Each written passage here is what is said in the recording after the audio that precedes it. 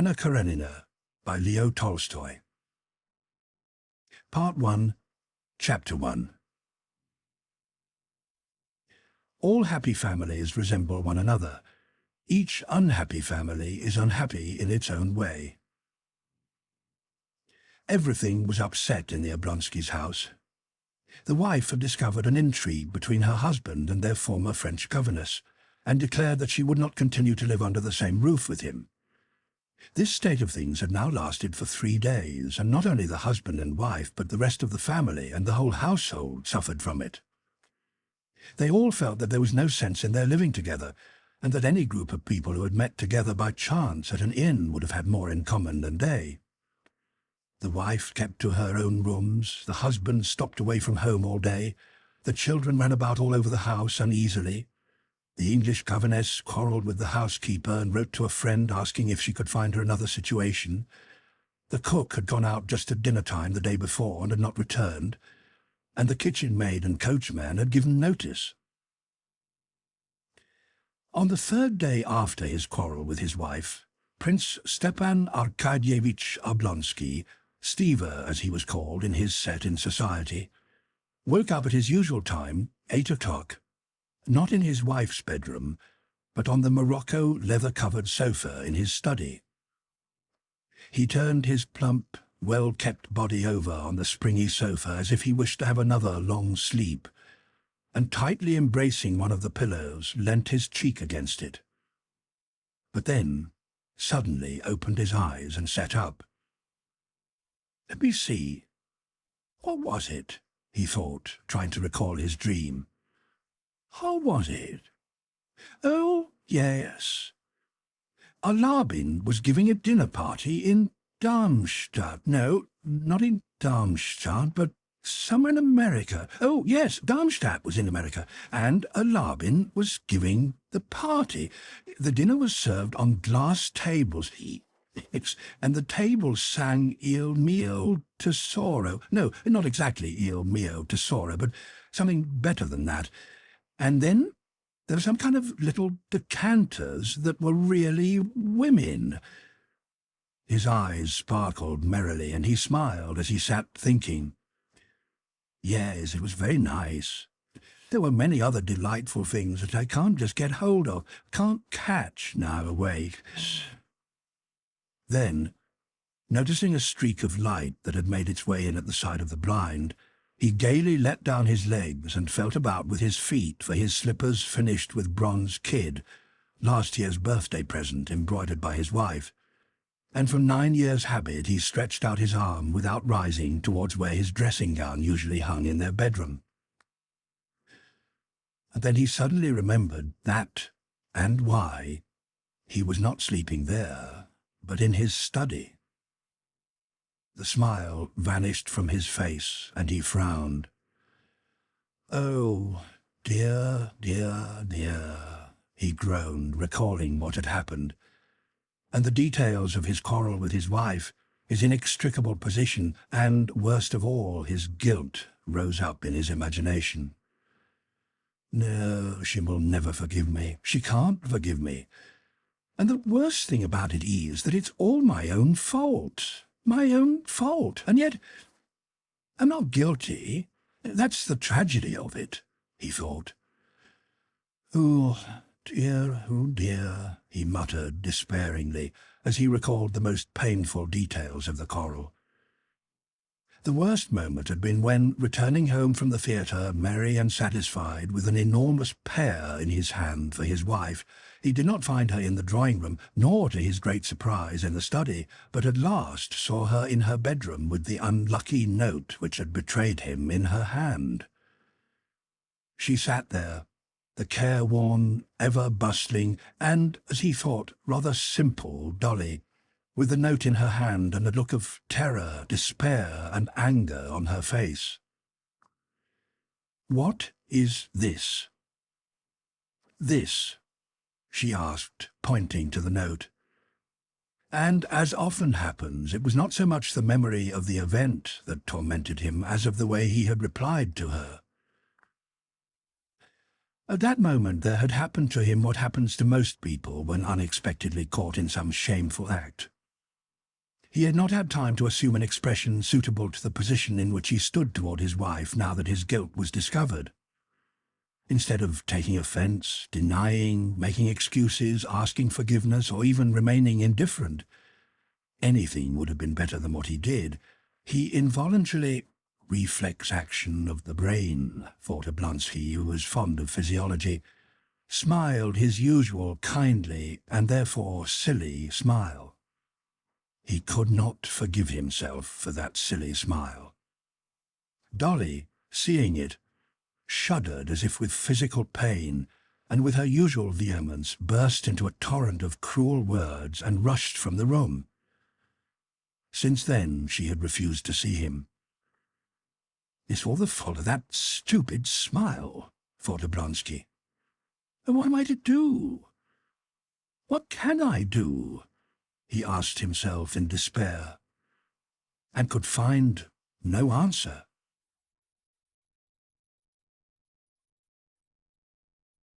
Chapter 2. Oblonsky was truthful with himself. He was incapable of self-deception and could not persuade himself that he repented of his conduct.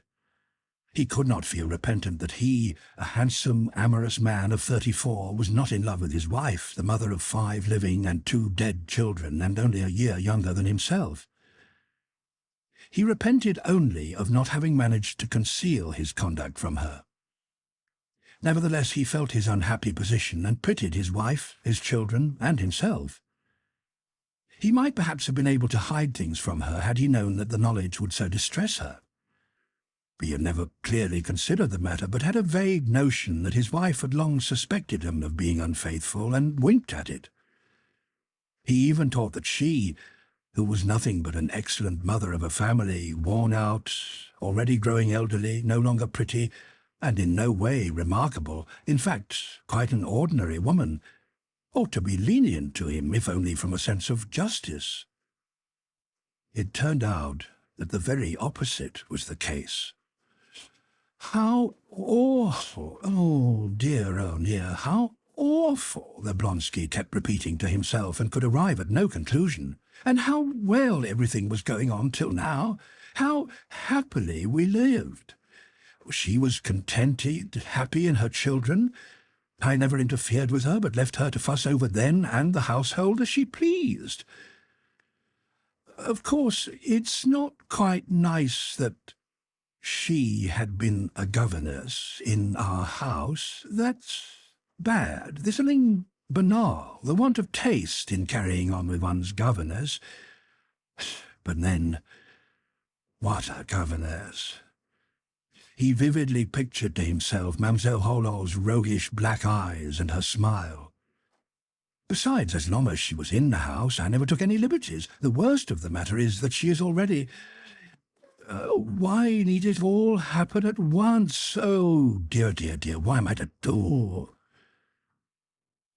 He could find no answer, except life's usual answer to the most complex and insoluble questions. The answer is— live in the needs of the day. That is, find forgetfulness. He could no longer find forgetfulness in sleep, at any rate not before night, could not go back to the music and the songs of the little decanter women. Consequently, he must seek forgetfulness in the dream of life. "We'll see when the time comes," thought Oblonsky, and got up, put on his grey dressing-gown lined with blue silk, tied the cords, and drawing a full breath of air into his broad chest, went with his usual firm tread toward the window, turning out his feet that carried his stout body so lightly, drew up the blind, and rang loudly. The bell was answered immediately by his old friend and valet, Matvey, who brought in his clothes, boots, and a telegram. He was followed by the barber with shaving tackle. "Any papers from the office?" asked Oblonsky as he took the telegram and sat down before the looking-glass. "They're on your table," answered Matvey, with a questioning and sympathizing glance at his master, adding after a pause with a sly smile, "Someone has called from the job-masters." Oblonsky did not answer, but glanced at Matvey's face in the looking-glass. From their looks as they met in the glass, it was evident that they understood one another. Oblonsky's look seemed to say, "Why do you tell me that? As if you don't know." Matvey put his hands into the pocket of his jacket, put out his foot, and looked at his master with a slight, good-humoured smile. "I ordered him to come the Sunday after next, and not to trouble you or himself needlessly till then," said he, evidently repeating a sentence he had prepared. Oblonsky understood that Matvey meant to have a joke and draw attention to himself. He tore open the telegram and read it, guessing at the words which, as so often happens in telegrams, were misspelt, and his face brightened. "Matvey? My sister, Anna Arkadyevna, is coming tomorrow," he said, motioning away for a moment the shiny, plump hand of the barber, which was shaving a rosy path between his long, curly whiskers. "The Lord Prefect," said Matvey, proving by his answer that he knew just as well as his master the importance of this visit, namely that Anna Arkadyevna, Stepan Arkadyevitch's favourite sister, might help to reconcile the husband and wife. "Is she coming alone or with Mr. Karenin?" Oblonsky could not answer, as the barber was busy with his upper lip, but he raised one finger, and Matvey nodded to him in the glass. "Alone. Would you like one of the upstairs rooms got ready? Ask Darya Alexandrovna." "Darya Alexandrovna?" Matvey repeated, as if in doubt. "Yes, tell her. Give her the telegram and see what she says." "You want to have a try at her?" was what Matvey meant, but he only said, "Yes, sir."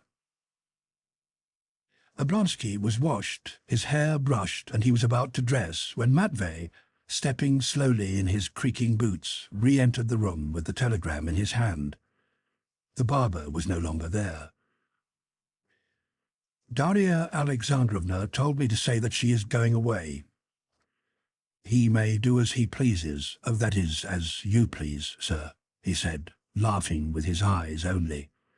And putting his hands in his pockets with his head on one side, he gazed at his master. Oblonsky remained silent. Then a kind and rather pathetic smile appeared on his handsome face. "Ah, Matvey," he said, shaking his head. "Never mind, sir. Things will shake themselves." "Shake themselves, eh?" "Just so, sir." "Do you think so?" "Who's that?" asked Oblonsky, hearing the rustle of a woman's dress outside the door. "It's me, sir," answered a firm and pleasant woman's voice, and Matryona Filimonovna, the children's nurse, thrust her stern, pock-marked face in at the door. "What is it, Matryona?" asked Oblonsky, stepping out to her. Although he was entirely guilty and was conscious of it, almost everyone in the house, even the nurse, Darya Alexandrovna's best friend, sided with him. "What is it?" said he, mournfully. "Won't you go and try again, sir? By God's grace, you might make it up. She suffers dreadfully. It's pitiful to see her, and everything in the house is topsy-turvy. You should consider the children. Own up, sir. It can't be helped. There's no joy without... But she won't admit me. Do your part. God is merciful. Pray to him, sir. Pray to him." "All right. Now go," said Oblonsky, suddenly blushing. "I must get dressed," said he, turning to Matvey, and he resolutely threw off his dressing gown. Matvey blew some invisible speck off the shirt which he held ready gathered up like a horse's collar, and, with evident pleasure, invested with it his master's carefully tended body.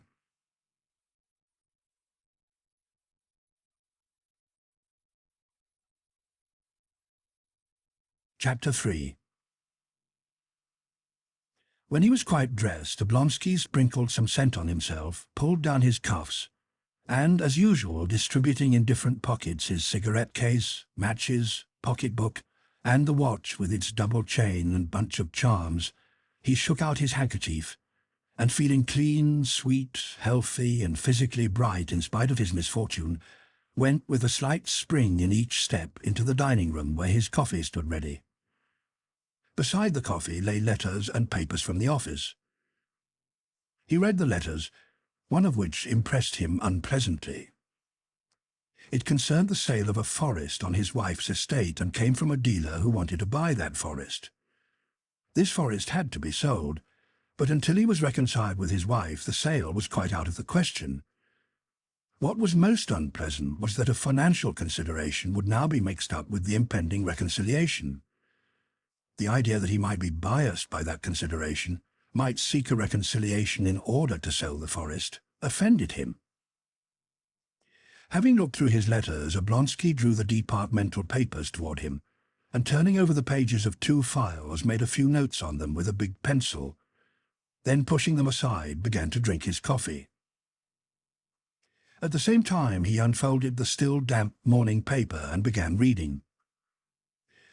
Vronsky subscribed to and read a liberal paper, not an extreme liberal paper, but one that expressed the opinions of the majority. And although neither science, art, nor politics specially interested him, he firmly held to the opinions of the majority and of his paper on those subjects, changing his views when the majority changed theirs, or rather not changing them. They changed imperceptibly of their own accord. Vronsky's tendency and opinions were not his by deliberate choice. They came of themselves, just as he did not choose the fashion of his hats or coats, but wore those of the current style. Living in a certain social set and having a desire, such as generally develops with maturity, for some kind of mental activity, he was obliged to hold views just as he was obliged to have hat. If he had a reason for preferring liberalism to the conservatism of many in his set, it was not that he considered liberalism more reasonable, but because it suited his manner of life better. The Liberal Party maintained that everything in Russia was bad, and it was a fact that Vronsky had many debts and decidedly too little money. The Liberal Party said that marriage was an obsolete institution which ought to be reformed, and family life really gave Vronsky very little pleasure, forcing him to tell lies and dissemble, which was quite contrary to his nature. The Liberal Party said, or rather hinted, that religion was only good as a check on the more barbarous portion of the population, and Vronsky really could not stand through even a short church service without pain in his feet, nor understand why one should use all that dreadful, high-flown language about another world while one can live so merrily in this one. Besides, Vronsky was fond of a pleasant joke, and sometimes liked to perplex a simple-minded man by observing that if you're going to be proud of your ancestry, why stop short at Prince Rurik and repudiate your oldest ancestor, the ape? Thus liberalism became habitual to Vronsky, and he loved his paper as he loved his after-dinner cigar for the slight mistiness it produced in his brain. He read the leading article, which explained that in our time it is needless to raise the cry that radicalism is threatening to swallow up all conservative elements, and to maintain that the government should take measures to crush the hydra of revolution. For, on the contrary, in our opinion, the danger lies not in an imaginary hydra of revolution, but in an obstinate clinging to tradition which hampers progress, etc. He also read the finance article in which Bentham and Mill were mentioned and hits were made at the ministry. With his natural quickness of perception, he understood the meaning of each hit, whence it came, for whom it was meant, and what had provoked it, and this, as usual, gave him a certain satisfaction. But today the satisfaction was marred by the memory of Matryona Philomonovna's advice and of the fact that there was all this trouble in the house. He went on to read that there was a rumour of Count Burst's journey to Wiesbaden, that there would be no more grey hairs, that a light brougham was for sale, and a young person offered her services. But all this information did not give him the quiet, ironical pleasure it usually did. Having finished the paper, his second cup of coffee, and a buttered roll, he got up, flicked some crumbs off his waistcoat, and expanding his broad chest, smiled joyfully, not because there was anything specially pleasant in his mind. No, the smile was but the result of a healthy digestion. But that joyful smile at once brought everything back to his mind, and he grew thoughtful. Then he heard the sound of two childish voices outside the door, and recognized them as the voices of his eldest daughter, Tanya, and of his little boy, Grisha. They were dragging something along and had upset it. "I told you not to put passengers on the roof," the girl shouted in English. "Now pick them up." "Everything is disorganized," thought Oblonsky. "Here are the children running wild." And going to the door, he called them in. They left the box, which represented a train, and came to their father. The girl, her father's pet, ran boldly in, embraced him, and hung laughing on his neck, pleased as she always was to smell the familiar scent of his whiskers. Having kissed his face, flushed by stooping and lit up by tenderness, the girl unclasped her hands and was going to run away, but he held her back. "How's Mamma?" he asked, passing his hand over his daughter's smooth, delicate little neck as he smilingly said, "Good morning," in answer to the little boy's greeting. He was conscious of not caring as much for the boy as for the girl, but did his best to treat them both alike. The boy felt this and did not respond to his father's cold smile. "Mamma, she's up," said the girl. Oblonsky sighed. "That means that she has again not slept all night," he thought. "Yes, but is she cheerful?" he added. The girl knew that her father and mother had quarrelled, and that her mother could not be cheerful, and also that her father must know this, so that his putting the question to her so lightly was all pretence, and she blushed for him. He noticed this and blushed too. "I don't know," she said. "She said we were not to have any lessons, but must walk with Miss Hull to Grandmamma's." "Well, you may go, my little Tanyakin." "Oh, wait," he said, still holding her and stroking her delicate little hand. Taking a box of sweets from the mantelpiece where he had put it the day before, he chose two sweets which he knew she liked best, a chocolate and a coloured cream. "The Grisha?" she asked, holding out the chocolate. "Yes, yes." And stroking her shoulder, he kissed her hair, the roots, and her neck, and let her go. "The carriage is ready," said Matvey, "and there is a woman on business waiting for you." "Been here long?" "About half an hour." "How often must I tell you to let me know at once when anyone is here?" "But I must give you time to finish all coffee," answered Matvey in his friendly, rude tone with which it was impossible to be angry. "Well, ask her in at once," said Oblonsky, his face wrinkling with vexation. The woman, widow of a petty official named Karenin, was petitioning for something impossible and absurd, but nevertheless Oblonsky, with his usual politeness, asked her to sit down and heard her attentively to the end, gave her full instructions how and to whom to apply, and even wrote briskly and fluently in his large, graceful and legible hand a little note to a personage who might be of use to her. Having dismissed her, he took his hat and paused to consider whether he had forgotten anything. He found he had forgotten nothing but what he wanted to forget: his wife. Oh, yes. His head dropped, and his handsome face became worried. To go or not to go, he asked himself, and his inner consciousness answered that he ought not to go, that it could only result in hypocrisy, that it was impossible to restore their relations because it was impossible to render her attractive and capable of exciting love, or to turn him into an old man incapable of love. Nothing except hypocrisy and falsehood could now result, and these were repugnant to his nature. Nevertheless, it will have to be done sooner or later. After all, things can't remain as they are, he said, trying to brace himself. He expanded his chest, took out a cigarette, lit it, took 2 whiffs, then threw it into a pearl-shell ashtray, and crossing the drawing-room with rapid steps, He opened the door which led into his wife's bedroom.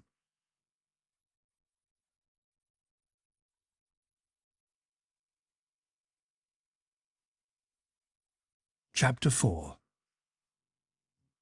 Darya Alexandrovna was there in a dressing jacket, with her large, frightened eyes made more prominent by the emaciation of her face, and her knot of thin plaits of once luxurious and beautiful hair. The room was covered with scattered articles, and she was standing among them before an open wardrobe where she was engaged in selecting something. Hearing her husband's step, she stopped and looked at the door, vainly trying to assume a severe and contemptuous expression. She felt that she was afraid of him and afraid of the impending interview. She was trying to do what she had attempted 10 times already during those 3 days, to sort out her own and her children's clothes to take to her mother's, but she could not bring herself to do it, and said again, as she had done after each previous attempt, that things could not remain as they were, that she must do something to punish and humiliate him, and to revenge herself, if only for a small part of the pain he had caused her.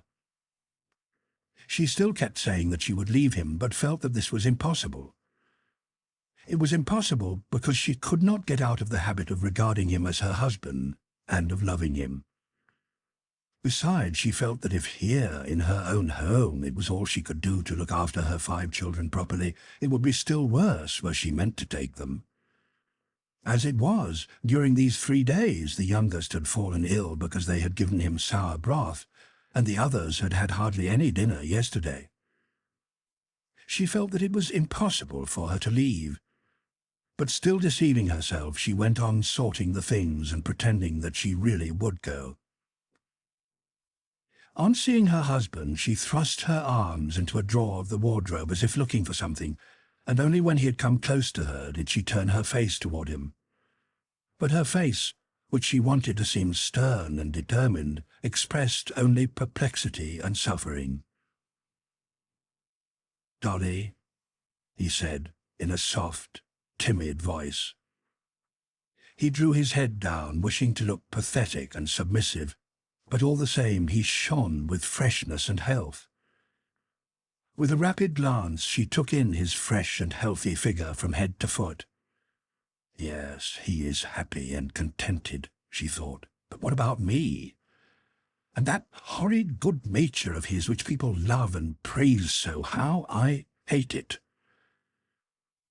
She pressed her lips together, and a cheek muscle twitched on the right side of her pale and nervous face. "What do you want?" she said quickly, in a voice unlike her usual deep tones. "Dolly," he repeated unsteadily. "Anna is coming today." "What's that to do with me? I can't receive her," she exclaimed. "But after all, Dolly, you really must," said he. "Go away, go away, go away," she cried, as if in physical pain, without looking at him.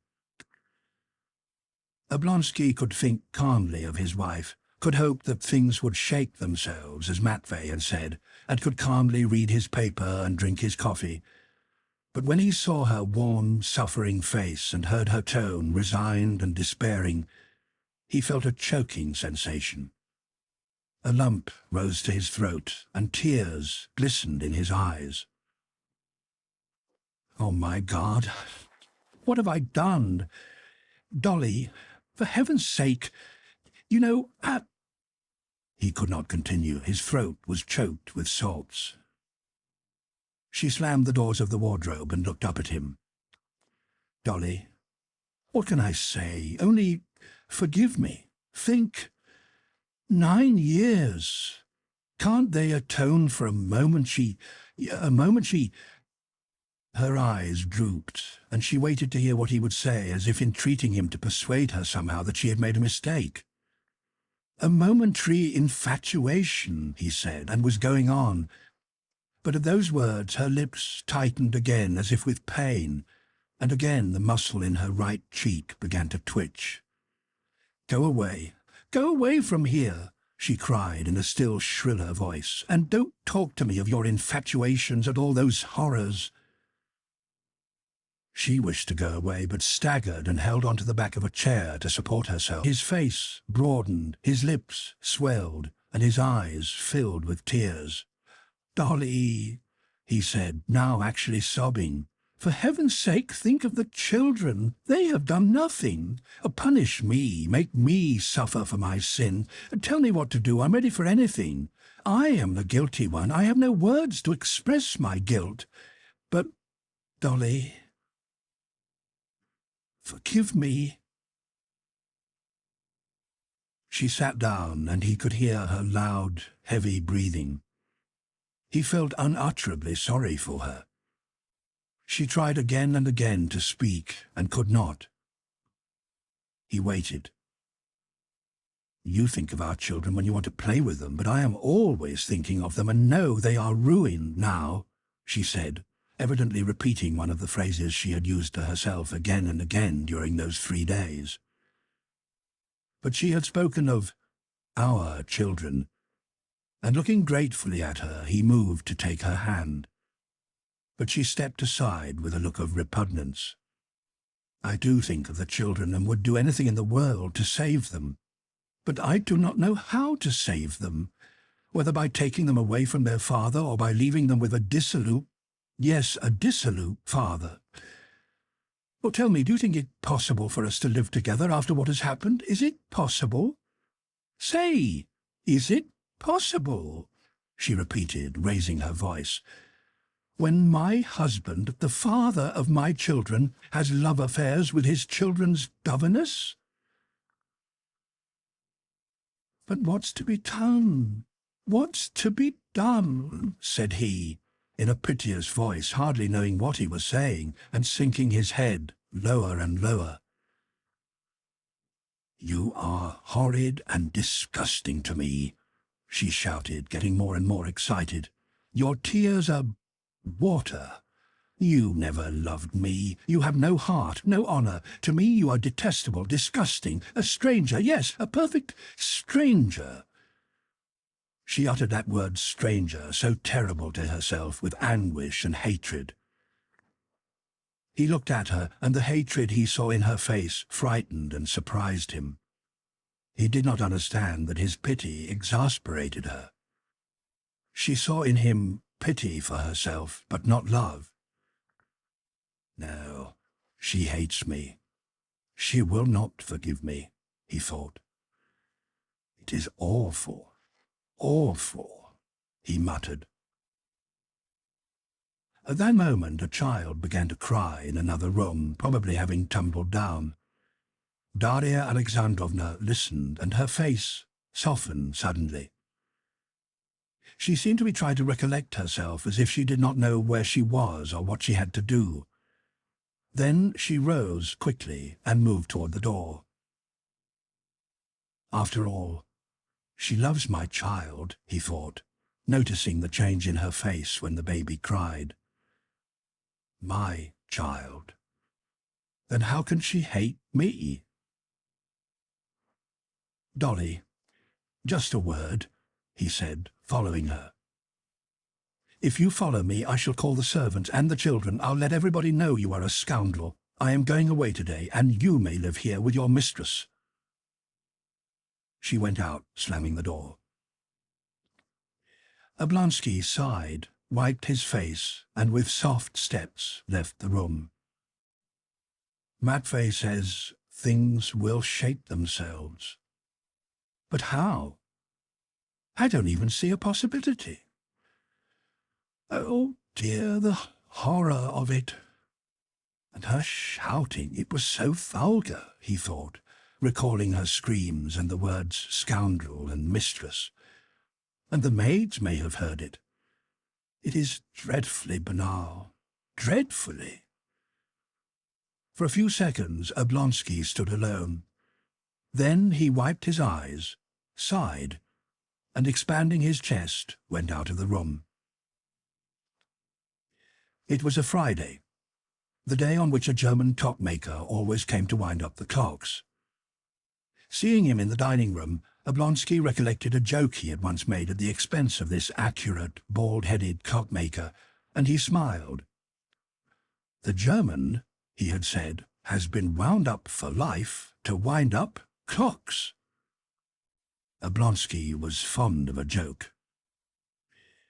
Well, perhaps things will shape themselves. Shape themselves. That's a good phrase, he thought. I must use that. "Matvey," he called, "will you and Mary arrange everything for Anna Arkadyevna in the little sitting room?" he added when Matvey appeared. "Yes, sir." Oblonsky put on his fur coat and went out into the porch. "Will you be at home to dinner, sir?" said Matvey as he showed him out. "I'll see. Oh, and here's some money," said he, taking a 10-rouble note out of his pocket-book. "Will it be enough?" "Enough or not, we shall have to manage, that's clear," said Matvey, closing the carriage door and stepping back into the porch. Meanwhile, Darya Alexandrovna, after soothing the child, knowing from the sound of the carriage wheels that her husband had gone, returned to her bedroom. It was her only place of refuge from household cares. Even now, during the few minutes she had spent in the nursery, the English governess and Matriona Filimonovna had found time to ask some questions that could not be put off and which she alone could answer. What should the children wear when they went out? Ought they to have milk? Should not a new cook be sent for? "Oh, do leave me alone," she cried, and returning to her bedroom she sat down where she had sat when talking with her husband. Locking together her thin fingers on which her rings hung loosely, she went over in her mind the whole of their conversation. Gone. But how did he finish with her? She thought.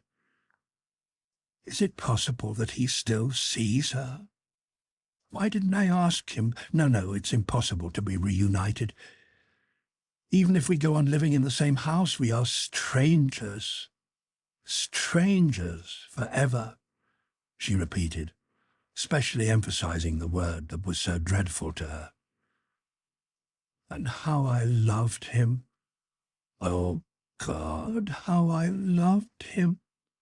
How I loved.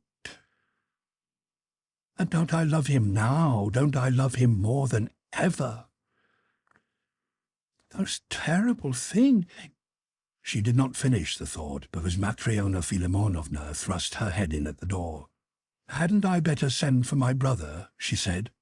"After all, he can cook a dinner, or else the children will go without food till 6 o'clock, as they did yesterday." "All right, I'll come and see about it in a moment. Has the milk been sent for?" And Darya Alexandrovna plunged into her daily cares and for a time drowned her grief in them.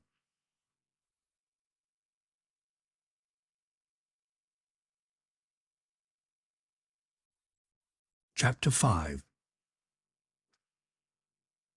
Oblonsky's natural ability had helped him to do well at school, but mischief and laziness had caused him to finish very low in his year's class.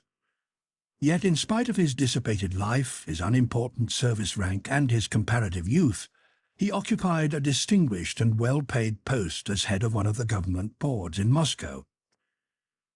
This post he had obtained through Alexei Alexandrovich Karenin, his sister Anna's husband, who held one of the most important positions in the ministry to which that Moscow board belonged.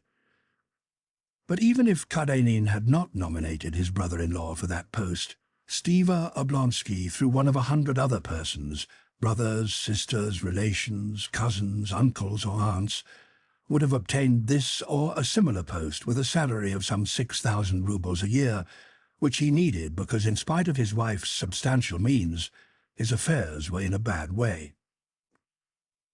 Half Moscow and half Petersburg were his relations or friends. He was born among those who were, or who became, the great ones of this world. 1/3 of the official world, the older men, were his father's friends and had known him in petticoats. He was on intimate terms with another third, and was well acquainted with the last third. Consequently, the distributors of earthly blessings, such as government posts, grants, concessions, and the like, were all his friends. They could not overlook one who belonged to them, so that Oblonsky had no special difficulty in obtaining a lucrative post. He had only not to raise any objections, not to be envious, not to quarrel, and not to take offence. All things which, being naturally good-tempered, he never did. It would have seemed to him ridiculous had he been told that he would not get a post with the salary he required, especially as he did not demand anything extraordinary. He only wanted what other men of his age and set were getting, and he could fill such an office as well as anybody else. Oblonsky was not only liked by everyone who knew him for his kind and joyous nature and his undoubted honesty, but there was something in him, in his handsome and bright appearance, his beaming eyes, black hair and eyebrows, and his white and rosy complexion, that had a physical effect on those he met, making them feel friendly and cheerful. "Ah, Steva Oblonsky, here he is," said almost everyone he met, smilingly. Even if conversation with him sometimes caused no special delight, still the next day or the next, everyone was as pleased as ever to meet him. It was the third year that Oblonsky had been head of that government board in Moscow, and he had won not only the affection but also the respect of his fellow officials, subordinates, chiefs, and all who had anything to do with him. The chief qualities that had won him this general respect in his office were first his extreme leniency, founded on a consciousness of his own defects. Secondly, his true liberalism, not that of which he read in his paper, but that which was in his blood and made him treat all men alike, whatever their rank or official position. Thirdly, and chiefly, his complete indifference to the business he was engaged on, in consequence of which he was never carried away by enthusiasm and never made mistakes. Having arrived at his destination, Oblonsky, respectfully followed by the doorkeeper bearing his portfolio, entered his little private room, put on his uniform, and came out into the office. The clerks and attendants all rose and bowed cheerfully and respectfully. Oblonsky walked quickly, as was his wont, to his place, shook hands with the members, and sat down. He chatted and joked just as much as was proper, and then turned to business. No one could determine better than he the limits of freedom, simplicity, and formality necessary for the pleasant transaction of business. The secretary came up with the papers, cheerfully and respectfully, like everybody in Oblonsky's office, and remarked in the familiarly liberal tone introduced by Oblonsky, "After all, we've managed to get that information from the Pensa provincial office. Here, will you please—" "Got it at last?" said Oblonsky, holding this paper down with his finger. "Well, gentlemen," and the sitting commenced. "If they only knew," he thought, bowing his head gravely as he listened to a report, "how like a guilty little boy their president was half an hour ago," and his eyes sparkled while the report was being read. Till 2 o'clock the business was to continue uninterruptedly, but at 2 there was to be an adjournment for lunch. It was not quite 2 when the large glass doors suddenly swung open and someone came in. All the members from beneath the Emperor's portrait and from behind the mirror of justice, glad of some distraction, looked toward the door. But the doorkeeper at once turned out the intruder and closed the glass doors behind him. When the report had been read, Oblonsky rose, stretching himself, and, paying tribute to the liberalism of the times, took out a cigarette before leaving the office to go to his private room. 2 of his colleagues, Nikitin, an old hard-working official, and Grinyevich, a gentleman of the bedchamber, followed him out. "We shall have time to finish after lunch," said Oblonsky. "Plenty of time," said Nikitin. "He must be a precious rogue, that Fyomin," said Grinyevich, referring to one of those concerned in the case under consideration. Oblonsky made a face at these words, thereby indicating that it is not right to form an opinion prematurely, and did not reply. "Who was it came in?" he asked the doorkeeper. Some man came in without permission, Your Excellency, when I wasn't looking. He asked for you. I told him, when the members come out, then— Where is he? Oh, perhaps he's gone out into the hall. He was walking about there just now. That's him, said the doorkeeper, pointing to a strongly built, broad-shouldered man with a curly beard, who, without taking off his sheepskin cap, was running lightly and quickly up the worn steps of the stone staircase. A lanky official, going down with a portfolio, stopped with a disapproving look at the feet of the man running upstairs, and then glanced inquiringly at Oblonsky, who was standing at the top of the stairs. His kindly face, beaming over the gold-embroidered collar of his uniform, grew still more radiant when he recognized the man who was coming up. "Yes, it's he, Levin, at last," he said, scrutinizing the approaching Levin with a friendly, mocking smile. "How is it you deign to look me up in this den?" he asked, and not contented with pressing his friend's hand, he kissed him. "Been here long?" "I've only just arrived, and am very anxious to see you," answered Levin, looking round with constraint, and yet crossly and uneasily. "Well then, come into my room," said Oblonsky, who knew his friend's self-conscious and irritable shyness, and seizing him by the arm, he led him along as if past some danger. Oblonsky was on intimate terms with almost all his acquaintances, men of 60 and lads of 20, actors, ministers of state, tradesmen, and lords-in-waiting, so that a great many people on familiar terms with him stood at the two extremes of the social ladder, and would have been much surprised to know that they had something in common through Oblonsky. He was on familiar terms with everybody he drank champagne with, and he drank champagne with everybody. But when in the presence of his subordinates he happened to meet any of his disreputable pals, as he jocularly called them, he was able, with his innate tact, to minimize the impression such a meeting might leave on their minds. Levin was not a disreputable pal, but Oblonsky felt that Levin imagined he might not care to show their intimacy in the presence of the subordinates, and that was why he hurried him into his private room. Levin and Oblonsky were almost of the same age, and with Levin, Oblonsky was on familiar terms not through champagne only. Levin had been his comrade and friend in early youth, and they were fond of one another as friends who have come together in early youth often are, in spite of the difference in their characters and tastes. Yet, as often happens between men who have chosen different pursuits, each, while in argument justifying the other's activity, despised it in the depth of his heart. Each thought that his own way of living was real life, and that the life of his friend was illusion. Oblonsky could not repress a slightly sarcastic smile at the sight of Levin. How many times he had already seen him arriving in Moscow from the country, where he did something, though what it was Oblonsky could never quite understand or feel any interest in. Levin came to Moscow always excited, always in a hurry, rather shy and irritated by his own shyness, and usually with totally new and unexpected views about things. Oblonsky laughed at all this, and yet liked it. Similarly, Levin, in his heart, despised the town life his friend was leading, and his official duties which he considered futile and ridiculed.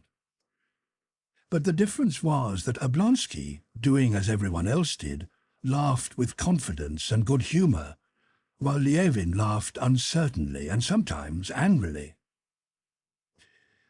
"We have long been expecting you," said Oblonsky, entering his private room and releasing Levin's arm as if to show that here all danger was past. "I'm very, very glad to see you," continued he. "Well, how are you, eh? When did you arrive?" Levin looked silently at the faces of the two strangers, Oblonsky's colleagues, and especially at the hands of the elegant Grinevich, who had such long white fingers and such long yellowish nails curving at the points, and such large glittering sleeve links, that evidently his hands occupied his whole attention and deprived him of freedom of thought. Oblonsky at once noticed Levin's look and smiled. "Oh, of course. Let me introduce you," he said. My colleagues, Philip Ivanich Nikitin, Mikhail Stanislavich Grinevich. Then, turning to Lievin, Konstantin Dmitrich Lievin, an active member of the Zemstvo, one of the new sort. A gymnast who lifts 100 weight and a half with one hand, a cattle breeder, a sportsman, my friend, and a brother of Sergius Ivanich Koznishev. Very pleased, said the old official. I have the honour of knowing your brother, Sergius Ivanich, said Grinevich, holding out his narrow hand with the long fingernails. Lievin frowned, shook hands coldly, and immediately turned to Oblonsky. Though Lievin had great respect for his stepbrother, an author known throughout Russia, he hated to be regarded not as Konstantin Lievin, but as a brother of the famous Koznishev. No, I'm no longer on the Zemstvo. I have quarrelled with the lot of them and don't attend their meetings any more, said he, addressing his friend. Quick work, said Oblonsky with a smile. What was it all about? It's a long story. I'll tell you some other time, said Lievin, but at once began telling it. To put it in a nutshell, I have come to the conclusion that there is and can be no such thing as Zemstvo work, he said, speaking as if someone had just offended him. On the one hand, it's simply playing. They play at being a parliament, and I am neither young enough nor old enough to amuse myself with toys. On the other hand, he hesitated, it is a means of getting pelf for the provincial coterie. Oh, we used to have guardianships and judgeships as soft jobs, and now we've Zemstvos, not bribes, but unearned salaries, he went on as warmly as if he had just been contradicted. Ah, I see you've reached another new phase, a conservative one this time, said Oblonsky. However, we'll talk about that later. Yes, later. But I want to see you, said Lievin, gazing with aversion at Grinevich's hand. Oblonsky's smile was hardly perceptible. Didn't you tell me you would never again put on Western European clothes? He asked, surveying Lievin's new suit, evidently made by a French tailor. That's it. You're in a new phase. Lievin suddenly blushed, not as grown-up people blush who hardly notice it themselves, but as boys blush who are aware that their shyness is ridiculous and therefore feel ashamed of it and blush still more, almost to tears. It was so strange to see that intelligent, manly face in such a childish condition that Oblonsky left off looking at him. Where shall we see one another? You know it is very, very important for me to have a talk with you, said Lievin. Oblonsky seemed to consider. Well, suppose we go to lunch at Gordin's and have a talk there. I'm free till 3. No, said Lievin after a moment's consideration. I have to go somewhere else. Well, then it's dine together. Dine? But I've nothing particular to say, only a word or two, to ask you something. We can have a talk some other time. Well, tell me the word or two now, and we'll talk at dinner. The 2 words are... Oh, however, it's nothing particular, said Lievin, and his face became almost vicious in his efforts to overcome his shyness. What are the Shabbatskys doing? All going on as usual?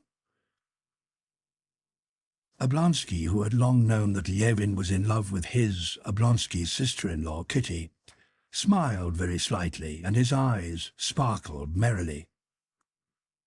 You spoke of 2 words, but I can't answer in 2, because... Excuse me, Maud.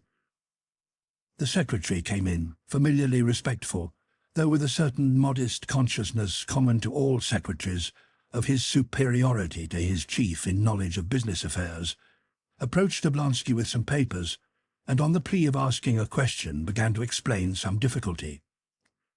Oblonsky, without hearing him to the end, put his hand in a kindly way on the secretary's sleeve and, softening his remark with a smile, said, "No, please do it as I said," and having in a few words explained his view of the matter, He pushed the paper away and said finally, "Yes, please do it that way, Zachary Nikitich." The secretary went out, abashed.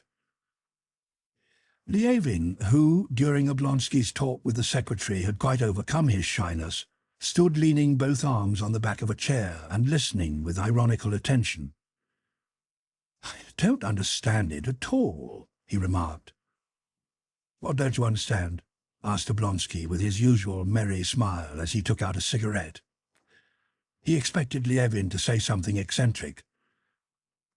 "I can't understand what you're doing," said Lievin, shrugging his shoulders. "How can you do it seriously?" "Why not?" "Because there's nothing to do." That's how it seems to you, but really we're overwhelmed with work." "On paper?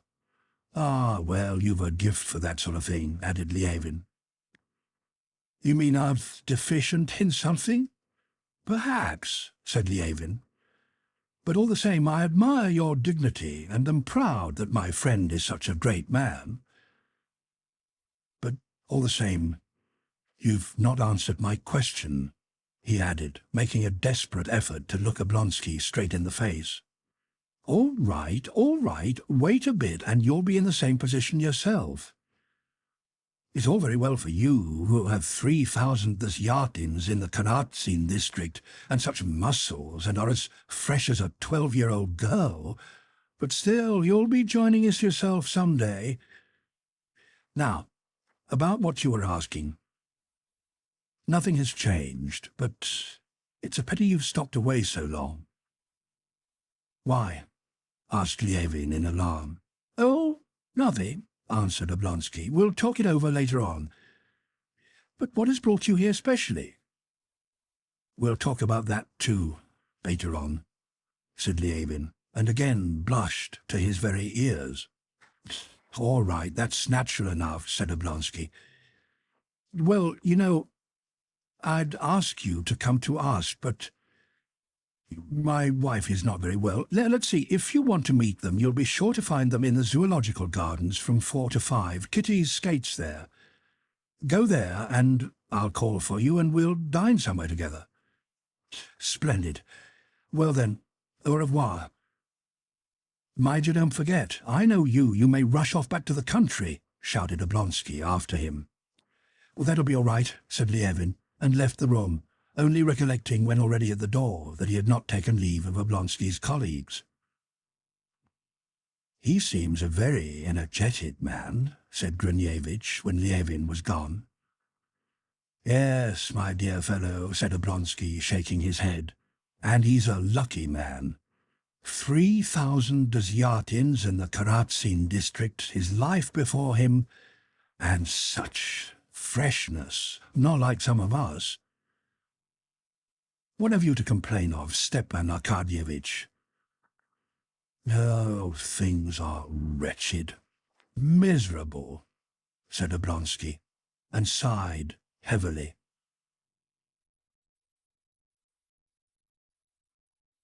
Chapter 6.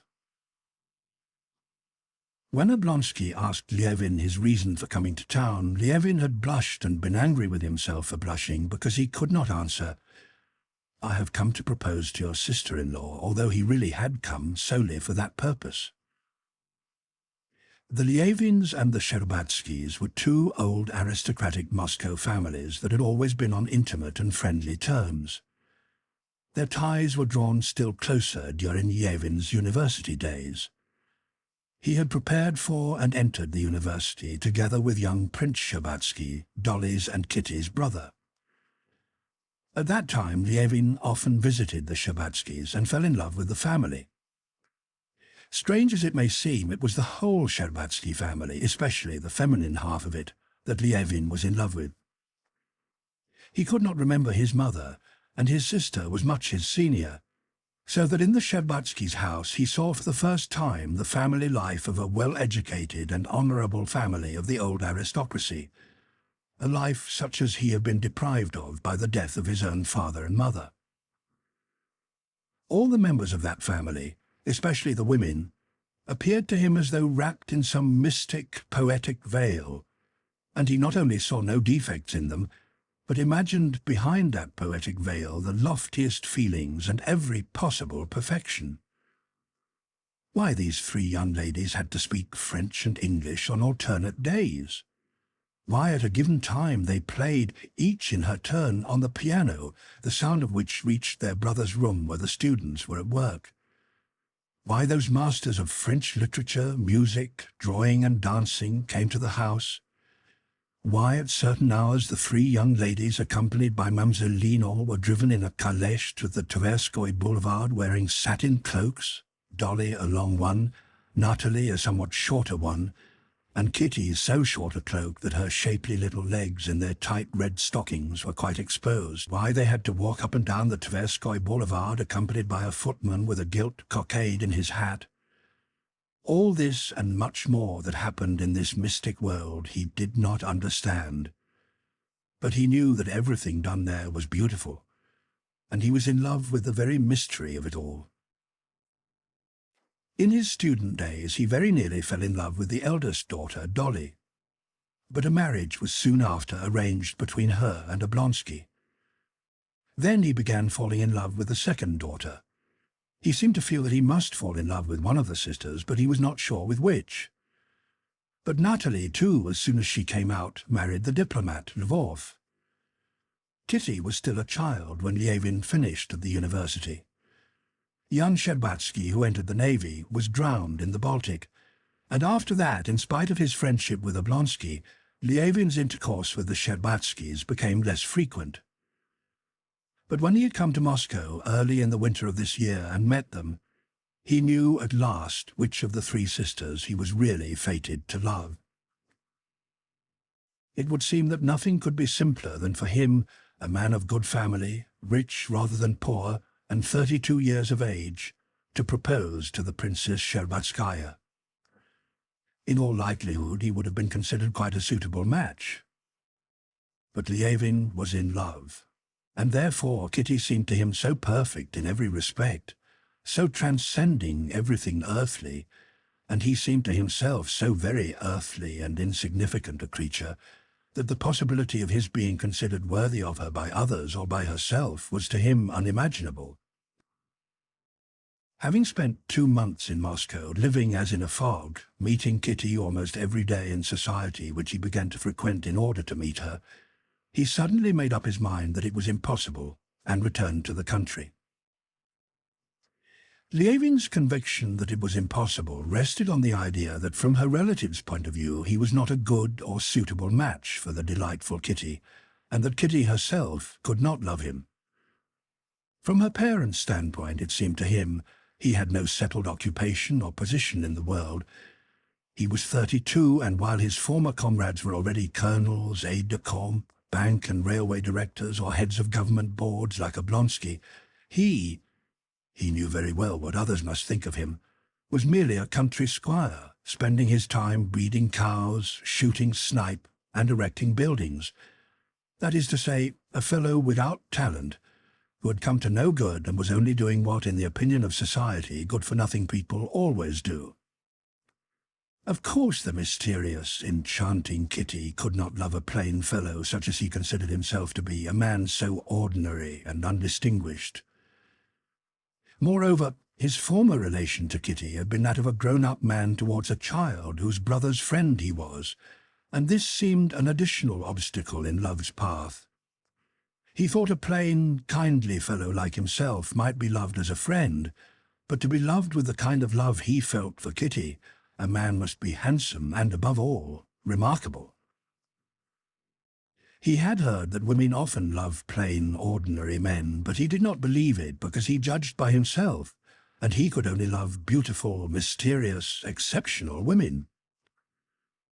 But after spending 2 months alone in the country, he became convinced that this time he was not in love as he had been when quite young, for his present feelings gave him not a moment's rest, and that he could not live unless the question whether she was to be his wife or not were decided. Also that his despair had been the outcome of his own fancy, and that he had no proof that he would be rejected. So he had now come to Moscow determined to propose to her and to marry her if he was accepted.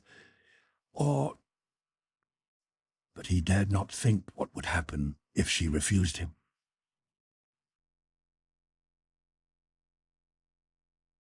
Chapter 7.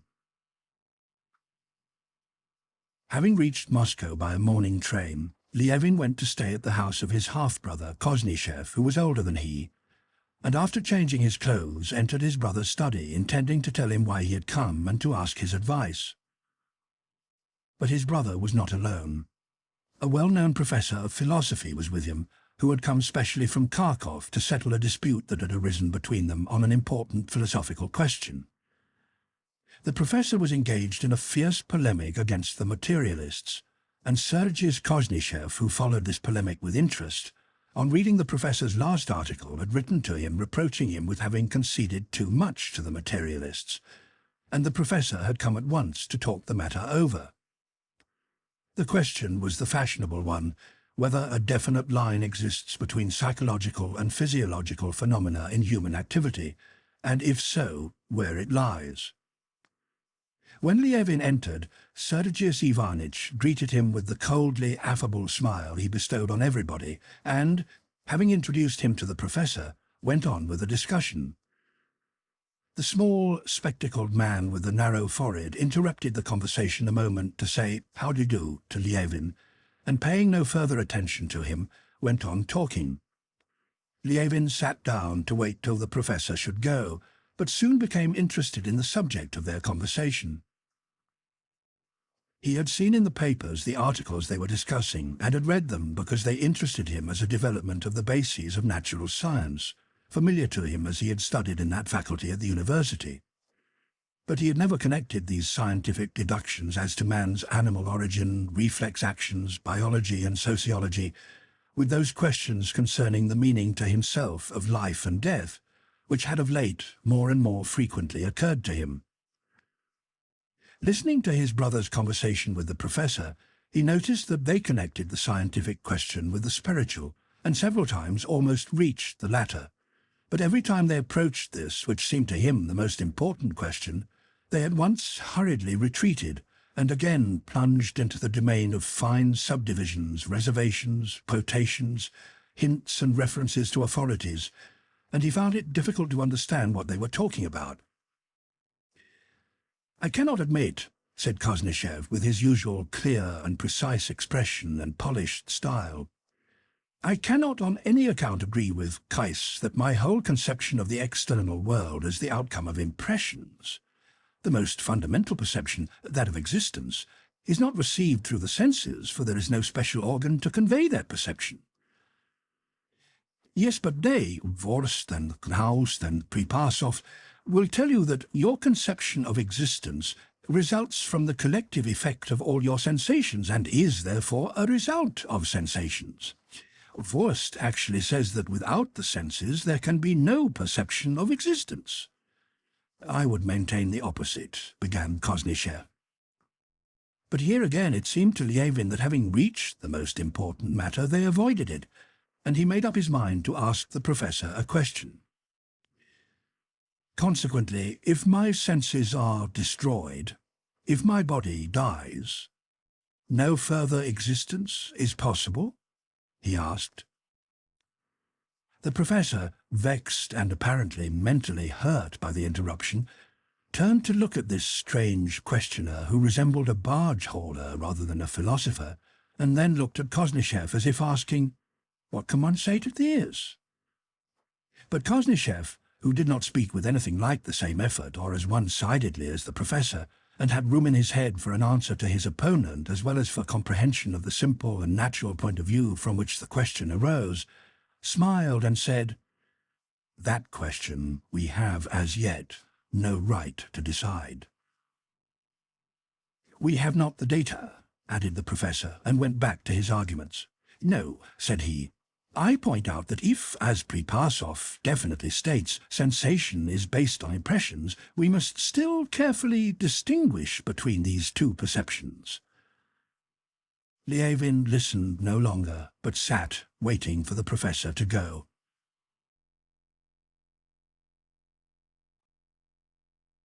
Chapter 8.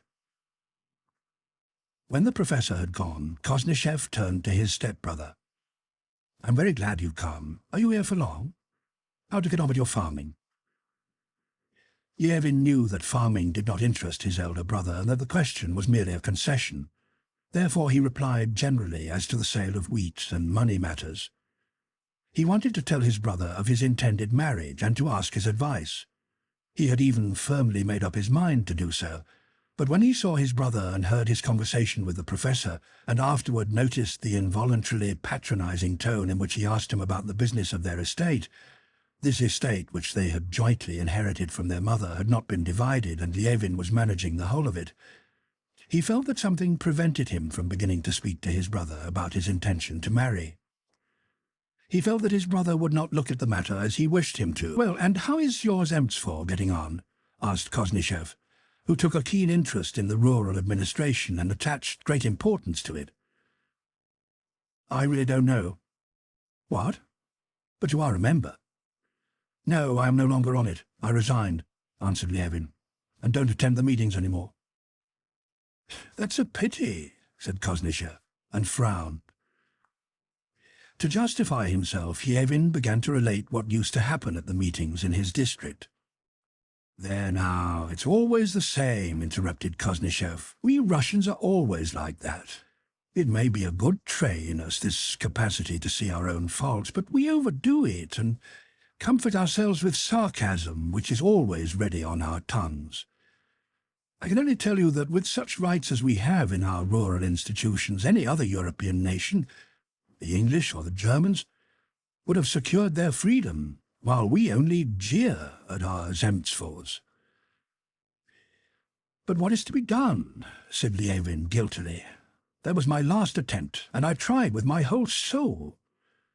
But I can't do it. I'm incapable." "Incapable?" said Koznishev. "No, you don't look at it from the right point of view." "That may be," said Levin mournfully. "Do you know that our brother Nikolai is here again?" Nikolai was Konstantin Levin's elder brother and Koznichev's half-brother. He was a ruined man who had squandered the greater part of his fortune, mixed with the strangest and worst society, and quarrelled with his brothers. "You don't mean to say so?" cried Levin, horror-struck. "How do you know?"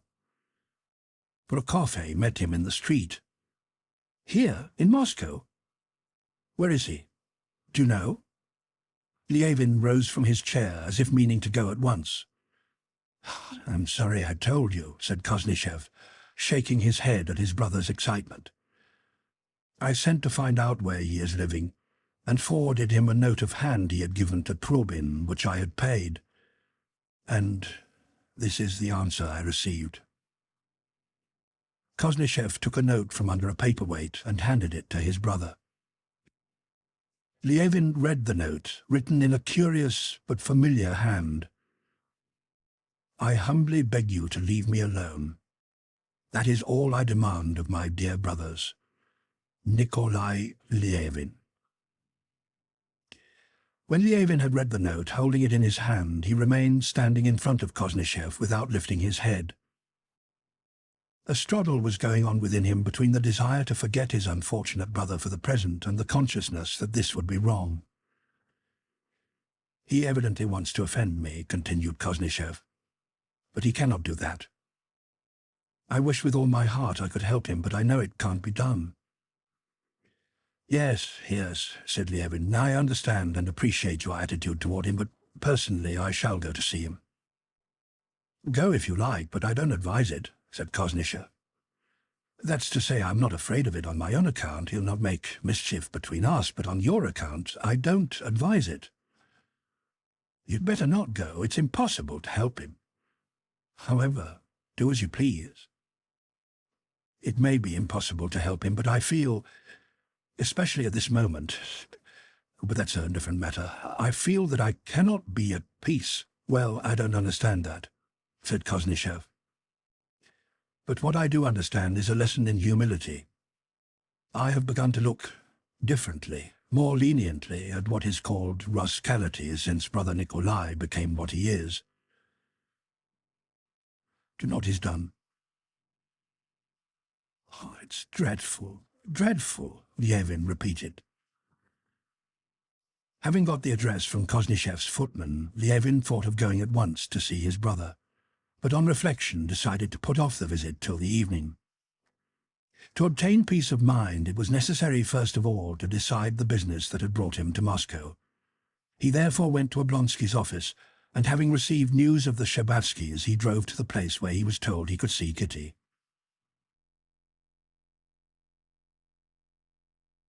Chapter 9.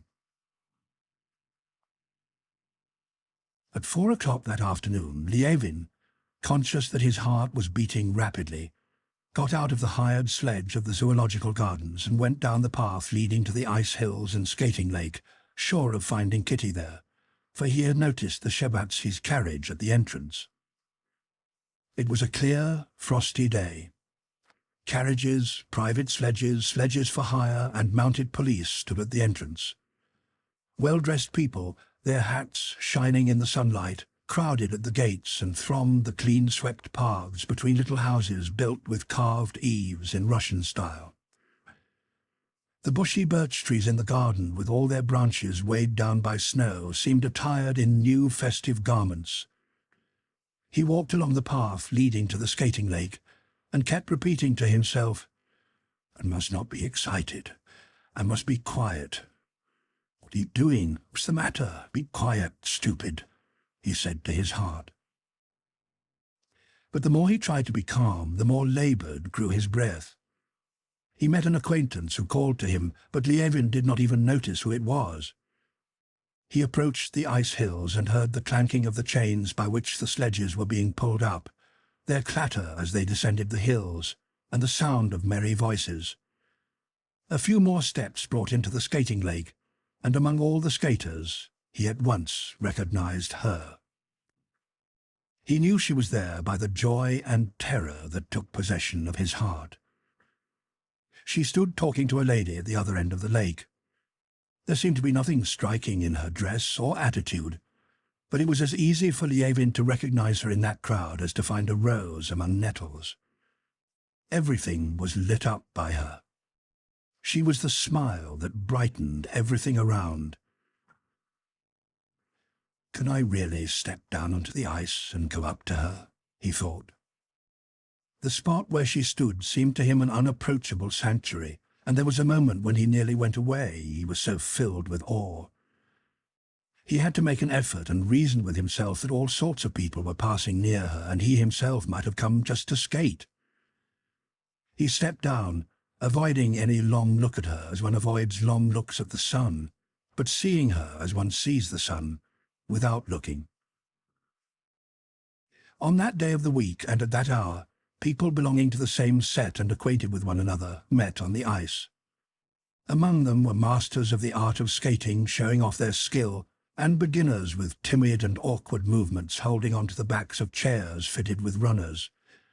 Boys and old men skating for hygienic reasons, and they all seemed to Lievin to be fortune's favourites because they were here, near her. Yet skaters appeared quite calmly to gain on her, to catch her up, and even speak to her, and quite independently of her to amuse themselves, enjoying the excellent ice and the fine weather. Nikolai Shtcherbatsky, Kitty's cousin, in a short jacket, tight trousers, with skates on his feet, was sitting on a bench, and seeing Lievin, called out to him, "Hello, you Russian champion skater, when did you come? The ice is splendid. Put on your skates." "I haven't any skates," answered Lievin, wondering at such boldness and freedom of manner in her presence, and not losing sight of her for a moment, although not looking at her. He felt the sun approaching him. She was turning a corner, her little feet, shod in high boots, kept close together, and she was skating timidly toward him. A little boy, dressed in a Russian costume, violently swinging his arms and stooping very low, was overtaking her. She was not very firm on her feet. Having drawn her hands from the muff that hung by a cord from her neck, she held them out, and looking at Lievin, whom she had recognized, she smiled at him and at her fears. Having turned the corner, she pushed off with an elastic little foot, glided straight up to Shtcherbatsky, and catching hold of him with her hand, nodded smilingly to Lievin. She was more beautiful than he had imagined her. When he thought about her, he could vividly picture to himself her entire person, and especially the charm of her small, fair-haired head, so lightly poised on the shapely, girlish shoulders, and the childlike brightness and kindness of her face. In that childlike look, combined with the slim beauty of her figure, lay her special charm, and this he thoroughly appreciated. But what always struck him afresh as unexpected was the expression of her eyes, mild, calm, and truthful, and above all her smile, which carried him into a fairyland where he felt softened and filled with tenderness, as he remembered feeling on rare occasions in his early childhood. "Have you been here long?" she said, shaking hands with him. "Thank you," she added as he picked up the handkerchief she had dropped from her muff. No, not long. Since yesterday. Today," replied Lievin, in his excitement not quite taking in her question. "I wanted to come and see you," he went on, and then, remembering the reason why he wanted to see her, he became abashed and blushed. "I did not know that you skated, and so well." She looked attentively at him as if wishing to understand his confusion. "Your praise is valuable. There is a tradition here that you are the best skater," she said, flicking off with a small black-gloved hand some hoarfrost crystals that had fallen on her muff. "Yes, I used to be passionately fond of skating. I wanted to be perfect at it." "You seem to do everything passionately," she remarked with a smile. "I should so like to see you skate. Put on a pair and let us skate together." "Skate together? Can it be possible?" thought Lievin, looking at her. "I'll go and put them on at once," he said, and went to hire some skates. "You've not looked us up for a long time, sir," said one of the attendants, as, holding up Lievin's foot, he bored a hole in the heel of his boot. "Since you left, we've had no gentleman who is such a master at it as you. Is that right?" he added, pulling the strap tight. "Yes, that's right. Oh, please, be quick," answered Lievin, trying to restrain the happy smile which appeared on his face. "Yes," he thought, "this is life. This is joy." She said, "Together. Let us skate together." Shall I tell her now? Oh, but that's just why I'm afraid of speaking. Now I am happy, if only in my hopes. But I must. Away with this weakness. He stood up, took off his overcoat, and having given himself a start on the rough ice near the shelter, glided down to the smooth surface of the lake, increasing and diminishing his speed and shaping his course as if by volition only. He approached Kitty timidly, but her smile again tranquilized him. She gave him her hand, and they went on together, increasing their speed, and the faster they went, the closer she pressed his hands. "I should learn quicker with you. For some reason I feel confidence in you," she said. "And I am confident of myself when you lean on me," he answered, and was immediately frightened of what he had said and blushed. And in fact, as soon as he had uttered these words, her face lost its kind expression, as when the sun hides behind a cloud, and Lievin noticed that familiar play of her features which indicated an effort of mind. A wrinkle appeared on her smooth forehead. "Has anything unpleasant happened? Oh, but I have no right to ask," he said hurriedly. "Why? No, nothing unpleasant has happened," she answered coldly, adding immediately, "You have not seen Mademoiselle Lino?" "Not yet." "Oh, go to her then, she is so fond of you." "What does she mean? I've hurt her." "Help me, O Lord," thought Lievin, hastening toward the old Frenchwoman with the grey curls who sat on one of the benches. She welcomed Lievin as an old friend, showing her set of false teeth in a smile. "Yes, you see we grow up," she said, indicating Kitty with a glance, "and grow old. Tiny bear is grown up," continued the Frenchwoman, laughing and reminding him of his old joke when he called the three young ladies the three bears of the English fairy tale. "Do you remember when you used to call her so?" He had not the faintest recollection of it, but she was fond of the joke, and had laughed at it for the last 10 years. "Well, go and skate. Our Kitty is beginning to skate nicely, isn't she?" When Levin returned to Kitty, her face was no longer stern, and her eyes had their former truthful, kindly look. But he thought there was an intentionally quiet manner in her affability, and he felt sad. Having spoken about her old governess and her peculiarities, she asked him about his way of life. "Do you really manage not to feel dull in the country in winter?" she said.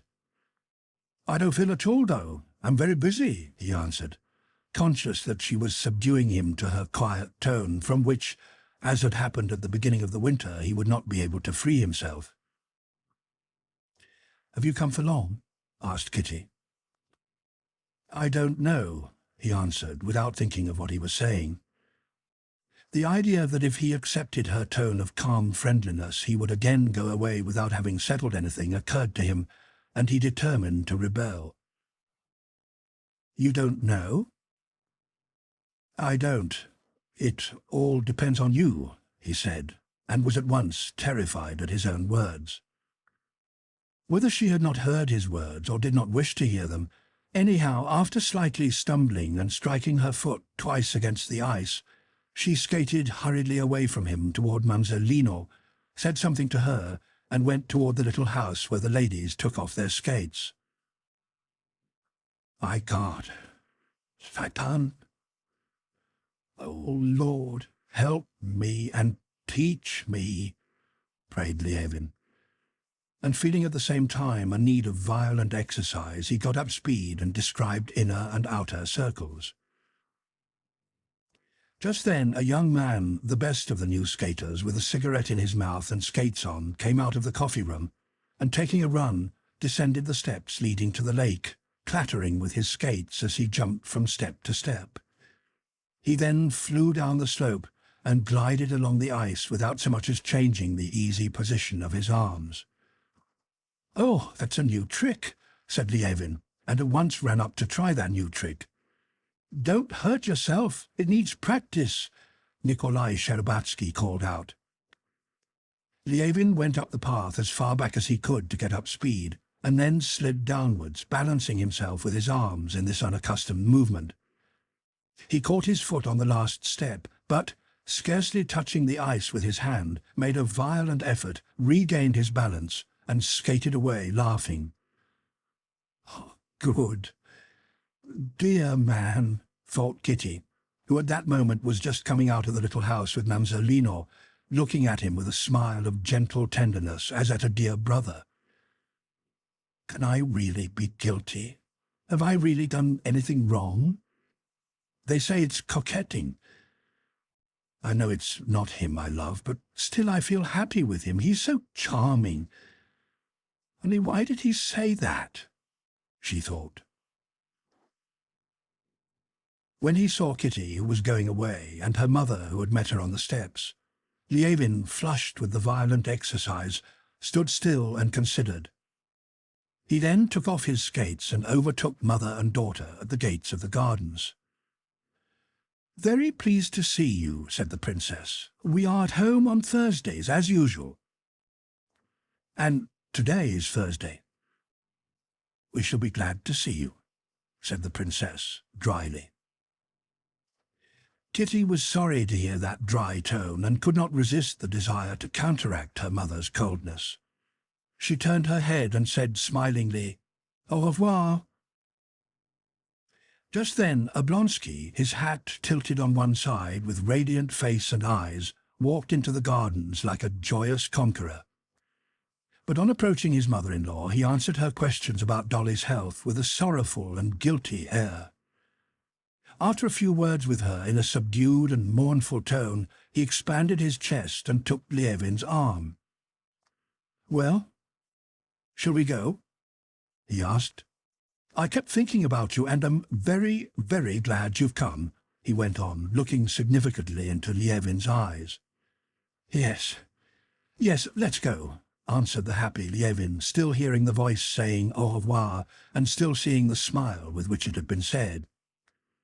The Angleterre or the Hermitage? I don't care. Well then, the Angleterre, said Oblonsky, choosing the Angleterre because he was deeper in debt to that restaurant than to the Hermitage and therefore considered it wrong to avoid it. Have you a sledge? Oh, that's a good thing, because I've sent my coachman home. The two friends were silent all the way.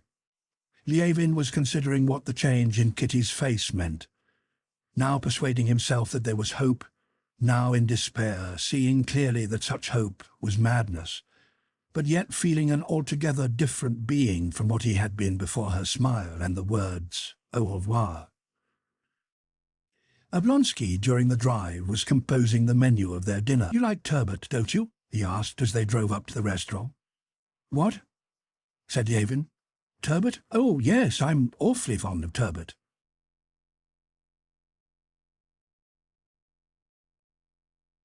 Chapter 10. When they entered the restaurant, Lievin could not help noticing something peculiar in his friend's expression, a kind of suppressed radiance in his face and whole figure. Oblonsky took off his overcoat and with his hat on one side walked into the dining room, giving his orders to the Tartar waiters in their swallow-tail coats with napkins under their arms who attached themselves to him.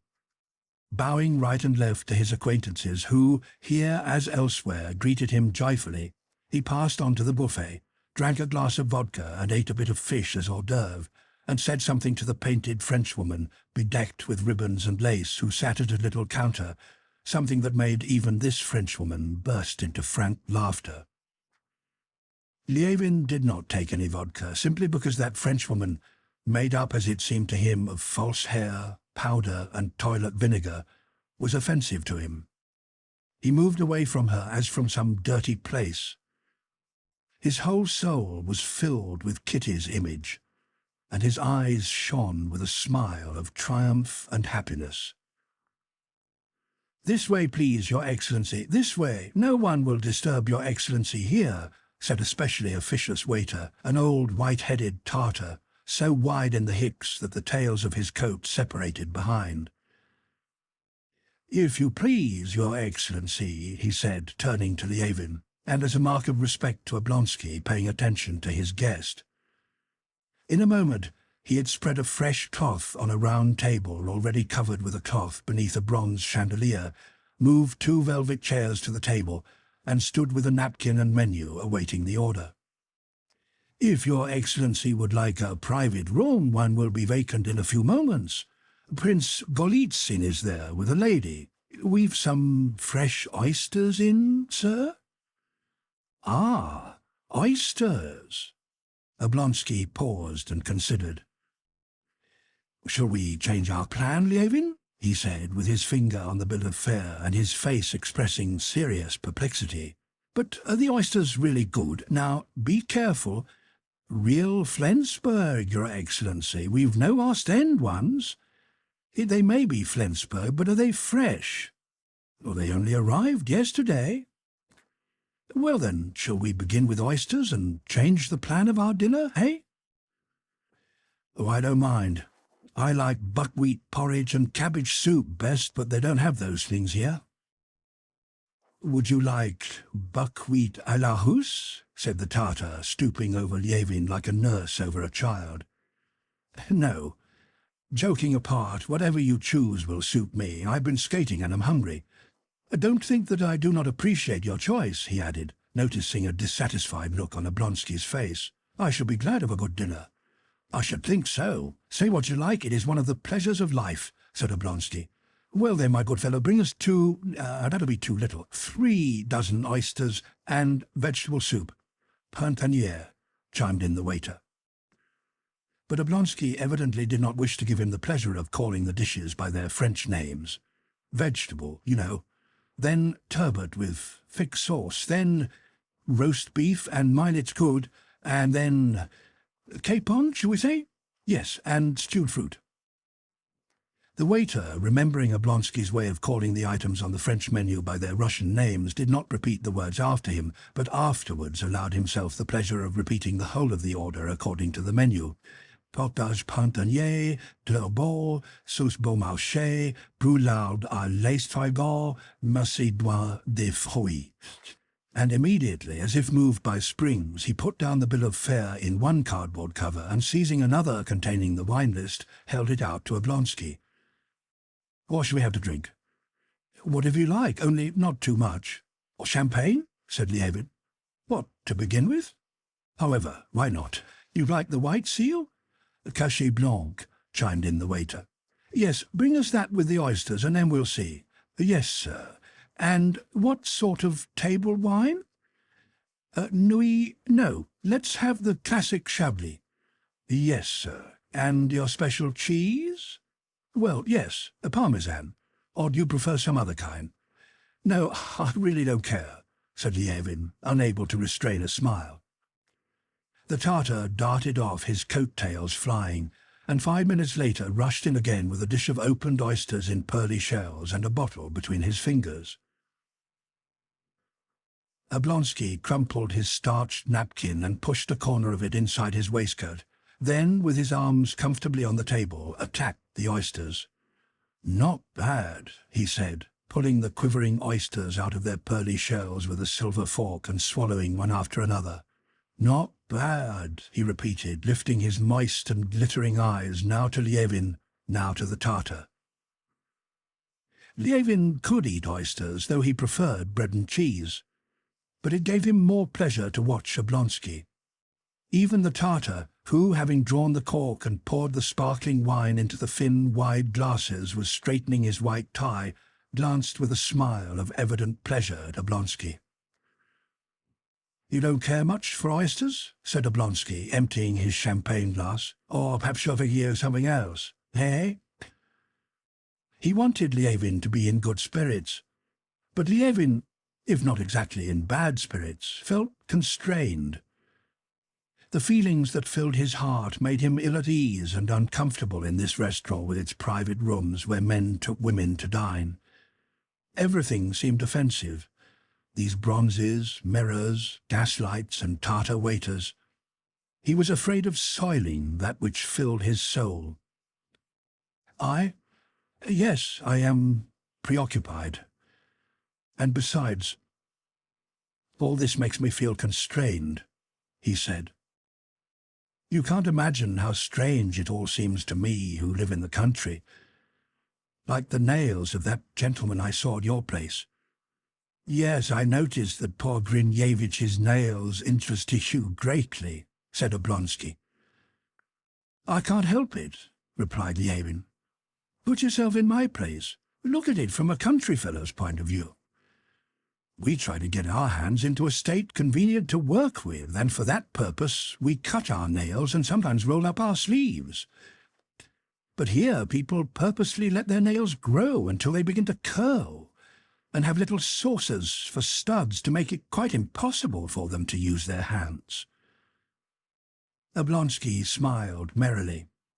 "Yes, it is a sign that rough work is unnecessary to him. He works with his mind." "Possibly. But still it seems to me strange that while we country people try to get over our meals as quickly as we can so as to be able to get on with our work, here you and I try to make our meal last as long as possible and therefore eat oysters." "Well, of course," said Oblonsky. "The aim of civilization is to enable us to get enjoyment out of everything." "Well, if that is its aim, I'd rather be a savage. You are a savage as it is. All you Lievins are savages." Lievin sighed. He remembered his brother Nikolai and frowned, feeling ashamed and distressed. But Oblonsky started a subject which at once distracted his thoughts. "Well, are you going to see our people tonight? The Shabbatskys, I mean," he said, pushing away the rough and now empty oyster shells and drawing the cheese toward him while his eyes glittered significantly. "Yes, certainly I shall go, though the princess appeared to ask me rather unwillingly." Not a bit of it. What humbug! It's just her manner. Come, bring us that soup, my good fellow. It's her grande dame manner, said Oblonsky. I shall come too, but I must first go to a musical rehearsal of the Countess Bonin's. What a strange fellow you are, though.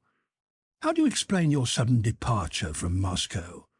The Shabbatskys ask me again and again, just as if I ought to know all about you. Yet all I know is that you never do things as anyone else does. Yes, said Lievin slowly and with agitation. You are right. I am a savage. Only my savagery lies not in having gone away then, but rather in having come back now. I have now come— Oh, what a lucky fellow you are, interrupted Oblonsky, looking straight into his eyes. Why? Fiery steeds by something brands I can always recognize, youths in love at once I know, by the look that lights their eyes, declaimed Oblonsky. You have everything before you, and you? Have you everything behind you? No, not behind me, but you have the future, and I have the present. And even that only half and half. Why? Oh, things are rather bad. However, I don't want to talk about myself, and besides, it's impossible to explain everything, said Oblonsky. Well, and why have you come to Moscow? Here, take this away, he shouted to the Tartar. Don't you guess? Answered Lievin, the light shining deep in his eyes as he gazed steadily at Oblonsky. I do, but I can't begin to speak about it. By which you can judge whether my guess is right or wrong, said Oblonsky, looking at him with a subtle smile. Well, and what do you say to it? Asked Lievin with a trembling voice, feeling that all the muscles of his face were quivering. What do you think of it? Oblonsky slowly drank his glass of Chablis, his eyes fixed on Lievin. There is nothing I should like better, said he. Nothing. It is the best that could happen.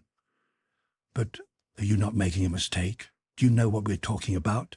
Said Lievin, peering into his interlocutor's face. You think it possible? I think so. Why shouldn't it be? No, do you really think it is possible? No, you must tell me all you really think. And suppose a refusal is in store for me. I am even certain. Why do you think so? Said Oblonsky, smiling at Lievin's excitement. Well, sometimes it seems so to me. You know, that would be terrible, both for her and for me. Oh, no. In any case, there's nothing in it terrible for the girl. Every girl is proud of an offer. Yes, every girl, but not she. Oblonsky smiled. He understood that feeling of Lievin's so well, knew that for Lievin all the girls in the world were divided into two classes. One class included all the girls in the world except her, and they had all the usual human failings and were very ordinary girls, while the other class, herself alone, had no weaknesses and was superior to all humanity. Wait a bit, you must take some sauce, said Oblonsky, stopping Lievin's hand that was pushing away the sauce-boat. Lievin obediently helped himself to sauce, but would not let Oblonsky eat. No, wait, he said. Understand that for me it is a question of life and death. I have never spoken to anyone about it, and can speak to no one else about it.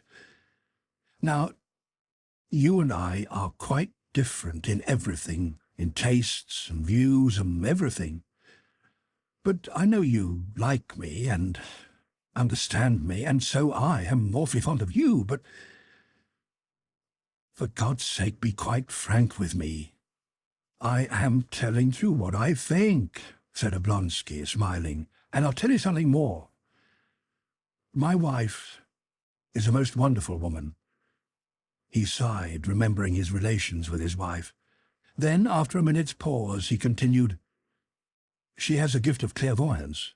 She sees people through and through, but more than that, she knows what is going to happen, especially in regard to marriages. For instance, she predicted that the Shakovskaya girl would marry Brentone. Oh, no one would believe it, but as it turned out, she was right. And she is on your side. How do you know? In this way. She not only likes you, but says that Kitty is sure to be your wife.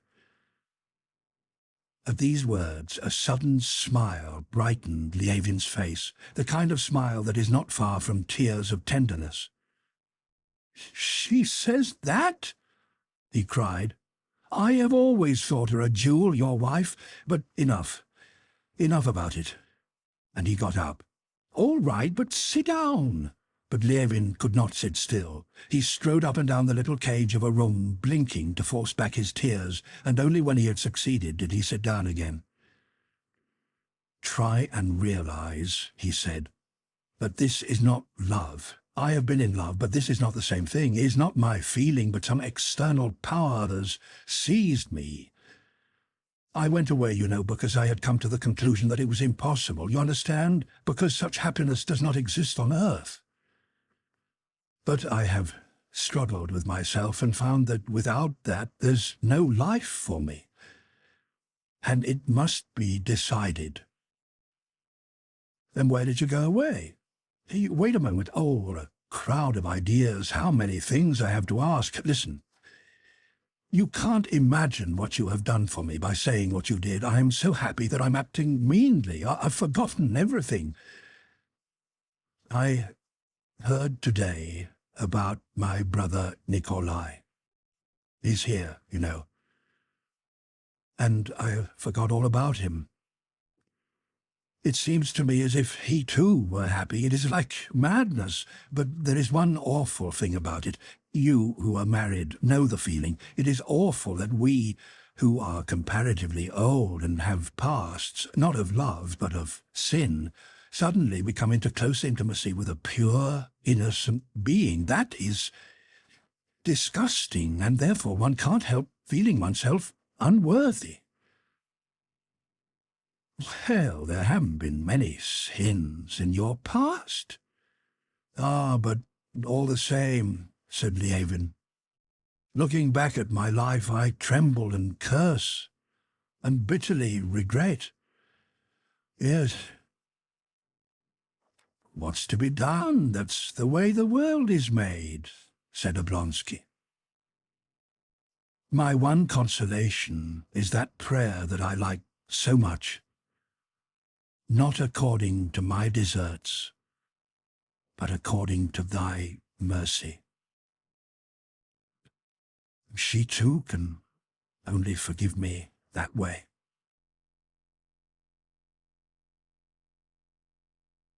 Chapter 11. Lievin emptied his glass, and they were silent for a while.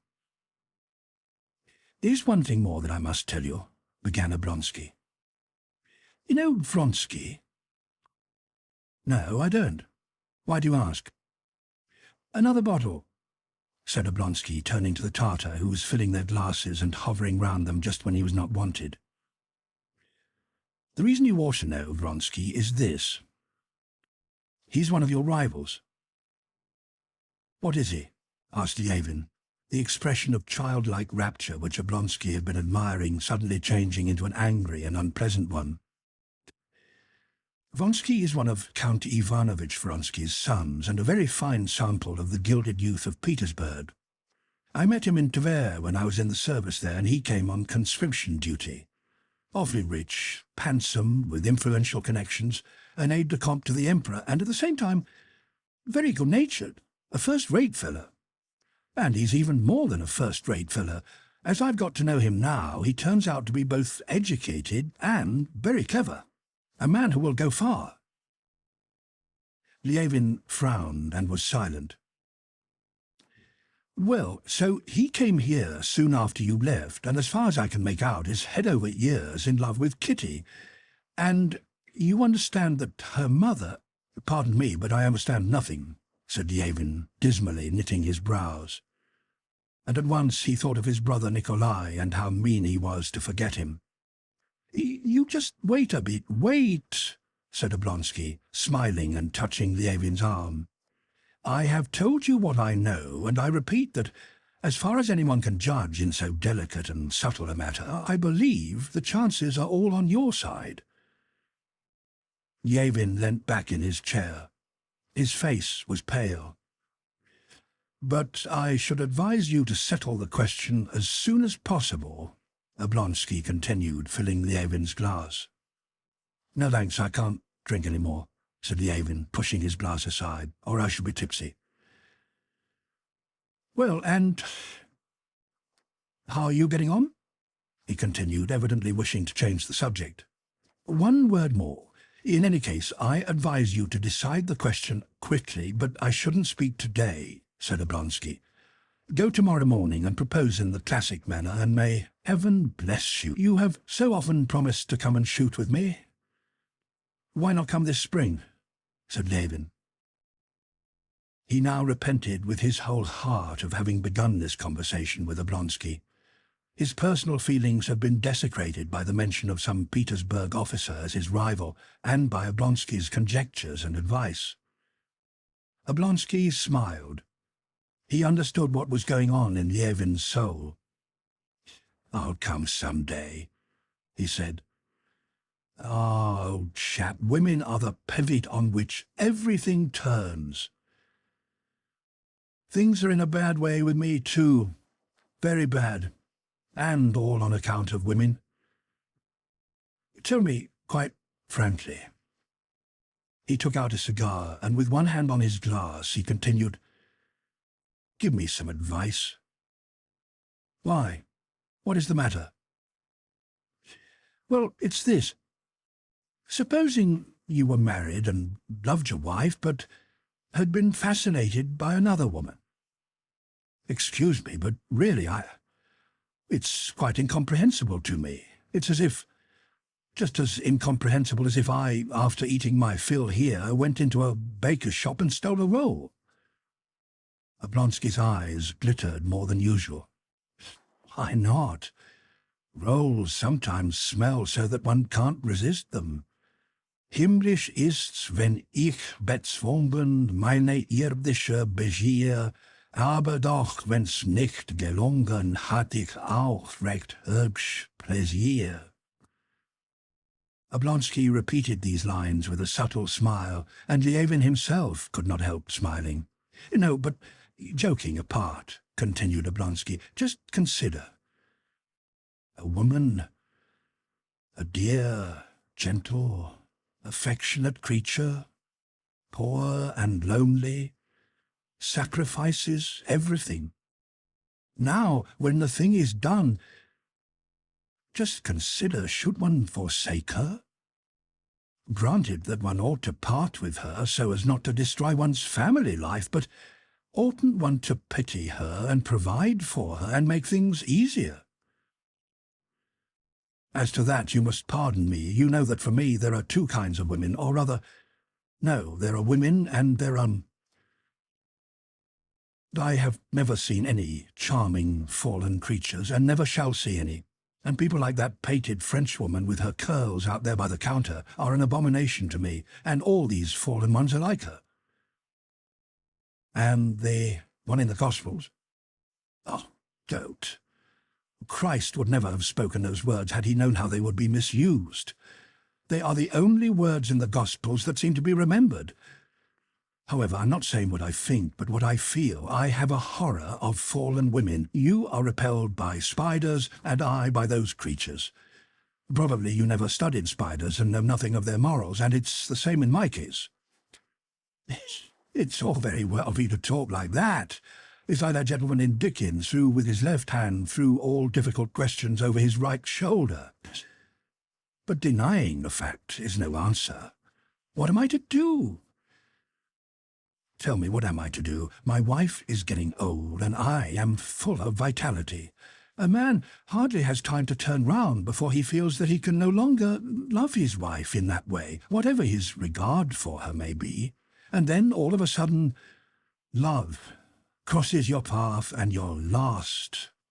Lost, said Oblonsky with despair. Lievin smiled. Yes, I am lost, continued Oblonsky. But what am I to do? Don't steal rolls. Oblonsky burst out laughing. But you moralist! But just consider, here are two women. One insists only on her rights, and her rights are your love, which you cannot give her.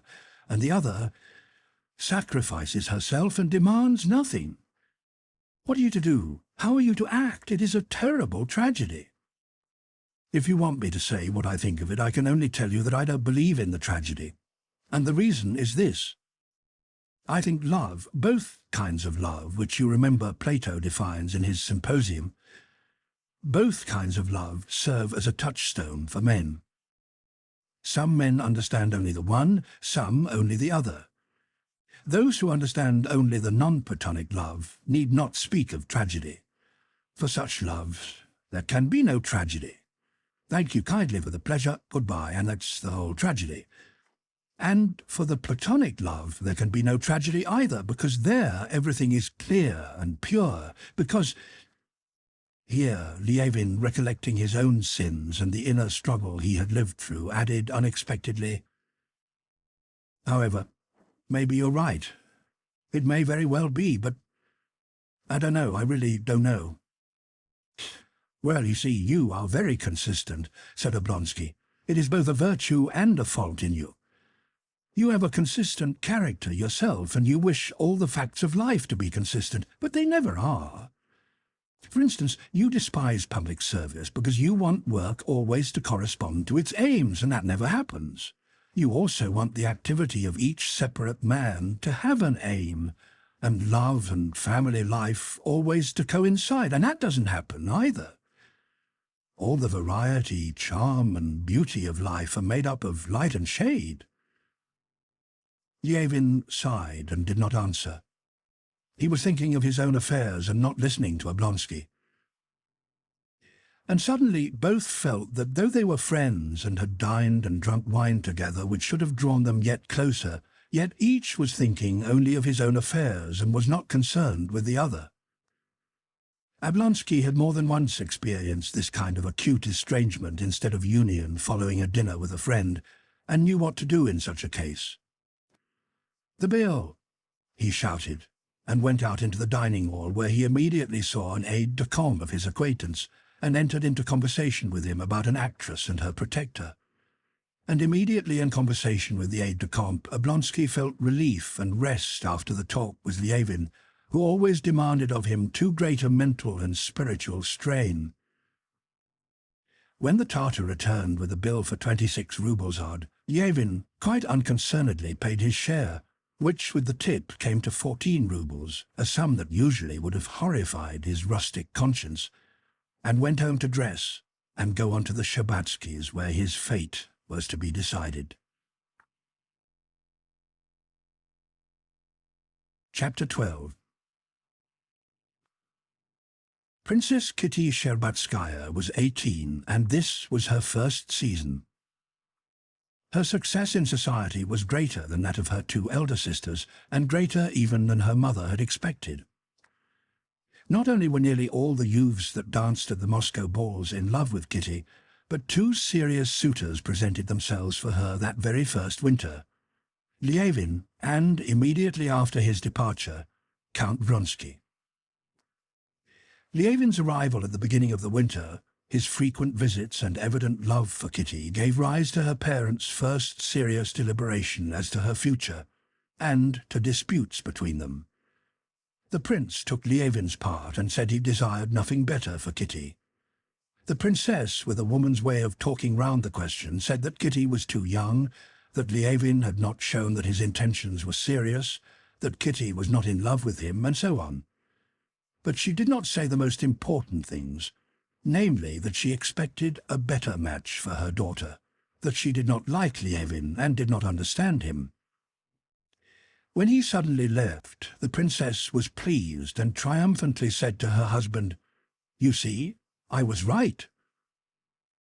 When Vronsky appeared, she was still more pleased and was strengthened in her opinion that Kitty ought to make not only a good, but a brilliant match.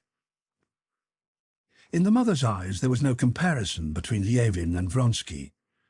She did not like Levin's strange and harsh criticisms, his awkward manner in society which she attributed to pride, and what she considered his strange way of life in the country, occupied with cattle and peasants. In particular, she did not like the fact that when he was in love with her daughter, he came to the house for 6 weeks as if waiting and looking out for something, afraid of doing them too great an honor by making an offer of marriage, and that he did not understand that if he visited at a house where there was a marriageable girl, he ought to declare his intentions. And then, suddenly, he left without proposing. "It is a good thing he is so unattractive and that Kitty has not fallen in love with him," thought her mother. Vronsky satisfied all the mother's desires. He was very rich, clever, distinguished, with a brilliant military career before him, a position at court, and altogether was an enchanting man. Nothing better could be desired. Vronsky was openly attentive to Kitty when they met at balls, danced with her, and came to the house, so there could be no doubt as to the seriousness of his intentions. But in spite of this, the mother was in a dreadful state of anxiety and agitation all that winter. When the princess herself had married more than 30 years before, the match had been arranged by an aunt. Her fiancé, about whom everything was known beforehand, came, saw his intended bride, and was seen by her people. Then the matchmaking aunt learnt what was thought on each side and passed on the information. All was satisfactory. Afterwards, at an appointed time and place, the expected proposal was made to and accepted by her parents.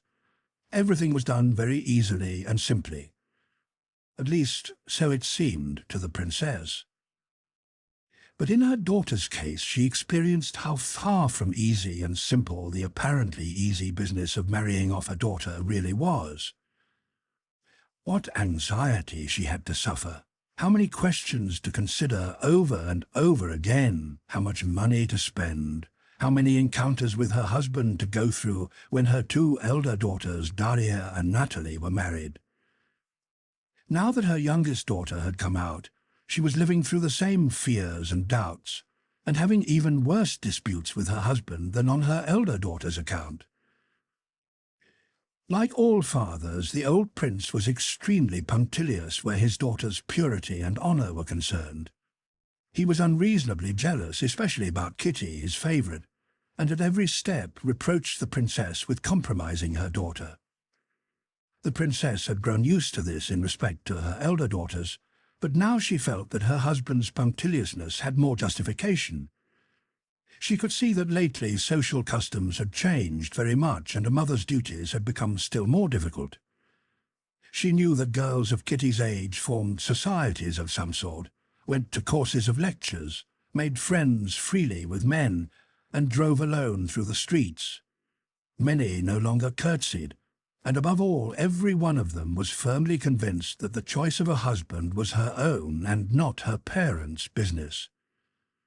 "Nowadays they don't give us away in marriage as they used to," said these young girls, and even the old people said the same.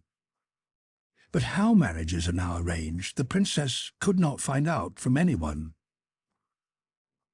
The French way of parents deciding a daughter's fate was not accepted and was even condemned. The English way of giving a girl perfect freedom was also rejected and would have been impossible in Russian society.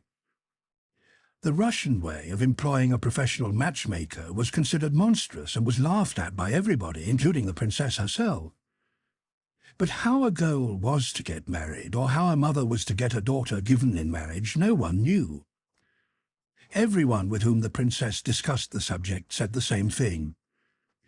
"Well, you know, in our days it is time to give up obsolete customs. After all, it's the young people who marry, and not their parents. Therefore they must be left to arrange matters as they think best." It was all very well for people who had no daughters to talk like that, but the princess knew that intimacy might be followed by love, and that her daughter might fall in love with someone who had no intention of marrying or was not fit to be her husband. And whatever people might say about the time having come when young people must arrange their future for themselves, she could not believe it any more than she could believe that loaded pistols could ever be the best toys for 5-year-old children. That is why the princess was more anxious about Kitty than she had been about her elder daughters. And now she was afraid that Vronsky might content himself with merely flirting with her daughter. She saw that Kitty was in love with him, but consoled herself with the thought that Vronsky was an honest man and therefore would not act in such a way. At the same time, she knew that the freedom now permitted made it easy for a man to turn a girl's head, and knew how lightly men regarded an offence of that kind. The week before, Kitty had repeated to her mother a conversation she had had with Vronsky while dancing the mazurka with him. This conversation had partly reassured the princess, but she could not feel quite at ease. Vronsky had told Kitty that he and his brother were so used to comply with their mother's wishes that they never made up their minds to take an important step without consulting her. "And I am now especially happy looking forward to my mother's arrival from Petersburg," he had said. Kitty had narrated this without attaching any special meaning to the words, but to her mother they appeared in a different light. She knew that the old lady was expected any day, and would approve of her son's choice, and though she thought it strange that he should delay proposing for fear of hurting his mother, she so desired the marriage, and especially relief from her own anxiety, that she believed it. Hard as it was to see the misfortune of Dolly, her eldest daughter, who thought of leaving her husband, the princess's anxiety as to her youngest daughter's fate, now about to be decided, entirely absorbed her. Lievin's arrival that day gave her further cause for anxiety. She was afraid that her daughter, who had once seemed to have a certain affection for Lievin, might be led by an exaggerated feeling of loyalty to reject Vronsky, and she feared that in general Lievin's arrival might cause complications and delays in matters now so near conclusion. "Has he been back long?" asked the princess when they got home, referring to Lievin. "He arrived today, Mamma." "There is one thing I want to say," the princess began, and from her serious look Kitty guessed what was coming. "Mamma," she said, flushing and turning quickly toward her mother, "please, please say nothing about it. I know quite well." Her wish was the same as her mother's, but the motive underlying her mother's wish offended her. "I wish to say that having given hopes to one—" "Mamma, dearest, for heaven's sake don't speak. It is so dreadful to speak about it." "I won't. Only this, my darling," said the mother, seeing tears in her daughter's eyes. "You promised not to have any secrets from me, and you won't, will you?" "Never, Mamma. Never at all," answered Kitty, blushing, as she looked her mother straight in the face. "But I have nothing to say at present. If I wished to, I should not know what to say, or how. I don't know." No, she could not possibly tell an untruth with such eyes, thought the mother, smiling at her agitation and joy. The princess smiled to think how immense and important what was going on in her own soul must appear to the poor girl.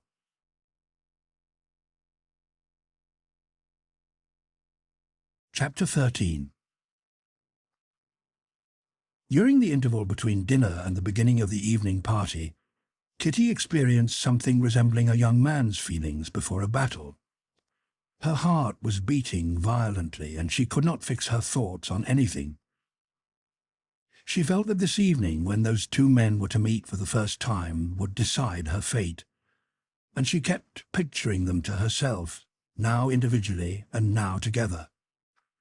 When she thought of the past, she dwelt with pleasure and tenderness on her former relations with Lievin. Memories of childhood and of Lievin's friendship with her dead brother lent a peculiar poetic charm to her relations with him. His love for her, of which she felt sure, flattered and rejoiced her, and she could think of him with a light heart. With her thought of Vronsky was mingled some uneasiness, though he was an extremely well-bred and quiet-mannered man. A sense of something false, not in him, for he was very simple and kindly, but in herself, whereas in relation to Lievin she felt herself quite simple and clear. On the other hand, when she pictured to herself a future with Vronsky, a brilliant vision of happiness rose up before her, while a future with Lievin appeared wrapped in mist.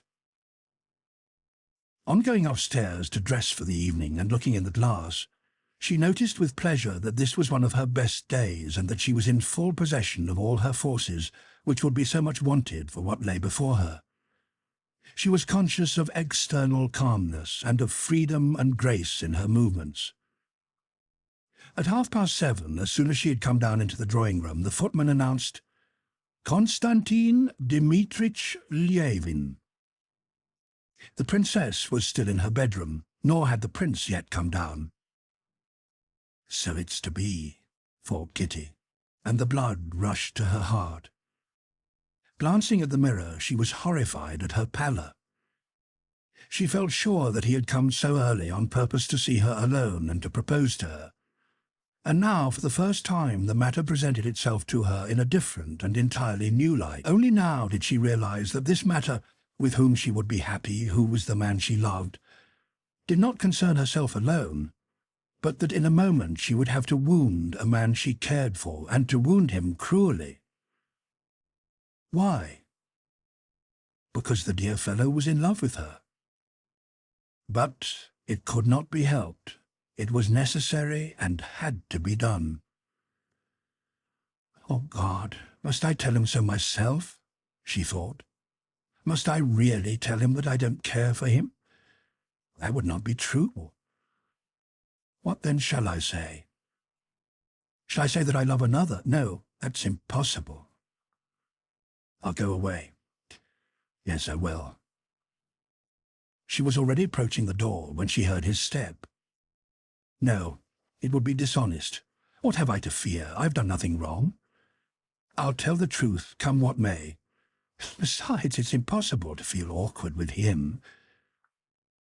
Here he is," she thought, as she saw his powerful, diffident figure before her and his shining eyes gazing at her. She looked straight into his face as if entreating him to spare her, and gave him her hand. "I don't think I'll come at the right time. I'm too early," he said, gazing round the empty drawing-room. When he saw that his expectation was fulfilled and that nothing prevented his speaking to her, his face clouded over. "Not at all," said Kitty, and sat down at the table. "But all I wanted was to find you alone," he began, still standing and avoiding her face so as not to lose courage. "Mamma will be down in a minute. She was so tired yesterday." She spoke without knowing what she was saying, her eyes fixed on him with a caressing look full of entreaty. He glanced at her. She blushed and was silent. "I told you that I did not know how long I should stay. That it depends on you." Her head dropped lower and lower, knowing the answer she would give to what was coming. "That it would depend on you," he repeated. I want to say, I came on purpose to be my wife," he uttered, hardly knowing what he said, but feeling that the worst was out, he stopped and looked at her. She was breathing heavily and not looking at him. She was filled with rapture. Her soul was overflowing with happiness. She had not at all expected that his declaration of love would make so strong an impression on her. But that lasted only for an instant. She remembered Vronsky, lifted her clear, truthful eyes to Lievin's face, and noticing his despair, she replied quickly, "It cannot be. Forgive me." How near to him she had been a minute ago, how important in his life, and how estranged and distant she seemed now. Nothing else was possible, he said without looking at her, and bowing, he turned to go.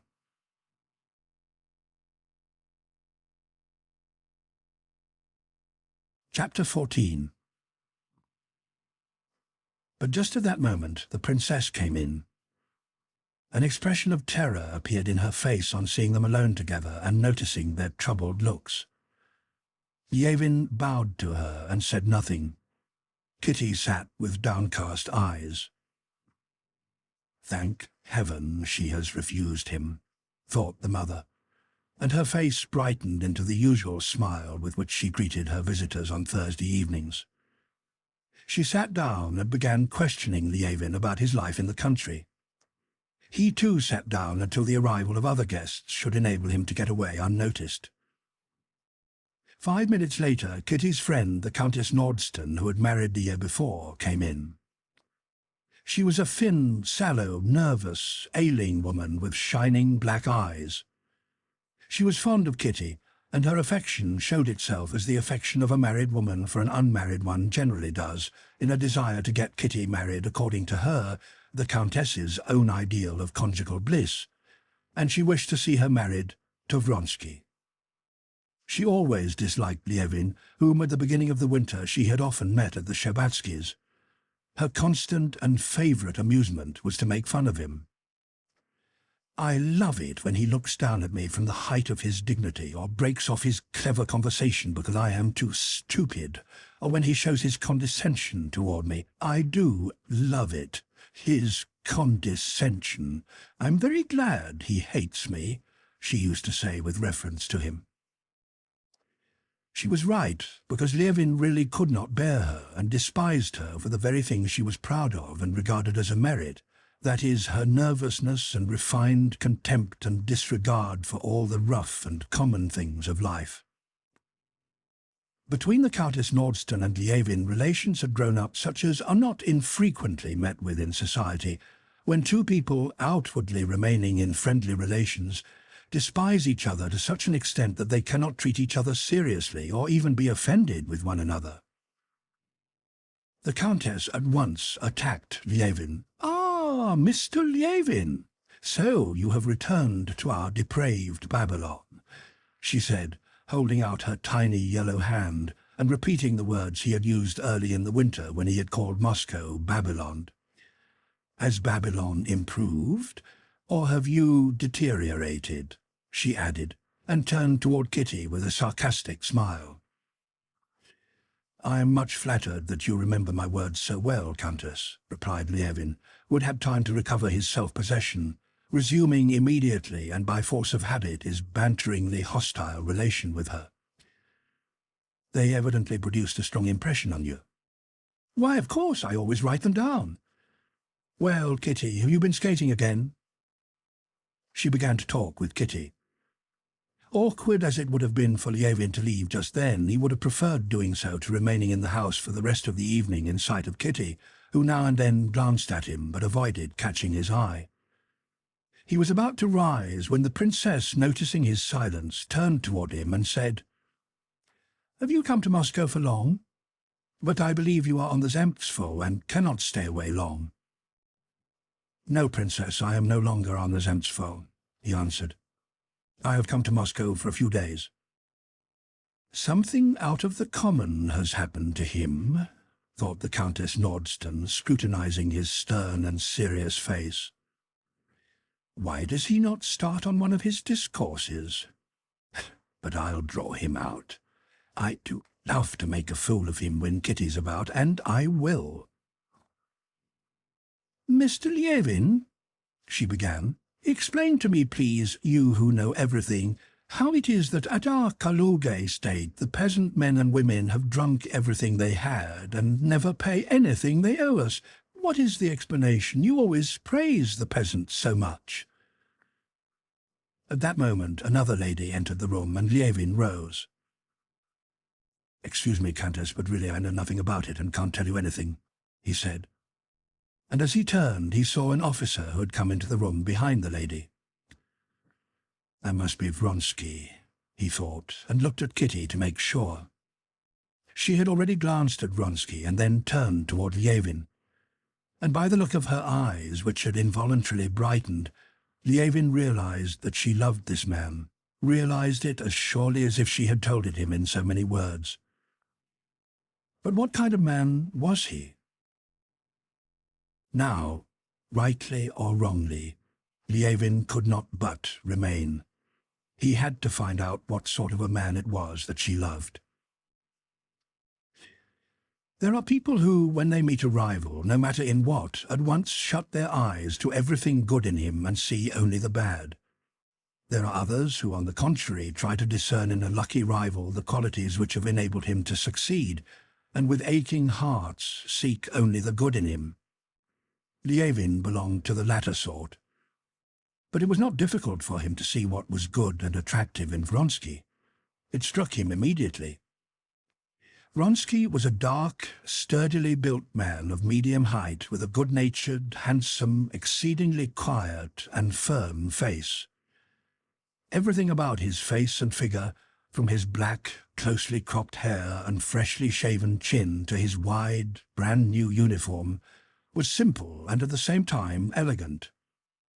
Having stepped aside to let a lady pass, Vronsky approached first the princess and then Kitty. When he moved toward her, his fine eyes brightened with a special tenderness, and carefully and respectfully bending over her with a scarcely perceptible, happy, and, as it seemed to Levin, modestly triumphant smile, he held out to her his small, broad hand.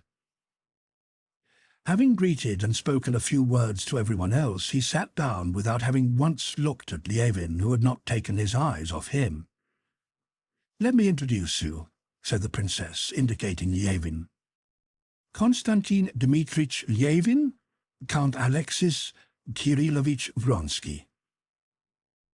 Vronsky rose and, looking cordially into Levin's eyes, pressed his hand. "I was to have dined with you earlier this winter," he said with his simple, frank smile, "but you unexpectedly went away to the country." "Mr. Levin despises and hates the town and us townspeople," said Countess Nordston. "My words must make a deep impression on you for you to remember them so long," said Levin. Then, recollecting that he had said this before, he blushed. Vronsky glanced at him and at the Countess and smiled. "And you always live in the country?" he asked. "Isn't it dull in the winter?" "No, not when one is busy. Nor need one be dull in one's own company," replied Levin abruptly. "I'm fond of the country," said Vronsky, noticing but pretending not to notice Levin's tone. "But I hope, Count, you would not consent always to live in the country," said the Countess Nordston. "I don't know, I've never tried it for long. I have experienced a curious feeling," he went on. "Nowhere have I felt so homesick for the country, our Russian country with its peasants in bark shoes, as when I spent a winter with my mother in Nice. Nice in itself is dull, you know. And Naples and Sorrento are pleasant only for a short stay, and it is there that one thinks of Russia and longs, especially for the Russian countryside. They seem to—" He was addressing both Kitty and Levin, his quiet and friendly glance passing from the one to the other. He was evidently speaking quite sincerely and frankly. Noticing that the Countess Nordston wished to say something, he stopped without finishing what he was saying and listened attentively to her. The conversation did not flag for a moment, so that the old princess, who always had in reserve, in case of need, two heavy guns, classical versus modern education and general conscription, had no need to bring them forward, and the Countess Nordston had no opportunity to tease Levin. Levin wished to join in the general conversation, but found it impossible, and kept saying to himself, "Now I will go." Yet he did not go, but waited for something indefinite. The conversation touched on table-turning and spiritualism, and the Countess Nordston, who believed in spiritualism, began relating miracles she had witnessed. "Ah, Countess, you must really take me there," For goodness sake, take me to them. I have never seen anything supernatural, though I always look out for it," said Vronsky, smiling. "Very well, next Saturday," replied the Countess Nordston. "And you, Mr. Lievin? Do you believe in it?" she asked, turning to him. "Why do you ask me? You know very well what I shall say." "But I want to hear your opinion." "My opinion is that this table-turning proves that our so-called educated class is on the same level as the peasants. They believe in the evil eye and spells and witchcraft, while we, well then, you don't believe. I can't believe, Countess, but if I have seen it myself. The peasant women tell how they've seen the goblins with their own eyes. Then you think I am not telling the truth." And she laughed mirthlessly. "Oh, no, Marcia, Mr. Lievin only says he can't believe," said Kitty, blushing for Lievin, and Lievin, understanding this, became still more irritated and wished to answer.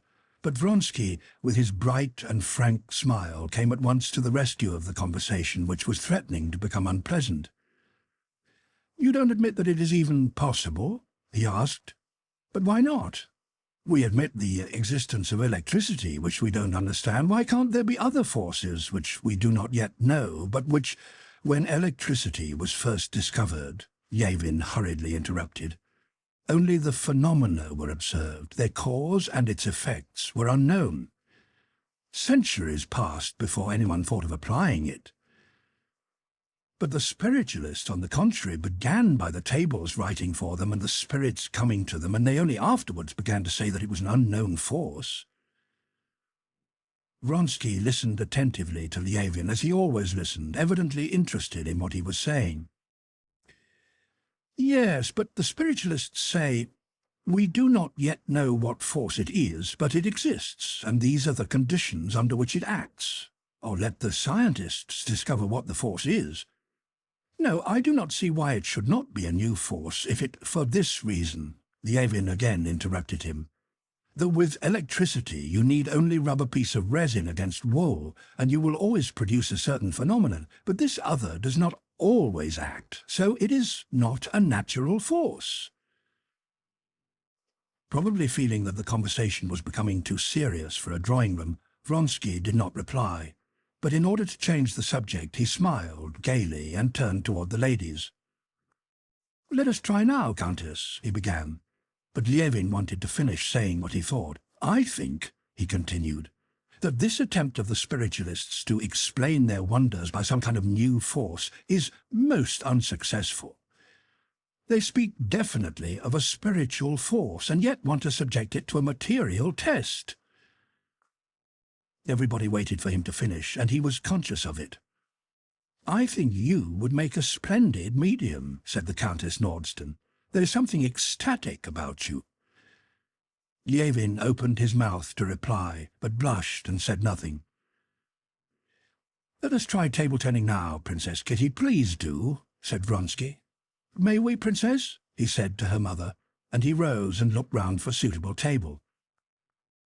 Kitty rose to fetch a table, and as she passed Lievin, their eyes met. She pitied him with her whole soul, especially because she herself had caused him to suffer. "If you can forgive me, please do," pleaded her look. "I am so happy." "I hate everybody, including you and myself," answered his eyes, and he took up his hat. But he was not fated to go yet. Just as the others began settling round the table and Lievin was about to go, the old prince came in, and having greeted the ladies, he turned to Lievin. "Ah," said he heartily, "been here long? I did not even know that you had arrived. Very glad to see you." He embraced Lievin, and speaking to him did not catch sight of Vronsky, who rose and stood quietly waiting until the prince should notice him. Kitty was conscious that, after what had taken place, her father's cordiality oppressed Lievin. She also noticed how coldly her father at last responded to Vronsky's bow, and with what good-natured perplexity Vronsky looked at him, trying but failing to understand how it was possible not to be friendly disposed toward him. And she blushed, Prince, release Mr. Lievin for us, as we want to try an experiment," said the Countess Nordston. "What experiment? Table turning? Excuse me, ladies and gentlemen, but in my opinion playing at Hunt the Ring is more amusing," said the old prince, looking at Vronsky and guessing that he had started the thing. "After all, there is some sense in hunting the ring." Vronsky's unflinching eye glanced in astonishment at the old prince, and slightly smiling he at once began talking to the Countess Nordston about the ball that was to take place the next week. "I hope you will be there," he said to Kitty. As soon as the old prince had turned away from him, Lievin went out unobserved, and his last impression was Kitty's happy, smiling face as she answered Vronsky's question about the ball.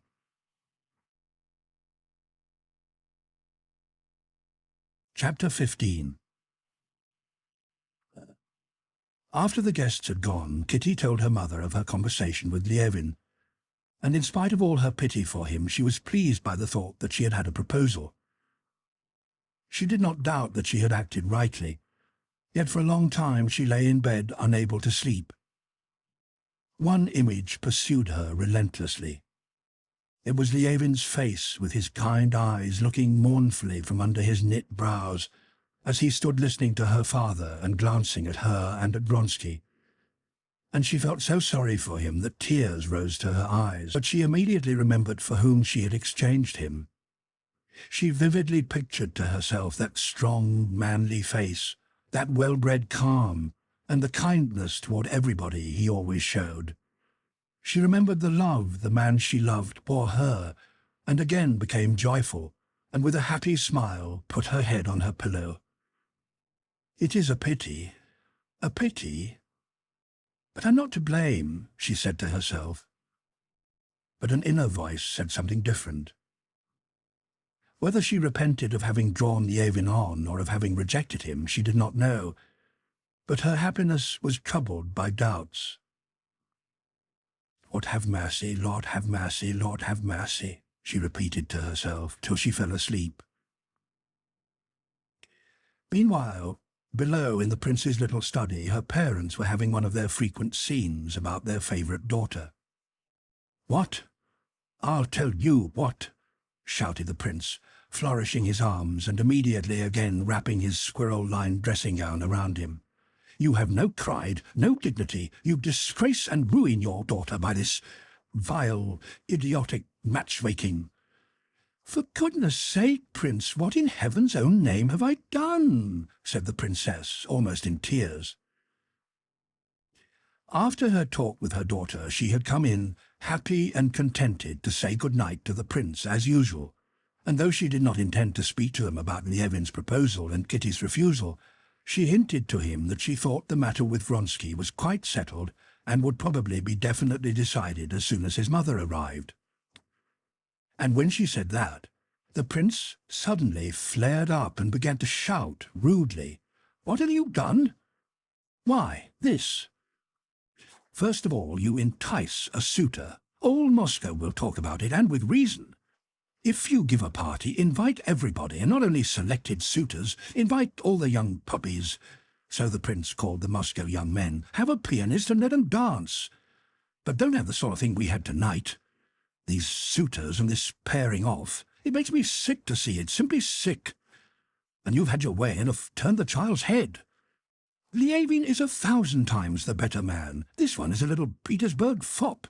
They are machine-made by the dozen, all to one pattern, and all mere rubbish. But even if he were a prince of the blood, my daughter does not need him." "But what have I done?" "Just this," exclaimed the prince angrily. "I know this much," the princess interrupted him, "that if I were to listen to what you say, we should never see our daughter married, and we'd better go and live in the country." "So we had." "Wait a bit. Do I draw them on? No, certainly not. But a young man, and an excellent young man, falls in love with Kitty, and she too seems indeed. And suppose she really falls in love with him while he intends to marry about as much as I do. Oh, I wish my eyes had never seen it. Ah, spiritualism. Ah, how nice. Ah, the ball. and the prince, imagining himself to be impersonating his wife, curtsied at each word. "And then, if we really ruin Kitty's happiness, if she really gets it into her head, but why do you suppose such a thing? I don't suppose, I know. We have eyes for those things, and women haven't. I can recognize a man who has serious intentions, such as Levin, and I can see through a weathercock like that popinjay, who only wishes to amuse himself. Oh, well, when you once get a thing into your head, and you'll find it out, but too late, just as with poor Dolly. All right, don't let's talk," said the princess, interrupting him and remembering the unfortunate Dolly. "Very well, then. Good night." And having made the sign of the cross over one another and kissed, feeling that each of them retained their individual opinions, the couple separated for the night. The princess had been at first firmly convinced that this evening had decided Kitty's fate, and that there could be no doubt as to Vronsky's intentions. But her husband's words disturbed her, and when she reached her room in terror of the uncertainty of the future, she mentally repeated, just as Kitty had done, "Lord have mercy, Lord have mercy, Lord have mercy." Chapter 16. Vronsky had never known family life. His mother in her youth had been a brilliant society woman, and during her married life, and especially in her widowhood, had had many love affairs known to everybody. He hardly remembered his father, and had been educated in the cadet corps. On leaving that corps as a very young and brilliant officer, he at once joined the swim of the wealthy military Petersburg set. Though he occasionally went into the highest Petersburg society, all his love interests lay outside it. In Moscow, after this luxurious course of Petersburg life, he experienced for the first time the delight of intimacy with a sweet, innocent society girl who fell in love with him. It never entered his head that there could be any wrong in his relations with Kitty. At balls he danced chiefly with her, and he visited her at her home. He talked with her the usual society talk, all sorts of rubbish, but rubbish into which, involuntarily, he put a special meaning for her. Though he never said anything to her which could not have been said before everybody, he was conscious that she was becoming more and more dependent upon him, and the more he felt this, the pleasanter it was, and the more tender became his feelings towards her. He did not know that his behaviour toward Kitty had a name of its own, that it was decoying a girl with no intentions of marrying her, and is one of the evil actions common among brilliant young men like himself. He thought he was the first to discover this pleasure, and he enjoyed his discovery. If he could have heard what her parents said that night, if he could have known her family's point of view and learnt that Kitty would be unhappy if he did not marry her, he would have been much surprised and would not have believed it. He would not have believed that what gave so much and such excellent pleasure to him, and, what was more, to her, could be wrong. Even less could he have believed that he ought to marry. Marriage had never presented itself to him as a possibility. Not only did he dislike family life, but in accordance with the views generally held in the bachelor world in which he lived, he regarded the family, and especially a husband, as something alien, hostile, and above all, ridiculous. But although Vronsky had no suspicion of what Kitty's parents were saying, he felt, as he left the Shtcherbatskys' house that night, that the secret spiritual bond which existed between him and Kitty had so strengthened during the evening that some action ought to be taken. But what this should or could be, he could not imagine. That's what is so delightful, he thought, as he left the Shtcherbatskys' house, carrying away from there, as usual, a pleasant feeling of purity and freshness, partly due to the fact that he had not smoked at all that evening, and deeply touched by a new sense of tender joy in the consciousness of her love for him. That is what is so delightful, that nothing was said either by me or by her. Yet we so well understand one another in that subtle language of looks and tones that today, more plainly than ever, she has told me that she loves me. And how sweetly, simply, and above all, trustfully. I feel myself better and purer. I feel I have a heart, and that there is much that is good in me. Those dear, loving eyes when she said, "And very much."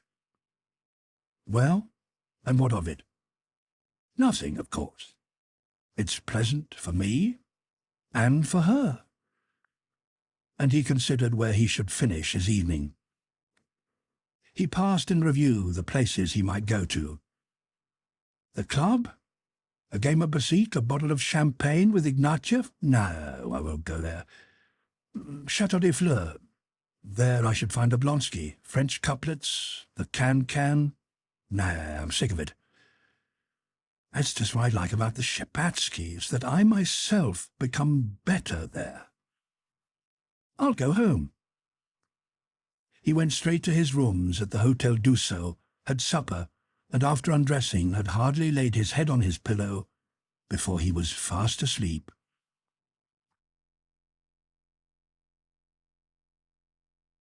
Chapter 17.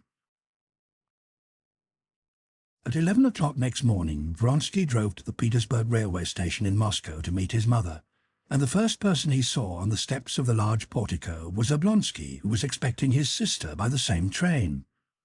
"Hello, Your Excellency," exclaimed Oblonsky. "Whom are you after?" "My mother," replied Vronsky, shaking hands and smiling, as everybody did when meeting Oblonsky as they went up the steps together. "She's coming from Petersburg today." "I waited for you till 2 last night. Where did you go from the Shabbatskys?" "Home," replied Vronsky. "To tell you the truth, I felt in such a pleasant mood when I left the Shabbatskys that I did not care to go anywhere else."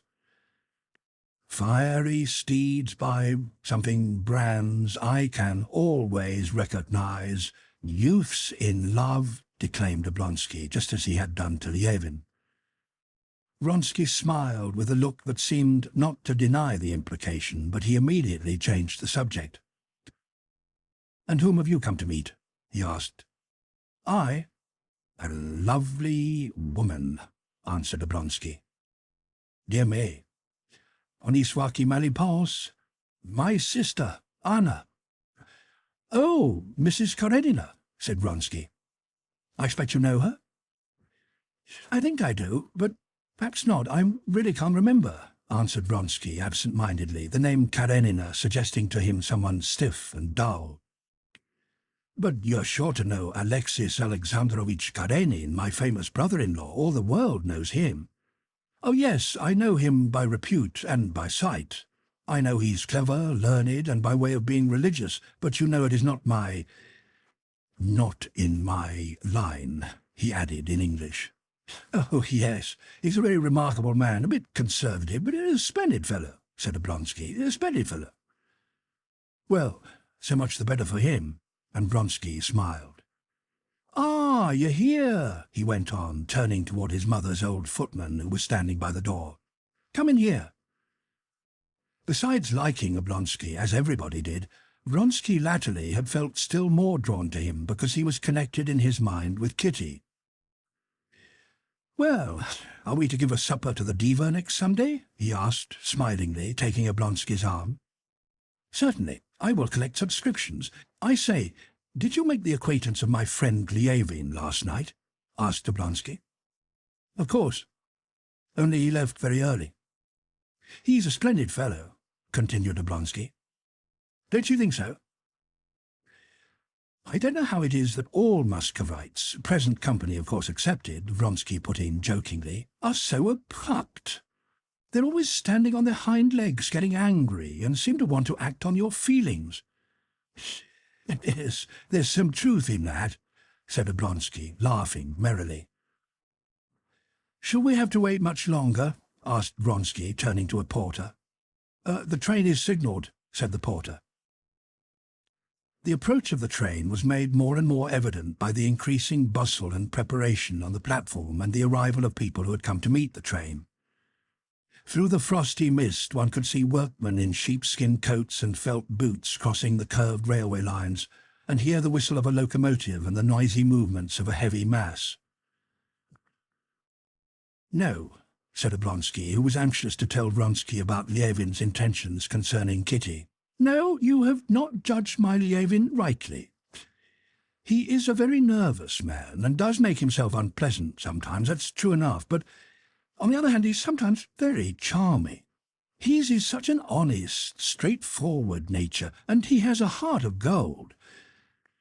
But yesterday there were special reasons, continued Oblonsky with a significant smile, quite forgetting the sincere sympathy he had felt for his friend the day before, and now only feeling the same sympathy for Vronsky. Yes, there was a reason why he had to be either specially happy or specially unhappy. Vronsky stopped and asked him straight out, "What do you mean? Did he propose to your belle-sœur last night?" "Perhaps," said Oblonsky. "I seemed to notice something of the kind yesterday." "Oh, yes, if he left early and was in a bad temper, it must be that. He's been in love with her so long, and I'm very sorry for him." "Dear me. But I should think she may make a better match," said Vronsky, and expanding his chest he again moved forward. "However, I don't know him," he added. "Yes, it is a painful position. That is why so many prefer women of the demi-monde. If you don't succeed in that case, it only shows that you've not enough money, but in this case one's pride is in the balance. But here's the train." In fact, the engine was already whistling in the distance, and a few moments later the platform shook as the train puffed in. The steam spread low in the frozen air, the connecting rods slowly and rhythmically pushed and pulled. The bent figure of the engine driver, warmly wrapped up, was seen covered with hoarfrost. The engine, with the tender behind it, moved slowly into the station, gradually slowing down and making the platform tremble still more. Then came the luggage van in which a dog was whining, and at last the passenger coaches, oscillating before they stopped. The sprightly guard blew his whistle and jumped off while the train was still moving, and impatient passengers began to descend one after another. An officer of the guards, erect and looking sternly round, a fidgety little tradesman with a bag, a peasant with a sack over his shoulder. Vronsky, as he stood by Oblonsky and watched these passengers coming out of the carriages, quite forgot about his mother. What he just heard about Kitty excited and delighted him. His chest involuntarily expanded and his eyes shone. He felt himself to be a conqueror.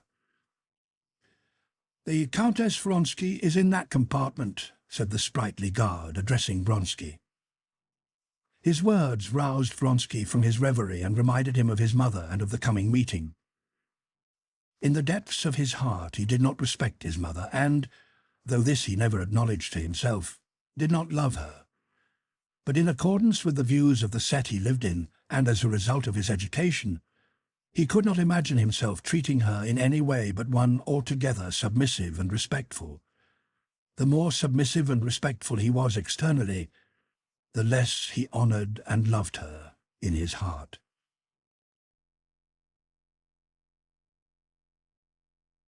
Chapter 18.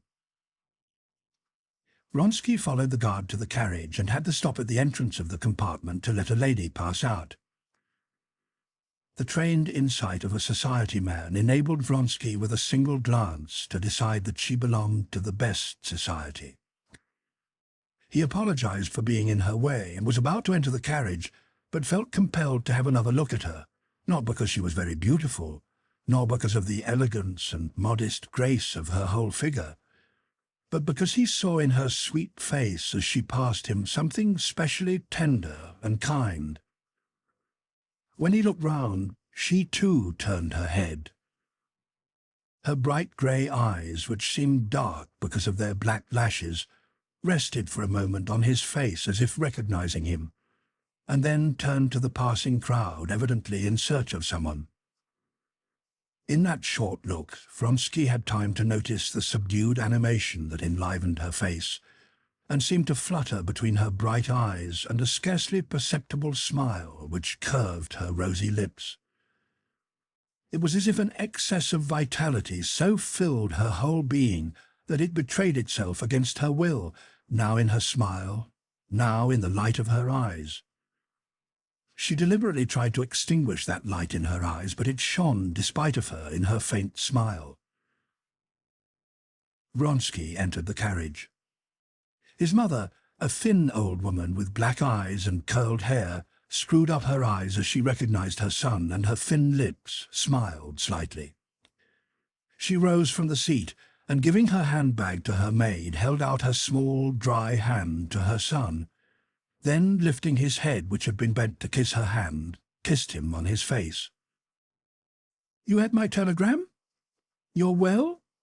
It's a good thing." "Have you had a good journey?"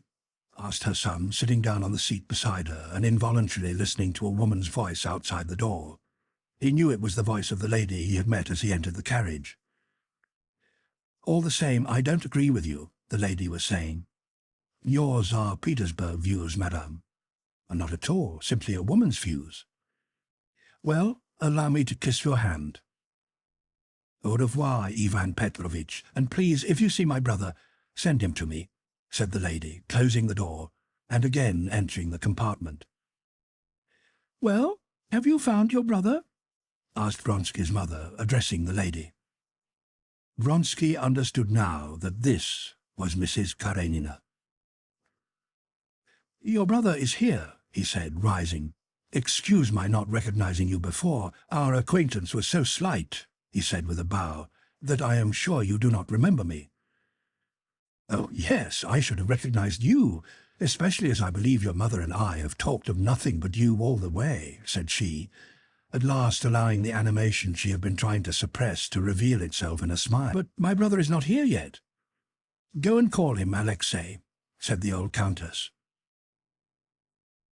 Vronsky went out onto the platform and shouted, "Oblonsky! Here!" Mrs. Karenina did not wait for her brother to come in, but on seeing him descended from the carriage with a firm, light step. As soon as her brother came up to her, she threw her left arm round his neck with a movement that struck Vronsky by its firmness and grace, and drawing him to herself, gave him a vigorous kiss. Vronsky did not take his eyes off her, and kept smiling, he knew not why. But remembering that his mother was waiting for him, he went back into the carriage. "She is very charming, isn't she?" said the countess, referring to Mrs. Karenina. "Her husband put her into the compartment with me, and I was pleased. We talked all the way. And you, I hear, vous filez le parfait amour? Tant mieux, mon cher, tant mieux." "I don't know what you mean, maman," the son replied coldly. "Well, shall we go?" Mrs. Karenina again entered the carriage to take leave of the countess. "There, countess, you have met your son, and I my brother," she said, "and I have exhausted my stock of stories and should have had nothing more to tell you." "Oh, no, no," said the countess, holding her hand. "I could travel round the world with you and not be dull. You are one of those charming women with whom it is nice to talk and nice to be silent. But please don't fret about your son. You can't expect never to be parted." Mrs. Karenina stood very erect, and her eyes were smiling. "Anna Arkadyevna Karenina has a son who, I think, is 8 years old," explained the countess, "and she has never before been separated from him, and so she is worried at having left him." "Yes, the countess and I have talked all the time, I about my son and she about hers," said Mrs. Karenina, and a smile brightened her face, a kind smile on his account. "I expect you got very weary of it," he said, quickly seizing in its flight the ball of coquetry she had thrown at him. But she evidently did not wish to continue the conversation in that tone, and turned to the old countess. "Thank you very much. I hardly noticed how the time passed. Au revoir, countess." "Goodbye, dear," answered the countess. "Let me kiss your pretty face. I'm an old woman and say what I mean, and tell you frankly that I've lost my heart to you." Conventional as the phrase was, Mrs. Karenina evidently believed it and was pleased. She blushed, stooped a little, and held out her face for the countess to kiss. Then she stood up again, and with the same smile hovering between her lips and eyes, held out her hand to Vronsky. He pressed the little hand, and the firm grip with which she shook his gave him unusual pleasure. She went out with that brisk tread which carried her rather full figure with such wonderful ease. "Very charming," said the old lady. Her son thought so too. He followed her with his eyes as long as he could see her graceful form, and his face retained its smile. Through the carriage window he saw her approach her brother and speak to him with animation about something that evidently had no connection with him, Vronsky, and that seemed to him provoking. "Well, maman, are you quite well?" he said, turning toward his mother. "Quite. Everything is all right. Alexander was very nice, and Varya looks very handsome. She is most interesting." And she began to tell about what interested her most, her grandson's christening, for which she had gone to Petersburg, and the special favour the Emperor had shown to her eldest son. "Here is Lavrenti at last," said Vronsky, looking out of the window. "We can go now, if you like." The old major domo, who had accompanied the Countess on her journey, came in and announced that everything was ready, and the Countess rose to go. "Come, there's not much of a crowd now," said Vronsky. The maid took one bag and the little dog. The major domo and the porter took the other bags. Vronsky gave his arm to his mother, but just as they were coming out of the carriage, several people ran past them with frightened faces. The station-master, with his peculiar coloured cap, also ran past them. Evidently something unusual had happened. The people were running back from the train. "What? What? Where? Thrown himself under? Run over!" shouted the passers-by. Oblonsky, with his sister on his arm, also turned back and, avoiding the crowd, stood with frightened faces beside the carriage. The ladies re-entered the carriage, while Vronsky and Oblonsky followed the crowd to find out about the accident. A watchman, either tipsy or too much muffled up because of the severe frost, had not heard a train that was being shunted and had been run over. Before Vronsky and Oblonsky returned, the ladies had heard this from the major domo. Oblonsky and Vronsky had both seen the mangled corpse. Oblonsky was evidently suffering. His face was puckered, and he seemed ready to cry. "Oh, how terrible! Oh, Hannah, if you had seen it! Oh, how terrible!" he kept saying. Vronsky remained silent. His handsome face was serious but perfectly calm. "Oh, if you had seen it, Countess," said Oblonsky. "And his wife was there. It was dreadful to see her. She threw herself on the body. They say he was the sole support of a very large family. It is terrible."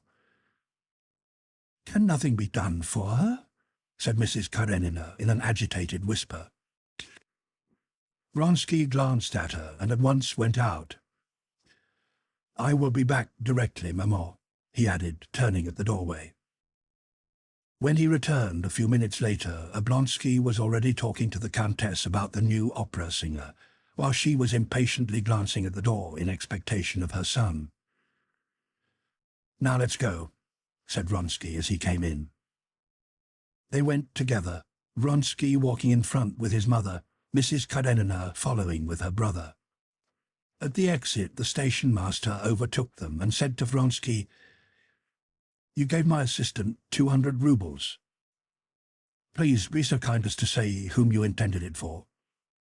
"For the widow," said Vronsky, shrugging his shoulders. "I don't understand what need there is to ask." "You have given it?" exclaimed Oblonsky behind Vronsky, and pressing his sister's arm, he added, "Very kind, very kind. Isn't he a fine fellow? My respects to you, Countess." And he remained behind with his sister, seeking her maid. When they came out, the Vronskys' carriage had already started. The people coming from the station were still talking about the accident. "What a terrible death," said some gentleman as he passed them.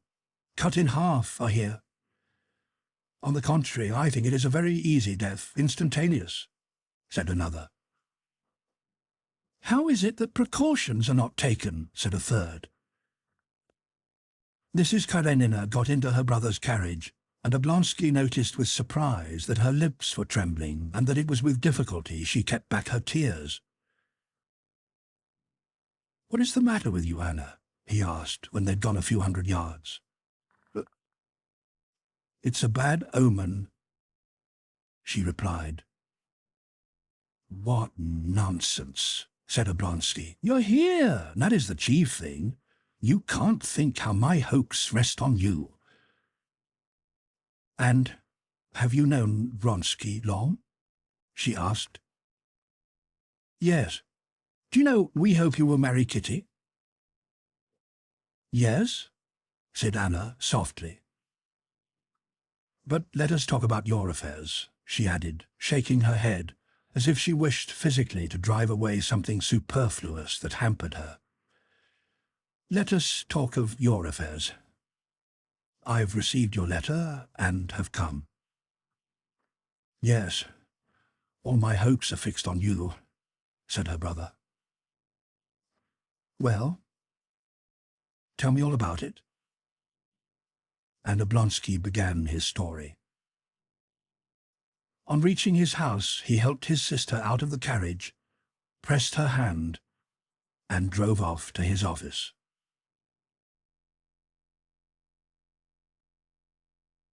Chapter 19. When Anna arrived, Dolly was sitting in her little drawing-room giving a fair-haired, plump little boy, who already resembled his father, a French reading lesson. The boy, as he read, kept twisting and trying to pull off a loose button that hung from his jacket. His mother moved his plump little hand away several times, but it always returned to the button. At last she pulled the button off and put it into her pocket. "Keep your hands quiet, Grisha," she said, and again took up the rug she was knitting, a piece of work begun long ago to which she always returned in times of trouble, and which she was now knitting, nervously throwing the stitches over with her fingers and counting them. Though she had sent word to her husband the day before that she did not care whether his sister came or not, she had prepared everything for her visit and awaited her with agitation. Dolly was overpowered by her sorrow, and was quite absorbed by it. Nevertheless, she remembered that her sister-in-law, Anna, was the wife of one of the most important men in Petersburg, and a grande dame. Thanks to that circumstance, she did not carry out her threat to her husband, and did not forget that her sister-in-law was coming. "After all, it is not in the least Anna's fault," thought she. "I know nothing but good about her, and she's never shown me anything but kindness and friendship." It was true that, as far as she could remember her visit to the Karenins in Petersburg, she had not liked their house. There seemed to be something false in the tone of their family life. But why should I not receive her? If only she does not try to console me, thought Dolly. All these consolations and exhortations and Christian forgiveness, I have considered them 1,000 times, and they are all no good. All these last days Dolly had been alone with her children. She did not wish to talk about her sorrow, yet with that on her mind she could not talk about indifferent matters. She knew that one way or other she would tell Anna everything, and now it pleased her to think how she would say it, and then she felt vexed to have to speak of her humiliation to her, his sister, and to hear from her set phrases of exhortation and consolation. As it often happens, though she kept looking at the clock, waiting for Anna, she let the moment when her visitor arrived go by without even hearing the bell. And when she heard soft steps and the rustle of petticoats already in the doorway, she looked round with an expression not of pleasure but of surprise on her careworn face. She rose and embraced her sister-in-law. "So you're here already," she said, kissing her. "Dolly, I am so pleased to see you." "And I am pleased too," said Dolly with a feeble smile, trying to guess from Anna's expression how much she knew. She must know, she thought, noticing the look of sympathy on Anna's face. "Come, let me take you to your room," she went on, trying to put off as long as possible the moment for explanation. "This is Grisha? Dear me, how he has grown," said Anna, and having kissed him she stood with her eyes fixed on Dolly and blushed, No, please, do not let us go anywhere." She took off her shawl and her hat, and having caught it in her black and very curly hair, shook her head to disengage it. "And you are radiant with joy and health," said Dolly, almost enviously. "I? Yes," said Anna. "Oh, why, dear me, here is Tanya. You're just the same age as my little Selezza," she added, turning to the little girl who had run into the room, and, taking her in her arms, Anna kissed her. "Sweet girlie, darling! Oh, let me see them all." She not only mentioned them all by name, but remembered the years and even the months of their births, their characters, and what illnesses they had had, and Dolly could not help appreciating this. "Shall we go and see them?" she said. "It is a pity Vasya is asleep." Having looked at the children, they returned to the drawing-room and, being now alone, sat down to coffee at the table. Anna took hold of the tray, but then pushed it aside. "Dolly," she said, "he has told me." Dolly looked coldly at Anna. She expected now to hear words of insincere sympathy, but Anna said nothing of the kind. "Dolly, dear," she began, "I do not wish to take his part or console you. That would be impossible, but, dearest, I'm simply sorry for you. Sorry from the bottom of my heart." Her bright eyes under their thick lashes suddenly filled with tears. She moved closer to her sister-in-law and with her energetic little hand took hold of Dolly's. The latter did not draw back from her, but her face retained its rigid expression. She said, "It is impossible to console me. Everything is lost after what has happened, everything destroyed." As soon as she had said it, her face softened. Anna lifted Dolly's dry, thin hand, kissed it, and said, "But what is to be done, Dolly? What is to be done? What is the best way of acting in this dreadful position? That is what one has to consider." "Everything is at an end, and that's all," said Dolly. "And the worst of it is, you understand, that I can't leave him. There are the children, and I'm bound. Yet I can't live with him. It is torture for me to see him. Dolly, my darling, he has spoken to me, but I want to hear it from you. Tell me everything." Dolly looked at her inquiringly. Sincere sympathy and affection were visible in Anna's face. "If you like," said Dolly, suddenly. "But I'll begin from the beginning. You know how I was married. With the education Mamma gave me, I was not merely naive, but silly. I knew nothing. I know they say husbands tell their wives how they have lived, but Stiva—" She corrected herself. "But Stepan Arkadyevitch never told me anything. You'll hardly believe it, but up to now I thought I was the only woman he'd ever known. In this way I lived for 9 years. Only think that I not only did not suspect him of unfaithfulness, but thought it impossible. I just imagined, with such ideas, suddenly to find out all the horrors, all the abomination. Try to understand me, to be fully convinced of one's happiness, and suddenly," continued Dolly, suppressing her sobs, "to read a letter. His letter to his mistress, my children's governess. No, it is too horrible." She suddenly drew out her handkerchief and hid her face in it. "I could perhaps understand a momentary slip," she went on after a pause. But deliberately, cunningly, to deceive me. And with whom? To go on living with me as my husband and with her at the same time? It's awful. You cannot realize. Oh, yes, I do. I do understand, Dolly, dear, I do understand, said Anna, pressing her hand. And do you think he realizes the horror of my situation? Continued Dolly. Not at all. He is happy and contented.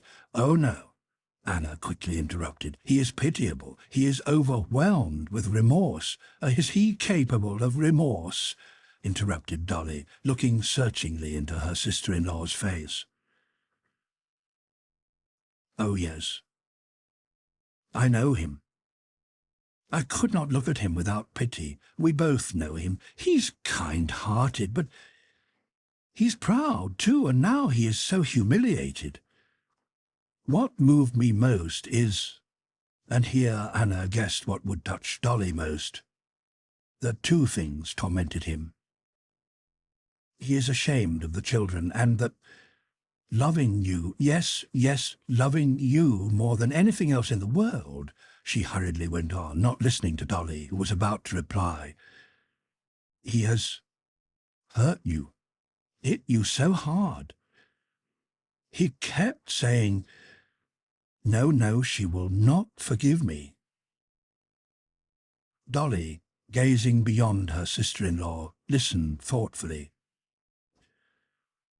Yes, I understand that his position is dreadful. It is worse for the guilty than for the innocent one, she said. If he feels that the misfortune all comes from his fault, how can I forgive him? How can I be a wife to him after her? Life with him now will be a torture for me just because I love my old love for him. Sobs cut short her words. But as if intentionally, every time she softened, she again began to speak of the thing that irritated her. You know, she is young, she's pretty, she said. You see, Anna, my youth and my good looks have been sacrificed, and to whom? For him and his children. I have served his purpose and lost all I had in the service, and of course a fresh, good-for-nothing creature now pleases him better. They probably talked about me, or worse still, avoided the subject. You understand? And hatred again burned in her eyes. And after that he will tell me, am I to believe him? Never. No, it's all ended. All that served as a consolation, as a reward for my labours, my sufferings. Will you believe me? I have just been teaching Grisha. It used to be a pleasure, and now it is a torment. What is the good of my taking pains, of working so hard? What use of the children? It is terrible. My soul is so revolted that instead of love and tenderness for him, I have nothing but anger left. Yes, anger. I could tell him. Dolly, dearest, I understand, but don't torture yourself. You are so deeply hurt, so upset that you see many things in the wrong light. Dolly was silent, and for a moment or two neither spoke. What am I to do? Think it over, Anna. Help me. I've turned over in my mind everything I could think of and can find nothing. Anna could not think of anything, but her heart responded to every word and every look of Dolly's. All I can say is, began Anna, I'm his sister, and I know his character, his capacity for forgetting everything. She made a gesture with her hand in front of her forehead. That capacity for letting himself be completely carried away, but on the other hand for completely repenting. He can hardly believe now, or can hardly understand, how he could do it. No, he understands, and understood, Dolly interrupted. And I? You forget me. Does this make it easier for me?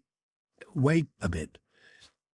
When he was speaking to me, I confess I did not quite realize the misery of your position. I saw only his side, and that the family was upset, and I was sorry for him.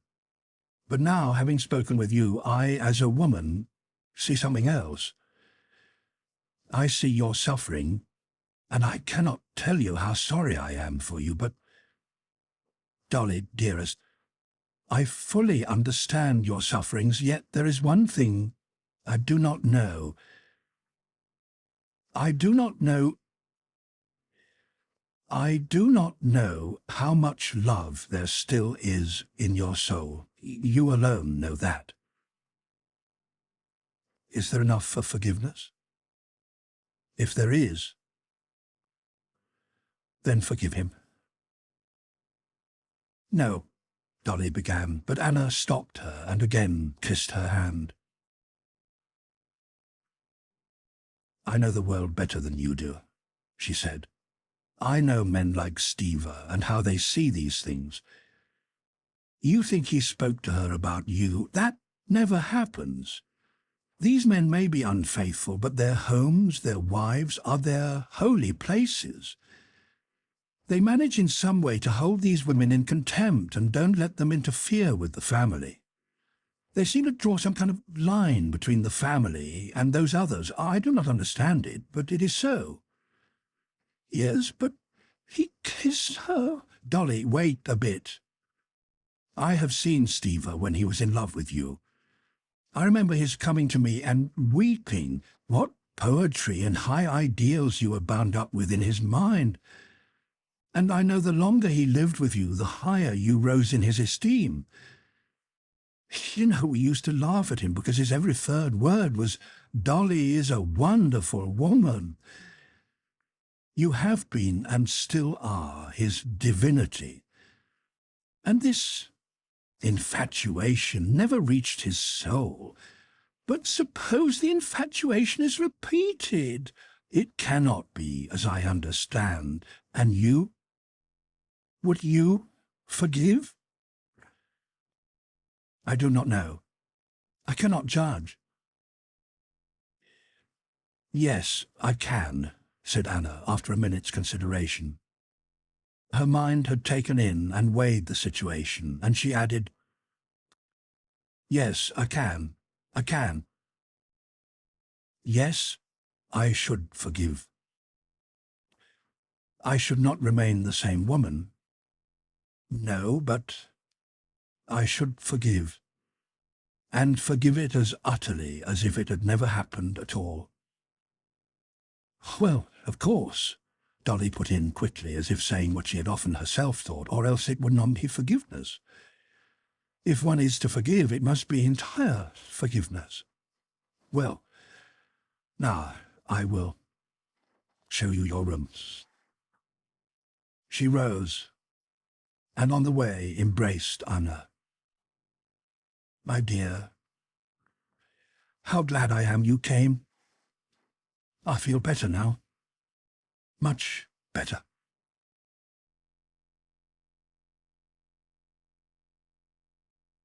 Chapter 20. The whole of that day Anna remained at home, that is at the Oblonskys' house, and did not receive anybody, although several of her acquaintances who had heard of her arrival came to see her. She spent the earlier part of the day with Dolly and the children, and sent a note to her brother to be sure and come home to dinner. Come, she wrote, God is merciful. Oblonsky dined at home. The conversation was general, and his wife addressed him familiarly in the second person singular, which she had not done all these days. There was still the same estrangement in their manner to each other, but no longer any question of separating, and Oblonsky saw that explanation and reconciliation were possible. Immediately after dinner, Kitty came. She knew Anna, but only slightly, and came to her sisters not without fear of how she might be received by this Petersburg society woman whom everybody admired so much.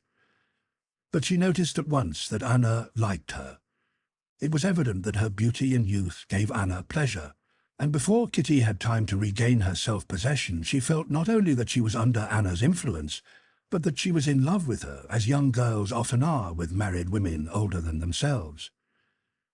Anna was not like a society woman or the mother of an 8-year-old son. The flexibility of her figure, her freshness, and the natural animation of her face appearing now in her smile, now in her eyes, would have made her look more like a girl of 20 had it not been for a serious and sometimes even sad expression in her eyes which struck Kitty and attracted her. Kitty felt that Anna was perfectly unaffected and was not trying to conceal anything, but that she lived in another, higher world full of complex, poetic interests beyond Kitty's reach. After dinner, when Dolly had gone to her own room, Anna got up quickly and went to her brother, who was just lighting a cigar.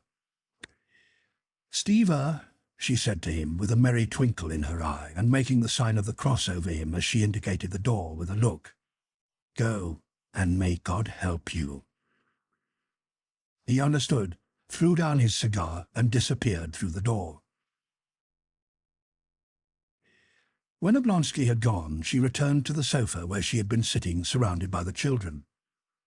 Whether because they saw that Mamma was fond of this aunt, or because they themselves felt her peculiar charm, first the 2 older children, and then the younger ones, as is often the way with children, had even before dinner begun clinging to her, and now would not leave her side.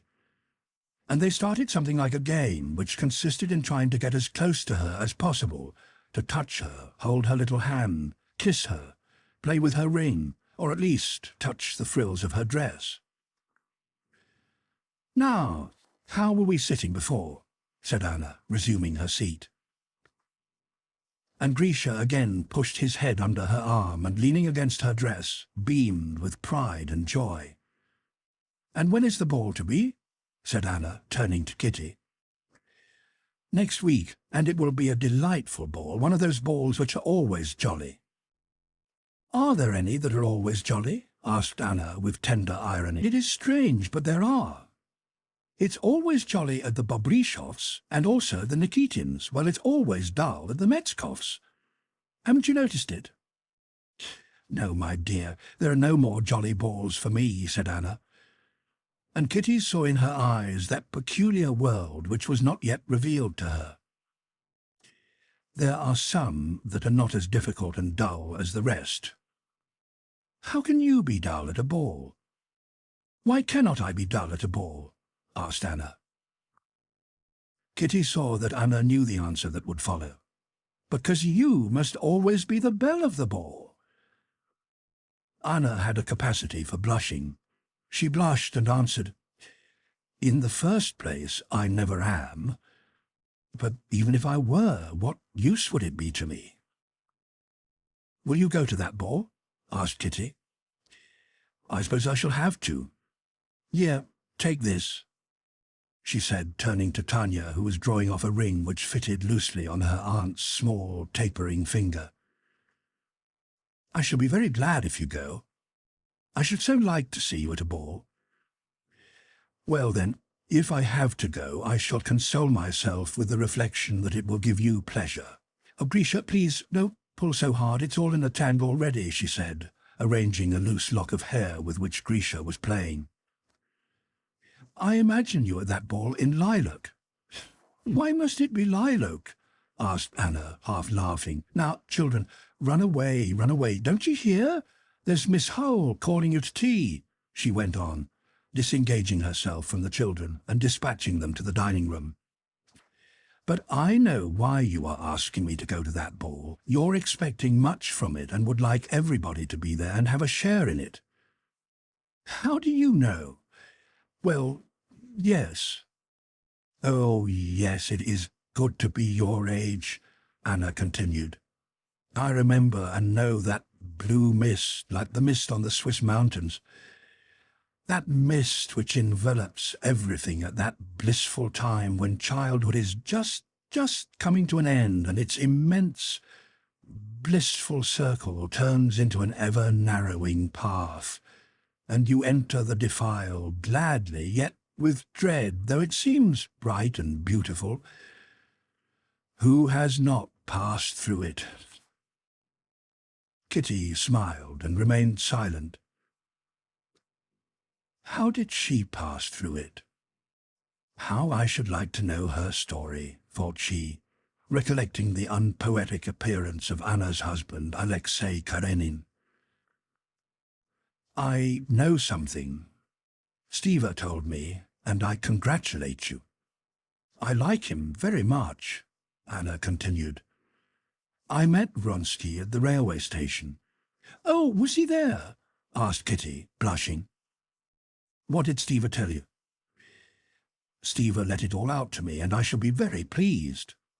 I travelled yesterday with Vronsky's mother," she continued, "and she talked about him all the time. He's her favourite son. I know how partial mothers are, but what did his mother tell you?" "Oh, very much. And I know he is her favourite, but anyone can see he is full of chivalry. For instance, she told me that he wished to give all his property to his brother, that already as a boy he had done something extraordinary, saved a woman from drowning. In a word, he is a hero," said Anna, smiling, and remembering the 200 roubles he had given away at the station. But she did not mention the 200 roubles. For some reason she did not like to think of them. She felt that there had been something in it relating personally to her that should not have been. "She particularly wished me to go and see her," continued Anna. "I shall be glad to see the old lady again, and we'll go tomorrow." "Well, thank heaven Stiva is stopping a long time with Dolly," she added, changing the subject, and she rose, dissatisfied with something, Kitty thought. "I was first? No, I," cried the children, who, having finished their tea, rushed back to Aunt Anna. "All together," said Anna, laughing and running to meet them, and putting her arms round them she tumbled the whole heap of children, struggling and shrieking joyfully, onto the floor.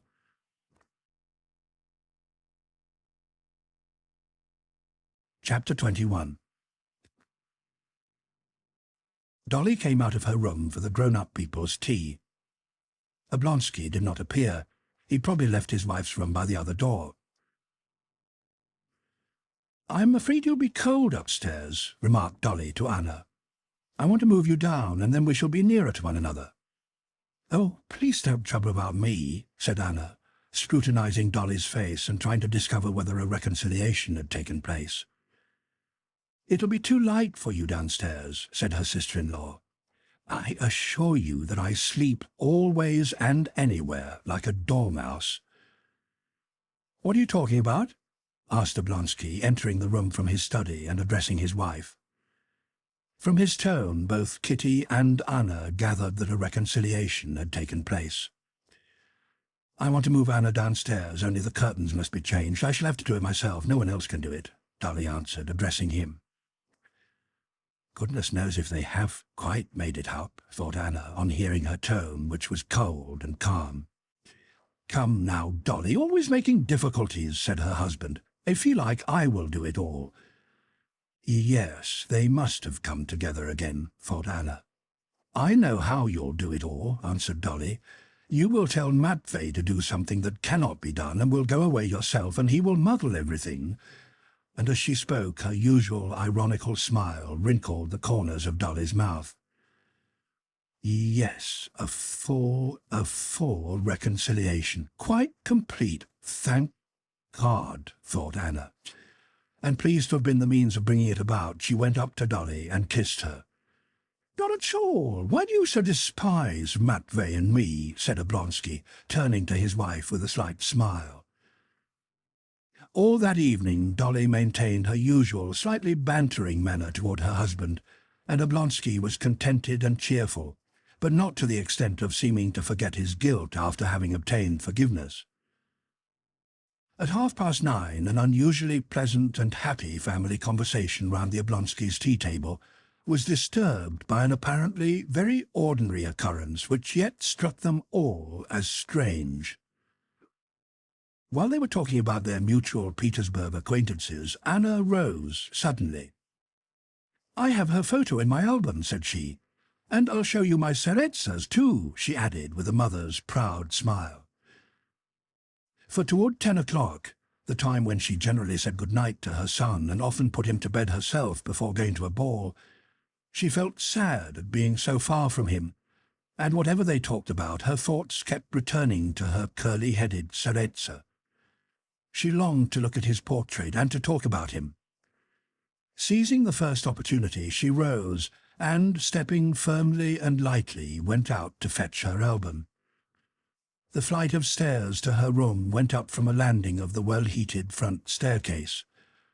As she was coming out of the drawing-room, there was a ring at the door. "Who can it be?" asked Dolly. "It is too early to fetch me, and late for anyone else," said Kitty. "Papers from the office for me, I expect," said Oblonsky. A footman ran up to announce the new arrival, who stood at the foot of the stairs under a lamp. Anna looked down from the landing where she stood and at once recognized Vronsky, and a strange feeling of pleasure mixed with fear suddenly stirred in her heart. He stood in his overcoat, feeling for something in his pockets. When Anna was halfway up the top flight, he lifted his eyes and saw her, and a look of something like embarrassment and fear came into his face. She bowed slightly and went on. She heard Oblonsky's loud voice downstairs asking him to come in, and Vronsky's low, soft voice refusing. When Anna returned with her album, he had already gone, and Oblonsky was saying that Vronsky had called to inquire about a dinner they were giving next day to a celebrity who was visiting Moscow, but that he could not be induced to come in. "He seemed so queer," added Oblonsky. Kitty blushed. She thought that she alone understood why he had come to the house and why he would not come in. "He has been to our house," she thought, "and not finding me in, he guessed that I was here, and he would not come in because Anna is here and he thought it too late." They all glanced at one another and said nothing, but began examining Anna's album. There was nothing extraordinary or strange in the fact that a man had called at 9:30 at a friend's house to ask about a dinner they were planning and that he would not come in, but it seemed strange to all of them. To Anna in particular it seemed strange and not right.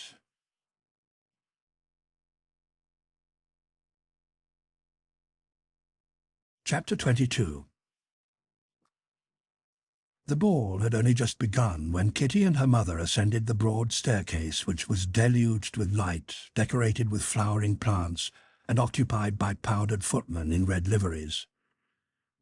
From the ballroom, as from a beehive, came the regular sound of movement, and while they were arranging their hair and dresses before a mirror on the landing between the plants, they heard the accurate, measured sound of the orchestra violins just beginning the first waltz. A little old man who had smoothed the grey hair on his temples before another mirror, and who smelt strongly of scent, happened to jostle them on the stairs, and stepped aside in evident admiration of Kitty, whom he did not know. A beardless youth, one of those whom the old Prince Shtcherbatsky called puppies, with a very low-cut waistcoat, straightening his white tie as he went along, bowed to them and ran past, but returned to ask Kitty for a quadrille. She had given the first quadrille to Vronsky and had to give the second to this youth. An officer, buttoning his glove, stood aside at the doorway to make room for them, and smoothing his moustache looked with evident pleasure at the rosy Kitty. Although Kitty's gown and coiffure and all her other adornments had given her much trouble and thought, she now entered the ballroom in her complicated dress of white net over a pink slip, as easily and simply as if these bows and laces and all the details of her toilet had not cost her or her people a moment's attention, as if she had been born in this net and lace and with that high coiffure and the rose and its 2 leaves on the top. When, just before entering the ballroom, her mother wished to put straight a twisted end of her sash, Kitty drew slightly back. She felt that everything on her must be naturally right and graceful, and that there was no need to adjust anything. It was one of Kitty's happy days. Her dress did not feel tight anywhere. The lace round her bodice did not slip, the bows did not crumple or come off, the pink shoes with their high curved heels did not pinch, but seemed to make her feet lighter. The thick rolls of fair hair kept up as if they had grown naturally so on the little head. All 3 buttons on each of her long gloves, which fitted without changing the shape of her hand, fastened without coming off. The black velvet ribbon of her locket clasped her neck with unusual softness. That ribbon was charming, and when Kitty had looked at her neck in the glass at home, she felt that that ribbon was eloquent. There might be some possible doubt about anything else, but that ribbon was charming. Kitty smiled here at the ball when she caught sight of it again in the mirror. Her bare shoulders and arms gave her a sensation as of cold marble, a feeling she liked very much. Her eyes shone, and she could not keep her rosy lips from smiling at the consciousness of her attractive appearance. Before she had reached the light-coloured crowd of women in tulle, ribbons and lace who were waiting for partners, Kitty never long formed one of the crowd. She was already asked for the waltz, and asked by the best dancer, the leader of the dancing hierarchy, the famous dirigeur and master of the ceremonies, a handsome, stately, married man, George Korzunski. He had just left the Countess Bonin, with whom he had danced the first round of the waltz, and looking round his domain, that is to say, a few couples who had begun to dance, he noticed Kitty just coming in. He approached her, that peculiar, free and easy amble, natural only to masters of ceremonies, bowed, and, without even asking her consent, put his arm round her slim waist. She looked about for someone to hold her fan, and the mistress of the house took it from her with a smile. "How fine that you have come in good time," he said, with his arm round her waist. "It's wrong of people to come so late." Bending her left arm, she put her hand on his shoulder, and her little feet in their pink shoes began moving quickly, lightly and rhythmically in time with the music, over the smooth parquet floor. "It is a rest to waltz with you," he said, as he took the first slow steps of the dance. "What lightness and precision! It's delightful," he remarked, saying to her what he said to almost all the dancing partners whom he really liked. She smiled at his praise, and over his shoulder continued to survey the ballroom. She was not a girl just come out, for whom all faces at a ball blend into one fairy-like vision, nor was she a girl who had been dragged from ball to ball till all the faces were familiar to dullness. She was between those two extremes, and though elated, was able to control herself sufficiently to be observant. She saw that the elite of the company were grouped in the left-hand corner of the room. There was the beauty leader, Korzunski's wife, in an impossibly low dress, and the hostess, and there shone the bald head of Krivin, who was always where the elite were.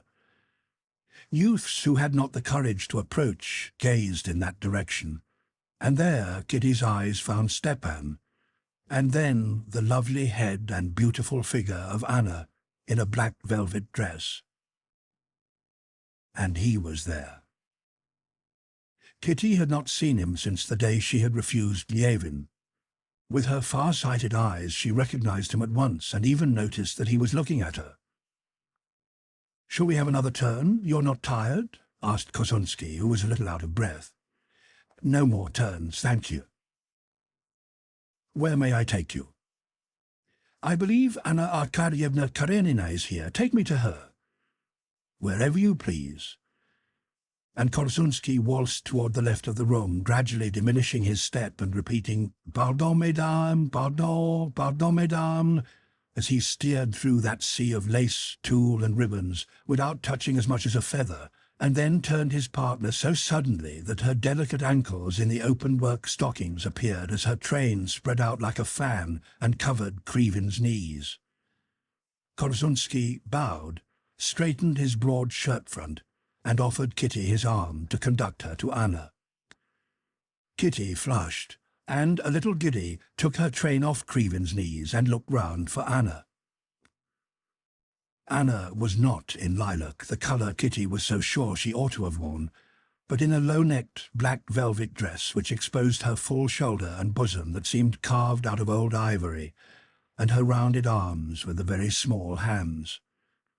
Her dress was richly trimmed with Venetian lace.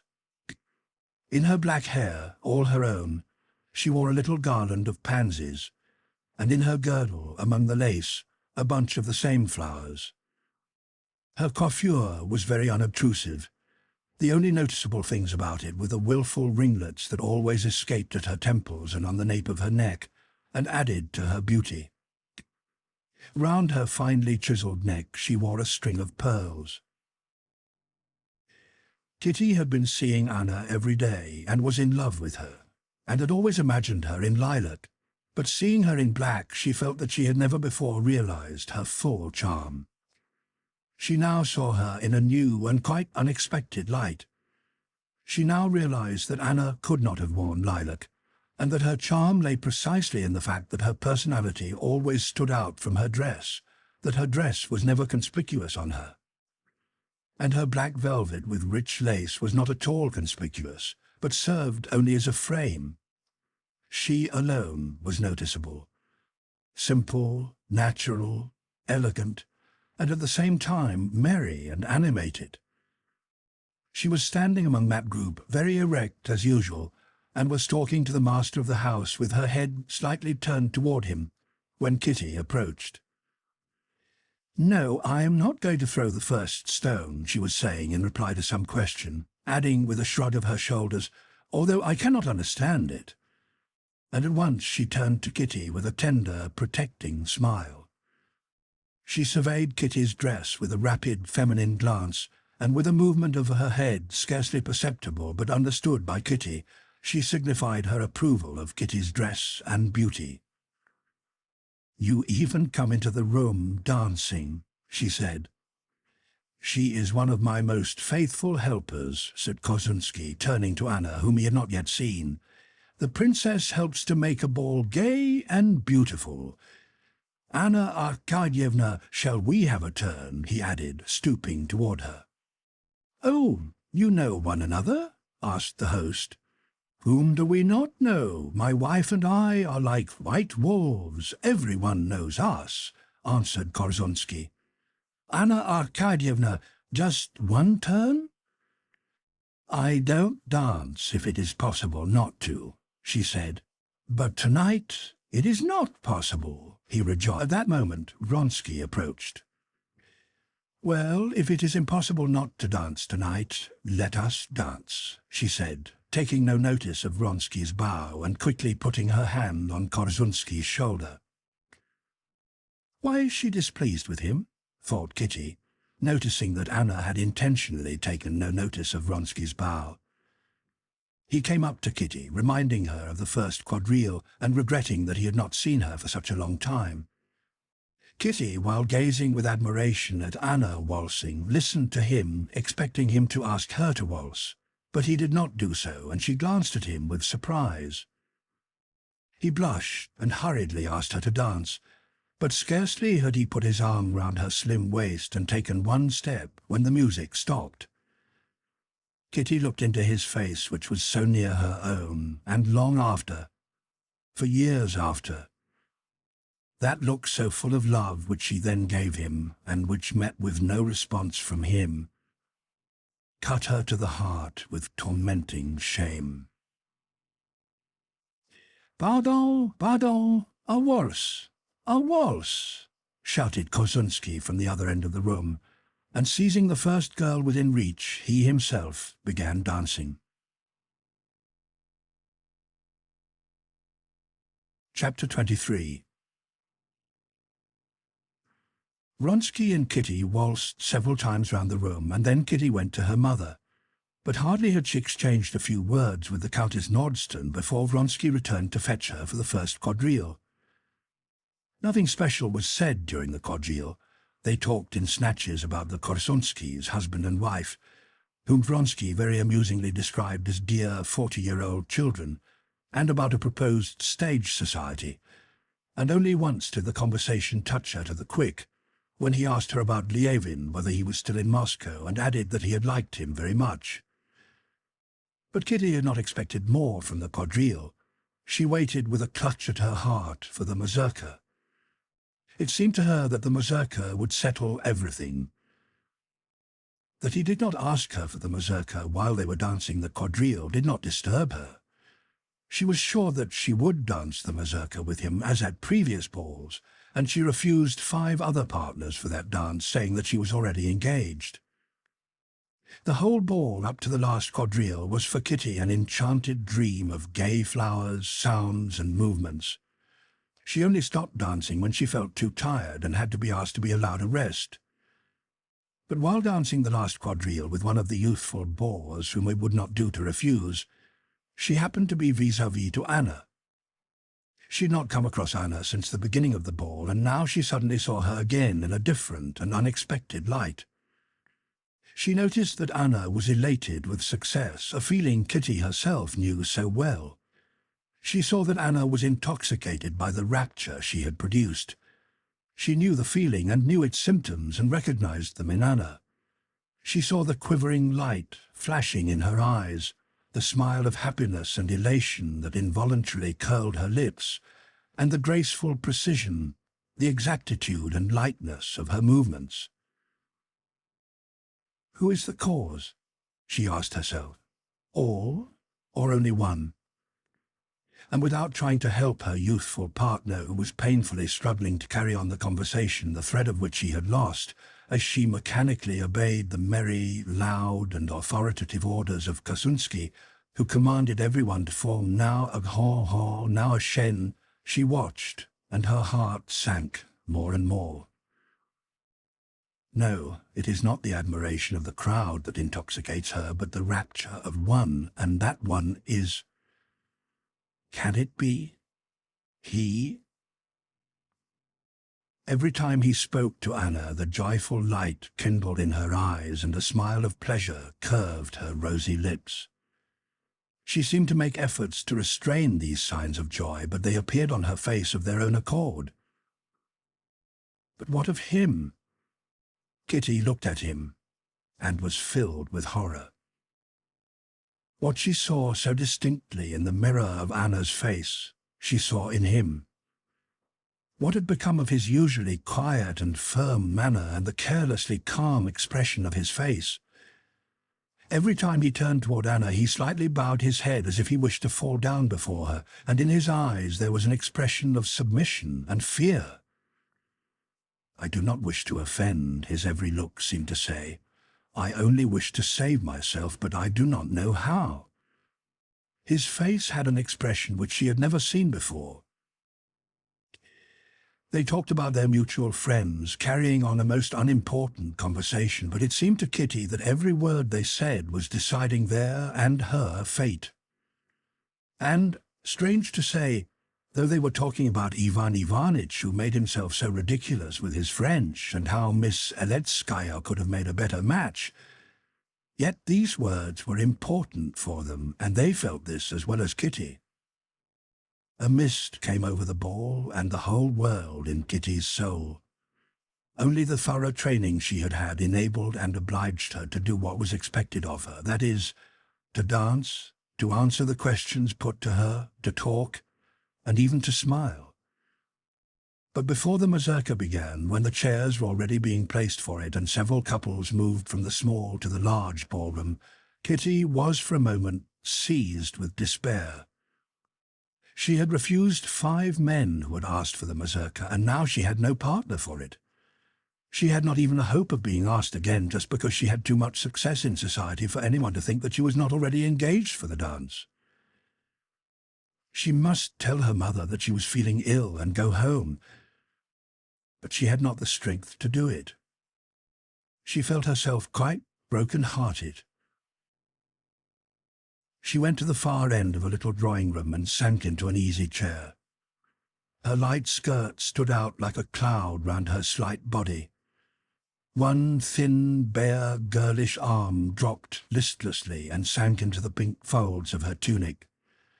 The other hand held a fan with which she rapidly fanned her flushed face. But although she seemed like a butterfly just settled on a blade of grass and ready at any moment to flutter and spread its rainbow wings, her heart was crushed with terrible despair. But perhaps I'm mistaken, perhaps it was nothing of the kind. And she again recalled all that she had witnessed. "Kitty! What does this mean?" asked the Countess Nordston, coming up inaudibly over the carpet. "I don't understand it." Kitty's nether lip trembled, and she rose quickly. "Kitty, are you not dancing the mazurka?" "No, no," said Kitty in a voice tremulous with tears. "He asked her for the mazurka in my presence," said the Countess, knowing that Kitty would understand whom she meant by him and her. "She asked, 'Are you not dancing with the Princess Shtcherbatsky?' "Oh, it's all the same to me," replied Kitty. No one but herself understood her situation, because no one knew that she had only a few days ago refused a man whom she perhaps loved, and refused him because she trusted another. The Countess Nordsten, who was engaged to Korszunsky for the mazurka, told him to ask Kitty instead. Kitty danced in the first pair, and luckily for her she was not obliged to talk, because Korszunsky ran about all the time giving orders in his domain. Vronsky and Anna sat almost opposite to her, and she saw them with her far-sighted eyes. She saw them close by, too, when they met in the dance, and the more she saw of them, the surer she was that the blow had fallen. She saw that they felt as if they were alone in that crowded ballroom. On Vronsky's face, usually so firm and self-possessed, she noticed that expression of bewilderment and submission which had so surprised her, an expression like that of an intelligent dog when it feels guilty. Anna smiled, and the smile passed on to him. She became thoughtful, and he became serious. Some supernatural power attracted Kitty's eyes to Anna's face.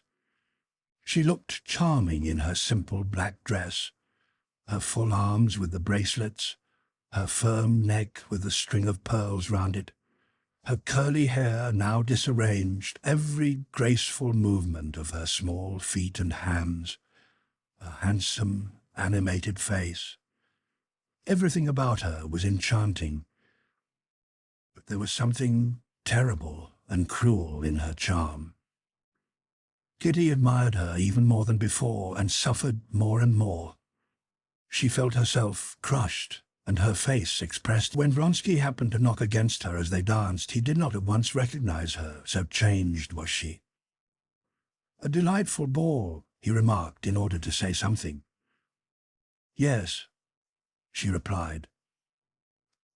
In the middle of the mazurka, performing a complicated figure newly invented by Korszunsky, Anna stepped into the middle of the room and chose 2 men and 2 ladies, one of whom was Kitty, to join her. Kitty, as she moved toward Anna, gazed at her with fear.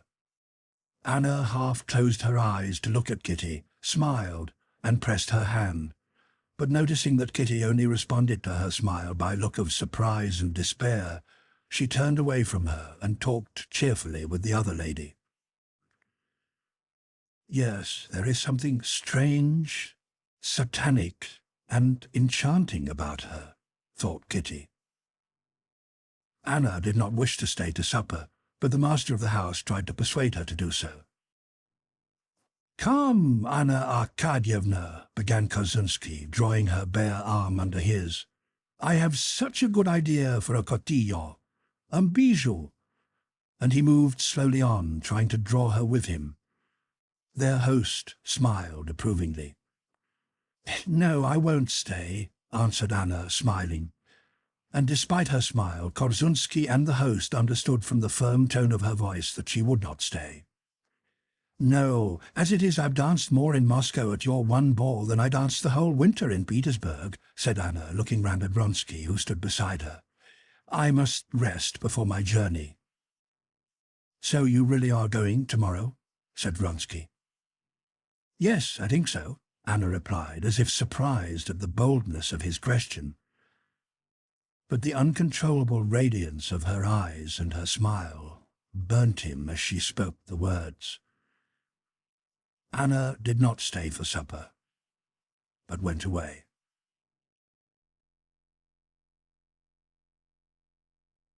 Chapter 24. "Yes, there's certainly something objectionable and repellent about me," thought Levin after leaving the Shtcherbatskys as he walked toward his brother's lodgings.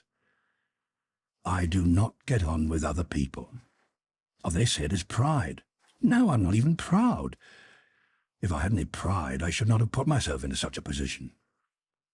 And he pictured to himself Vronsky, happy, kind, clever, calm, and certainly never placing himself in such a terrible position as he, Levin, had been in that evening.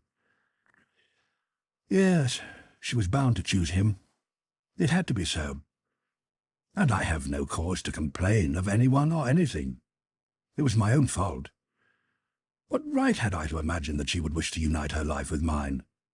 Who and what am I? A man of no account, wanted by no one and of no use to anyone. And he remembered his brother Nikolai and kept his mind gladly on that memory. Is he not right that everything on earth is evil and horrid? And have we judged brother Nikolai fairly? Of course, from Prokofiev's point of view, who saw him in a ragged coat and tipsy, he is a despicable fellow, but I know him from another side. I know his soul and know that we resemble one another.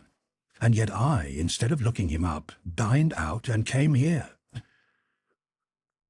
Levin went up to a lamp-post and read his brother's address, which he had in his pocket-book, and then hired a sledge. On the long way to his brother's, he recalled all the events he knew of Nikolai's life. He recalled how, despite the ridicule of his fellow students, his brother had lived like a monk while at the university, and for a year after, strictly observing all the religious rites, attending service, fasting, avoiding all pleasures, and especially women. And then how he suddenly broke loose, became intimate with the vilest people, and gave himself up to unbridled debauchery.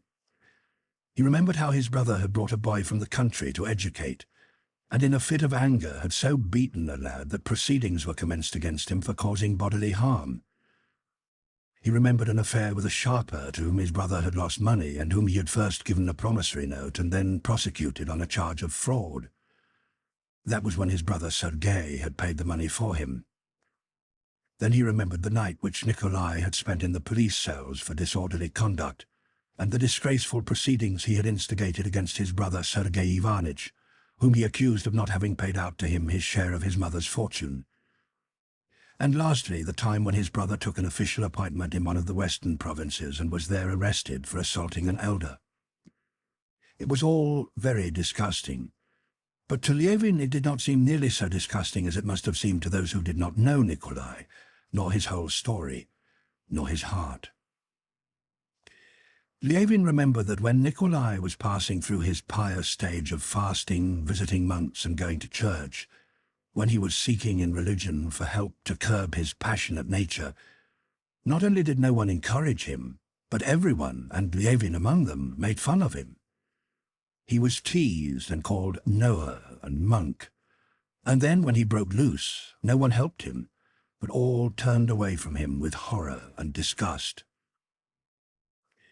Levin felt that his brother Nikolai, in his soul, in the innermost depths of his soul, despite the depravity of his life, was no worse than those who despised him. It was not his fault that he was born with his ungovernable temper and with a cramped mind. He always wished to do right. I will tell him everything. I will get him to tell me everything. I will show him that I love and therefore understand him, Levin decided in his mind, as, toward 11 o'clock, he drove up to the hotel of which he had the address. "Upstairs, numbers 12 and 13, said the hall porter in reply to Levin's question. "Is he in?" "I expect so." The door of number 12 was ajar, and from within, visible in the streak of light, issued dense fumes of inferior and weak tobacco. Levin heard a stranger's voice, but knew at once that his brother was there, for he heard him coughing. As he entered the doorway, the stranger's voice was saying, "It all depends on how intelligently and rationally the affair is conducted." Konstantin Levin glanced into the room, which was beyond a partition, and saw that the speaker was a young man with an enormous head of hair who wore a workman's coat, and that a young, pock-marked woman in a woolen dress without collar or cuffs was sitting on the sofa. He could not see his brother, and his heart sank painfully at the thought that Nikolai lived among such strange people. No one noticed him, and as he took off his galoshes he overheard what the man in the workman's coat was saying. He was talking about some commercial enterprise. "Oh, let the privileged classes go to devil," said his brother's voice, with a cough. "Masha, get us some supper, and bring the wine if any is left, or send for some." The woman rose, came out from behind the partition, and saw Constantine. "Here's a gentleman, Nikolai Dmitrich," she said.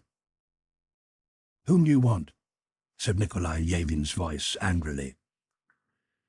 "It is I," answered Constantine Yevin, coming forward into the lamplight. "Who's I?" said the voice of Nikolai Yevin, still more angrily. Constantine heard how he rose hurriedly and caught against something, and then, in the doorway before him, he saw the familiar yet ever strange figure of his brother, wild, sickly, gigantic, lean and round-shouldered, with large, frightened eyes.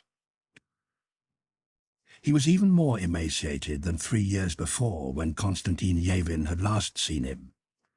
He was wearing a short coat, and his hands and broad bones appeared more immense than ever. His hair was thinner, but the same straight moustache covered his lips, and the same eyes with their peculiar, naive gaze looked out at the newcomer.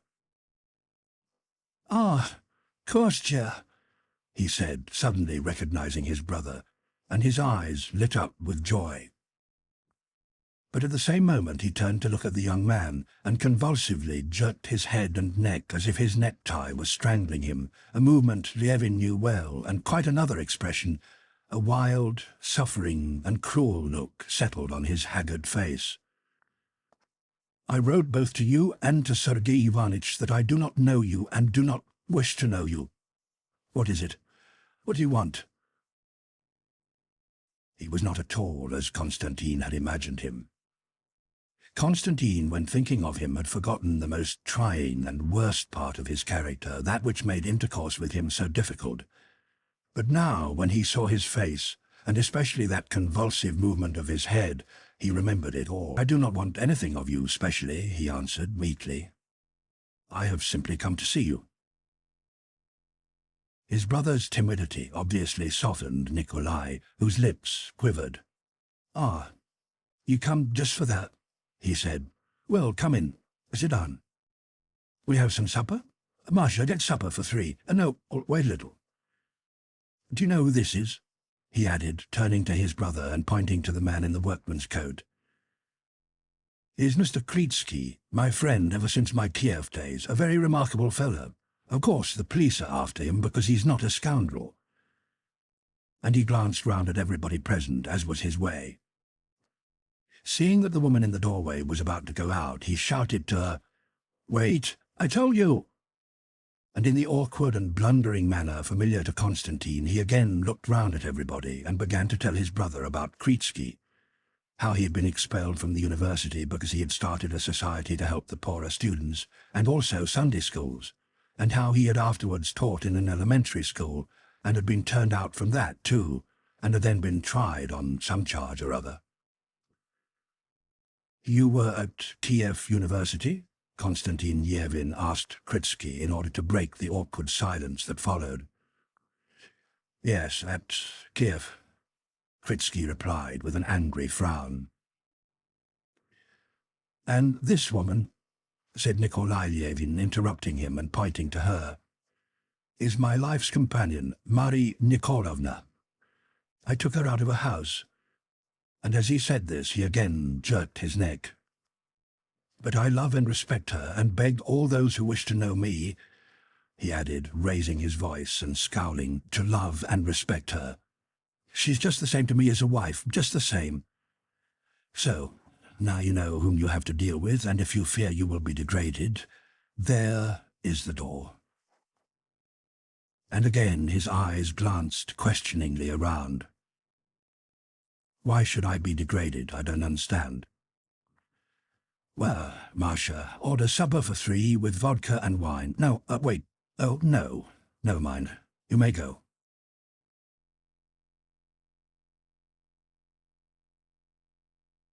Chapter 25. So, you see, Nikolai Yevin continued with an effort, wrinkling his brow and twitching. He evidently found it hard to decide what to say and to do. You see, he pointed to a bundle of iron rods tied together with string in a corner of the room. You see that? It is the beginning of a new business we are undertaking. The business is to be a productive association. Constantine hardly listened.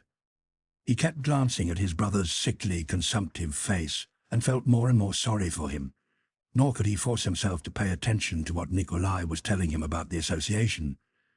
He realized that this association was merely an anchor to save his brother from self-contempt. Nikolai Yevin continued speaking. You know that capitalism oppresses the workers. Our workmen, the peasants, bear the whole burden of labour, but are so placed that, work as they may, they cannot escape from their degrading condition.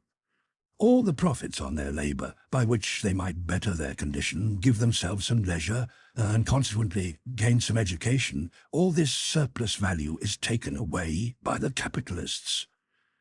And our society has so shaped itself that the more the people work, the richer the merchants and landowners will become, while the people will remain beasts of burden forever. And this system must be changed, he concluded with an inquiring look at his brother. Yes, of course, said Constantine, looking intently at the hectic flush which had appeared on his brother's face below its prominent cheekbones. And so we're starting a locksmiths' association in which all the products and the profits, and above all the instruments of production, will be common property. Where will the business be? Asked Constantine. In the village of Vodsrema, Kazan government. Why in a village? It seems to me there's plenty of work to do in the country as it is. Why start a locksmiths' association there?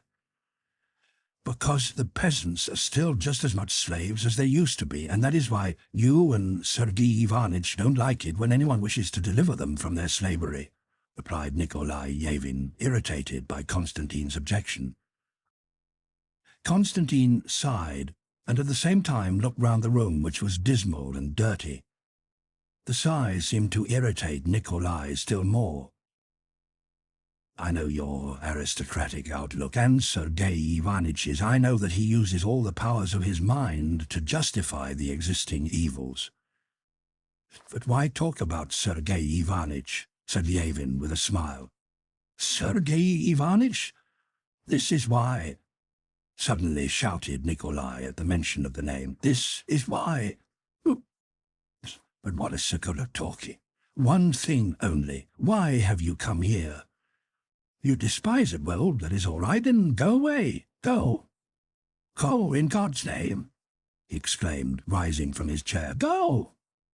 Go. I do not despise it at all, Constantine replied meekly. I do not even dispute it. Meanwhile, Maria Nikolaevna had come back. Nikolai gave her an angry look. She hurried up to him and said something in a whisper.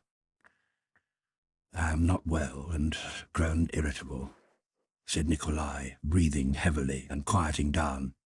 And you talk to me about Sergei Ivanitch and his article. It is such rubbish, such humbug, such self-deception. What can a man write about justice who does not understand it? Have you read his article? He said, turning to Kritsky again, sitting down to the table and clearing away from it a heap of half-filled cigarettes to make room. I have not read it, said Kritsky morosely, evidently not wishing to join in the conversation. Why not? Irritably answered Nikolai, still addressing Kritsky. Because I consider it unnecessary to waste time on it. What do you mean? May I ask how you knew it would waste your time? That article is incomprehensible to many. I mean, it is above them. But it is a different matter with me. I see through his thought and therefore know why it is weak. Everyone remained silent. Kritsky rose and took up his hat. A John in his summer? Well, goodbye. Come tomorrow and bring the locksmith." As soon as Kritsky had gone out, Nikolai smiled and winked. "He also is not much good," he remarked. "I can see." But at that moment Kritsky called him from outside the door. "What do you want now?" said Nikolai, and went out into the passage. Left alone with Maria Nikolaevna, Levin spoke to her. "Have you been long with my brother?" he asked. "Yes, it is the 2nd year now. His health is very bad. He drinks too much," she said. "Really? What does he drink?" "He drinks vodka, and it's bad for him." "Much vodka?" whispered Levin. "Yes," she said, looking timidly toward the door, just as Nikolai returned. "We told him out?" he asked, frowning, and looking from one to the other with frightened eyes. "What was it?" "Nothing," replied Levin in confusion. "If you do not wish to tell me, do as you please, and you have no business to talk to her. She's a street girl, and you are a gentleman," he muttered, jerking his neck. "You see, I have examined and weighed everything here, and regard my errors with compassion," he continued, again raising his voice. "Nikolai Dmitrich, Nikolai Dmitrich," whispered Maria Nikolaevna, again approaching him. "Well, all right, all right. And how about supper? Ah, here it is," he said, noticing a waiter who was bringing in a tray. Here, put it down, here," he said crossly, and at once poured out a wine-glass full of vodka and drank it greedily. "Oh, drink, will you?" he said to his brother, brightening up at once. "Well, we've had enough of Sergei Ivanitch. I'm glad to see you, anyhow. Whatever one may say, after all, we are not strangers. Come, have a drink.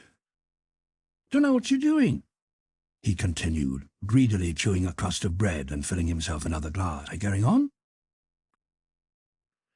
"I'm living alone in the country as I did before, and I look after the farming," answered Constantine, observing with horror how greedily his brother ate and drank, and trying not to let it be seen that he noticed it.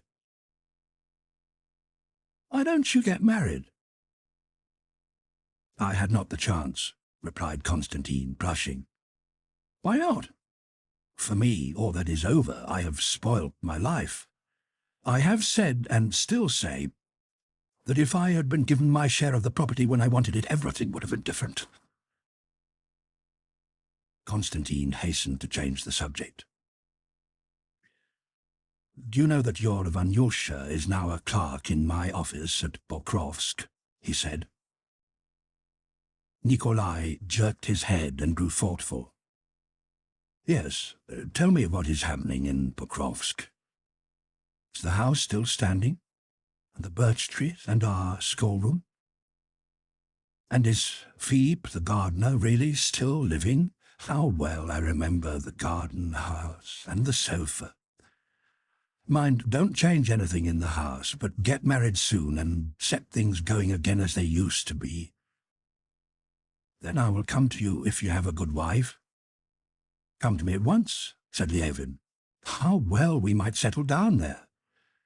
"I would come if I was sure I should not find Sergei Ivanitch there." "You won't find him there. I live quite apart from him." "Still, say what you will, you must choose between him and me," said Nikolai, with a timid look at his brother. His timidity touched Constantine. "If you want my full confession about it, I will tell you that I take no side in your quarrel with Sergei Ivanitch. You are both to blame. You more in external matters, and he more in essential ones." Ah, Enin, you have grasped it! You have grasped it!" joyfully exclaimed Nikolai.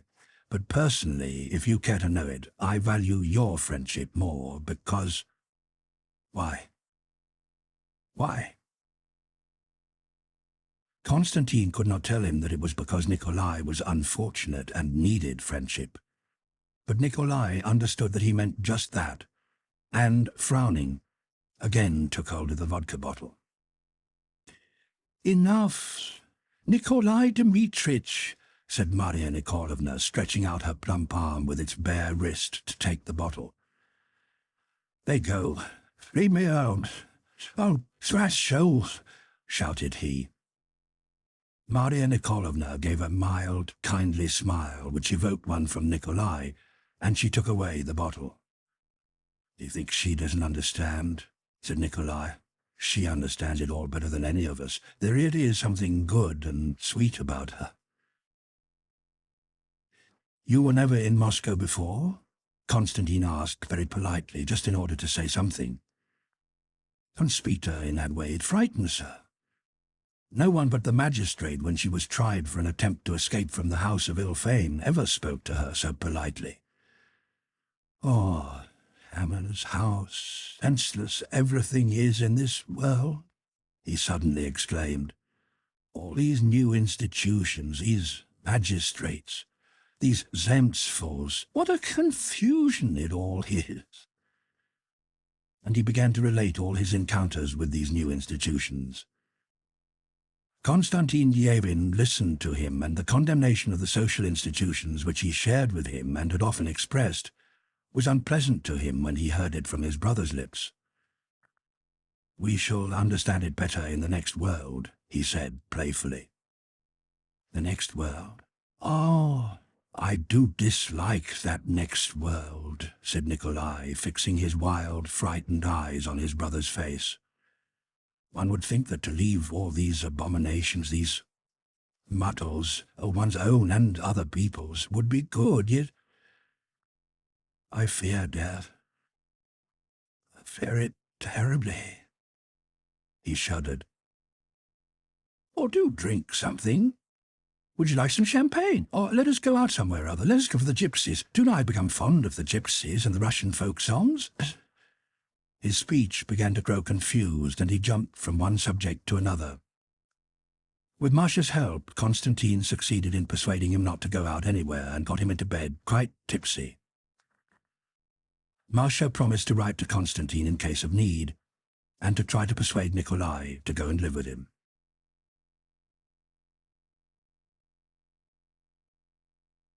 Chapter 26. Next morning, Konstantin Yevin left Moscow, and toward evening he reached home.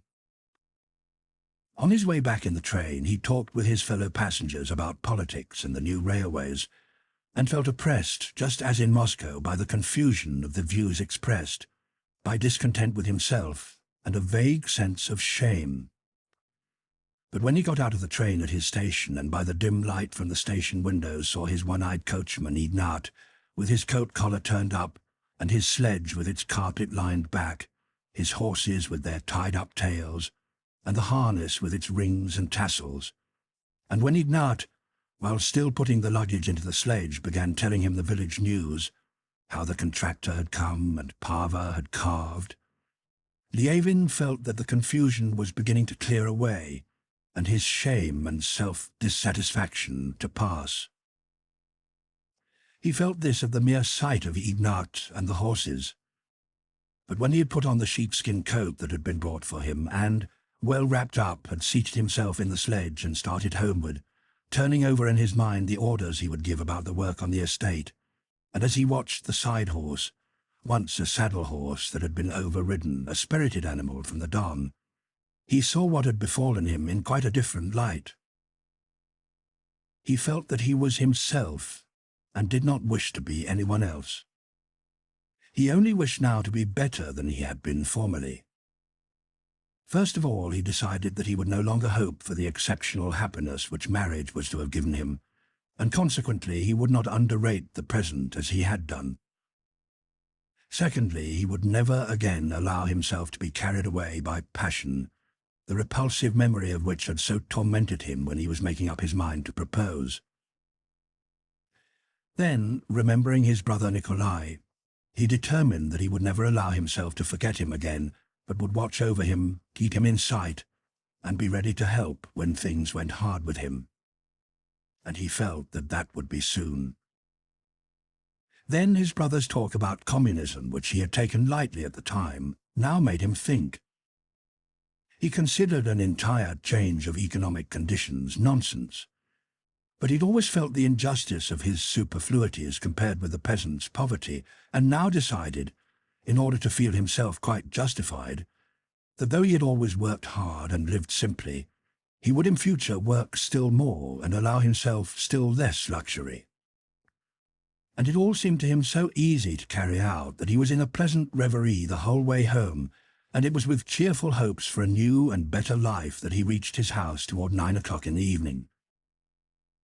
A light fell on the snow-covered space in front of the house from the windows of the room of his old nurse, Agafya Mikhailovna, who now acted as his housekeeper. She had not yet gone to bed, and Kuzma, whom she had roused, came running out barefoot and still half asleep into the porch. Laska, a setter bitch, ran out too, almost throwing Kuzma off his feet, and whined and rubbed herself against Lievin's knees, jumping up and wishing but not daring to put her front paws on his chest. "You have soon come back, sir?" said Agafya Mikhailovna. "I was homesick, Agafya Mikhailovna. Visiting is all very well, but there is no place like home," he replied, and went into his study. A candle just brought in gradually lit up the study, and its familiar details became visible. The stag's horns, the bookshelves, the looking-glass, the hot air aperture of the stove with its brass lid which had long been in need of repair, his father's couch, the large table on which were an open volume, a broken ashtray, and an exercise book in his handwriting. When he saw all this, he was overcome by a momentary doubt of the possibility of starting the new life of which he had been dreaming on his way. All these traces of his old life seemed to seize hold of him and say, "No, you will not escape us and will not be different, but will remain such as you have been, full of doubts, full of dissatisfaction with yourself, and of vain attempts at improvement followed by failures, and continual hopes of the happiness which has escaped you and is impossible for you." That was what the thing said. But another voice within his soul was saying that one must not submit to the past, and that one can do anything with oneself. And obeying the latter voice, he went to the corner where 2 36-pound dumbbells lay and began doing gymnastic exercises with them to invigorate himself. He heard a creaking of steps at the door, and hurriedly put down the dumbbells. His steward entered and said that, the Lord be thanked, everything was all right, but that the buckwheat had burnt in the new drying kiln. This news irritated Lievin. The new kiln had been built and partly invented by him. The steward had always been against the new kiln, and now proclaimed with suppressed triumph that the buckwheat had got burnt. Lievin felt quite certain that if it had been burnt it was only because the precautions about which he had given instructions over and over again had been neglected. He was vexed, and he reprimanded the steward. But the steward had one important and pleasant event to report. Pava, his best and most valuable cow bought at the cattle show, had calved. "Kuzma, bring me my sheepskin, and you tell them to bring a lantern. I will go have a look at her," he said to the steward. The sheds where the most valuable cattle were kept were just behind the house. Crossing the yard past the heap of snow by the lilac bush, he reached the shed. There was a warm, steaming smell of manure when the frozen door opened, and the cows, astonished at the unaccustomed light of the lantern, began moving on their clean straw. Lievin saw the broad, smooth, black-mottled back of a Dutch cow. The boar, barefoot, with a ring through his nose, was lying down and almost rose up, but changed his mind and only snorted a couple of times as they passed by. The red beauty, Pava, enormous as a hippopotamus, turned her back, hiding her calf from the newcomers and sniffing at it.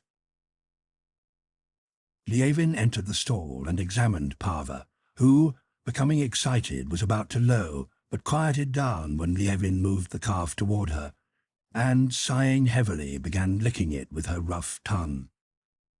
The calf fumbled about, pushing its nose under its mother's belly and swinging its little tail. "Show a light here. Theodore, here," said Lievin, examining the calf. like its mother," he said, "although the colour is its father's.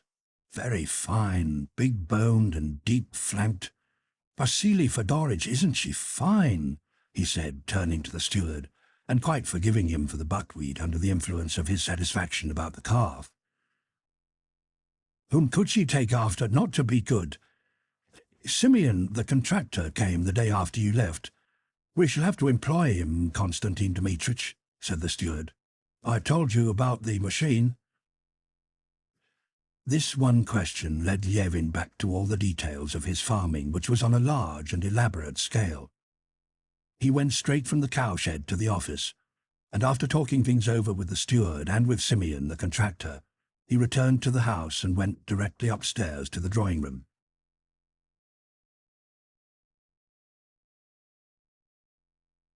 Chapter 27. It was a large, old-fashioned house, and though only Levin was living in it, he used and heated the whole of it. He knew this to be foolish and even wrong, and contrary to his new plans, but this house was a whole world to Levin. It was the world in which his father and mother had lived and died. They had lived a life which appeared to him ideally perfect, and which he had dreamt of renewing with a wife and family of his own. Levin could scarcely remember his mother. His conception of her was to him a sacred memory, and in his imagination his future wife was to be a repetition of the enchanting and holy ideal of womanhood that his mother had been. He could not imagine the love of woman without marriage, and even pictured to himself a family first, and then the woman who would give him the family. His views on marriage, therefore, did not resemble those of most of his acquaintances, for whom marriage was only one of many social affairs. For Levin it was the chief thing in life, on which the whole happiness of life depended. And now he had to renounce it. When he had settled in the armchair in the little drawing-room where he always had his tea, and Agafya Mikhailovna had brought it in for him and had sat down at the window with her usual remark, "I will sit down, sir," he felt that, strange to say, he had not really forgotten his dreams, and that he could not live without them. With her, or with another, they would come true. He read his book and followed what he read, stopping now and then to listen to Agafya Mikhailovna, who chattered indefatigably, and at the same time various pictures of farming and future family life arose disconnectedly in his mind. He felt that in the depth of his soul something was settling down, adjusting and composing itself. He listened to Agafya Mikhailovna's talk of how Prokhor had forgotten the Lord, was spending on drink the money Levin had given him to buy a horse with, and had beaten his wife nearly to death. He listened and read, and remembered the whole sequence of thoughts raised by what he was reading. It was a book of Tyndall's on heat. He recalled his disapproval of Tyndall's self-conceit concerning the cleverness of his experiments, and his lack of a philosophic outlook. And suddenly the joyous thought came uppermost. In 2 years' time I shall have 2 Dutch cows in my herd, and Parva herself may still be alive. There will be 12 cows by Berkut, and these 3 to crown all. Splendid. He returned to his book. Well, let us grant that electricity and heat are one and the same, but can we substitute the one quantity for the other in solving an equation? No. Then what of it? The connection between all the forces of nature can be felt instinctively without all that. It will be especially good when Parva's calf is already a red mottled cow, and the whole herd in which these 3 will be. How splendid! To go out with my wife and the visitors and meet the herd. My wife will say, "We, Konstantin and I, reared this calf like a baby." "How can you be interested in these things?" the visitor will ask. "All that interests him interests me." But who is she? And he remembered what had happened in Moscow. Well, what is to be done? It is not my fault. But now everything will be on new lines. It is nonsense to say that life will prevent it, that the past prevents it. I must struggle to live a better, far better life." He lifted his head and pondered. Old Lasker, who had not yet quite digested her joy at her master's return and had run out to bark in the yard, now came back, bringing a smell of fresh air with her into the room, and, wagging her tail, she approached him and, putting her head under his hand, whined plaintively, asking to be patted. "She all but speaks," said Agathya Mikhailovna. "She's only a dog, but she understands that her master has come back feeling depressed." "Why depressed?" "Oh, don't I see? I ought to understand gentlefolk by this time. I've grown up among them from a child. Never mind, my dear, as long as you have good health and a clean conscience." Levin looked at her intently, surprised that she knew so well what was in his mind. "Shall I bring you a little more tea?" she said, and went out with his cup. Lasker kept on pushing her head under his hand. He patted her a little, and she curled herself up at his feet with her head on her outstretched hind paw. And to show that all was now well and satisfactory, she slightly opened her mouth, smacked her sticky lips, and drawing them more closely over her old teeth, lay still in blissful peace. Levin attentively watched this last movement of hers. "And it is just the same with me," he said to himself. "It is just the same with me. What does it matter? All is well."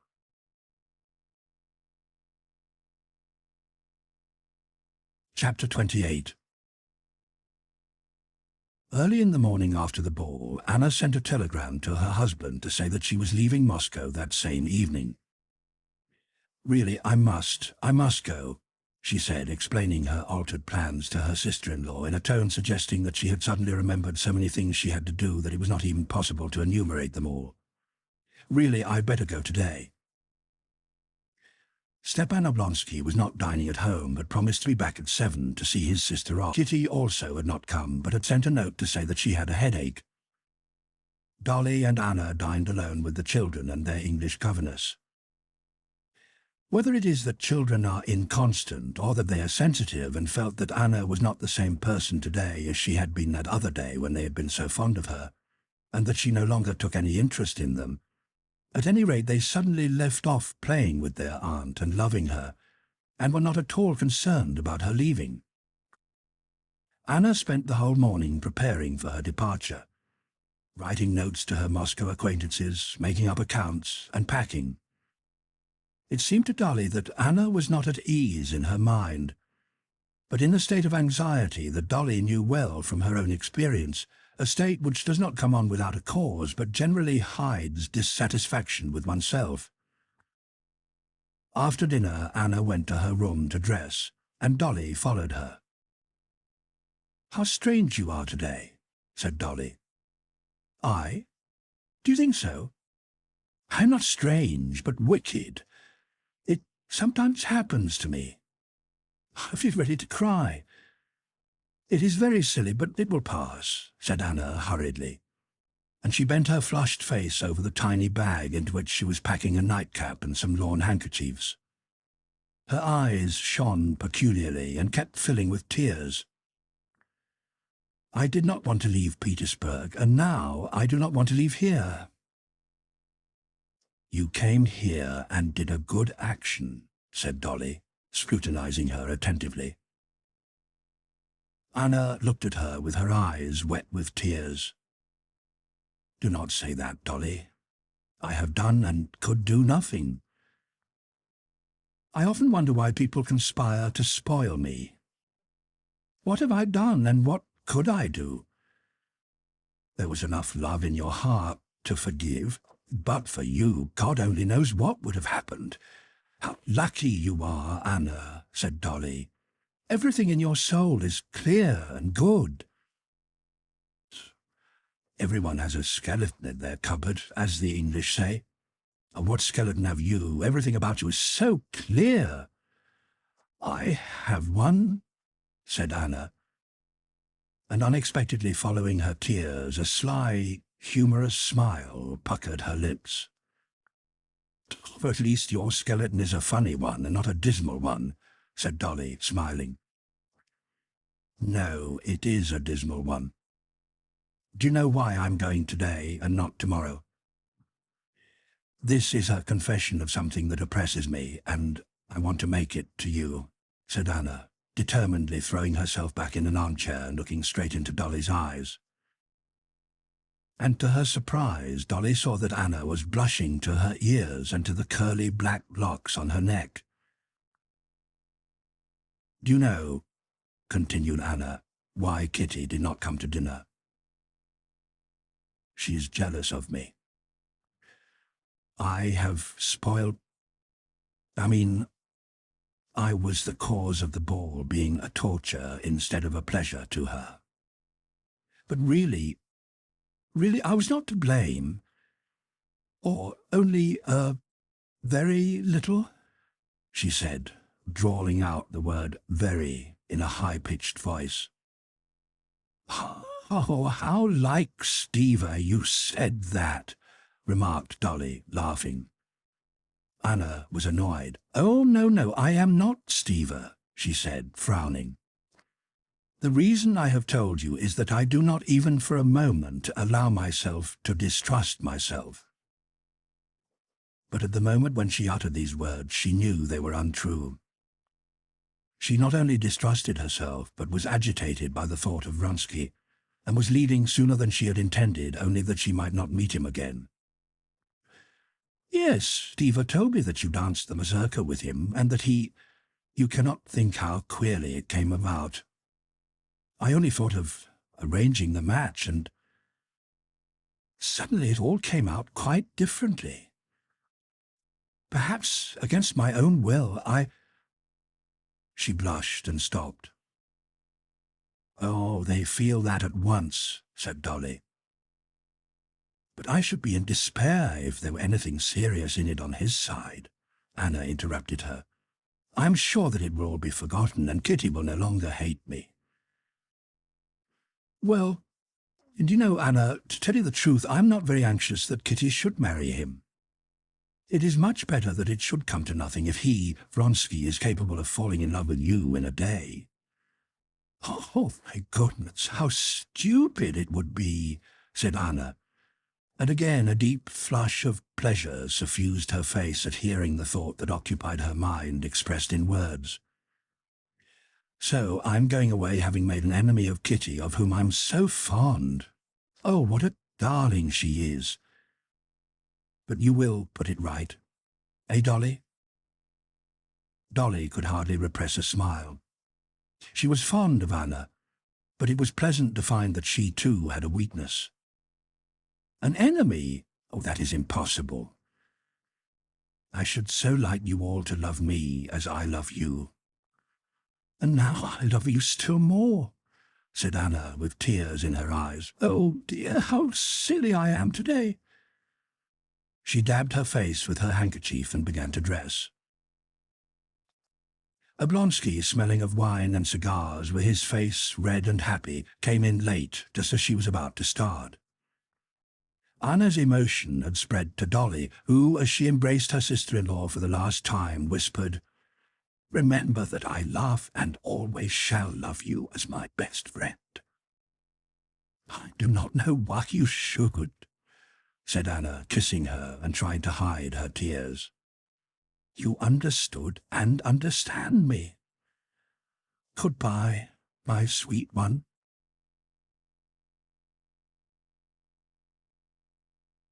Chapter 29. Well, that's all over, thank heaven, was Anna's first thought when she had taken leave of her brother, who stood to the last moment obstructing the entrance to the railway carriage. She sat down beside her maid, Anushka, and peered round the dimly lit sleeping compartment. Thank heaven, tomorrow I shall see Tsaretsa and Alexei Alexandrovich again, and my good, accustomed life will go on as of old. With the same preoccupied mind she had had all that day, Anna prepared with pleasure and great deliberation for the journey. With her deft little hands she unlocked her red bag, took out a small pillow which she placed on her knees, and locked the bag again. Then she carefully wrapped up her feet and sat down comfortably.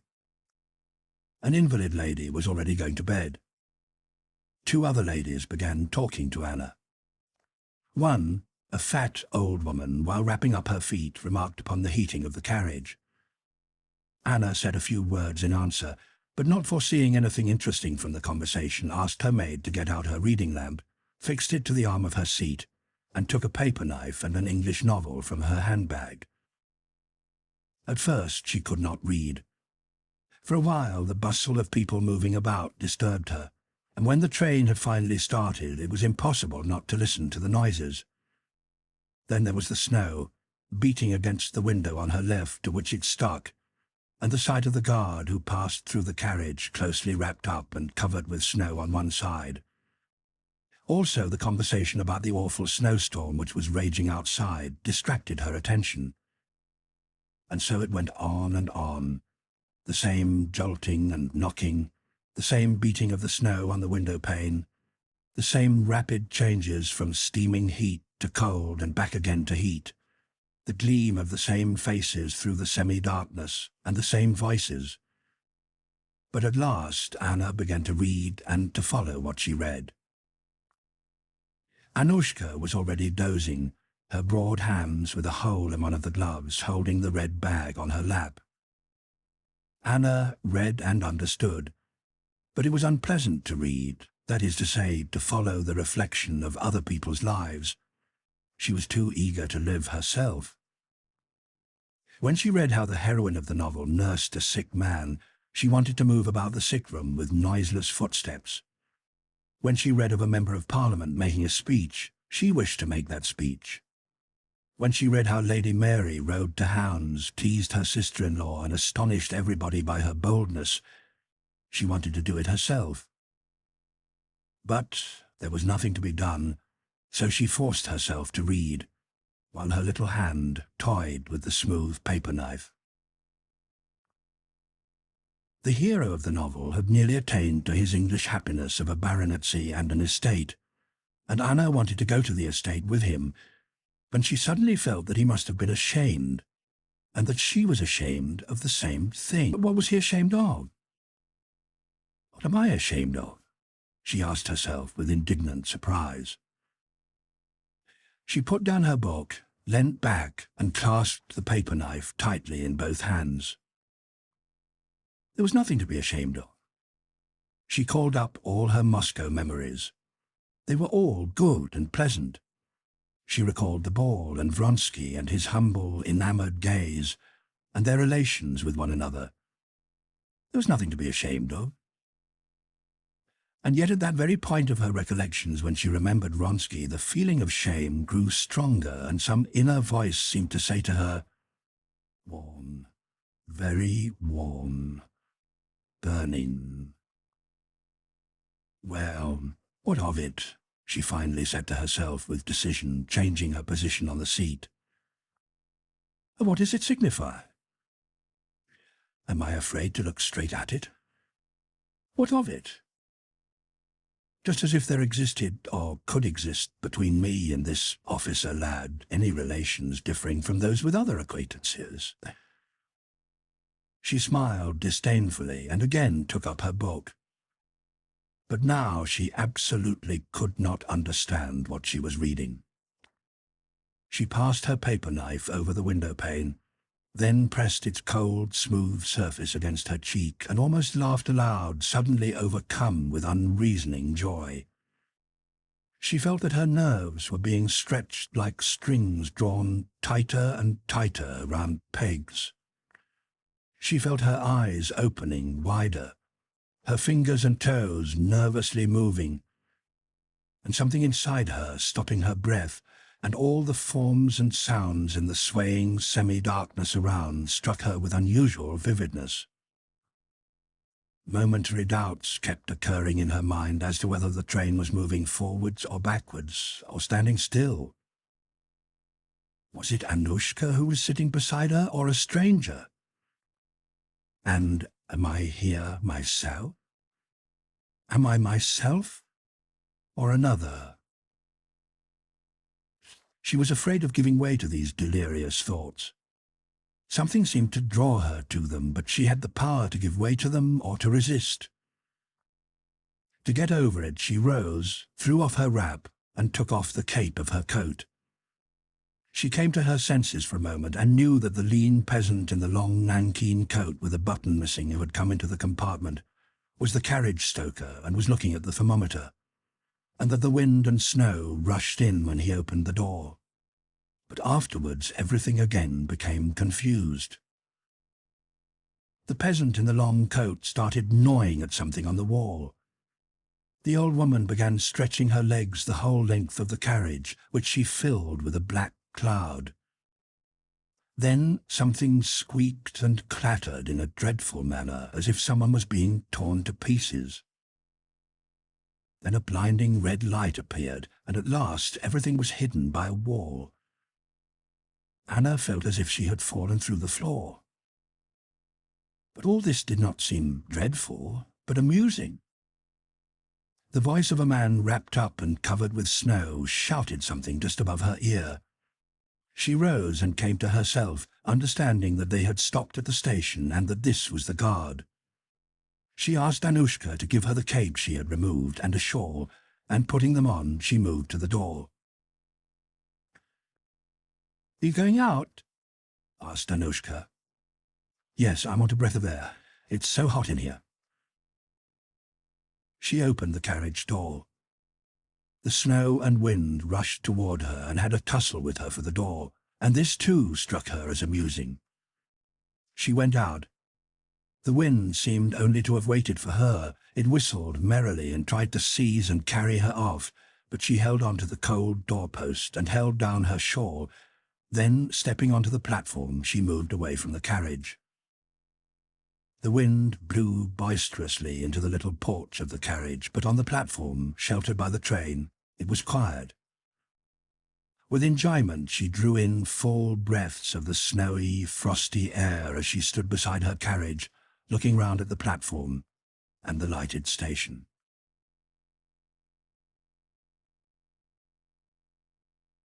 Chapter 30. A blustering storm was rushing and whistling between the wheels of the train and round the pillars on the corners of the station. The railway carriages, the pillars, the people, and everything that could be seen were covered on one side with snow, and that covering became thicker and thicker. A momentary lull would be followed by such a terrific gust that it seemed hardly possible to stand against it.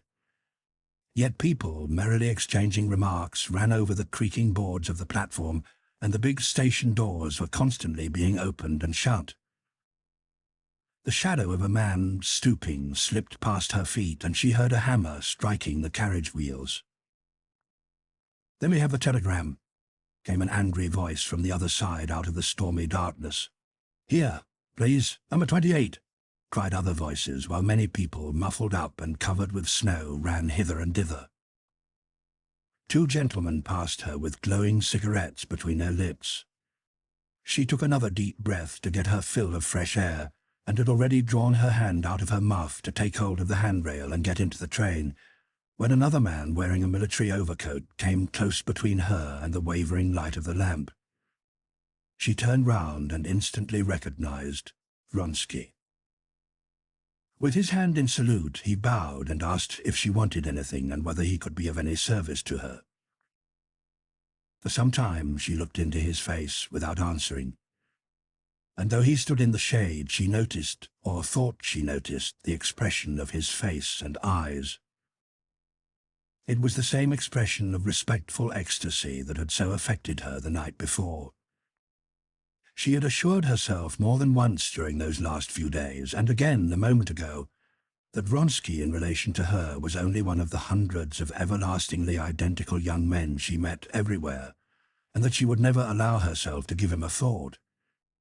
Yet now, at the first moment of seeing him again, she was seized by a feeling of joyful pride. There was no need for her to ask him why he was there. She knew as well as if he had told her that he was there in order to be where she was. "I did not know that you were going too." "Why are you going?"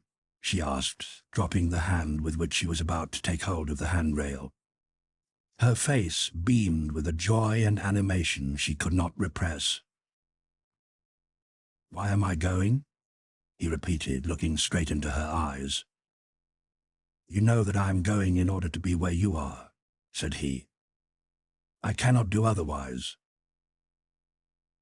At that moment the wind, as if it had mastered all obstacles, scattered the snow from the carriage roofs and set a loose sheet of iron clattering, and in front the deep whistle of the engine howled mournfully and dismally. The awfulness of the storm appeared still more beautiful to her now. He had said just what her soul desired, but her reason dreaded. She did not reply, and he saw a struggle in her face. "Forgive me if my words displease you," he said humbly. He spoke courteously and respectfully, but so firmly and stubbornly that she was long unable to reply. "What you are saying is wrong, and if you are a good man, I beg you to forget it, as I will forget it," she said at last. "Not a word, not a movement of yours will I ever forget, nor can I." "Enough, enough," she cried, vainly trying to give a severe expression to her face into which he was gazing eagerly. She took hold of the cold handrail, ascended the steps, and quickly entered the little lobby leading into the carriage. But in that little lobby she stopped, going over in her imagination what had just taken place. Though she could remember neither his nor her own words, she instinctively felt that that momentary conversation had drawn them terribly near to one another, and this both frightened her and made her happy. After standing still for a few seconds, she went into the carriage and sat down. The overwrought condition which tormented her before not only returned again, but grew worse and reached such a degree that she feared every moment that something within her would give way under the intolerable strain. She did not sleep at all that night, but the strain and the visions which filled her imagination had nothing unpleasant or dismal about them. On the contrary, they seemed joyful, glowing, and stimulating. Toward morning, Anna, while still sitting up, fell into a doze. When she woke, it was already light, and the train was approaching Petersburg. At once thoughts of home, her husband, her son, and the cares of the coming day, and of those that would follow, beset her. When the train stopped at the Petersburg terminus and she got out, the first face she noticed was that of her husband. "Great heavens! What has happened to his ears?" she thought, gazing at his cold and commanding figure, and especially at the gristly ears which now so struck her, pressing as they did against the rim of his hat. When he saw her, he came toward her with his customary ironical smile and looked straight at her with his large, tired eyes. An unpleasant feeling weighed on her heart when she felt his fixed and weary gaze, as if she had expected to find him different. She was particularly struck by the feeling of dissatisfaction with herself which she experienced when she met him. It was that ordinary, well-known feeling as if she were dissembling which she experienced in regard to her husband. But formerly she had not noticed it, while now she was clearly and painfully conscious of it. "Yes, as you see, here is a devoted husband, devoted as in the first year of married life, consumed by desire to see you," said he, in his slow, high-pitched voice, and in the tone in which he always addressed her, a tone which ridiculed those who could use such words in earnest. "Is Serat so well?" she asked. "And is this all the reward I get," he said, "for my ardour?" "He is quite well, quite well."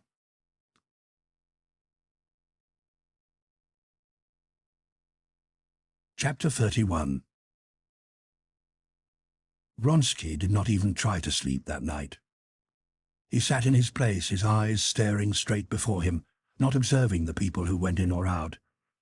And if previously his appearance of imperturbable calm had struck and annoyed those who did not know him, he now seemed to them even prouder and more self-confident.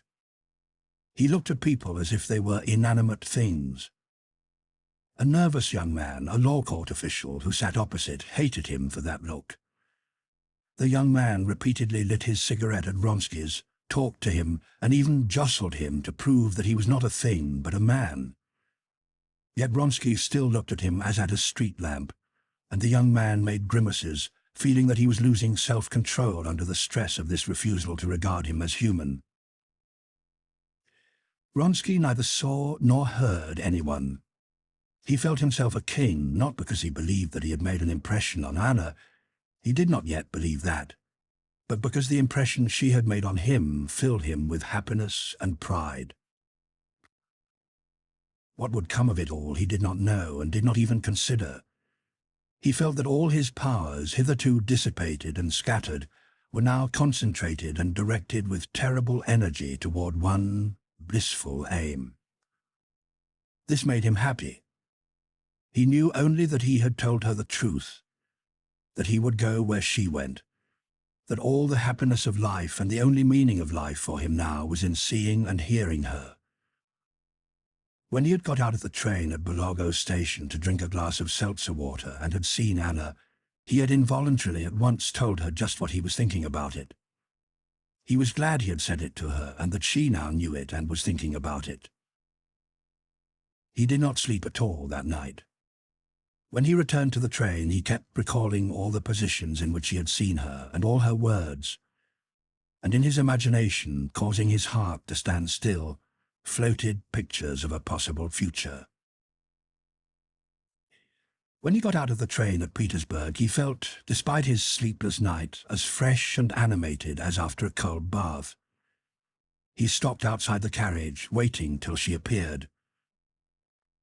I shall see her again, he thought, and smiled involuntarily.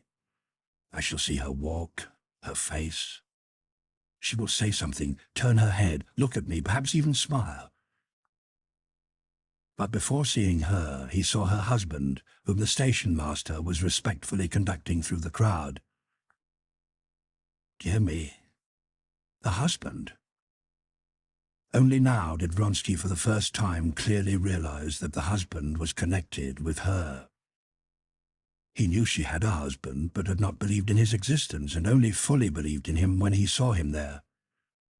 His head and shoulders, and the black trousers containing his legs, and especially when he saw that husband with an air of ownership quietly take her hand. When he saw Karenin with his fresh Petersburg face, his sternly self-confident figure, his round hat and his slightly rounded back, Vronsky believed in his existence, and had such a disagreeable sensation as a man tortured by thirst might feel on reaching a spring and finding a dog, sheep or pig in it, drinking the water and making it muddy. Karenin's gait, the swinging of his thighs, and his wide, short feet particularly offended Vronsky, who acknowledged only his own unquestionable right to love Anna. But she was still the same, and the sight of her still affected him physically, exhilarating and stimulating him and filling him with joy. He ordered his German valet, who had run up from a second-class carriage, to get his luggage and take it home, and he himself went up to her.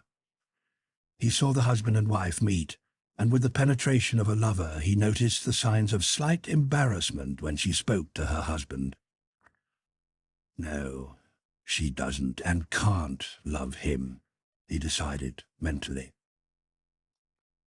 While he was approaching her from behind, he observed with joy that she became aware of his approach and was about to turn, but, on recognizing him, again addressed her husband. "Did you have a good night?" he inquired, bowing toward them both and leaving it to Karenin to take the greeting as meant for himself and to recognize him or not as he pleased. "Yes, quite comfortable, thank you," she replied. Her face seemed tired and had none of that play which showed now in a smile and now in the animation of her eyes. But just for an instant, as she looked at him, he saw a gleam in her eyes, and, though the spark was at once extinguished, that one instant made him happy. She glanced at her husband to see whether he knew Vronsky. Karenin looked at him with displeasure, absently trying to recall who he might be. Vronsky's calm self-confidence struck like a scythe on a stone against the cold self-confidence of Karenin. "Count Vronsky," said Anna. "Ah, I believe we have met before," said Karenin, extending his hand with indifference. "You travelled there with the mother and came back with the son," he said, uttering every word distinctly as though it were something valuable he was giving away. "I suppose you are returning from furlough," he remarked, and without waiting for an answer said to his wife in his playful manner, "Well, were many tears shed in Moscow over the parting?" By addressing himself thus to his wife, he conveyed to Vronsky his wish to be alone with her, and turning to Vronsky, he touched his hat. But Vronsky, addressing Anna, said, "I hope to have the honour of calling on you." Karenin glanced at him with his weary eyes. "I shall be very pleased," he said coldly. "We are at home on Mondays."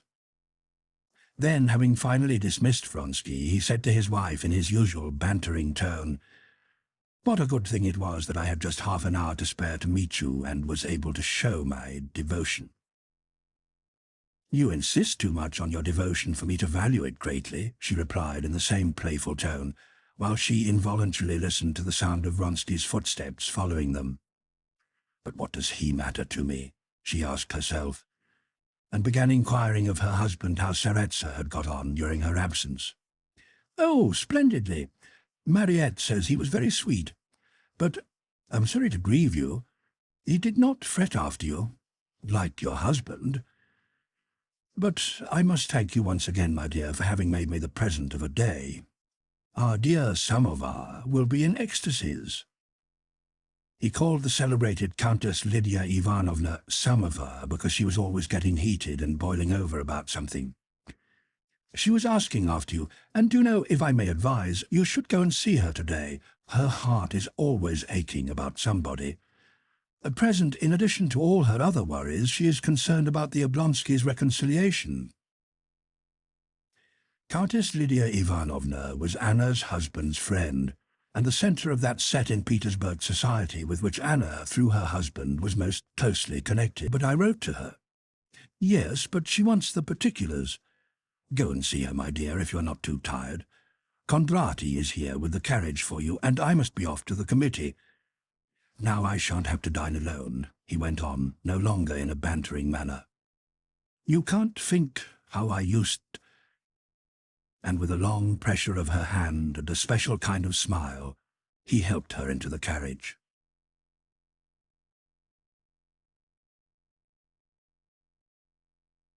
Chapter 32. The first person to meet Anna when she reached home was her son.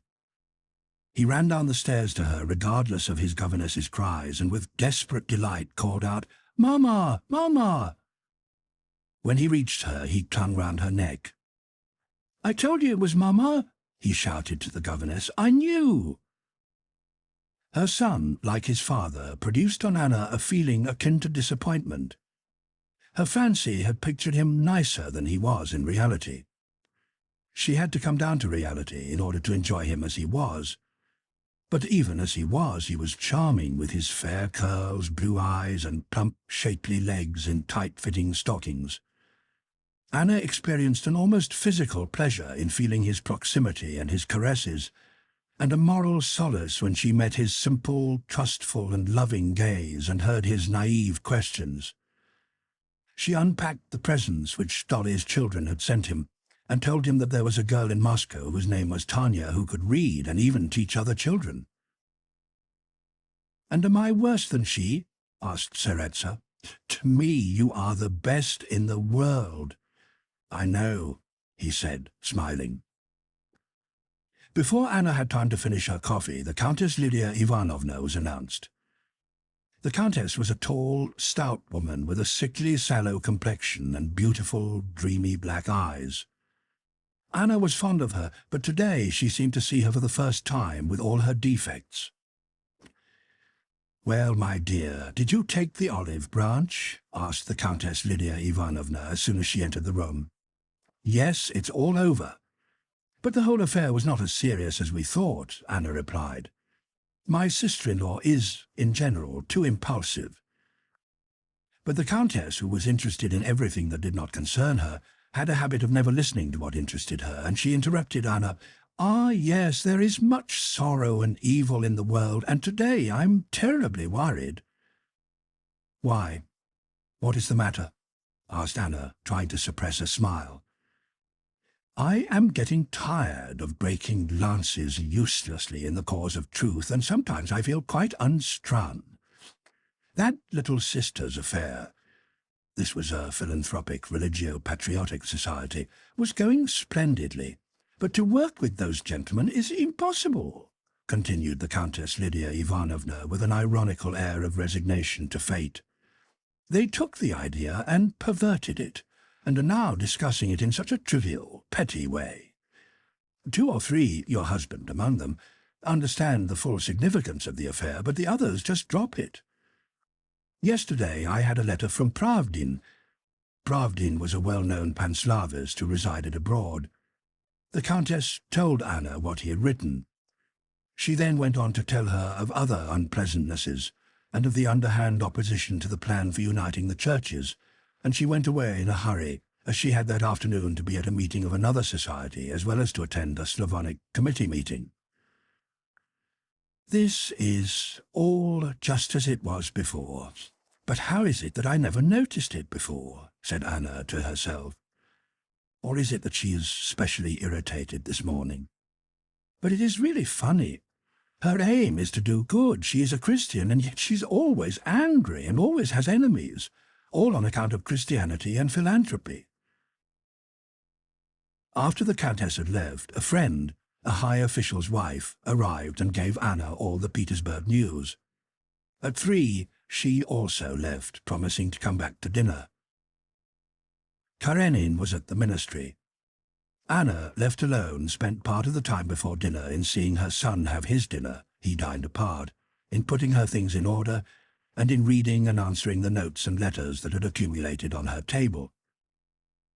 The feeling of causeless shame she had felt during the journey and her agitation had quite vanished. In her accustomed conditions of life she again felt firm and blameless. She thought with wonder of her state the day before. What had happened? Nothing. Vronsky said some silly things to which it would be easy to put a stop, and I said what was necessary. It is unnecessary and impossible to speak of it to my husband.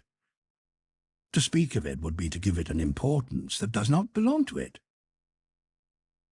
She remembered how she had once told her husband about one of his subordinates who very nearly made her a declaration, and how Karenin had answered that every woman living in society was liable to such things, but that he had full confidence in her tact and would never degrade himself and her by being jealous. So there is no need to tell him. Besides, thank heaven, there is nothing to tell, she said to herself.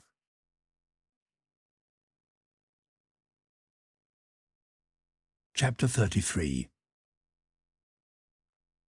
Karenin returned from the ministry at 4 o'clock, but, as often happened, he had no time to go up and see his wife. He went straight to his study to receive some petitioners and sign a few documents brought by his private secretary. At the Karenins' dinners there were usually about 3 visitors. This time there came an old lady, a cousin of Karenin's, the director of a department, the director's wife, and a young man who had been recommended to Karenin for a post under him. Anna went into the drawing-room to entertain them. Exactly at 5, the bronze clock style of Peter I had not finished striking, Karenin entered in evening dress with a white tie and 2 stars on his coat, as he had to attend an official meeting directly after dinner.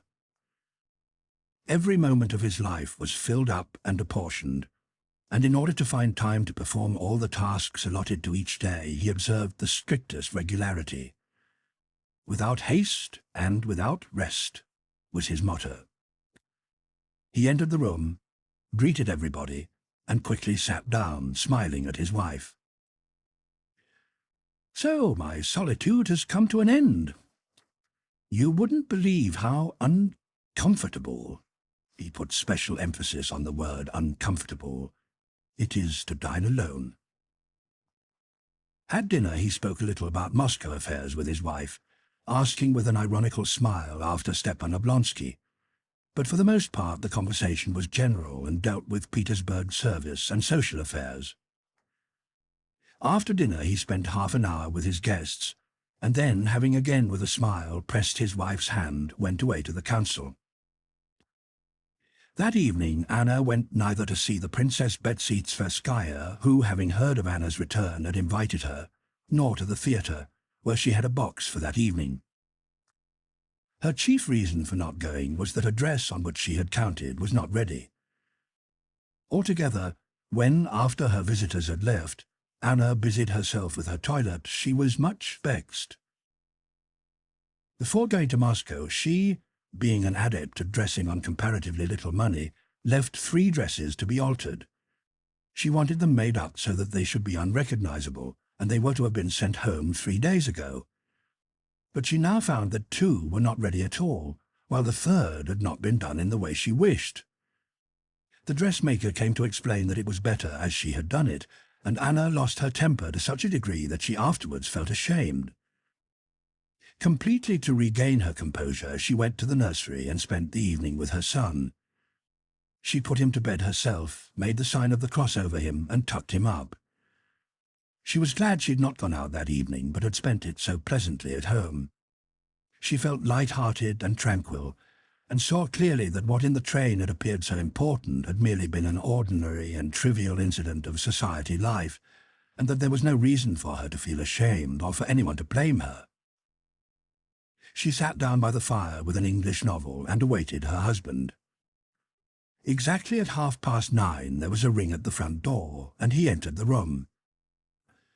"Here you are at last," she said, holding out her hand to him. He kissed it and seated himself beside her. "In general, I see that your journey has been a success," said he. "Yes, quite," she replied, and related everything that had happened from the beginning: her journey with the Countess Vronskaya, her arrival, the accident at the railway station. Then she spoke of her pity, first for her brother and then for Dolly. "I don't think that one can excuse such a man, even though he is your brother," remarked Karenin severely. Anna smiled. She knew he had said that in order to show that no consideration of kinship could hinder the expression of his sincere opinion. She knew that trait in her husband's character, knew and liked it. "I am glad it has all ended satisfactorily, and that you are back again," he continued. "But what are they saying there about the new statute I carried in the council?" Anna had heard nothing about the statute, and felt ashamed that she had so lightly forgotten what was of such importance to him. "Here, on the contrary, it has made quite a stir," he said with a self-satisfied smile. Anna saw that he wanted to tell her something pleasant to himself about that affair, and by questioning she led him on to tell her all about it. With the same self-satisfied smile, he told her about the ovations he had received on account of the enactment of that statute. "I was very, very pleased. It shows that at last a clear and reasonable view of the matter is beginning to be firmly held among us." Having finished his second cup of tea and cream and his bread and butter, he rose and went into his study. "And have you not been out anywhere? You must have been dull," he said. "Oh, no," she answered, rising and following him through the room to his study. "And what are you reading now?" she asked. "I am now reading the Duc de Liè's Policy des Affaires," he replied. "A very remarkable book." Anna smiled as one smiles at the weaknesses of people one loves, and slipping her hand under his arm, walked with him to the study door. She knew his habit, which had become a necessity, of reading in the evening. She knew that, in spite of his time being almost entirely absorbed by the duties of his post, he considered it incumbent on him to follow everything of importance that appeared in the world of thought. She also knew that really he was interested in political, philosophic and theological books, and that art was quite foreign to his nature. Yet in spite of this, or rather because of it, he never ignored anything that caused a stir in that sphere, but considered it his duty to read everything. She knew that in the sphere of politics, philosophy and theology, Alexei Alexandrovich doubted and searched. But in questions of art, poetry, and especially music, which he did not at all understand, he held most definite and firm opinions. He liked talking of Shakespeare, Raphael, and Beethoven, and about the importance of the new schools of poetry and music, which in his mind were all classified with very logical exactitude. "Well, God bless you," she said at the door of the study, where a shaded candle and a bottle of water had been placed ready for him beside his armchair. "And I will go and write to them in Moscow." He pressed her hand and again kissed it. After all, he is a good man. Truthful, kind, and remarkable in his own sphere, said Anna to herself, when she returned to her room, as if defending him from someone who accused him and declared it was impossible to love him. But why do his ears stick out so? Or has he had his hair cut? Exactly at midnight, when Anna was still sitting at her writing table finishing a letter to Dolly, she heard the measured tread of slippered feet, and Karenin entered, freshly washed, his hair brushed, and a book under his arm. "It's time, said he with a peculiar smile, going into their bedroom. And what right had he to look at him as he did, thought Anna, remembering how Vronsky had looked at Karenin. When she was undressed, she went into the bedroom. But on her face not only was there not a trace of that animation which during her stay in Moscow had sparkled in her eyes and smile, but on the contrary the fire in her now seemed quenched, or hidden somewhere very far away.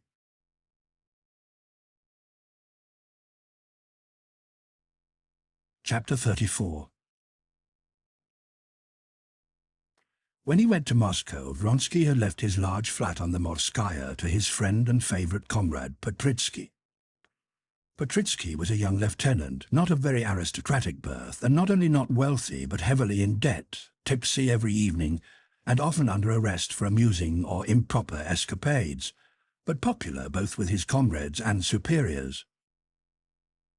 Arriving home from the station about noon, Vronsky recognized a hired brougham at the front door. When he rang the bell, while still outside, he heard men's laughter, a woman's lisping voice, and Petritsky shouting, "If it is one of the villains, don't let him in." Vronsky told the servants not to announce his arrival, and softly entered the first room. Petritsky's friend, the Baroness Chilton, her lilac satin dress and pink and white face glistening, and like a canary filling the whole room with her Parisian voice, was seated at the round table making coffee. Petritsky, in his greatcoat, and Captain Kamerovsky in full uniform, probably straight from parade, sat on each side of her. "Vronsky! Bravo!" exclaimed Petritsky, jumping up and noisily pushing back his chair. "The master himself! Baroness, some coffee for him out of the new coffee pot. Well, this is unexpected. I hope you're pleased with this ornament to your study," he added, pointing to the Baroness. "Of course you know one another." "I should think so," replied Vronsky with a merry smile as he pressed the Baroness's small hand. "Of course. Quite old friends." "You have returned from a journey?" said the Baroness. "Oh, I be off home this very moment, if I am in the way." "You are at home where you are, Baroness," said Vronsky. "How do you do, Kamerovsky?" he added, coldly shaking hands with the captain. "There now, you never managed to say such pretty things," said the Baroness to Petritsky. "Oh, yes, why not? After dinner I'll say things quite as good as that. But after dinner there is no melee to eat. Well, then I'll give you some coffee, but have a wash and smarten yourself up, said the Baroness, again sitting down and carefully turning a small screw of the coffee-pot. Pierre, pass me the coffee, she said to Petritsky, whom, not concealing their relations, she called Pierre, the French for Peter, because of his surname. I'll put a little more into the pot. You'll spoil it. No, I shan't. And your wife? The Baroness said, suddenly interrupting Vronsky's conversation with his comrade. We here have been marrying you off. Have you brought your wife? No, Baroness. A Bohemian I was born, and a Bohemian I shall die. So much the better. So much the better. Give me your hand. And the Baroness, instead of releasing Vronsky, began telling him her plans for the future, interspersing jokes and asking his advice. You want to agree to a divorce. Whatever am I to do? He was her husband. I want to begin an action. What would you advise? Kamerovsky, mind the coffee, it's boiling over. Don't you see I'm occupied? I want to bring an action because I need my property. You see how absurd it is, that because I am supposed to be unfaithful, she said contemptuously, he wishes to have the use of my property. Vronsky listened with pleasure to the merry prattle of the pretty young woman, agreed with what she said, and half in fun gave her advice. In a word, he immediately took up his habitual manner with women of her kind. In his Petersburg world, people were divided into two quite opposite sorts. One, the inferior sort, the paltry, stupid, and above all ridiculous people who believe that a husband should live with the one wife to whom he is married, that a maiden should be pure, a woman modest, and a man manly, self-controlled, and firm, that one should bring up one's children to earn their living, should pay one's debts, and other nonsense of that kind. These were the old-fashioned and ridiculous people. But there was another sort of people, the real people to which all his set belonged, who had, above all, to be well-bred, generous, bold, gay, and to abandon themselves unblushingly to all their passions and laugh at everything else. Just for a moment, Vronsky was staggered, having brought back from Moscow the impression of a totally different world. But immediately, as though he had put his foot into an old slipper, he re-entered his former gay and pleasant world. The coffee never got made, but boiled over and splashed everybody, effecting just what was required. That is, it gave an excuse for much noise and laughter, staining the valuable carpet and the Baroness's dress. Now, goodbye, or you'll never get washed, and on my conscience will lie the greatest crime of a gentleman, want of cleanliness. So you advise me to put a knife to his throat? Most certainly, and hold it so that your hand will be near his lips. He will kiss the hand, and all will end well, said Vronsky. Did we meet at the French theatre tonight? And, her dress rustling, she vanished. Kamerovsky rose also, and without waiting for him to go, Vronsky shook hands with him and went to his dressing-room. While he was washing, Petritsky, in a few words, described his own position insofar as it had changed since Vronsky went away. He had no money at all. His father had said he would not give him any and would not pay his debts. His tailor and another creditor were threatening him with arrest. His CO had announced to him that if these scandals continued, he, Petritsky, would have to resign. He was sick to death of the Baroness, especially because she was always wanting to give him money. But there was another. He would let Vronsky see her, who was charming, wonderful, of severely oriental type, in the style of the slave Rebecca, you know. He had also had a quarrel with Berkashev, who wished to send his seconds, but of course nothing would come of it. But in general everything was first-rate and extremely jolly. And without letting his friend go into details of his position, Petritsky began telling him all the interesting news. Listening to Petritsky's familiar tales in the familiar surroundings of the house he had lived in for 3 years, Vronsky experienced the satisfaction of returning to his customary careless Petersburg life. "Impossible!" he cried, releasing the pedal of his washstand which controlled a jet of water under which he was bathing his healthy, ruddy neck. "Impossible!" he cried at the news that Laura was under the protection of Milyeyev and had thrown up Fertinov. And he is still as stupid and self-satisfied? And what of Batsulukov? Oh, about Batsulukov there is such a tale. Splendid, shouted Petritsky. You know his passion for balls. He never misses a single court ball. He went to a grand ball wearing one of the new helmets. Have you seen the new helmets? Oh, they're very good, much lighter. Well, he stood... But you're not listening. Yes, I am, replied Vronsky, rubbing himself with a bath towel. The Grand Duchess passed by with one of the ambassadors, and, as his ill luck would have it, they were discussing the new helmets. The Grand Duchess wishes to show him one of them. She sees our dear Batsulukov standing there. Petritsky imitated the pose. The Grand Duchess asks him for his helmet, but he won't let her have it. Oh, what can this mean? They wink at him, nod, frown to make him give it up. No, he stands there more dead than alive. Oh, just imagine it. That, what's-his-name, wishes to take it from him, but he won't let go. The other snatches it away and hands it to the Grand Duchess.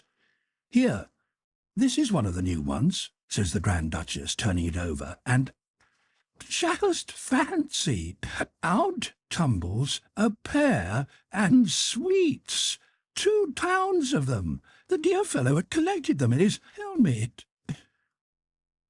Vronsky shook with laughter, and long after, when he was already talking of other things, he again went off into roars of hearty laughter, showing his compact row of strong teeth at the remembrance of the helmet. Having heard all the news, Vronsky, with the help of his valet, put on his uniform and went to report himself. After that he intended to go to see his brother and to see Betsy, and to pay a few calls in order to begin visiting the set in which he could meet Anna Karenina. As usual in Petersburg, he left the house, not to return till late at night.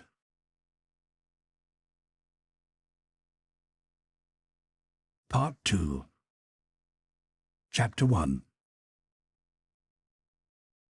Toward the end of the winter, a consultation was held at the Shabbatskys, which was intended to ascertain the state of Kitty's health and to decide what should be done to restore her failing strength. She was ill, and with the approach of spring grew worse. Their own doctor prescribed cod liver oil, then iron, and then nitrate of silver. But as none of them did her any good, and as he advised her to go abroad for the spring, they sent for a celebrated specialist. The celebrated specialist, a very handsome man, and by no means old, insisted on sounding the invalid. He, with particular pleasure, as it seemed, insisted that a maidenly sense of shame is only a relic of barbarism, and that nothing is more natural than for a man still in his prime to handle a young woman's naked body. He considered this natural because he did it every day, and did not, it seemed to him, either feel or think anything wrong when he did it. He therefore considered the feeling of shame in a girl to be not only a relic of barbarism, but an insult to him. They had to submit, for although all the doctors studied in the same schools and from the same books and knew the same sciences, and though some said that this celebrated man was a bad doctor, at the Princess Shtcherbatskaya's and in her set it was for some reason assumed that he alone had a quite special knowledge, and he alone could save Kitty. After having carefully examined and sounded the agitated invalid, who was stupefied with shame, the celebrity, having carefully washed his hands, stood in the drawing-room talking to the prince. The prince frowned and coughed as he listened to the doctor. As a man who had lived in the world and was neither stupid nor ill, the prince did not believe in medicine, and in his heart was vexed at this farce, especially as he himself was probably the only one who thoroughly understood the cause of Kitty's illness. What a windbag, he thought, as he listened to the celebrated doctor's chatter about Kitty's symptoms. The doctor meanwhile found it hard not to show his contempt for the old fellow, and with difficulty descended to the level of his comprehension. He saw that it was waste of time to talk to him, and that the head in this house was the mother. It was before her that he meant to spread his pearls. Just then the princess entered the room with the family doctor. The prince moved away, trying not to show how absurd he thought the whole farce. The princess was confused and did not know what to do. She felt guilty toward Kitty. "Well, doctor, decide our fate," she said. "Tell me everything. Is there any hope?" she meant to ask, but her lips trembled and she could not utter that question, and only added, "Well, doctor?" "In a moment, princess. I'll just have a talk with my colleague, and then I shall have the honour of giving you my opinion." "Then we'd better leave you?" "Yes, you please." The princess left the room with a sigh. When the doctors were alone, the family doctor began timidly to express his opinion, which was that a tuberculous process had begun, but etc. The celebrity listened, but in the midst of the speech looked at his large gold watch. "Yes," said he, "but—" The family doctor stopped respectfully in the middle of what he was saying. "We cannot, as you know, determine the beginning of a tuberculous process. As long as there are no cavities, there's nothing definite to go by. But we may suspect it, and there are indications: bad appetite, nervous excitability, and so on. The question is this: when a tuberculous process is suspected, what should be done to nourish the patient?" "But you know, in these cases there's always some hidden moral cause," the family doctor allowed himself to remark with a subtle smile. "Oh yes, that goes without saying," replied the celebrity, and again looked at his watch. "Excuse me, has the bridge over the Yauza been repaired, or has one still to drive round?" he asked. "Oh, it has been repaired. Well, then I can get there in 20 minutes. We were saying that the question is this: how to nourish the patient and strengthen the nerves. The two aims are connected, and we must act on both." "How about a journey abroad?" asked the family doctor. "I'm opposed to journeys abroad. You see, if a tuberculous process has begun, which we don't know, a journey abroad will not help the case. Something is necessary which will nourish the patient and do no harm." And the celebrity explained his plan of a treatment with soda water, the chief reason for prescribing this evidently being that it could do no harm. The family doctor listened attentively and respectfully to the end. "But in favour of a journey abroad, I should like to mention the change of habits and the removal from surroundings which awaken memories. Besides which, the mother wishes it," said he. "No, in that case, let them go. Only those German quacks will do mischief. Oh, they must obey. However, let them go." He again glanced at his watch. "I must be going," he said, moving toward the door. The celebrity informed the princess. His sense of what was fitting suggested this to him, that he would have to see the patient again. "What, another examination?" exclaimed the mother, horror-struck. "Oh, no, I must only find out a few details, princess." "If you please, doctor." And the mother, followed by the doctor, entered the room in the middle of which Kitty was standing. Her thin cheeks were flushed, and her eyes were burning after the ordeal she had endured. When the doctor entered, she blushed all over, and her eyes filled with tears.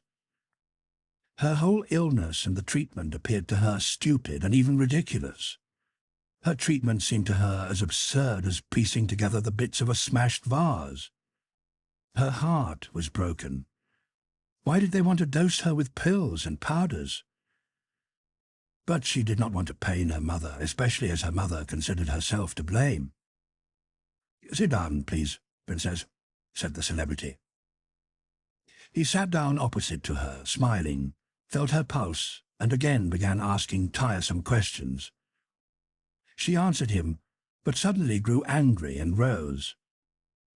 "Excuse me, doctor, but really this won't lead to anything. You are asking me the same things 3 times over." The celebrity was not offended. "It's only the excitability of an invalid," he said to the mother, after Kitty had gone out. And I had finished. And to the princess, as to an exceptionally intelligent woman, the doctor diagnosed Kitty's condition in learned language and concluded with directions how the unnecessary waters were to be drunk. In reply to the question whether they should go abroad, the doctor thought deeply, as if solving a difficult problem, and at last he decided that they should go, but should not believe the quacks, and when in doubt should always refer to him. It was just as if something pleasant had happened when the doctor had gone, And Kitty too pretended to be cheerful. She often now, almost always, had to pretend. "Really, Mamma, I'm quite well. But if you wish to travel, let us go." And trying to appear interested in the journey, she began to talk about the preparations for it.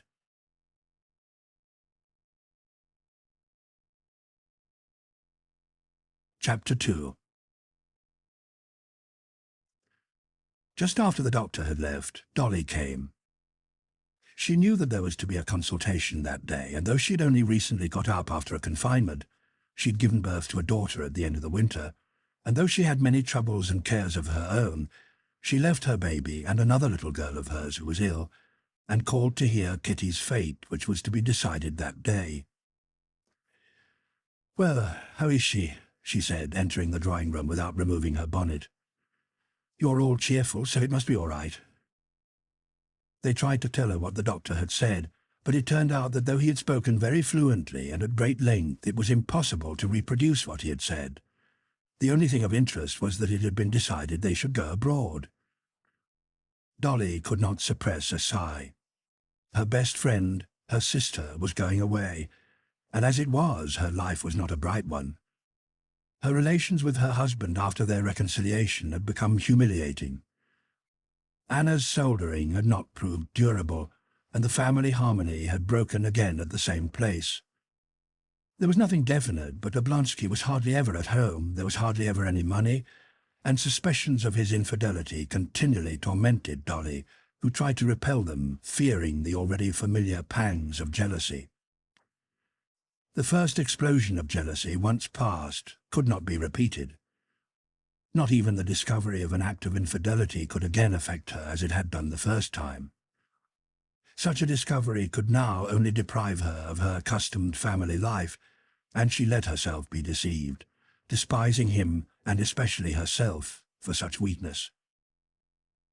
Added to this, the care of a large family worried her continually. Either something went wrong with the feeding of the baby, or the nurse left, or, as now, one of the children fell ill. "And how are you all getting on?"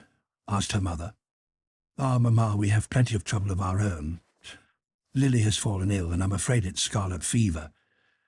I have come out today to hear the news, because I shall not come out at all if, which, God forbid, it really is scarlet fever." The old prince came out of his study after the doctor had gone, and, after giving his cheek to Dolly and greeting her, he turned to his wife. "Well, have you made up your minds to go? And what are you going to do with me?" "I think you should stay behind, Alexander," replied his wife. "As you please." "Mamma, why should not Papa come with us?" said Kitty. "It would be pleasanter for him, and for us too." The old prince rose and stroked Kitty's hair. She lifted her face, and forcing a smile, looked up at him. She always felt that he understood her better than anyone else in the family, though he did not speak much to her. Being the youngest, she was his favourite, and it seemed to her that his affection gave him insight. When her gaze now met his kindly blue eyes looking steadily at her, it seemed to her that he saw right through her and knew all the trouble that was in her. She bent toward him, blushing and expecting a kiss, but he only patted her on the head and remarked, "These stupid chignons. One can't get at one's real daughter, but only caresses the hair of expired females." "Well, Dolly," he said, turning to his eldest daughter, "and what is your prodigal about?" "Nothing particular, Papa," answered Dolly, understanding that he referred to her husband. "He's always out. I hardly see him," she could not resist adding with an ironical smile. "And has he not yet gone to the country to sell the forest?" "No, he's always preparing to go." "Dear me," said the prince. "And so I am also to prepare?" "I'm all obedience," he said to his wife as he sat down again. "And look here, Kate," he went on, turning to his youngest daughter. "You must wake up one fine morning and say to yourself, 'Why, I'm quite well and happy, and will go out to walk in the frost again with Papa,' eh?" Her father's words seemed very simple, but they made Kitty feel as confused and flurried as a detected criminal. Yes, he knows and understands it all, and in these words is telling me that though I am ashamed, I must get over my shame. She could not gather spirit enough to reply. She made an attempt, but suddenly burst into tears and ran away. The princess flew at her husband. "That comes of your jokes. You always—" and she began reproaching him. The prince listened for some time to her rebukes in silence, but his face frowned more and more. "She's so pitiful, poor thing, so pitiful, and you don't feel that every allusion to what has caused it hurts her. Oh dear, to be so mistaken in anyone," said the princess, and from the change in her tone both Dolly and the prince knew that she was thinking of Vronsky. "I can't think why we have no laws to punish such horrid, ignoble people."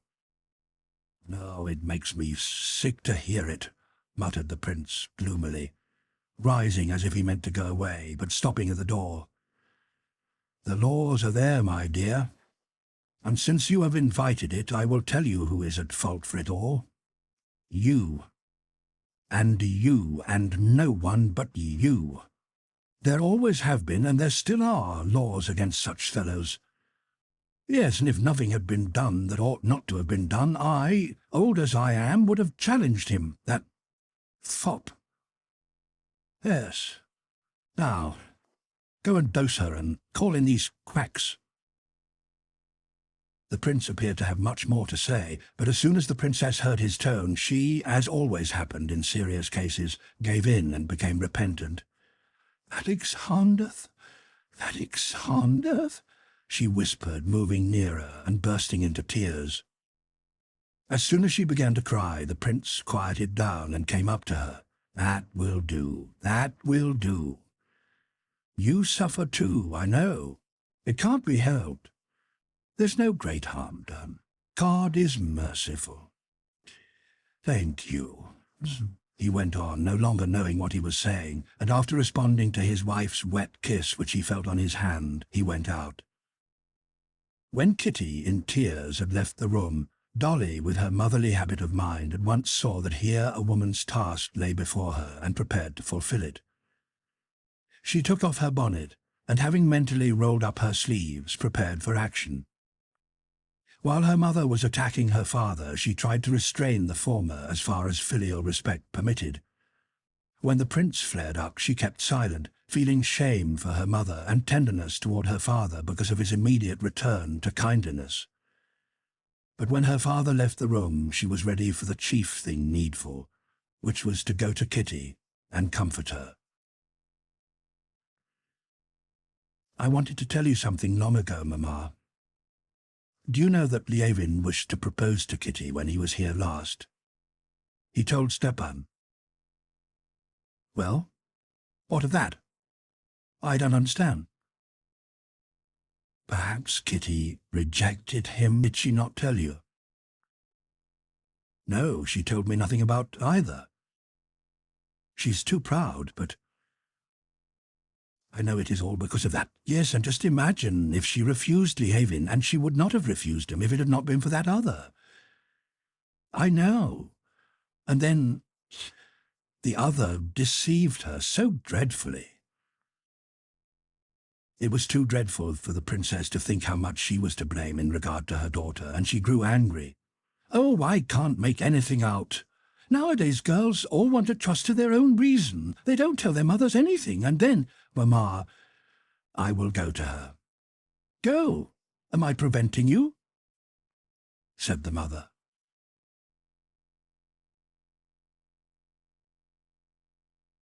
Chapter 3. On entering Kitty's little snuggery, a pretty pink room decorated with vieux Saxe figures, as fresh, rosy and gay as Kitty herself had been 2 months before, Dolly remembered how light-heartedly and with what love they two had arranged that room the year before. Her heart grew chill when she saw Kitty sitting on the low chair nearest the door, her eyes fixed on a corner of the carpet. Kitty glanced at her sister, but the cold and rather severe expression of her face did not change. "I'm going home now, and shall have to shut myself up, and you won't be able to come to me," said Dolly, sitting down beside her sister. "I want to talk to you." "What about?" asked Kitty quickly, lifting her face in alarm. "What but your troubles?" "I have no troubles." "Oh, come now, Kitty. Do you think I can help knowing? I know everything, and believe me, it is so unimportant. We've all passed through the same."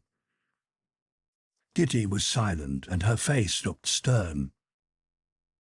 "He is not worthy of your suffering for him," continued Dolly, going straight to the point. "No, because he has despised me," said Kitty with a shaking voice. "Don't speak, please, don't speak." "But who told you so?" "Nobody says so. I'm sure he was in love with you, and is still in love, but—" "Oh, dear, these commiserations are what I dread most of all," cried Kitty, suddenly flaring up. She turned on her chair, blushed, and began rapidly moving her fingers, pressing now with one hand and now with the other the buckle of a belt she was holding. Dolly knew her sister's habit of fingering something when she was heated, and she knew how apt Kitty was to forget herself when in a passion, and to say much that was unpleasant and had better not have been said. She tried to pacify her, but it was too late. "What do you want me to feel? What?" said Kitty quickly. "That I was in love with a man who wouldn't have anything to do with me, and that I am dying for love of him, and it is my sister who says that to me? My sister who imagines that she sympathizes with me? I don't want this commiseration and hypocrisy. Kitty, you are unfair. Why do you torment me? On the contrary, I see you are in distress." But Kitty, in her excitement, did not listen to her. "There is nothing for me to grieve for or seek comfort about. I have enough pride never to let myself love a man who does not love me. But I'm not suggesting it. Only tell me frankly," said Dolly, taking her by the hand. "Did Lievin speak to you?"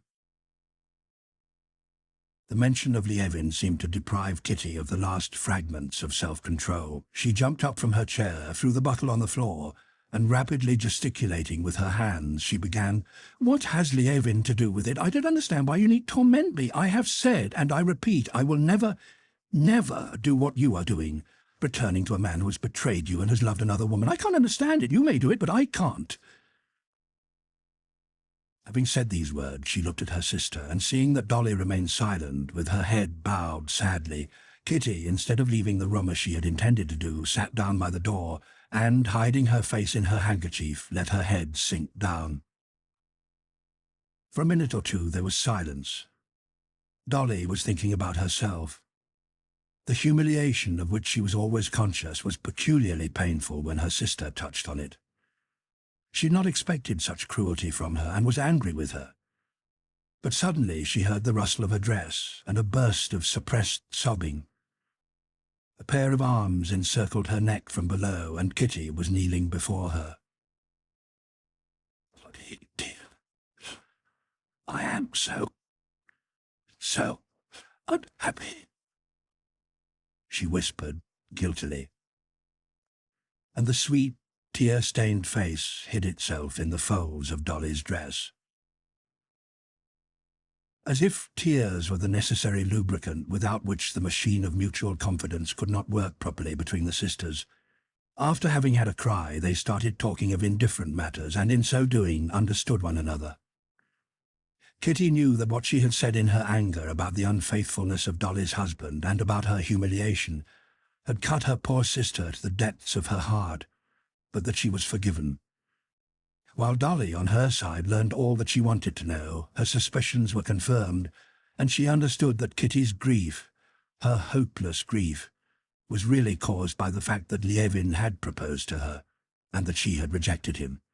And now that Vronsky had deceived her, she was prepared to love Lievin and to hate Vronsky. Kitty did not say a word of this. She spoke only of her state of mind. "I have no troubles whatever," she said when she had grown calm. "But can you understand that everything has become horrid, disgusting and coarse to me, and above all, I myself? You can't think what horrid thoughts I have about everything. "What horrid thoughts can you have?"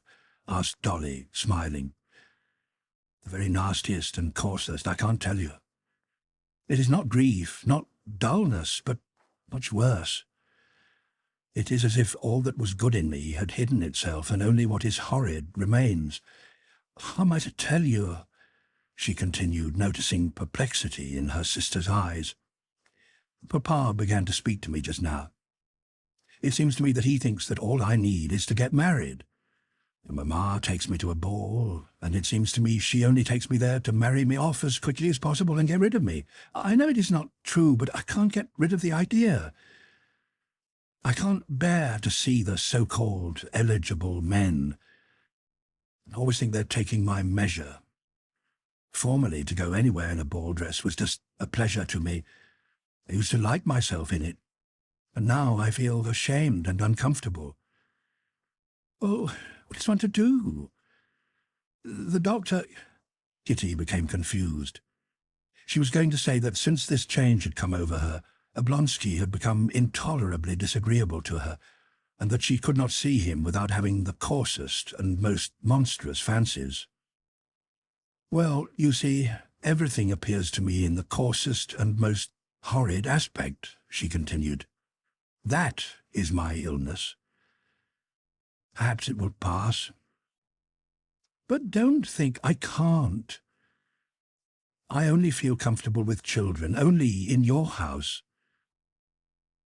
What a pity you can't come to see us. But I will come. I have had scarlet fever, and I will persuade Mamma to let me."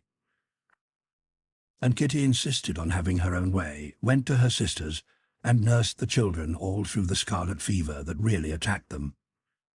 The two sisters nursed all the 6 children successfully through the illness, but Kitty's health did not improve, and in Lent the Sherbatskys went abroad.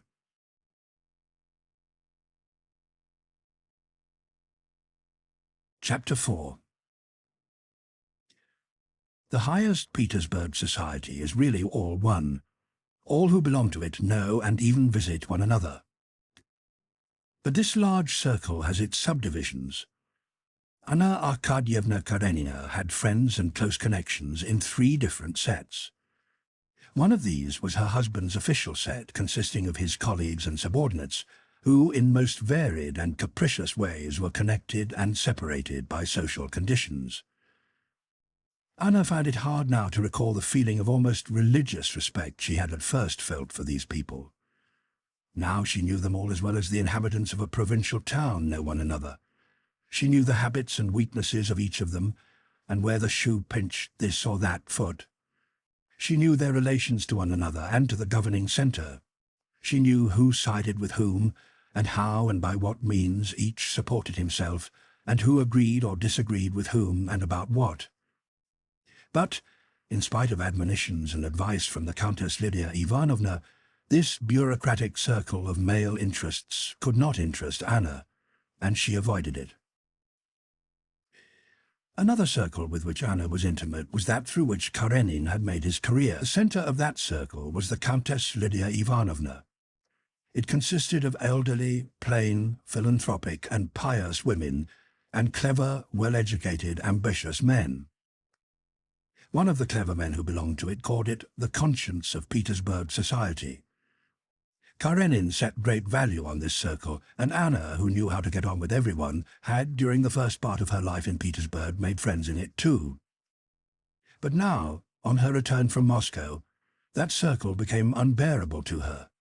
It seemed to her that she and all of them were only pretending, and she felt so bored and uncomfortable in that society that she visited Lydia Ivanovna as rarely as possible.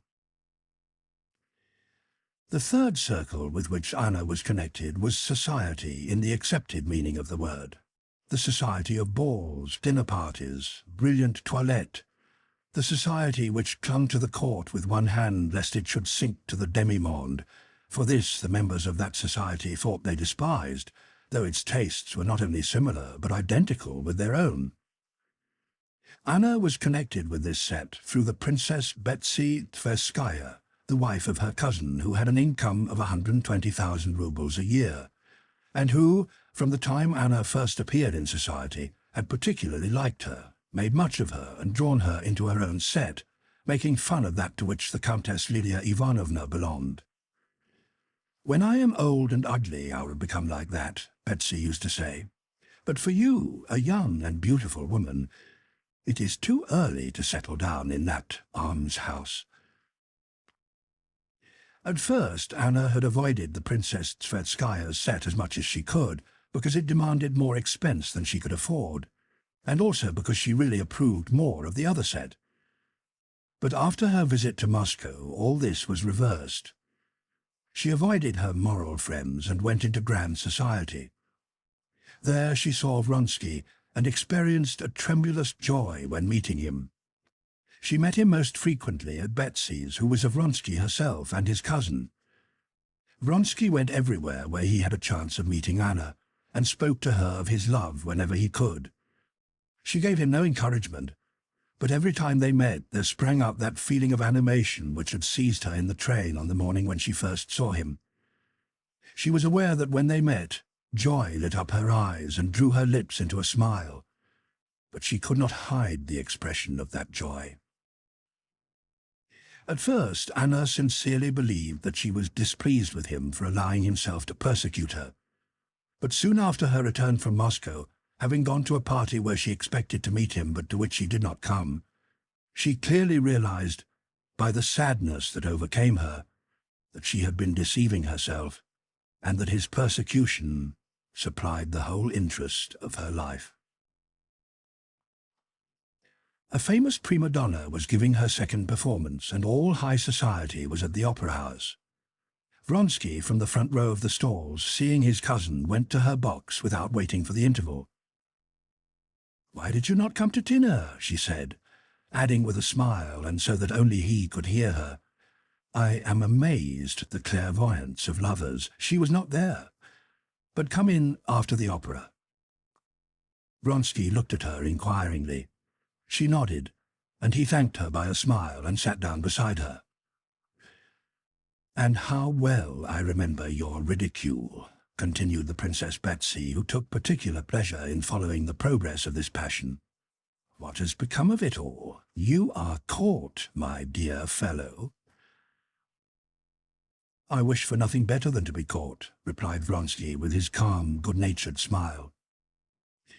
"To tell the truth, if I complain at all, it is only of not being caught enough. I am beginning to lose hope."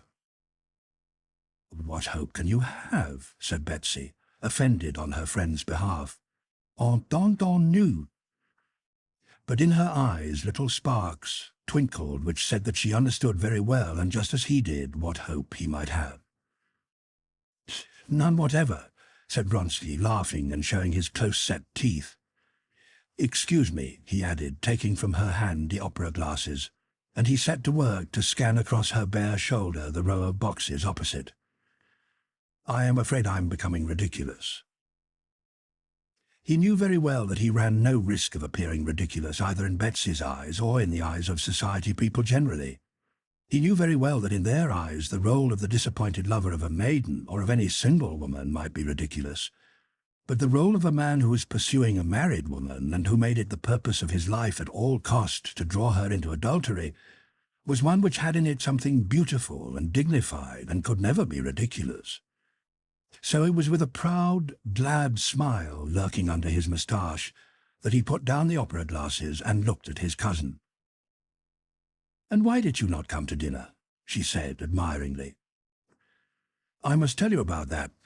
I was engaged, and with what do you think? I'll give you 100 or 1,000 guesses, and you won't find out.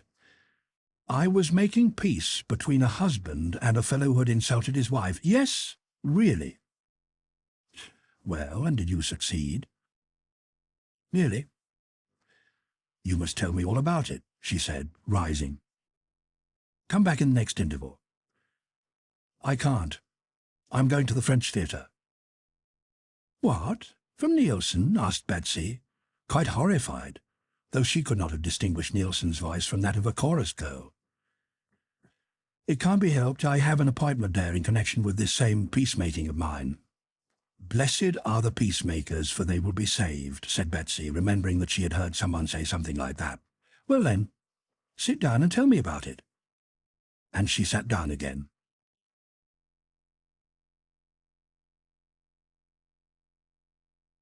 Chapter 5. "It's rather improper, but so charming that I long to tell it," said Vronsky, gazing at her with laughing eyes. "I shan't mention names. So much the better. I shall guess them. Well then, listen. 2 gay young fellows were out driving, officers of your regiment, of course. I didn't say officers, but just 2 young men who had been lunching. Translate that not wisely, but too well. It may be. They were on their way to dine with a comrade, and in the highest spirits. They see that a pretty woman in a hired sledge is passing them, looking at them, and laughing and nodding to them. At any rate, they think so. Of course, off they go after her, galloping full speed. To their surprise, the lovely one stops at the door of the very house they are going to. She runs up to the top flat. They only manage to see a pair of red lips beneath a short veil and lovely little feet. You tell it with so much feeling that I think you yourself must have been one of the 2. And what did you say to me just now? Well, the young men go into their comrade's flat. He was giving a farewell dinner. There they may really have drunk rather too much, as always happens at farewell dinners. At dinner they inquire who lives in the top flat. No one knows. But their host's footman, in answer to their question whether girls lived there, replies that there are a lot of them thereabouts. After dinner the young men go into the host's study to compose a letter to the fair stranger, and, having written one full of passion and containing a declaration, they carry it upstairs themselves, in order to explain anything that might not be quite clear in the letter. Why do you tell me such horrors? Well, they ring. A maid opens the door. They give her the letter and assure her that they are both so much in love that they will die at once on the doorstep. The maid, quite bewildered, carries on the negotiations. Suddenly, a gentleman with sausage-shaped whiskers and as red as a lobster appears, announces that no one but his wife lives in that flat, and turns them both out. How do you know he had sausage-shaped whiskers, as you say? You just listen. Today I went to reconcile them. Well, what happened? This is the most interesting part. It turns out that the happy couple are a titular councillor and a titular councilloress. The titular councillor lodges a complaint, and I turn into a peacemaker. And what a peacemaker! I assure you Tallyhall was nothing to me. What was the difficulty? You shall hear. We duly apologized. We are in despair. We beg to be forgiven for our unfortunate mistake.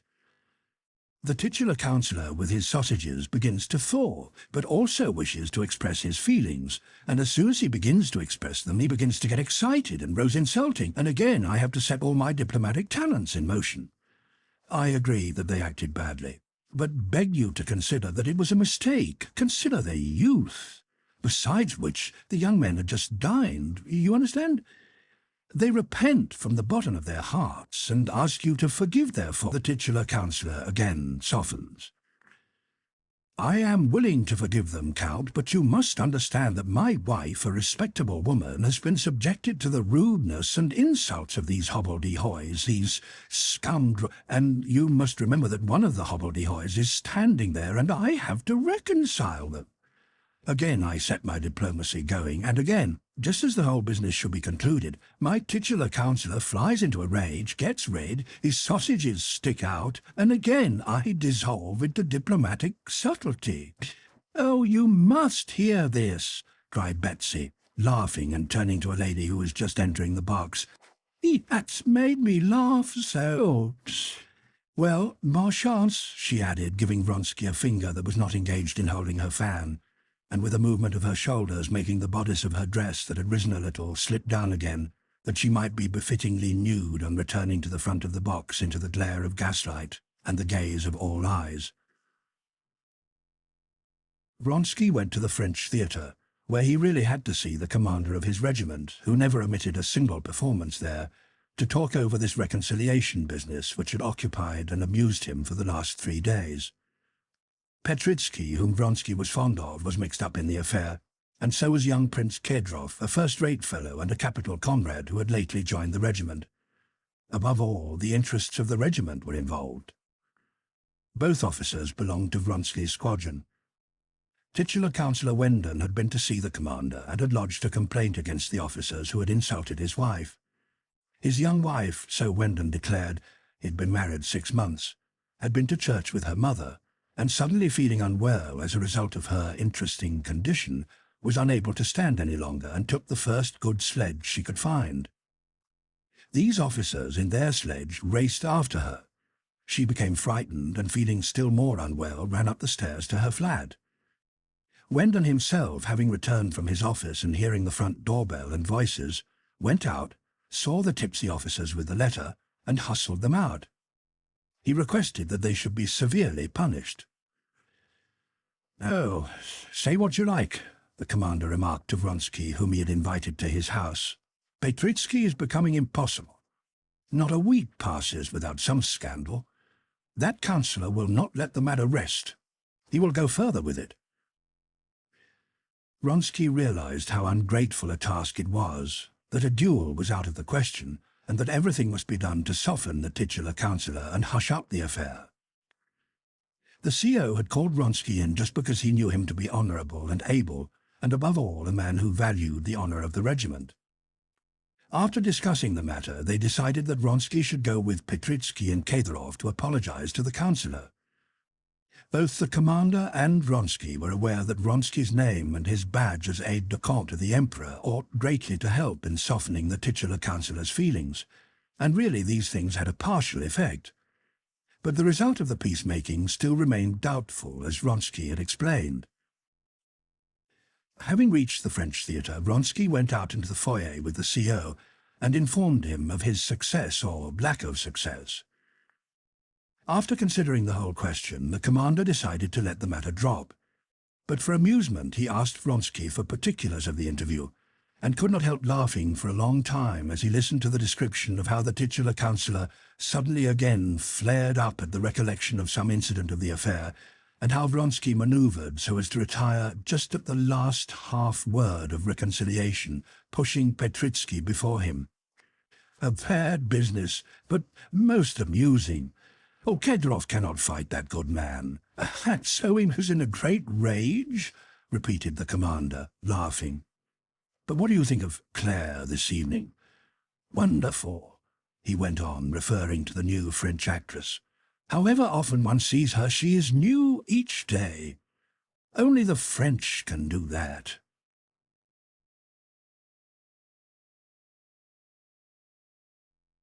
Chapter 6.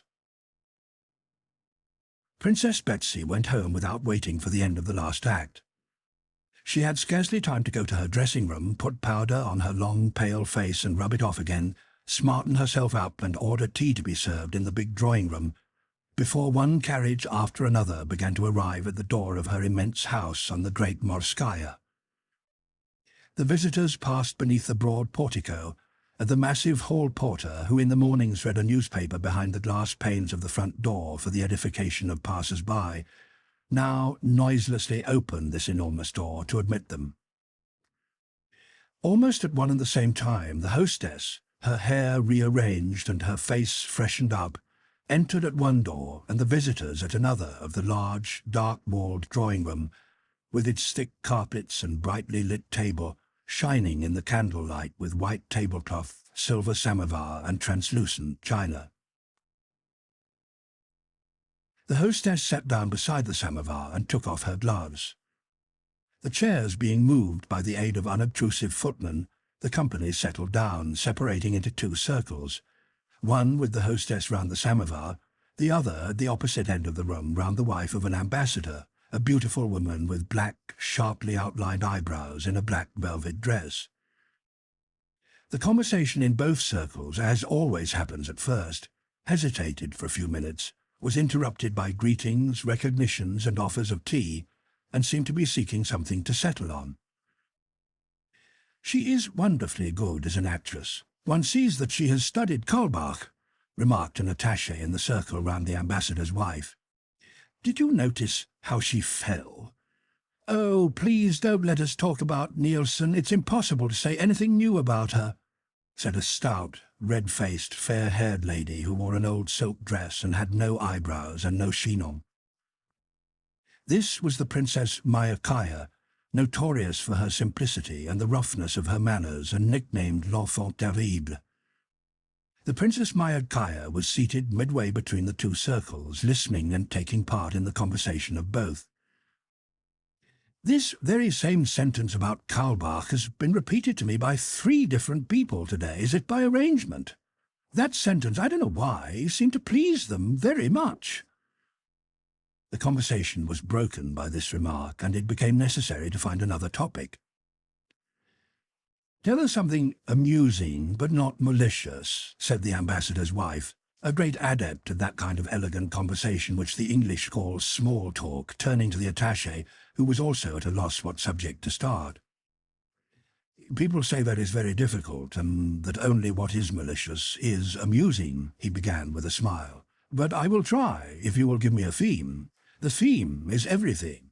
Once one has a theme, it is easy to embroider on it. I often think that the famous talkers of the last century would find it difficult to talk cleverly nowadays. We are all so tired of the clever things." "That was said long ago," interrupted the ambassador's wife, laughingly.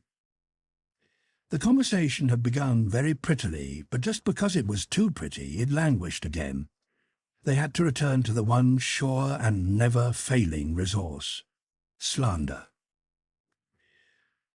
"Don't you think there is something Louis Quinze about Tushkevich?" said the attaché, glancing at a handsome, fair-haired young man who stood by the tea-table. "Oh, yes, he matches the drawing-room. That is why he comes here so often." This conversation did not flag, since it hinted at what could not be spoken of in this room, namely at the relations existing between Tushkevich and their hostess. Around the hostess and the samovar, the conversation, after flickering for some time in the same way between the 3 inevitable themes, the latest public news, the theatre, and criticism of one's neighbour, also caught on when it got to the last of these themes: slander. "Have you heard that Maltasheva woman also, not the daughter, but the mother, is having a Diable Rose costume made for herself?" "You don't mean to say so? How delicious!"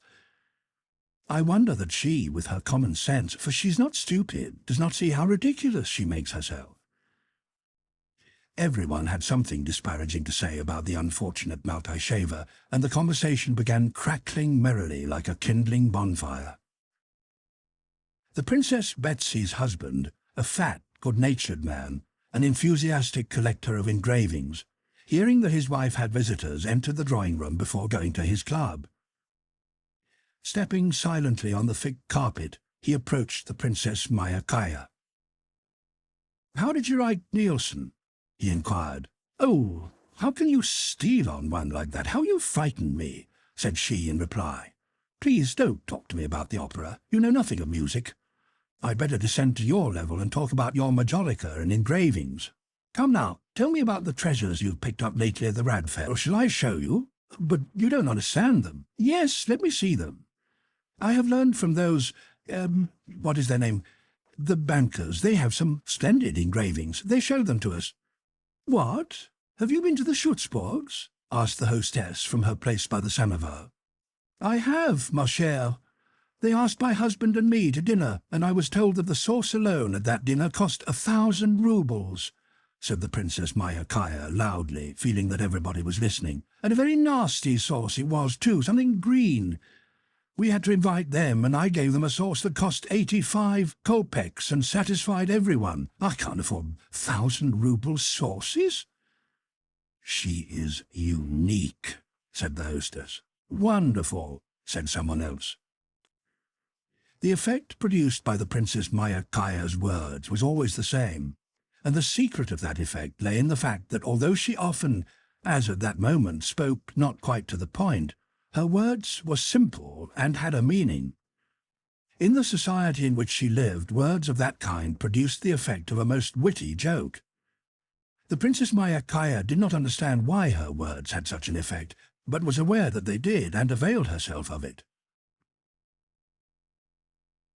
As while she was speaking, everybody listened to her, and the conversation in the circle round the ambassador's wife stopped, the hostess wished to make one circle of the whole company, and turning to the ambassador's wife, said, "Will you really not have a cup of tea? You should come and join us here." "No, we are very comfortable here," replied the ambassador's wife, smiling, and she continued the interrupted conversation. It was a very pleasant conversation. They were disparaging the Karenins, husband and wife. "Anna has changed very much since her trip to Moscow. There is something strange about her," said a friend of Anna's. "The chief change is that she has brought back with her the shadow of Alexei Vronsky," said the ambassador's wife. "Well, why not? Grimm has a fable called The Man Without a Shadow, about a man who lost his shadow as a punishment for something or other. I never could understand why it was a punishment. But for a woman to be without a shadow can't be pleasant." "Yes, but a woman with a shadow generally ends badly," said Anna's friend. "A murrain on your tongue," suddenly remarked the Princess Myakaya, hearing these words. "Anna Karenina is a splendid woman. I don't like her husband, but I'm very fond of her." "Why don't you like her husband? He's such a remarkable man," said the ambassador's wife. "My husband says there are few statesmen like him in Europe." "My husband tells me the same, but I don't believe it," replied the Princess Myakaya. "If our husbands didn't talk, we should see things as they really are, and it's my opinion that Karenin is simply stupid. I say it in a whisper. Does this not make everything quite clear? Formerly, when I was told to consider him wise, I kept trying to, and thought I was stupid myself because I was unable to perceive his wisdom. But as soon as I said to myself, he's stupid only in a whisper, of course, it all became quite clear, don't you think so?" "How malicious you are today, and not at all. I have no choice. One of us is stupid, and you know it's impossible to say so of oneself." "No one is satisfied with his position, but everyone is satisfied with his wit," remarked the attaché, quoting some French lines. "That's it, that's just it," rejoined the Princess Myakaya, turning quickly toward him. "But the point is that I won't abandon Anna to you. She is so excellent, so charming. What is she to do if everyone is in love with her and follows her about like a shadow?" "But I don't even think of blaming her," Anna's friend said, justifying herself. "If no one follows us about like a shadow, that does not prove that we have a right to judge her." Having snubbed Anna's friend handsomely, the Princess Myakaya rose with the ambassador's wife and joined those at the table, where there was a general conversation about the King of Prussia. "Whom are you backbiting there?" asked Betsy. "The Karenins." "The princess was characterizing Karenin," replied the ambassador's wife with a smile, seating herself at the table. "It's a pity we did not hear it," said the hostess, glancing at the door. "Ah, here you are at last," she added, smilingly addressing Vronsky as he entered the room. Vronsky not only knew everybody in the room, but saw them all every day, so he entered in the calm manner of one who rejoins those from whom he has parted only a short time before. "Where do I come from?" he said in reply to the ambassador's wife. "There's no help for it. I must confess that I come from the Théâtre Bouffe. I have been there 100 times, and always with fresh pleasure. Excellent. I know it's a disgrace, but at the opera I go to sleep, while at the Bouffe I stay to the last minute enjoying it. Tonight—" and he named a French actress, and was about to tell them something about her when the ambassador's wife stopped him with mock alarm. "Please, don't talk about those horrors." "All right, I won't, especially as everybody knows those horrors. And everybody would go there if it were considered the thing, as the opera is," put in the Princess Myakaya.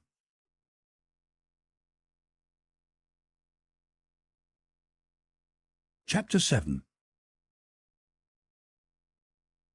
Steps were heard at the entrance, and the Princess Betsy, knowing that it was Anna, glanced at Vronsky. He was looking at the door with a strange new expression on his face. He gazed joyfully, intently, and yet timidly at the lady who was entering, and slowly rose from his seat.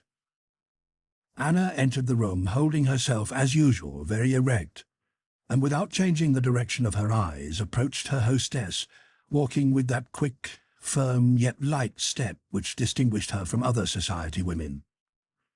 She shook hands smilingly, and with the same smile looked round at Vronsky. He bowed low and moved a chair toward her. Anna responded only by an inclination of the head, though she blushed and frowned. But immediately, nodding rapidly to her acquaintances and pressing the hands extended to her, she turned again to her hostess. "I have just been at the Countess Lydia's. I meant to come sooner, but could not get away. Sir John was there. He is very interesting." "Oh, that missionary?" "Yes, he was telling us about Indian life. It was very interesting." The conversation, interrupted by her entrance, again burnt up like the flame of a lamp that has been blown out. "Sir John? Oh, yes, Sir John. I have seen him. He speaks very well. The elder Vlasyeva is quite in love with him."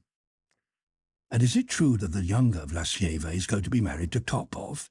"Yes, they say it's quite settled. I'm surprised at her parents. They say it's a love match." "Love match? What antediluvian ideas you have! Who talks of love nowadays?" said the ambassador's wife.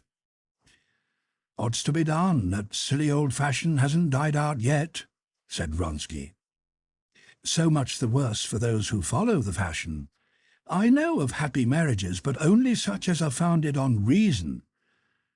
"Yes, but how often the happiness of marriages founded on reason crumbles to dust because the very passion that was disregarded makes itself felt later," said Vronsky. "But by marriages founded on reason, we mean marriages between those who have both passed through that madness. It's like scarlet fever. One has to get it over. Then someone should invent a way of inoculating love, like vaccination." "When I was young, I was in love with a chorister," said Princess Mayakaya. "I don't know whether it did me any good." "No, joking apart, I believe that to understand love, one must first make a mistake and then correct it," said the Princess Betsy. "Even after marriage?" said the ambassador's wife, archly. "It is never too late to mend," said the attaché, quoting the English proverb. "Exactly," chimed in Betsy. "One has to make mistakes and correct them." "What do you think?" she asked, addressing Anna, who, with a scarcely discernible, resolute smile, was listening to this conversation. "I think," replied Anna, toying with the gloves she had pulled off, "I think if it is true that there are as many minds as there are heads, then there are as many kinds of love as there are hearts." Vronsky had gazed at Anna, and with sinking heart waited to hear what she would say. He sighed, as after a danger averted when she had uttered these words. Suddenly Anna addressed him. "I have received a letter from Moscow. They write that Kitty Shtcherbatskaya is very ill."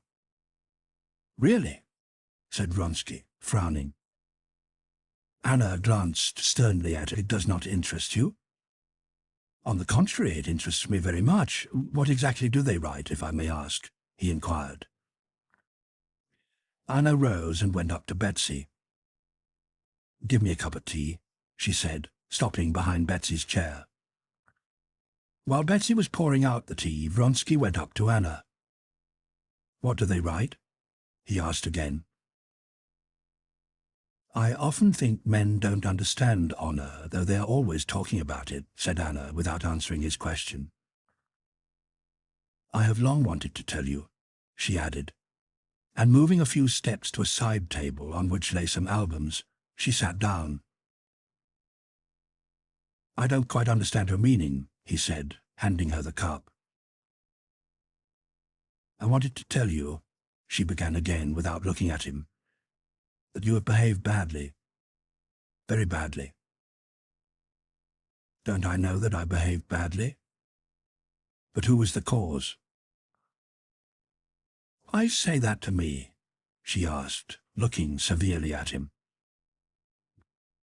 "You know why," he answered, boldly and joyously, meeting her look and continuing to gaze at her. It was not he, but she who became abashed. "That only proves you have no heart," she said. But her look said that she knew he had a heart and that she therefore feared him. "What you have just referred to was a mistake, and not love." Anna shuddered and said, "Don't you remember that I forbade you to mention that word, that horrid word?" But then she felt that the one word "forbade" showed that she claimed certain rights over him, thereby encouraging him to speak of love. "I have long wanted to say that to you," she went on, looking resolutely into his eyes, her face all aglow and suffused with a burning blush. "And today I came on purpose, knowing I should meet you here. I have come to tell you that this must stop. I have never till now had to blush before anyone, but you made me feel as if I were guilty of something." He looked at her and was struck by the new, spiritual beauty of her face. "What do you want of me?" he asked, simply and seriously. "I want you to go to Moscow and beg Kitty's pardon," said she. "You don't want that," he replied. He saw that she was saying what she forced herself to utter and not what she wished to say. "If you love me, as you say you do," she whispered, "behave so that I may be at peace." His face brightened. "Don't you know that you are all my life to me? But peace I do not know and can't give to you. My whole being, my love, yes, I cannot think about you and about myself separately. You and I are one to me. And I do not see before us the possibility of peace either for me or for you. I see the possibility of despair, misfortune, or of happiness or art. Happiness. Is it impossible?" he added with his lips only, but she heard. She exerted all the powers of her mind to say what she ought, but instead she fixed on him her eyes filled with love and did not answer at all. "This is it," he thought with rapture. "Just as I was beginning to despair, when it seemed as though the end would never come, here it is. She loves me, she acknowledges it. Do this for me. Never say such words to me, and let us be good friends." These were her words, but her eyes said something very different. "Friends we shall not be, you know that yourself, but whether we shall be the happiest or the most miserable of human beings rests with you." She wished to say something, but he interrupted her. "I ask only one thing. I ask the right to hope and suffer as I do now. But if even that is impossible, command me to disappear, and I will do it. You shall not see me if my presence is painful to you. I don't want to drive you away. Only don't change anything. Leave everything as it is," he said with trembling voice. "Here is your husband." Indeed, just at that moment, Karenin, with his deliberate, ungraceful gait, entered the drawing-room. He glanced at his wife and Vronsky, went up to the hostess, and having sat down with a cup of tea, began talking in his deliberate and always clear tones, in his usual ironical way, ridiculing somebody. "Your Hotel Rambouillet is in full muster," said he, glancing round the whole company. "The Graces and the Muses." But the Princess Betsy could not bear that tone of his, sneering, she called it in English. So, like a clever hostess, she at once led him into a serious conversation on universal military service. Karenin was immediately absorbed in the conversation and began defending the new law very earnestly against the Princess Betsy, who attacked it. Vronsky and Anna remained sitting at the little table. "This is becoming indecent," whispered a lady, indicating by a glance Vronsky, Anna, and Anna's husband. "What did I tell you?" replied Anna's friend. Not these two ladies alone, but nearly all those present in the drawing-room, even the Princess Myakaya and Betsy herself, several times glanced across at the pair who had gone away from the general circle, as if their having done so disturbed the others. Only Karenin did not once glance that way and was not distracted from the interesting conversation in which he was engaged. Noticing the unpleasant impression produced on everyone, the Princess Betsy manoeuvred for someone else to take her place and to listen to Karenin, and she herself went up to Anna. "I am always amazed at your husband's clearness and exactitude of expression," she said. "The most transcendental ideas become accessible to me when he speaks."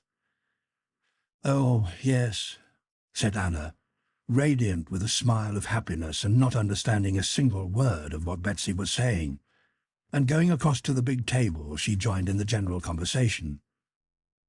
After half an hour's stay, Karenin went up to his wife and suggested that they should go home together. But, without looking at him, she answered that she would stay to supper.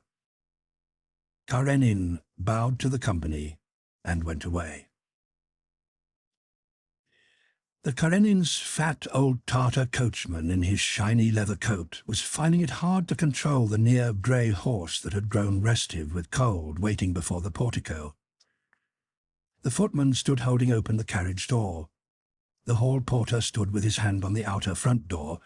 Anna, with her deft little hand, was disengaging the lace of her sleeve which had caught on a hook of her fur coat, and with bent head was listening with delight to what Vronsky, who accompanied her, was saying. "Granted that you have not said anything, I don't demand anything," he was saying. "But you know that it is not friendship I want. Only one happiness is possible for me in life, the word you so dislike. Yes, love. Love," she slowly repeated to herself. And suddenly, while releasing the lace, she added aloud, "The reason I dislike that word is that it means too much for me, far more than you can understand." And she looked him in the face. "Au revoir." She gave him her hand, and with her quick, elastic step, went past the hall porter and vanished into the carriage. Her glance and the touch of her hand burnt him. He kissed the palm of his hand where she had touched it, and went home happy in the knowledge that in this one evening he had made more progress toward his aim than he had during the previous 2 months.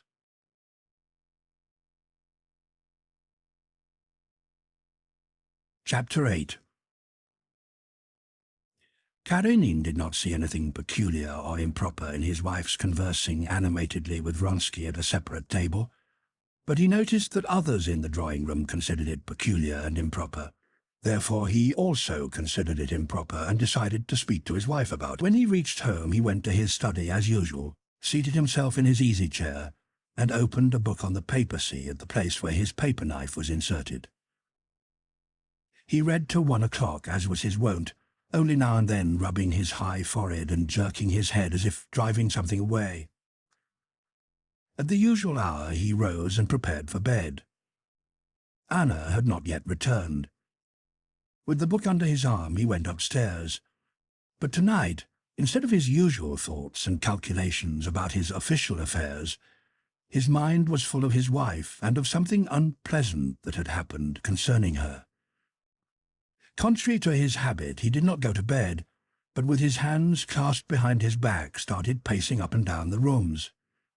He felt that he could not lie down till he had thought over these newly arisen circumstances. When Karenin had decided to talk the matter over with his wife, it had seemed to him quite easy and simple to do so. But now, when he began considering how to approach her, the matter appeared very difficult and complicated. He was not of a jealous disposition, Jealousy, in his opinion, insulted a wife, and a man should have confidence in his wife. Why he should have confidence, that is, a full conviction that his young wife would always love him, he never asked himself. But he felt no distrust, and therefore had confidence, and assured himself that it was right to have it. Now, though his conviction that jealousy is a shameful feeling, and that one ought to have confidence, had not been destroyed, he felt that he was face to face with something illogical and stupid, and he did not know what to do. Karenin was being confronted with life, with the possibility of his wife's loving somebody else, and this seemed stupid and incomprehensible to him, because it was life itself. He had lived and worked all his days in official spheres, which deal with reflections of life, and every time he had knocked up against life itself, he had stepped out of its way. He now experienced a sensation such as a man might feel who, while quietly crossing a bridge over an abyss, suddenly sees that the bridge is being taken to pieces and that he is facing the abyss. The abyss was real life. The bridge was the artificial life Karenin had been living. It was the first time that the possibility of his wife's falling in love with anybody had occurred to him, and he was horrified. He did not undress, but paced up and down with his even step on the resounding parquet floor of the dining room, which was lit by one lamp, over the carpet of the dark drawing-room where a light was reflected only from a recently painted portrait of himself which hung above the sofa, and on through her sitting-room, where 2 candles were burning, lighting up the portraits of her relatives and friends, and the elegant knick-knacks long familiar to him on her writing-table. Through her room he reached the door of their bedroom, and then turned back again.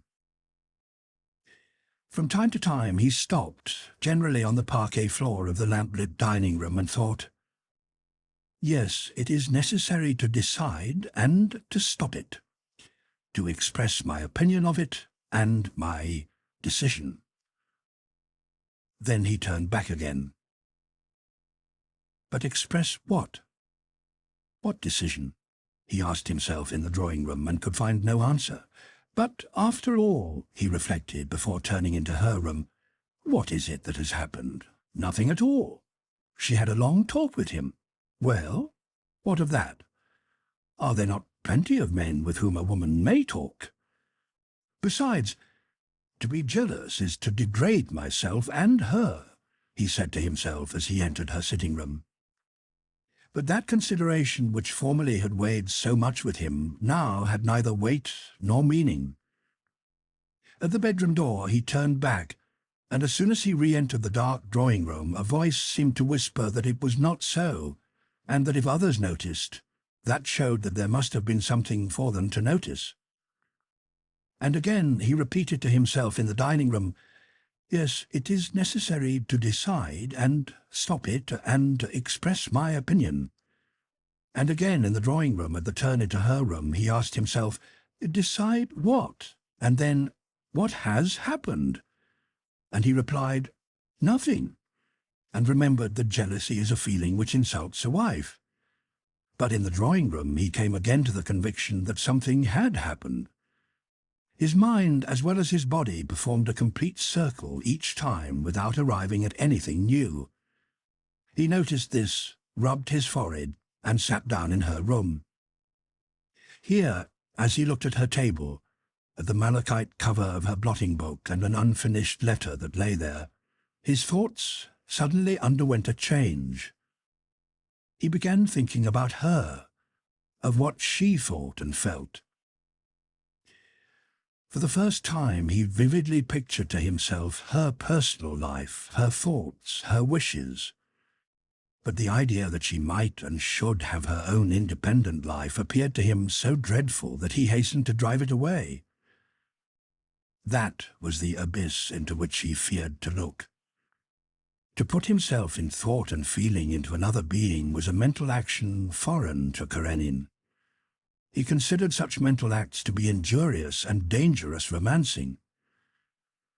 And what is most terrible of all, thought he, is that just now, when my work is coming to completion, he was thinking of the project he was then carrying through, when I need peace and all my powers of mind, just now this stupid anxiety falls on me. But what is to be done? I am not one of those who suffer anxiety and agitation and have not the courage to look them in the face.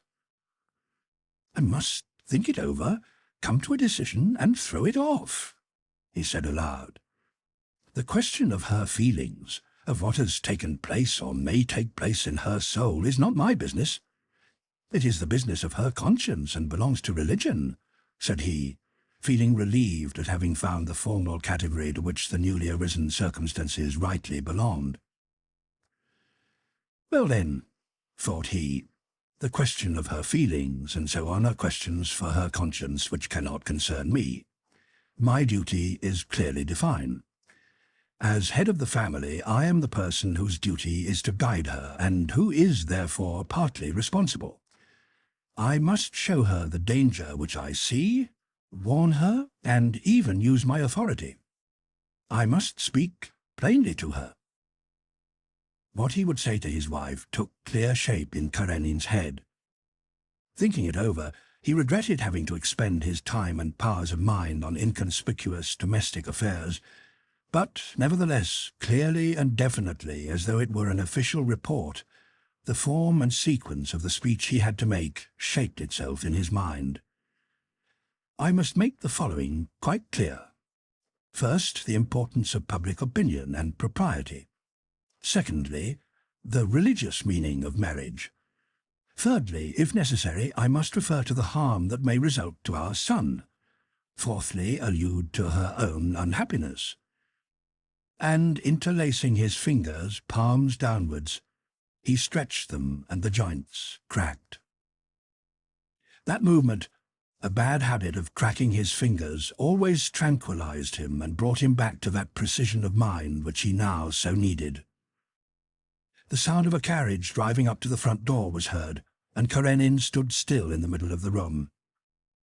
A woman's steps were heard ascending the stairs.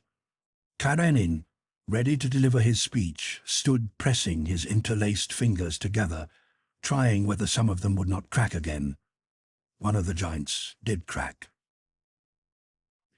By the sound of her light step on the stair he was aware of her approach, and, though he was satisfied with his speech, he felt some apprehension of the coming explanations.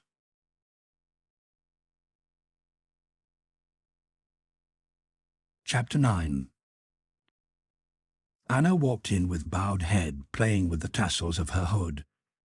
Her face shone with a vivid glow, but it was not a joyous glow. It resembled the terrible glow of a conflagration on a dark night. On seeing her husband, she lifted her head and, as if awakening from sleep, smiled. "Are you not in bed? What a wonder," she said, throwing off her hood, and without pausing she went on to her dressing-room. "Alexei Alexandrovitch, it's high time," she added from beyond the door. "Anna, I must have a talk with you." "With me?" she said with surprise, coming back from the other room and looking at him. "What is it? What about?" she asked, seating herself. "Well, let us have a talk if it is so important, but it would be better to go to bed." Anna said what came into her head, and, hearing her own words, was astonished at her capacity for deception. How simple and natural her words sounded, and how really it seemed as if she were merely sleepy. She felt herself clothed in an impenetrable armor of lies, and that some unseen power was helping and supporting her. "Anna, I must warn you," said he. "Warn me?" she asked. "What about?" She looked so naturally and gaily at him that one who did not know her, as her husband did, could not have noticed anything strange in the intonation or the meaning of her words. But for him, who knew her, knew that when he went to bed 5 minutes late she noticed it and asked the reason, knew that she had always immediately told him all her joys, pleasures, and sorrows. For him, her reluctance to notice his state of mind or to say a word about herself meant much. He saw that the depths of her soul, till now always open, were closed to him. More than that, he knew from her tone that she was not ashamed of this, but seemed to be saying frankly, "Yes, it is closed, and so it should be and will be in future." He now felt like a man who, on coming home, finds his house locked against him. But perhaps the key can still be found, thought Karenin. "I wish to warn you," he said in low tones, "that you may, by indiscretion and carelessness, give the world occasion to talk about you. Your too animated conversation tonight with Count Vronsky," he pronounced the name firmly and with quiet deliberation, "attracted attention." As he spoke, he looked at her laughing eyes, terrible to him now in their impenetrability, and felt the uselessness and idleness of his words. "You are always like that," she replied, as if not understanding him at all, and intentionally taking notice only of his last words. "One day you dislike my being dull, another day my being happy. I was not dull. Does that offend you?" Karenin started and bent his hands to crack his fingers. "Oh, please don't crack your fingers. I dislike it so," she said. "Anna, is this you?" said he, softly, making an effort and refraining from moving his hands. "But whatever is the matter?" she asked in a tone of comical surprise and sincerity. "What do you want of me?" Karenin paused and rubbed his forehead and eyes. He felt that instead of doing what he had meant to do and warning his wife that she was making a mistake in the eyes of the world, he was involuntarily getting excited about a matter which concerned her conscience and was struggling against some barrier of his imagination. "This is what I intended to say," he continued coldly and calmly, "and I ask you to listen to me. As you know, I consider jealousy an insulting and degrading feeling and will never allow myself to be guided by it. But there are certain laws of propriety which one cannot disregard with impunity. I did not notice it this evening, but judging by the impression created, all present noticed that you behaved and acted not quite as was desirable." "Really, I don't understand at all," said Anna, shrugging her shoulders.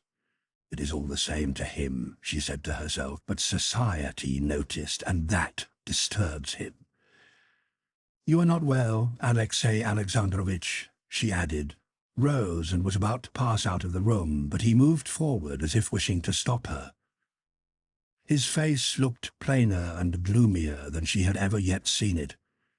Anna stopped, and throwing back her head and bending it to one side, she began with her quick hands to take out her hairpins. "Well, I'm listening. What next?" said she, quietly and mockingly. "I am even listening with interest, because I should like to understand what it is all about." As she spoke, she wondered at her quietly natural tone and at her correct choice of words. "I have not the right to inquire into all the details of your feelings, and in general I consider it useless and even harmful to do so," began Karenin. "By digging into our souls, we often dig up what might better have remained there unnoticed. Your feelings concern your own conscience, but it is my duty to you, to myself, and to God, to point out to you your duties. Our lives are bound together not by men, but by God. This bond can only be broken by a crime, and that kind of crime brings its punishment." "I don't understand anything." "Oh, dear. And as ill luck will have it, I am dreadfully sleepy," said she, while with deft fingers she felt for the remaining pins in her hair. "Anna, for God's sake, don't talk like that," he said mildly. "Perhaps I am mistaken, but believe me that what I am saying I say equally for my own sake and for yours. I am your husband, and I love you." For an instant her head had drooped, and the mocking spark in her eyes had died away. But the word love, aroused her again. Love, she thought, as if he can love. If he had never heard people talk of love, he would never have wanted that word. He does not know what love is. Alexei Alexandrovich, I really do not understand, she replied. Explain what you consider. Allow me to finish. I love you, but I am not talking of myself. The chief persons concerned are our son and yourself. I repeat, perhaps my words may seem quite superfluous to you. Perhaps they result from a mistake of mine. In that case, I ask your pardon. But if you feel that there are any grounds, however slight, I beg you to reflect, and if your heart prompts you to tell me— Karenin did not notice that he was saying something quite different from what he had prepared. I have nothing to say.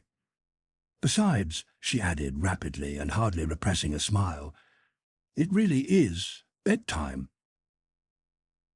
Karenin sighed and, without saying anything more, went into the bedroom. When she went there, he was already in bed.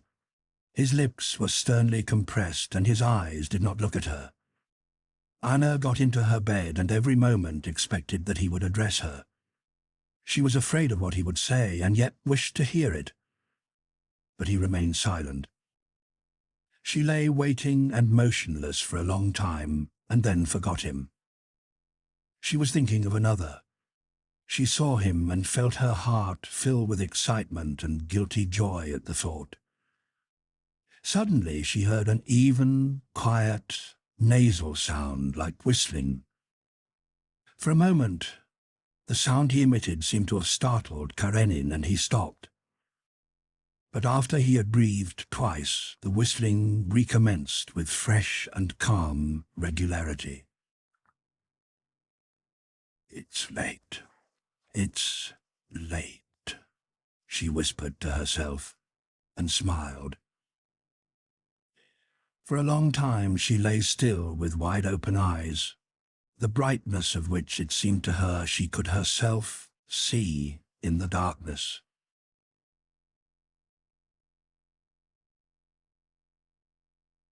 Chapter 10. From that time a new life began for Karenin and his wife. Nothing particular happened. Anna went into society as before, frequently visiting the Princess Betsy, and she met Vronsky everywhere. Karenin noticed this, but could do nothing. She met all his efforts to bring about an explanation by presenting an impenetrable wall of merry perplexity. Externally, things seemed as before, but their intimate relations with one another were completely changed. Karenin, strong as he was in his official activities, felt himself powerless here. Like an ox, he waited submissively with bowed head for the poleaxe which he felt was raised above him. Each time he began to think about it, he felt that he must try again, that by kindness, tenderness, and persuasion there was still a hope of saving her and obliging her to bethink herself. Every day he prepared himself to have a talk with her. But each time he began to speak with her, he felt the same spirit of evil and falsehood which had taken possession of her master him also, and he neither said the things he meant to, nor spoke in the tone he had meant to adopt. He spoke involuntarily in his habitual half-bantering tone, which seemed to make fun of those who said such things seriously. And in that tone, it was impossible to say what had to be said to her.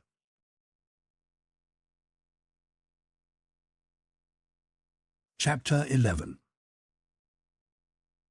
That which for nearly a year had been Vronsky's sole and exclusive desire, supplanting all his former desires, that which for Anna had been an impossible, dreadful, but all the more bewitching dream of happiness, had come to pass. Pale, with trembling lower jaw, he stood over her, entreating her to be calm, himself not knowing why or how. "Anna, Anna," he said in trembling voice, "Anna, for God's sake, But the louder he spoke, the lower she drooped her once proud, bright, but now dishonoured head, and she writhed, slipping down from the sofa on which she sat to the floor at his feet. She would have fallen on the carpet if he had not held her. "My God, forgive me," she said, sobbing and pressing Vronsky's hand to her breast. She felt so guilty, so much to blame, that it only remained for her to humble herself and ask to be forgiven. But she had no one in the world now except him, so that even her prayer for forgiveness was addressed to him. Looking at him, she felt her degradation physically and could say nothing more. He felt what a murderer must feel when looking at the body he has deprived of life. The body he had deprived of life was their love, the first period of their love. There was something frightful and revolting in the recollection of what had been paid for with this terrible price of shame. The shame she felt at her spiritual nakedness communicated itself to him. But in spite of the murderer's horror of the body of his victim, that body must be cut in pieces and hidden away, and he must make use of what he has obtained by the murder. Then, as the murderer desperately throws himself on the body as though with passion and drags it and hacks it, so Vronsky covered her face and shoulders with kisses. She held his hand and did not move. Yes, these kisses were what had been bought by their shame. Yes, and this hand which will always be mine is the hand of my accomplice. She lifted his hand and kissed it. He knelt down and tried to see her face, but she hid it and did not speak. At last, as though mastering herself, she sat up and pushed him away. Her face was as beautiful as ever, but all the more piteous. "It's all over," she said. "I have nothing but you left. Remember that." "I cannot help remembering what is life itself to me. For one moment of that bliss—" "What bliss?" she said, with disgust and horror, and the horror was involuntarily communicated to him. "For heaven's sake, not another word!" She rose quickly and moved away from him. "Not another word," she repeated, and with a look of cold despair, strange to him, she left him. She felt that at that moment she could not express in words her feeling of shame, joy, and horror at this entrance on a new life, and she did not wish to vulgarize that feeling by inadequate words. Later on, the next day and the next, she still could not find words to describe all the complexity of those feelings, and could not even find thoughts with which to reflect on all that was in her soul. She said to herself, "No, I can't think about it now. Later, when I am calmer." But that calm, necessary for reflection, never came. Every time the thought of what she had done and of what was to become of her and of what she should do came to her mind, she was seized with horror and drove these thoughts away. "Not now, later, when I am calmer," she said to herself. But in her dreams, when she had no control over her thoughts, her position appeared to her in all its shocking nakedness. One dream she had almost every night. She dreamt that both at once were her husbands and lavished their caresses on her. Alexei Alexandrovitch wept, kissing her hands, saying, "How beautiful it is now." And Alexei Vronsky was there too, and he also was her husband. And she was surprised that formerly this had seemed impossible to her, and laughingly explained to them how much simpler it really was, and that they were both now contented and happy. But this dream weighed on her like a nightmare, and she woke from it filled with horror.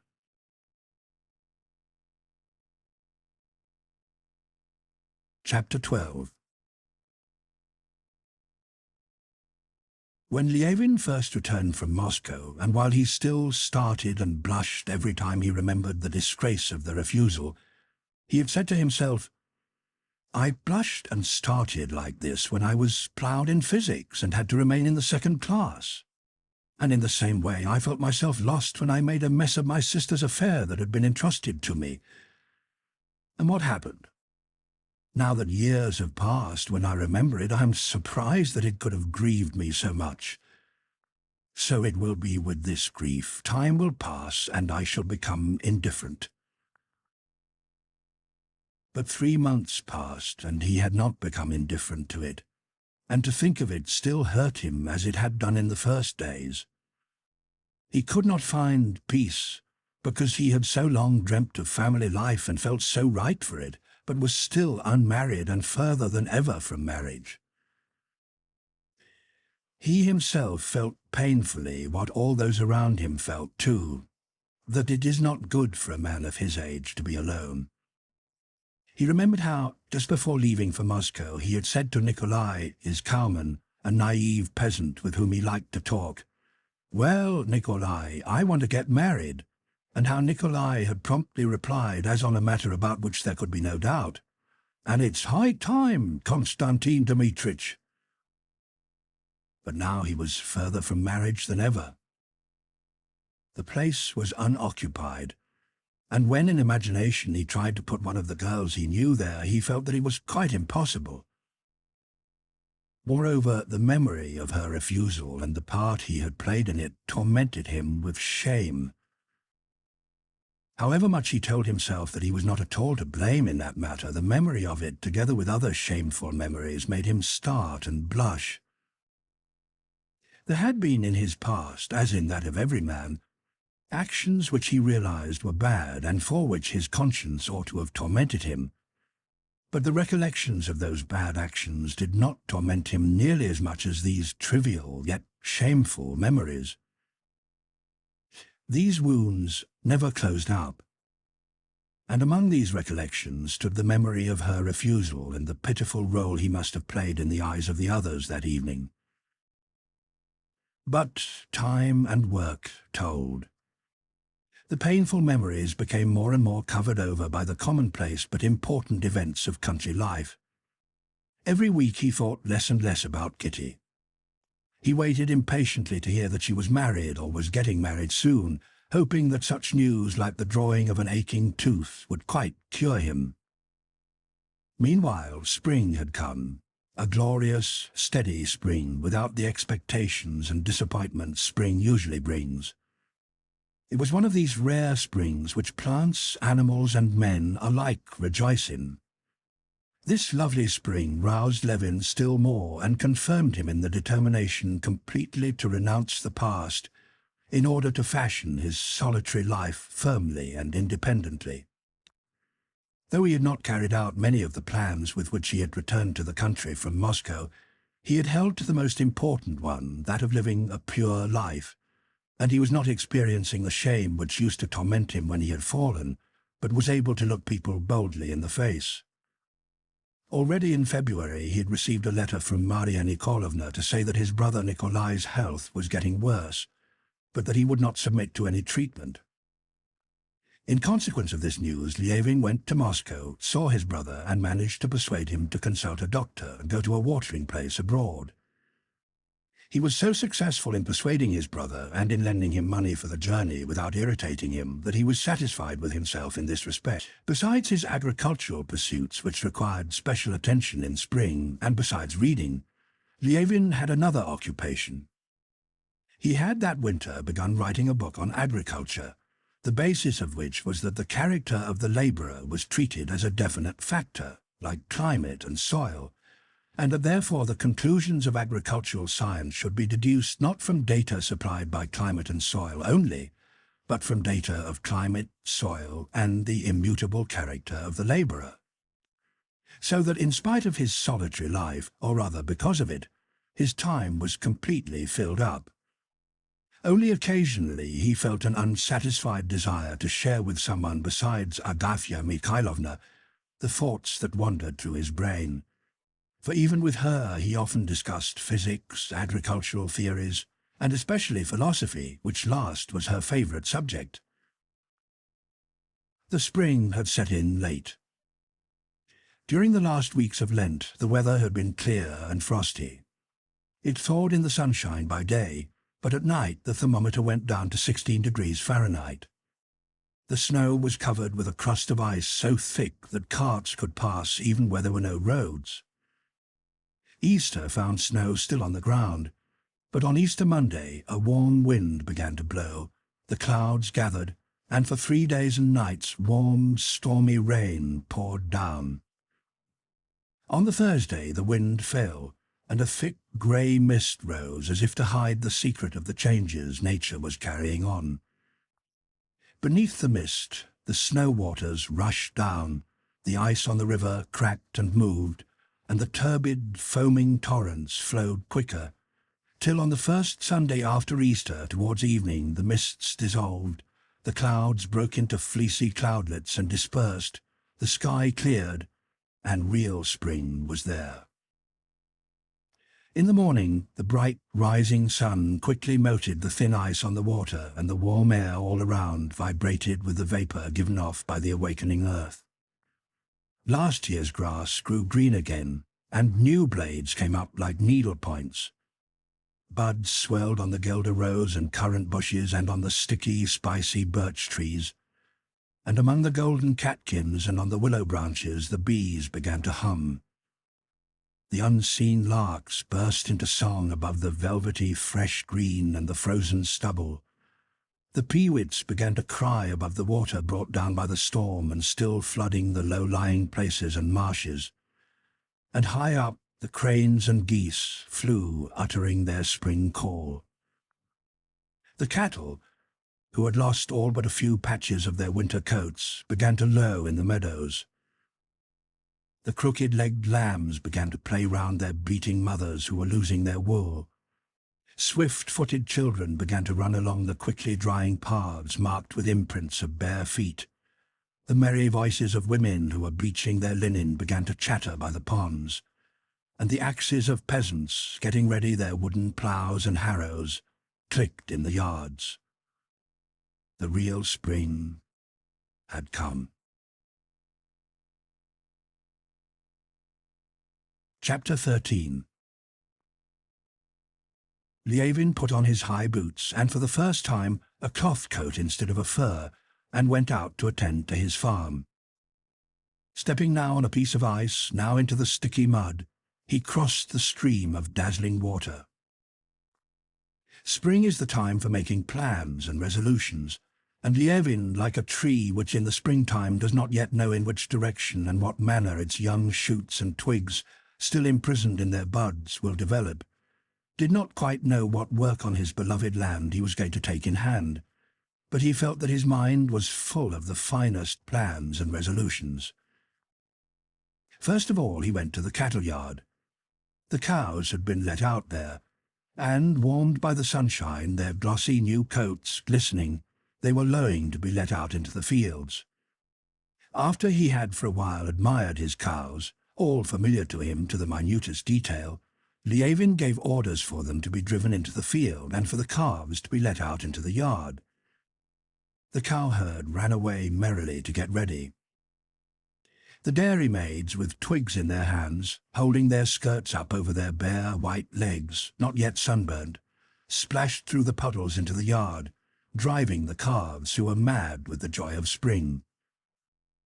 Having gazed with admiration at the exceptionally fine calves born that year, the older ones were as big as peasants' cows, and Pava's 3-month-old calf was as big as a yearling, Levin gave orders to bring a trough of food for them and to put some hay into the racks outside. But it turned out that the racks, which had been put up in the yard and not used during winter, were broken. He sent for the carpenter, who was under contract to be with the threshing machine, but it turned out that he was mending the harrows, which should have been mended the week before Lent. This was very annoying to Levin. It was vexing that the careless farm management against which he had struggled so many years with all his might still continued. He found out that the racks, which were not wanted in winter, had been taken into the farm horses' stable, and there had got broken, as they were lightly made, being meant only for the calves. Besides this, it proved that the harrows, and all the agricultural implements which he had ordered to be examined and mended in winter, for which purpose 3 carpenters had been specially engaged, had not been seen to, and the harrows were now being mended when it was time to start harrowing. Levin sent for the steward, but instead of waiting went at once to look for him himself. The steward, in his astrakhan-trimmed coat, as radiant as everything else that day, was coming from the threshing ground, breaking a bit of straw in his hands. "Why is the carpenter not with the threshing machine?" "Oh, I meant to tell you yesterday that the harrows need mending. It's time to plough, you know." "Why wasn't it done in winter?" "But what do you want with the carpenter?" "Where are the racks from the calves' yard?" "I have given orders for them to be put into their places. What is one to do with such people?" said the steward, waving his arm. "It's not a case of such people, but of such a steward," said Levin, flaring up. "Tell me what I keep you for," he shouted. But remembering that this would not help matters, he stopped in the middle of what he was saying and only sighed. "Well, can we begin sewing?" he asked after a pause. "It will be possible beyond Torquino tomorrow or the day after." "And the clover?" "I have sent Vasily. He and Mishka are sewing. Only I don't know if they'll get through. It's very sticky." "How many acres?" 16. "Why not the lot?" shouted Levin. That they were only sowing 16 instead of 50 acres with clover was still more annoying. To grow clover successfully, it was necessary, according to both theory and his own experience, to sow it as early as possible, almost before the snow had finished melting, and Levin could never get this done. "There is no one to do it. What are you to do with such people? 3 have not come. And now, Simeon, well then, you should have let the straw wait." "So I have. But where are the men?" 5 are making compote," he meant compost, "and 4 are turning the oats over. They might begin sprouting, Konstantin Dmitrich." Levin understood very well that "might begin sprouting" meant that the English seed oats were already spoiling. Here again his orders had not been obeyed. "Oh dear, didn't I speak about it long ago in Lent? Oh, don't worry, it'll all be done in good time." Levin waved his hand angrily and went to the barn to look at the oats. Then he came back to the stable. The oats were not yet spoiled, but the men were turning them over with shovels, whereas they should have let them run down from the loft. Levin ordered them to do this, told off 2 of the men to help sow the clover, and got over his vexation with the foreman. Indeed, the day was so beautiful one could not long remain angry. "Ignat," he called to the coachman, who, with sleeves rolled up, was washing a carriage at the pump. "Saddle me." "Which, sir?" "Oh, Korpik." "Oh, yes, sir." While the horse was being saddled, Levin again called the steward, who was hanging about within sight, in order to make it up with him, and began to talk about the spring work that lay before them, and his plans for the estate. Carting manure must be started early so that it should be over before the first hay harvest, and the far field will have to be ploughed continually so as to keep the earth clean. We must hire labour for the hay harvest and not pay in kind. The foreman listened attentively and evidently tried to approve of his master's plans, but his face still wore that hopeless and despondent expression so familiar to Levin. This expression seemed to say, "That's all very well, but it will be as God wills." Nothing grieved Levin so much as this manner, but it was a manner common to all the numerous stewards he had employed. They all took up the same attitude toward his plans, and therefore he now no longer grew angry with them, but he was grieved, feeling all the more stimulated to resist this, so to say, elemental force for which he could find no other name but "as God wills," which always obstructed him. "We'll see if we can manage it," said the steward. Why should you not manage it? Oh, we must have at least 15 more labourers, but you see, they don't come. Some came today, but they wanted 70 roubles each for the summer. Levin was silent. That force was opposing him again.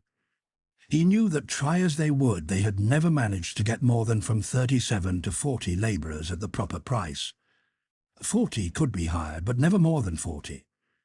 Yet all the same, he could not but continue the struggle. Send to Suri and to Shefirovka if they don't come. We must try and find men. I'll send right enough, said Vasily Fedorovitch, the steward, despondently. But the horses, too, are getting weak. We will buy some more. But don't I know, he added, laughing, that you always want less of everything and worse. However, this year I will not let you have your way. I'll see to everything myself. You don't sleep much as it is, I think. It's always pleasanter for us when the master's eye is on us. Then it's down in the birch valley that they are sowing the clover?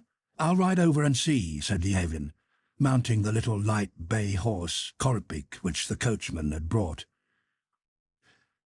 You won't be able to cross the brook, Konstantin Dmitrich, the coachman called out. Well, then I'll go through the forest. And Levin rode across the muddy yard and out of the gate into the field at a brisk amble, his fresh little horse snorting at the puddles and pulling at the bridle.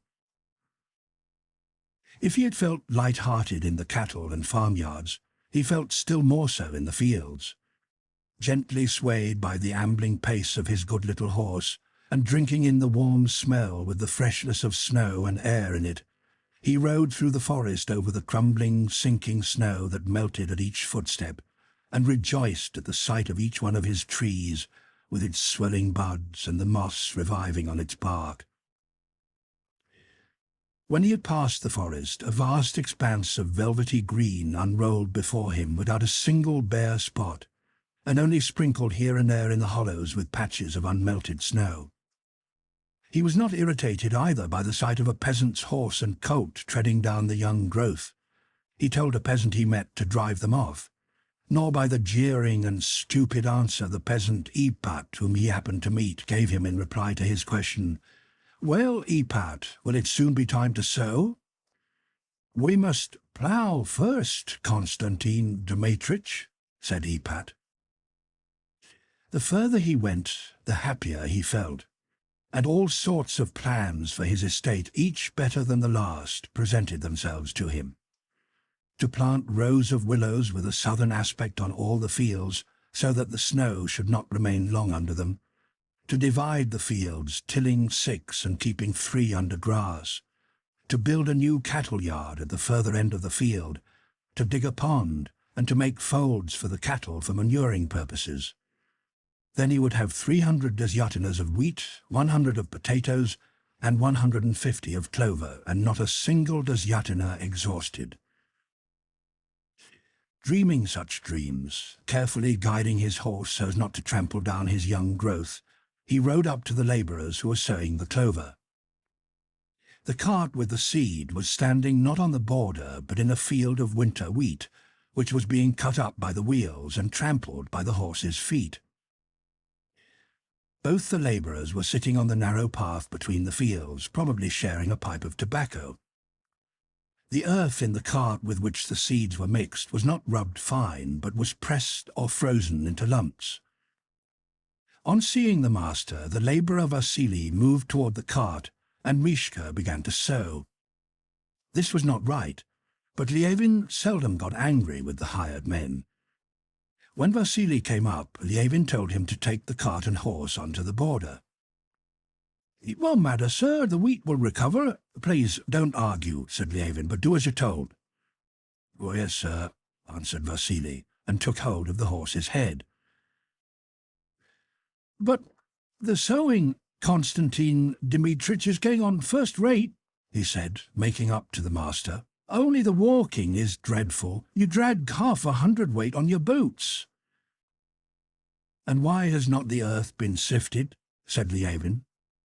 "Oh, but we crumble it up," said Vasily, taking a handful and rubbing the earth between his palms. Vasily was not to blame that they had given him unsifted earth, but still it was annoying.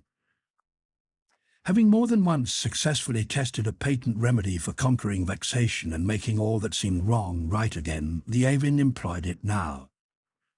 He looked at the strides Mishka took dragging the enormous lumps of earth that stuck to his feet, dismounted, took the seed basket from Vasily, and prepared to sow. "Where did you stop?" Vasily pointed to a mark with his foot, and Lievin began scattering the seeds and earth as best he could. It was hard walking, and having done a row, Lievin, wet with perspiration, stopped and gave back the basket.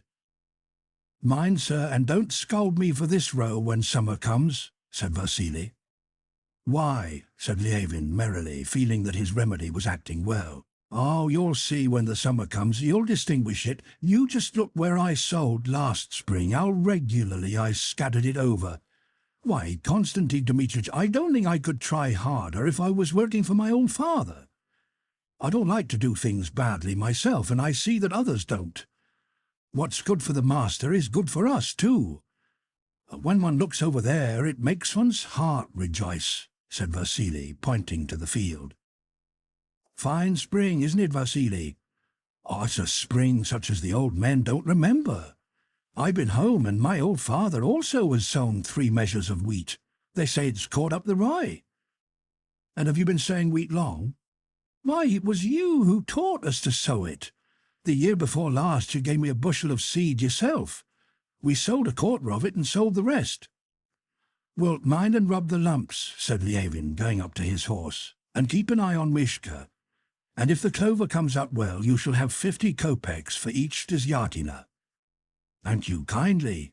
We're very grateful to you as it is."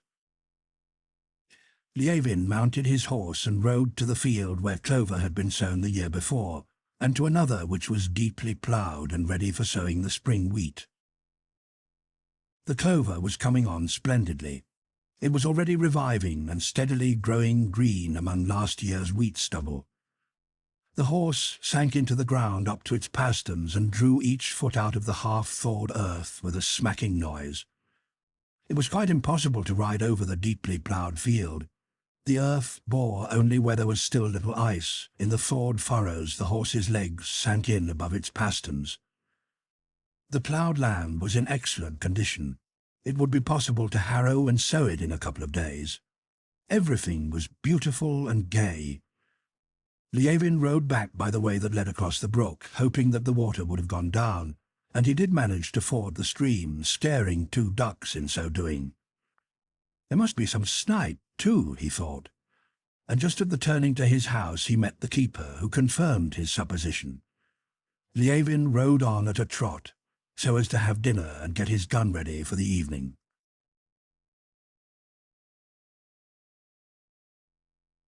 Chapter 14. As Lievin, in the highest spirits, was nearing the house, he heard the sound of a tinkling bell approaching the main entrance. "Why, there must be someone from the station," he thought. "They would just have had time to get here from the Moscow train. Who is it? Could it be Brother Nikolai? He did say, perhaps I'll go to a watering place, or perhaps I'll come to you." For a moment he felt frightened and disturbed lest his brother's presence should destroy the happy frame of mind that the spring had aroused in him. But he was ashamed of that feeling, and immediately, as it were, opened out his spiritual arms, and with tender joy expected, and now hoped with his whole soul, that it was his brother. He touched up his horse, and, having passed the acacia trees, saw a hired 3-horse sledge coming from the station, and in it a gentleman in a fur coat. It was not his brother. "Oh, if only it's some nice fellow with whom one can have a talk," he thought. "Ah!" he cried joyfully, lifting both arms. "Here's a welcome guest. Well, I am glad to see you," he exclaimed, recognizing Vronsky. "I shall know now for certain whether she is married, or when she will be," thought Lievin. And on this lovely day he felt that the memory of her did not hurt him at all. "He did not expect me, eh?" said Oblonsky, getting out of the sledge with mud on his nose, cheek and eyebrows, but beaming with cheerfulness and health. "I have come to see you, that's one thing," he said, embracing and kissing Levin. "To get some shooting, that's two. And to sell the Ergol-Shevold forest, that's three." "That's grand. And what a spring we're having. How did you manage to get here in a sledge?" "It would have been worse still on wheels, Konstantin Dmitrich," said the driver, whom Levin knew. "Well, I am very, very glad to see you," said Levin, with a sincere smile, joyful as a child's. He showed his guest into the spare bedroom, where Oblonsky's things, his bag, a gun in a case, and a satchel with cigars, were also brought, and leaving him to wash and change, Levin went to the office to give orders about the ploughing and the clover. Agafya Mikhailovna, always much concerned about the honour of the house, met him in the hall with questions about dinner. "Oh, do just as you please, only be quick," he said, and went out to see the steward. When he returned, Oblonsky, fresh and clean, with hair brushed and face radiant with smiles, was just coming out of his room, and they went upstairs together. "How glad I am to have come to you. Now I shall be able to understand what the mysteries you perpetrate here consist of. Oh, but seriously, I envy you. What a house, and everything so splendid, so light, so gay," said Oblonsky, forgetting that it was not always spring and bright weather there, as on that day. "And your nurse, quite charming. A pretty housemaid with a little apron would be preferable, but with your severe and monastic style, this one is more suitable." Oblonsky had much interesting news to tell, and one item of special interest to Levin was that his brother, Sergei Ivanitch, intended to come and stay in the country with him that summer. Not a word did Oblonsky say about Kitty or about any of the Shtcherbatskys. He only delivered greetings from his wife. Levin was grateful to him for his delicacy and was very glad of his visit. As usual during his solitude, a mass of thoughts and feelings he could not express to those around had collected in his mind, and now he poured out to Oblonsky the poetic joy of spring, his failures, his plans concerning the estate, his thoughts and remarks about the books he had read, and especially the idea of his own book, the basis of which, though he did not notice it himself, was a criticism of all previous works on agriculture. Oblonsky, always pleasant and quick at understanding everything from a hint, was specially pleasant on this visit. There was a new trait in him which Levin noticed and was flattered by, a kind of respect and a sort of tenderness toward him. The efforts of Agafya Mikhailovna and the cook to make the dinner specially nice resulted only in both the hungry friends sitting down to a snack and having to appease their hunger with hors d'oeuvres of bread and butter, smoked goose and pickled mushrooms, and in Levin's ordering the soup to be served without waiting for the pasties with which the cook intended to astonish the visitor.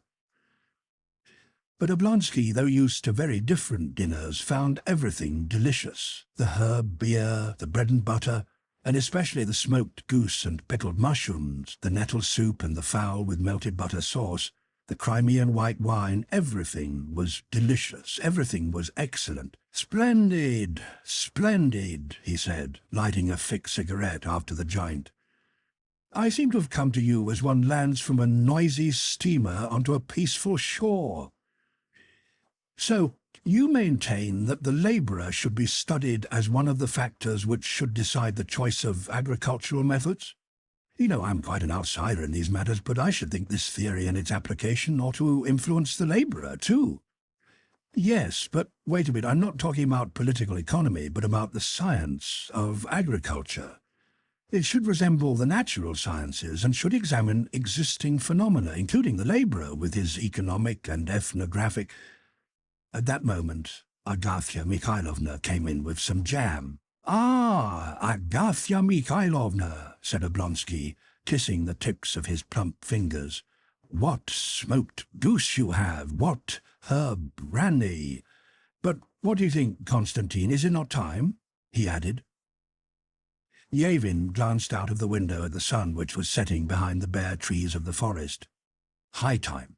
High time! Kuzma, tell them to harness the trap," he said, and ran downstairs. Oblonsky went down and himself carefully took the canvas cover off the varnished case, opened it, and set to work to put together his valuable gun, which was of the newest type. Kuzma, already scenting a substantial tip, did not leave Oblonsky for a moment. He put on his stockings and his boots for him, and Oblonsky willingly allowed him to do so. "Konstantin, please leave word that if the dealer Ryabinin comes, I told him to come here today, they should ask him in and let him wait. Are you selling the forest to Ryabinin?" "Yes. Do you know him?" "Of course I know him. I have had dealings with him positively and finally." Oblonsky laughed. Positively and finally were the dealer's favourite words. "Yes, he does speak very funnily. She knows where the master is going," he added, patting Laska, who was whining and jumping round Lievin, now licking his hand, now his boots and his gun. The trap was standing at the door when they went out. "I told them to harness, though it is not far, but if you like we can walk." "No, let us drive," said Oblonsky, stepping up into the trap. He sat down, wrapped a rug round his legs, and lit a cigar. "How is it you don't smoke? A cigar is such a... not exactly a pleasure, but the crown and sign of pleasure. Ah, this is life. How delightful! This is how I should like to live." "But who prevents you?" Lievin remarked, smiling. "No, you are a lucky fellow. You've got all you're fond of. You like horses, you have them. Hounds, you have them. Shooting, you get it. Farming, you get it too." "Perhaps it is because I am glad of what I get and don't grieve about what I haven't," said Lievin, thinking of Kitty. Oblonsky understood and looked at him, but said nothing. Lievin was grateful to Oblonsky because, with his usual tact, noticing that Lievin was afraid of talking about the Shabatskys, he avoided mentioning them. But now Lievin wanted to find out about the matter that tormented him, and yet feared to speak of it. "Well, and how are your affairs?" he asked, recollecting how wrong it was of him to be thinking only of his own concerns. Oblonsky's eyes began to glitter merrily. "But you don't admit that one may want a roll while one gets regular rations. You consider it a crime. And I don't believe in life without love," he answered, understanding Lievin's question in his own way. "How can I help it? I am made that way, and really so little harm is done to anyone, and one gets so much pleasure." "Is there anything new, then?" inquired Lievin. "There is. Well, you know Ossian's type of woman, such as one sees in a dream. Well, there are such women in reality, and these women are terrible. Woman, you see, is an object of such a kind that, study it as much as you will, it is always quite new." "In that case, better not study them." "Oh, no. Some mathematician has said pleasure lies not in discovering truth, but in seeking it." Lievin listened in silence, but in spite of all his efforts he could not enter into his friend's soul and understand his feeling, nor the delight of studying women of that kind. Chapter 15. The place where they were going to shoot was not far away, by a stream among young aspen trees. When they had reached the wood, Lievin got down and led Oblonsky to the corner of a mossy and marshy glade already free from snow. He himself went to a forked birch on the other side, and, leaning his gun against the fork of the lower branch, took off his coat, tightened his girdle, and tried whether he could move his arms freely. The old grey-haired Laska, following close on his heels, sat down warily in front of him and pricked up her ears. The sun was setting behind the forest, and the little birches interspersed among the aspen trees stood out clearly against the evening glow, with their drooping branches and their swollen buds ready to burst into leaf. From the thicket, where the snow had not all melted, the water still flowed in branching streamlets with a gentle rippling sound. Small birds chirped, and now and then flew from tree to tree. In the intervals of profound silence, last year's leaves were heard rustling, set in motion by the thawing of the earth and the growth of the grass. Just fancy, one can hear and see the grass growing, thought Levin, as he noticed a wet, slate-coloured aspen leaf move close to the point of a blade of grass. He stood listening, and gazing down now on the wet mossy ground, now at the attentive Laska, now at the sea of bare treetops stretched out before him at the foot of the hill, and now at the darkening sky streaked with fleecy clouds. A hawk flew leisurely past, high above the distant forest. Another followed in the same direction, and vanished. In the thicket the birds chirped louder and louder and more eagerly. A tawny owl hooted nearby, and Laska started, took a few careful steps, and with her head on one side again listened intently. A cuckoo called beyond the river. It called twice in its usual note, then hoarsely and hurriedly, and got out of time. "Fancy you cuckoo already," said Oblonsky, appearing from behind a bush. "Yes, I heard," answered Levin, so reluctant to disturb the silence of the wood that his own voice sounded unpleasant to him. "They won't be long now."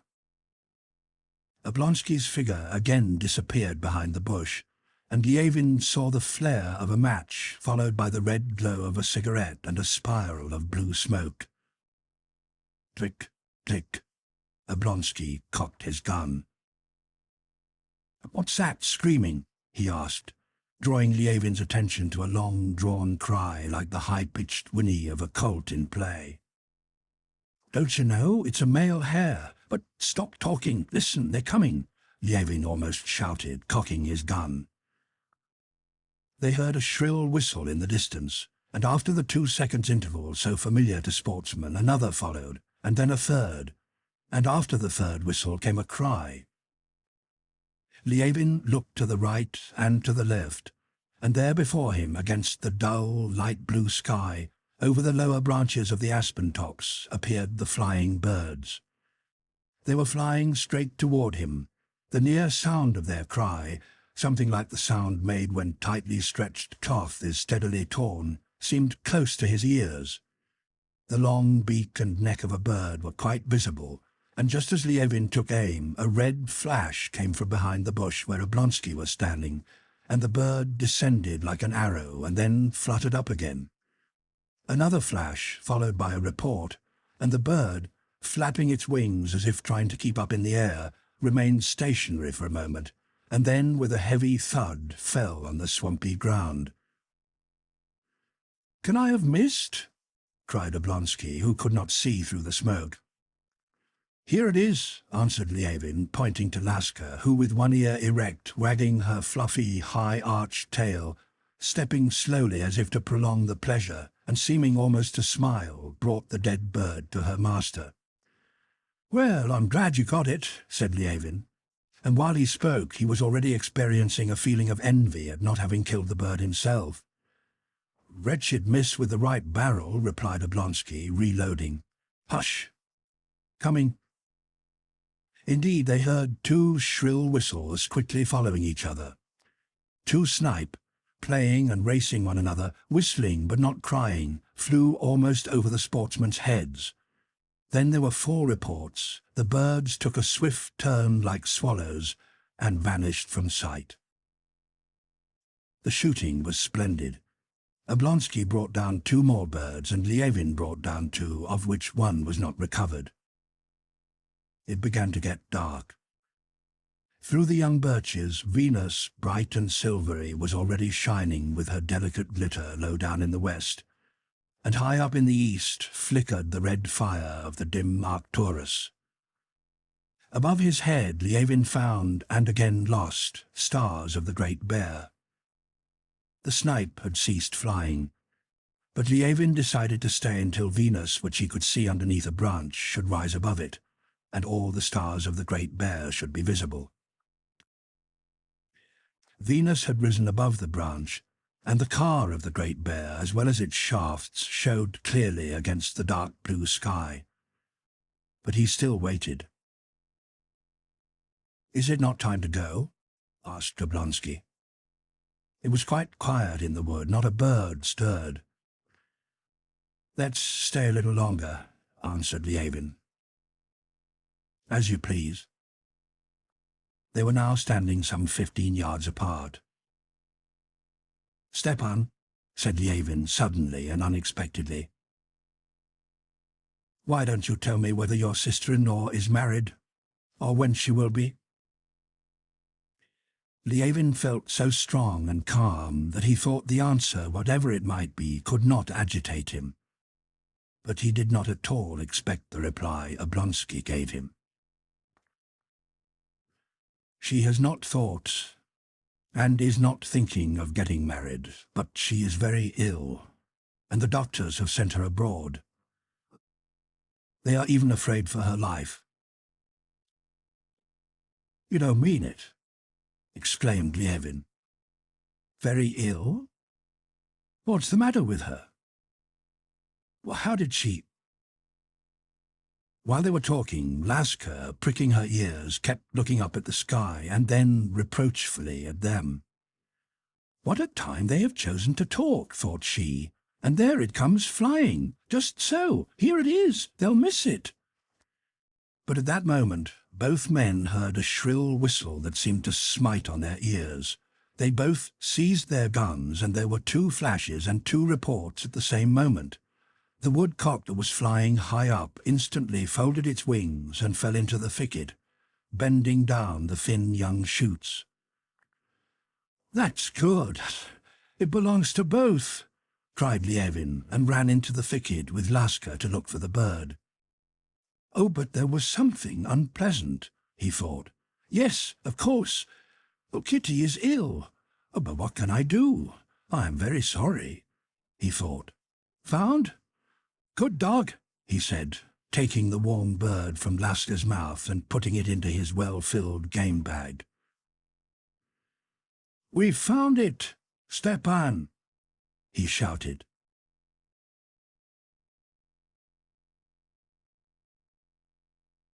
Chapter 16. On their way home, Lievin inquired the particulars of Kitty's illness and of the Shtcherbatskys' plans, and though he would have been ashamed to confess it, what he heard was agreeable to him. It was agreeable because there was still hope for him, and even more because she was suffering, she who had made him suffer so much. But when Oblonsky began to speak of what caused Kitty's illness and to mention Vronsky's name, Lievin interrupted him. "I have no right whatever to know such family details, and frankly I am not interested in them either." Oblonsky gave a scarcely perceptible smile on noticing the quick change, so familiar to him in Lievin's face, which became as gloomy as it had been bright a moment before. "Have you finally settled with Ryabinin about the forest?" asked Lievin. "Yes, I have. I'm getting a splendid price for it. 38,000 roubles, 8 at once, and the rest to be paid within 6 years. I've been bothering about it a long time. No one would give more." "The fact is, you are giving the forest away," said Lievin moodily. "Why giving away?" said Oblonsky with a good-natured smile, knowing well that everything would now seem wrong to Lievin. "Because the forest is worth at least 500 roubles a desyatina," replied Lievin. "Oh, you country gentleman," said Oblonsky jokingly, "and your tone of contempt for us poor townsfolk. But when it comes to getting business done, we do it better than anyone. Believe me, I have reckoned it all out," continued he, "and have sold the forest so well that I'm afraid he may change his mind. You know, it's not timber, but for the most part only fit for fuel," said he, hoping by this remark finally to convince Lievin of the injustice of his suspicions. "And it will not yield more than 10 satzens of wood to the desyatina, and he's paying me at the rate of 200 roubles." Lievin smiled contemptuously. "I know this manner," he thought, Not his only, but all townsmen's who visit the country 2 or 3 times in 10 years, get hold of 2 or 3 expressions, use them in and out of season, and are firmly convinced they know everything. Timber and yield 10 sartzens. He uses these words, but understands nothing about the business. I should not try to teach you the things you scribble about at your office, he said, but in case of need would come to you for advice about them. But you are firmly convinced that you understand all this forest law. It's not easy. Have you counted the trees? How can one count the trees? Said Oblonsky, still anxious to dispel his friend's ill humour. Count grains of sand and planets' rays, e'en though a lofty mind were able. Well, Ryabinin's lofty mind is able to do it, and no dealer will ever buy without first counting unless the forest is given to him for nothing, as you are doing. I know your forest. I go shooting there every year, and it is worth 500 roubles at his Yatina, cash down, and he is paying you 200 on long term. That means that you have made him a present of about 30,000 roubles. Oh, come, don't get so carried away, said Oblonsky piteously. Or why did no one offer more? Because he and the other dealers are in league, and he has bought them off. I've had dealings with them all, and I know them. They're not genuine dealers, but sharks. He would not consider a deal which would bring him in 10 or 15%. He waits till he can buy at 1/5 of the value. Oh, come. You are done in the dumps today. Not at all, said Lievin gloomily, just as they drove up to the house. At the porch stood a little cart strongly bound with leather and iron, and to the cart was harnessed a well-fed horse with broad, tightly stretched straps. In the cart sat Ryabinin's clerk, who also performed a coachman's duties, his skin tightly stretched over his full-blooded face and his belt drawn tight. Ryabinin himself was already in the house and met the 2 friends in the hall. He was a tall, spare, middle-aged man with a moustache, a prominent shaven chin, and prominent, dim eyes. He wore a long-skirted blue coat with buttons very low down at the back, high boots drawn quite straight over the calves of his legs and crinkled round the ankles, and over them he had on a pair of large galoshes. He wiped his face all round with his handkerchief, and smoothing his coat, which was already quite in order, smilingly greeted the new arrivals. He held out his hand to Oblonsky as if he were trying to catch something. "Oh, so you've come," said Oblonsky, taking his hand. "That's right. I dared not disobey your Excellency's commands, though the roads are quite too bad. I have literally had to walk all the way, but I have arrived in time." "Konstantin Dmitrich, my respects to you," he said, turning to Lievin and trying to catch his hand too. But Lievin, frowning, pretended not to see the hand and began taking the snipe out of the game bag. "You've been pleased to amuse yourself with shooting? What kind of bird may that be?" added Ryabinin, looking contemptuously at the snipe. "Something tasty?" And he shook his head disapprovingly, as if much doubting whether this game were worth the candle. "Would you like to go to my study?" said Lievin, frowning moodily and addressing Oblonsky in French. "Go into the study, you can talk things over there."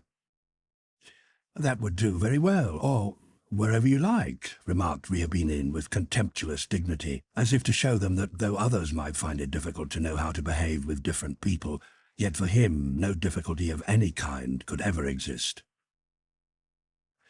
On entering the study, Ryabinin looked round by force of habit as though to find the icon, but after finding it he did not cross himself. He glanced at the book cupboards and bookshelves with the same look of doubt as he had bestowed on the snipe, smiled contemptuously, and again shook his head disapprovingly, decidedly refusing to admit that this game could be worth the candle. "Well, have you brought the money?" asked Oblonsky. "Take a seat."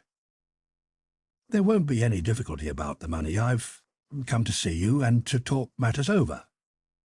"Talk what matters over? But do take a seat." "I can do that," said Ryabinin, sitting down and putting his arm on the back of his chair in a most uncomfortable way. You must let me off something, Prince. You're wronging me. As to the money, it is all ready to the last kopeck. There'll be no delay about the money."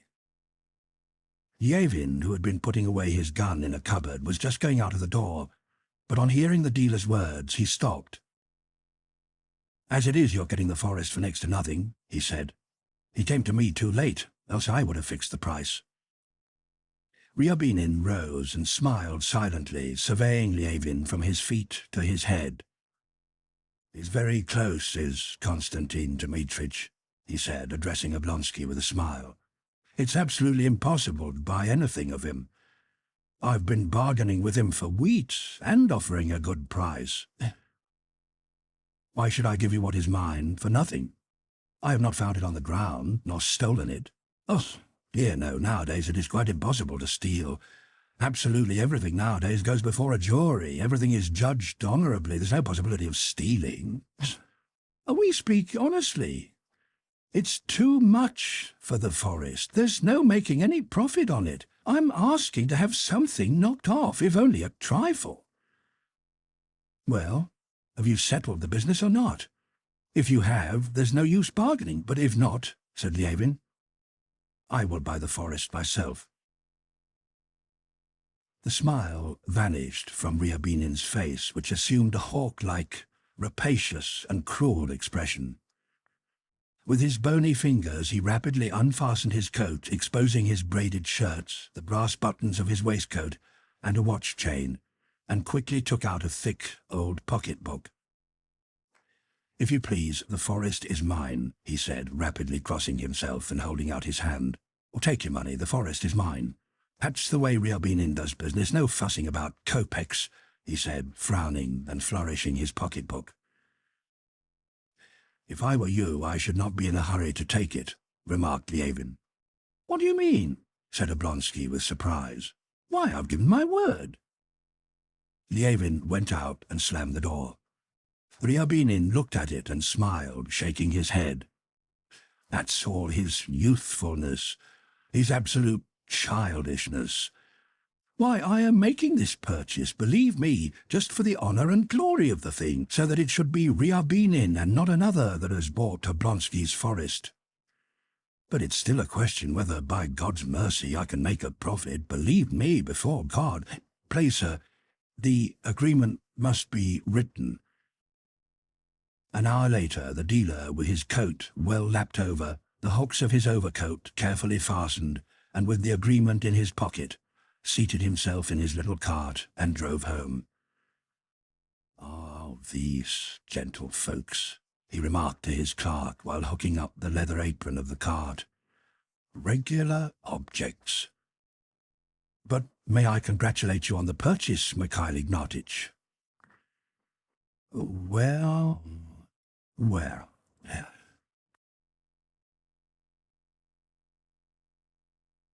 Chapter 17.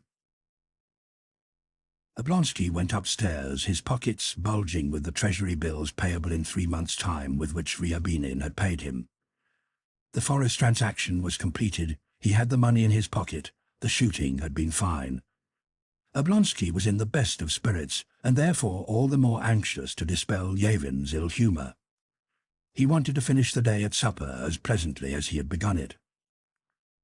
Yevin really was in a bad humour, and in spite of his desire to behave kindly and amiably to his charming guest, he could not master himself. The intoxication of the news that Kitty was not married was beginning little by little to take effect on him. Kitty was unmarried and ill for love of the man who had slighted her. This insult seemed to fall upon him. Vronsky had slighted her, and she had slighted him, Yevin. Consequently, Vronsky had a right to despise him, and was therefore his enemy. But Yevin did not think all this. He dimly felt that there was something insulting to him in the affair, and was angry not with what had upset him, but with everything that presented itself to him. The stupid sale of the forest, the swindle Oblonsky had fallen a prey to, which had been perpetrated in his house, irritated him. "Well, have you finished?" he said when he met Oblonsky upstairs. "You have some supper?" "I won't say no. What an appetite I get in the country. Wonderful. Why did you not offer Ryabinin something to eat? Oh, let him go to the devil. Well, really, how you treat him, said Oblonsky. You did not even give him your hand. Why not shake hands with him? Because I do not shake hands with the footman, and the footman is 100 times better than he. What a reactionary you really are. And what about merging the classes, said Oblonsky. Let those who like it merge to their heart's content, but it sickens me. I see you are quite a reactionary. I've really never considered what I am. I am Konstantin Levin, that's all. And Konstantin Levin is in a very bad temper, said Oblonsky, smiling. Yes, I am in a bad temper, and you know why? Because, excuse me, of your stupid sale. Oblonsky wrinkled his face good-naturedly like an innocent man who was being hurt and interfered with. Oh, don't, he said. When has a man ever sold anything without being told immediately after that it was worth much more? But while he's trying to sell, nobody offers him more. No, I see you have a grudge against that unfortunate Ryabinin. Maybe I have. But you know why? You will again call me a reactionary or some other dreadful name. But all the same, it vexes and hurts me to see on all sides the impoverishment of the noblesse, to which I too belong, and to which, in spite of the merging of the classes, I am very glad to belong. And impoverished, not from extravagance. That would not matter so much. To spend like a nobleman is their business. Only the noblesse know how to do it. At present, the peasants around here are buying land. That does not pain me. The squire does nothing, the peasant works and squeezes out the idler. That is as it should be, and I'm very glad on the peasant's account. But it hurts me to see this impoverishment as a result of, shall I call it, simplicity? Here a Polish leaseholder buys for half its value the splendid estate of a lady who lives in Nice. There, land that is worth 10 rubles a desiatina is leased to a merchant for 1 ruble. And now you, without any reason, have presented that scamp with 30,000 rubles. Then what do you want? Is one to count every tree? Certainly count them. You have not counted them, but Ryabinin has. Ryabinin's children will have the means to live and get an education, while yours may not have. Well, forgive me, but there's something petty in all this counting. We have our occupation and they have theirs, and they have to make a profit. Anyway, the thing is done, and there's an end to it. Ah, and here come the fried eggs, just the way I like them best. And Agathya Mikhailovna will give us some of that excellent herb brandy. Oblonsky sat down to table and began joking with Agathya Mikhailovna, assuring her that it was long since he had had such a dinner and supper as that day. Well, you appreciate it at least, said Agathya Mikhailovna.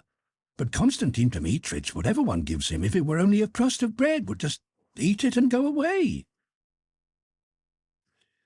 Try as Levin would to control himself, he remained morose and silent.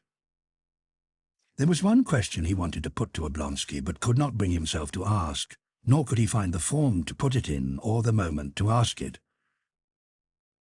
When Oblonsky had gone down to his room, and after again washing had put on his frilled nightshirt and got into bed, Levin still lingered in his room, talking about various trifles, and unable to ask what he wanted to know.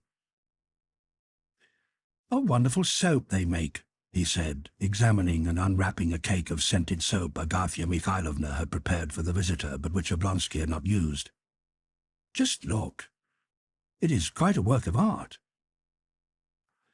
"Yes, all sorts of improvements and everything now," said Oblonsky with a moist and beautiful yawn. "In the theatres, for instance, and all places of abuse. Bzzz." He yawned. "Electric light everywhere. Yes, electric light," said Levin. "Yes. By the by, where is Vronsky now?" he asked, suddenly putting down the soap. "Vronsky?" said Oblonsky, ceasing to yawn. "He is in Petersburg. He left soon after you did and has not been in Moscow once since then. And, you know, Constantine, I will tell you quite frankly," he said, leaning his elbow on the table by his bed and supporting on his hand his good-looking, rosy face, with its glittering, kind and sleepy eyes.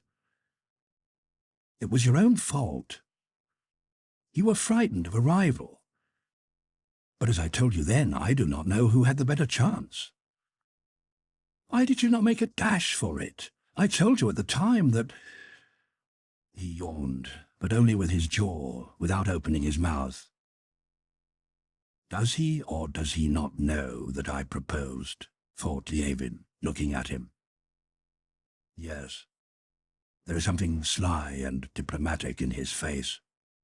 And feeling himself blush, he gazed in silence straight into Oblonsky's eyes.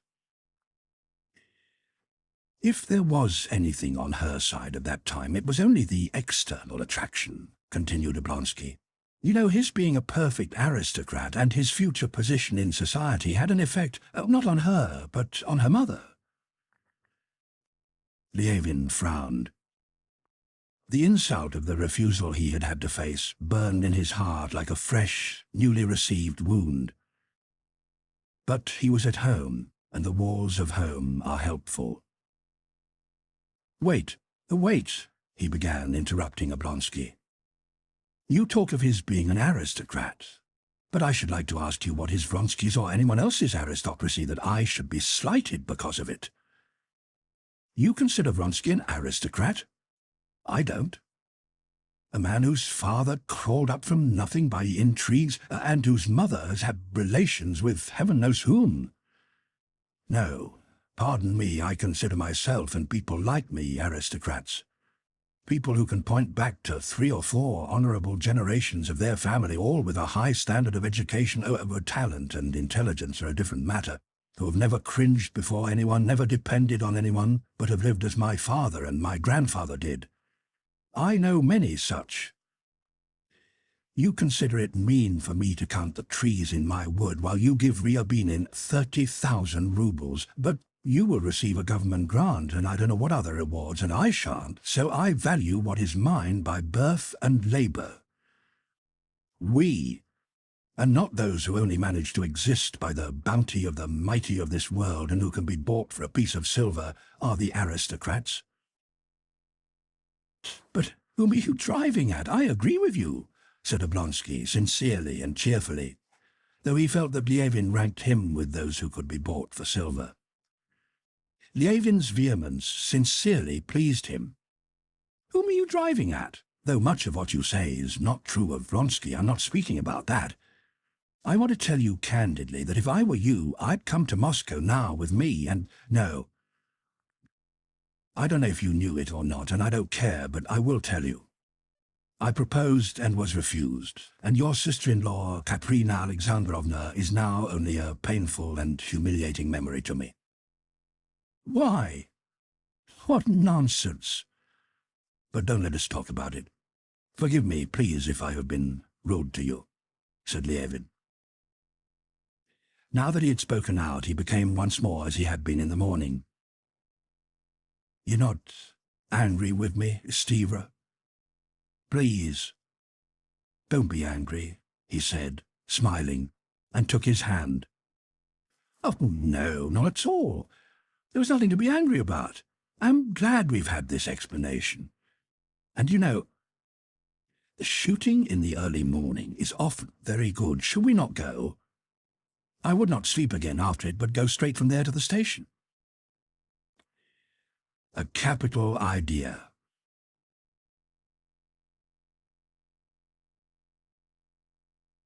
Chapter 18. Though Vronsky's whole inner life was absorbed by his passion, his external life ran unalterably and inevitably along its former customary rails of social and regimental connections and interests. The interests of the regiment occupied an important place in his life because he was fond of his regiment, and still more because the regiment was fond of him. Not only were they fond of him, they respected him too and were proud of him. Proud that this man, with his enormous wealth and excellent education and abilities, to whom the road to success of all kinds gratifying to ambition or vanity lay open, had disregarded all this, and of all life's interests had nearest to his heart those of his regiment and his comrades. Vronsky was aware of this attitude of his comrades toward him, and, besides liking the life, felt bound to justify their view of him. It goes without saying that he spoke to none of them about his love, nor did he betray himself even in the wildest drinking bouts. Indeed, he never drank so as to lose all self-control, and he silenced any of his faultless comrades who tried to hint at the liaison. But in spite of this, his love affair was known to all the town. Everybody guessed, more or less correctly, what his relations with Anna Karenina were. Most of the young men envied him just on account of what was most trying in the affair, namely Karenin's high rank and the consequent prominence of the affair in society.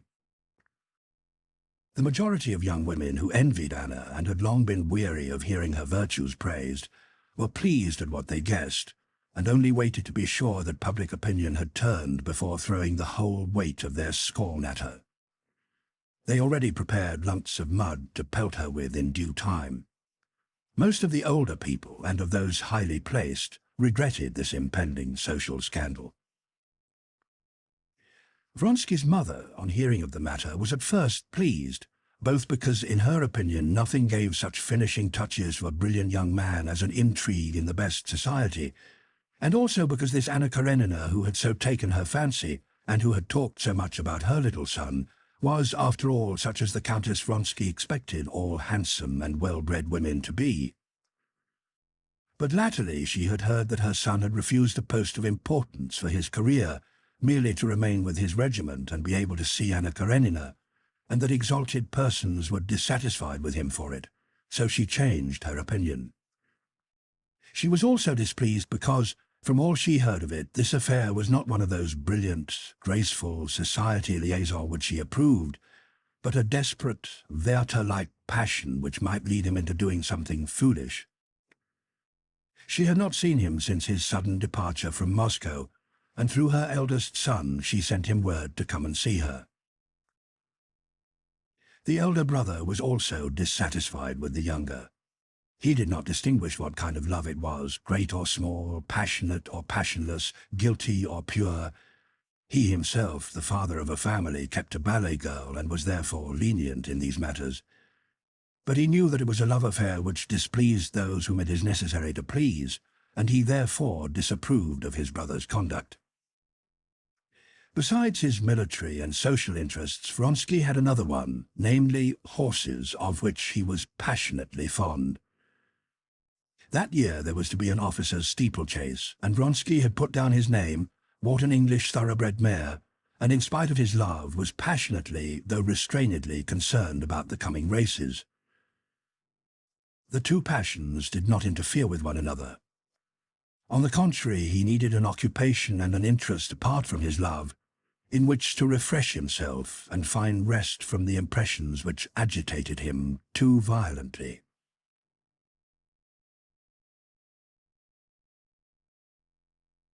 Chapter 19. On the day of the Krasnoye Selo races, Vronsky came earlier than usual to the regimental mess room to eat his beefsteak. It was not necessary for him to train very strictly, as his weight was just the regulation 11.5 stone. But he had to be careful not to get fatter, and therefore avoided sweets and starchy foods. He sat waiting with his elbows on the table and his coat unbuttoned over a white waistcoat, and while waiting for the beefsteak he had ordered, he looked at the pages of a French novel that lay on his plate. He only looked at the book in order not to have to talk to the officers who came in and out of the room while he was thinking. He thought of Anna, who had promised to meet him after the races. But he had not seen her for 3 days, and, as her husband had returned from abroad, he did not know whether she would keep the appointment today or not, and he did not know how to find out. He had seen her last at his cousin Betsy's country house. He went to the Karenins' country house as seldom as possible, but now he meant to go there and was considering how to do it. Of course, I can say that Betsy sent me to find out if she will be at the race. Yes, of course I will go, he decided, lifting his eyes from the book, and a vivid sense of the joy of seeing her made his face radiant. "Send to my house and tell them to harness 3 horses to the calèche at once," he said to the waiter who had brought him a beefsteak on a hot silver plate, and drawing the plate nearer to him, he began to eat. From the neighbouring billiard room came the click of balls, talk, and laughter.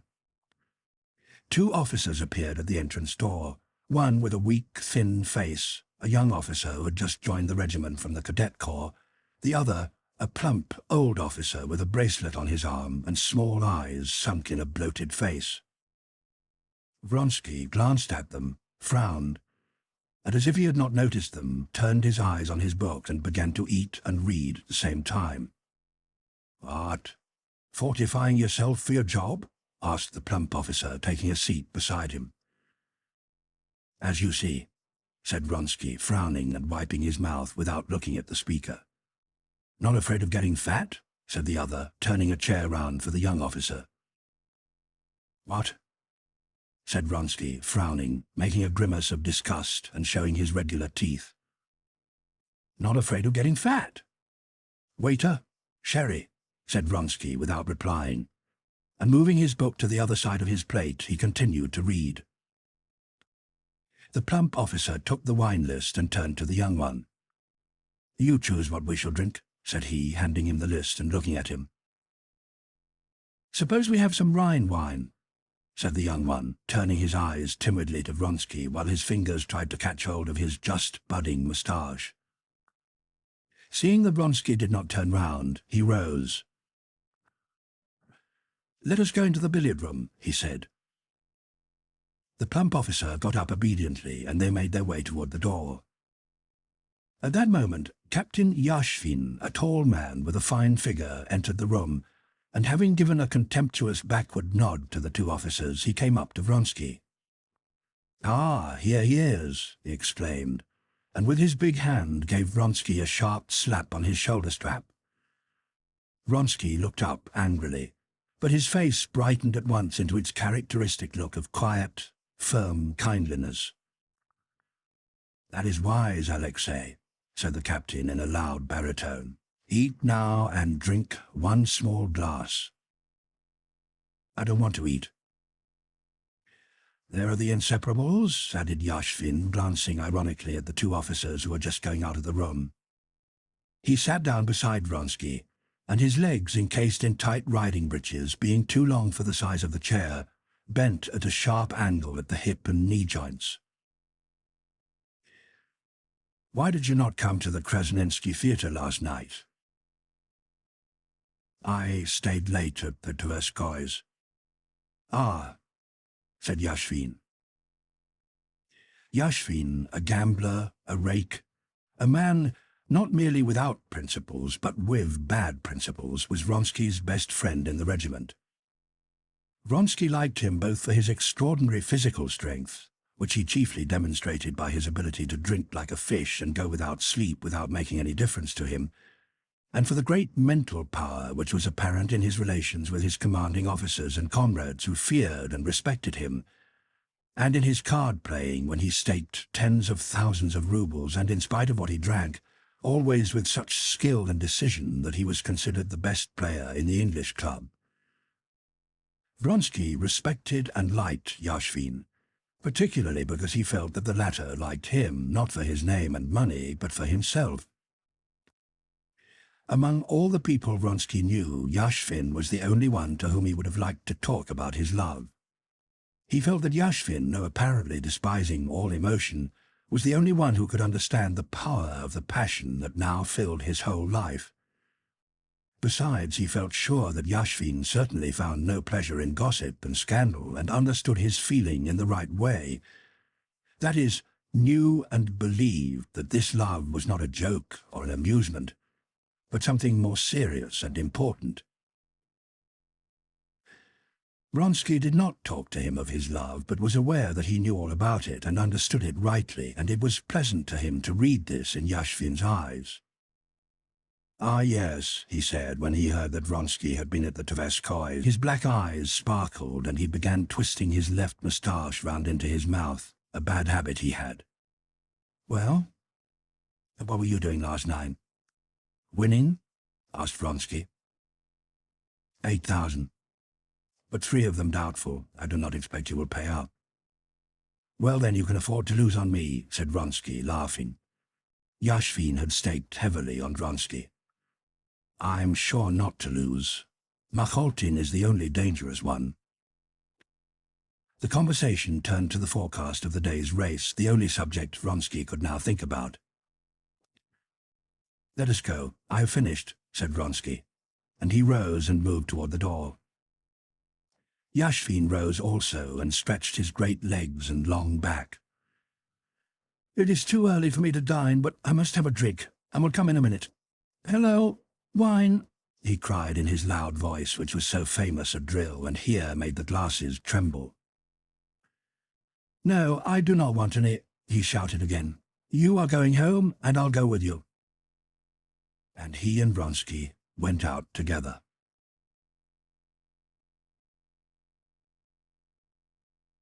Chapter 20. Vronsky had his quarters in a roomy, clean, Finnish peasant cottage, divided in 2 by a partition. Here in camp also Petritsky was asleep when Vronsky and Yashvin entered. "Get up, you've slept enough," said Yashvin, stepping behind the partition and shaking by the shoulder the dishevelled Petritsky, who lay with his nose buried in the pillow. Petritsky suddenly sprang to his knees and looked round. "Your brother has been here," he said to Vronsky. "He woke me up, devil take him. He said he'd come back." And drawing up his blanket, he threw himself back on his pillow. "Leave me alone, Yashvin," he said angrily to Yashvin, who was pulling the blanket off him. "Leave off." He turned and opened his eyes. "You better tell me what to drink. I've such a horrid taste in my mouth that—" "Vodka is better than anything," said Yashvin in his bass voice. "Tereshenko, vodka and pickled cucumbers for your master," he shouted, evidently enjoying the sound of his own voice. "Vodka, you think, eh?" asked Petritsky, making a face and rubbing his eyes. "And will you have a drink? Let's have a drink together. Vronsky, will you have a drink?" said Petritsky, getting up and wrapping himself to the arms in a rug of tiger-skin pattern. He went to the partition door, held up his hands, and began singing in French. "There was a king in Toul. Vronsky, will you have a drink?" "Get away," said Vronsky, as he put on the overcoat his servant had handed him. "Where to now?" asked Yashvin. "Here are the horses," he added, as he saw the calèche drive up to the door. "To the stables, and then I have to go to Bryansky about the horses," said Vronsky.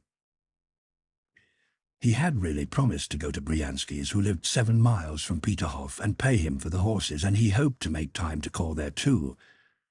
But his friends understood at once that it was not only there that he was going. Petritsky, still singing, winked his eyes and pouted as if to say, "We know what sort of Bryansky it is." "Mind and no be late," was all Yashvin said, and to change the subject he asked, "Is my roan doing well?" looking out of the window at the middle horse which he had sold to Vronsky. "Wait!" shouted Petritsky to Vronsky, who was already going out. "Your brother left a letter for you, and a note. Oh, wait, where are they?" Vronsky stopped. "Well, where are they?" "Where are they? That is the question," declaimed Petritsky with solemnity, moving his finger upwards from his nose. "Come, tell me. This is stupid," said Vronsky, smiling. "I have not lighted the fire. They must be somewhere here." "Enough of this. Where is the letter?" "No, really, I have forgotten." "Or was it a dream?" "Wait, why get angry? If you had emptied 4 bottles ahead as we did last night, you would not know where you were lying. Now, wait a bit, I'll remember it directly." Petritsky went behind the partition and lay down on his bed. Wait. So I lay, and so he stood. Ah, yes, here it is.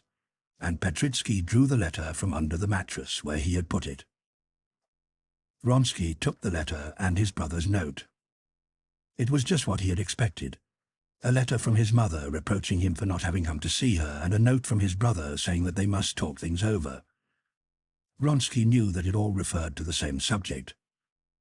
What business is it of theirs, thought he, and crumpling up the letters he pushed them in between the buttons of his coat, to be read more attentively on the way.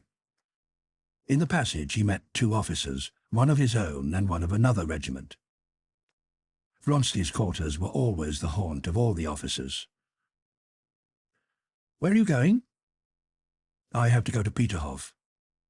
"Has the mayor come from Tsarskoye?" "Yes, but I have not seen her since she came."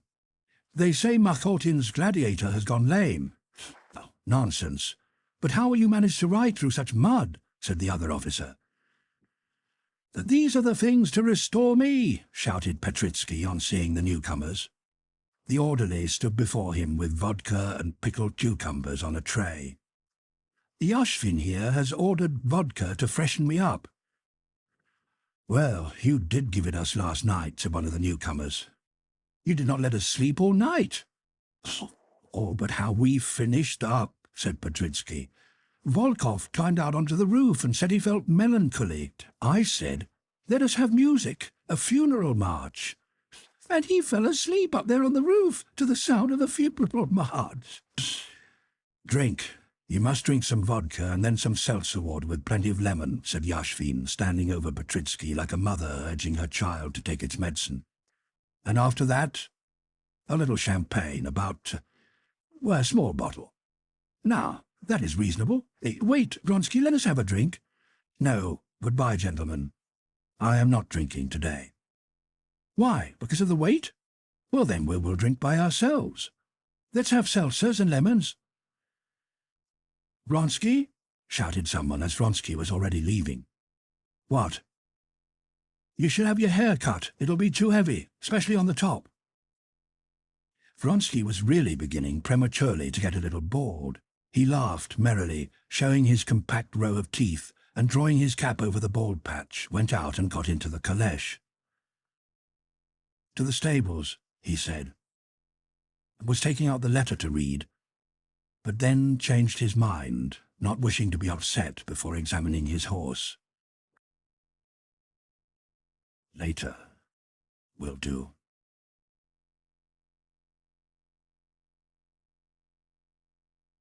Chapter 21. The temporary stable, a wooden structure, had been built close to the racecourse, and it was there his mare was to have been brought the day before. He had not yet been to look at her.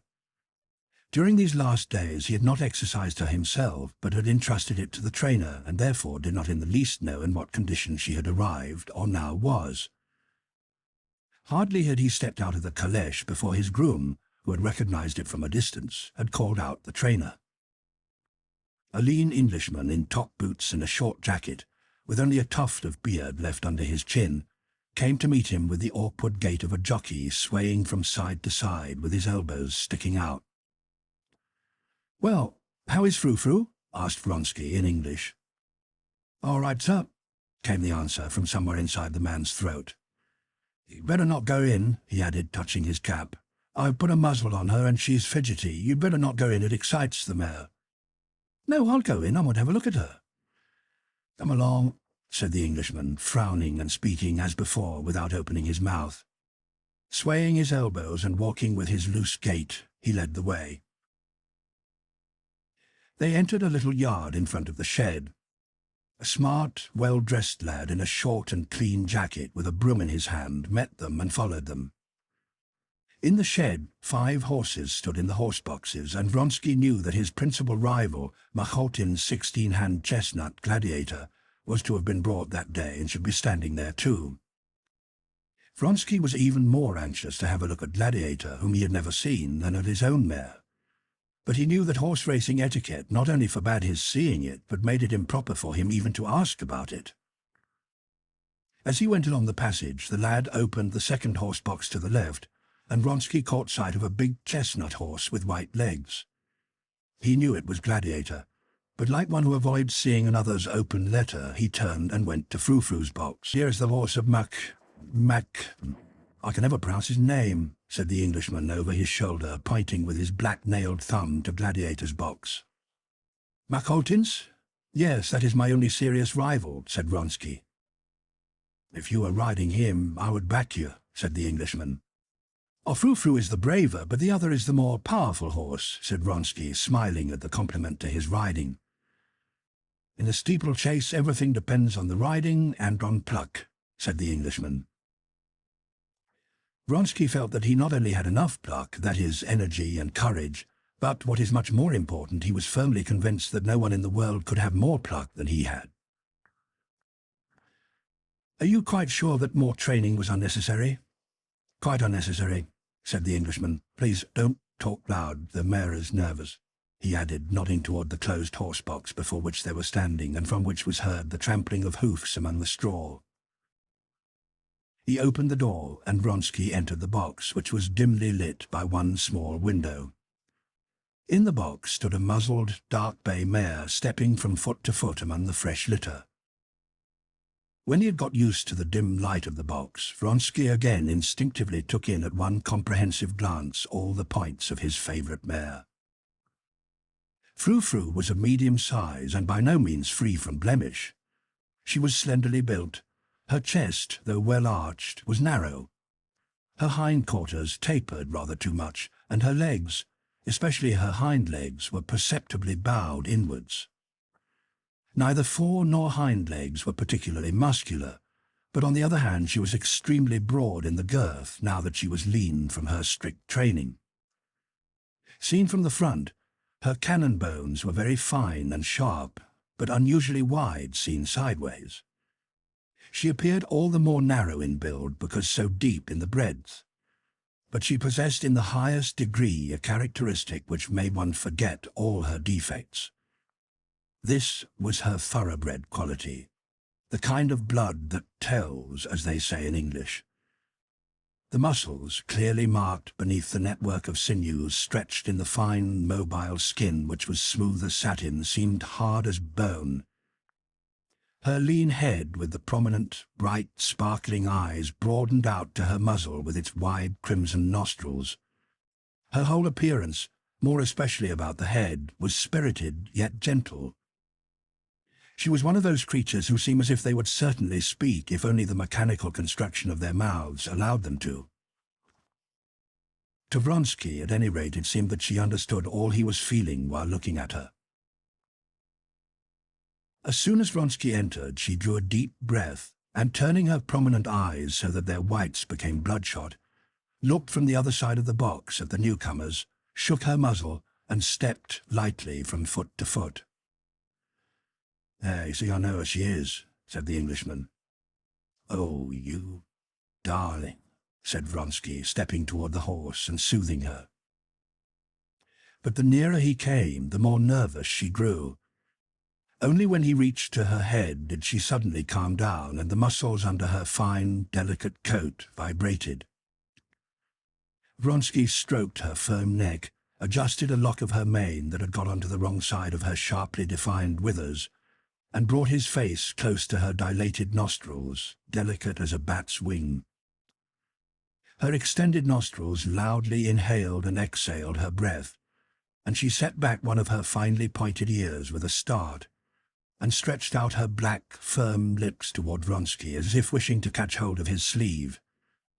But remembering her muzzle, she gave it a jerk, and again began stepping from one of her finely chiseled feet to the other.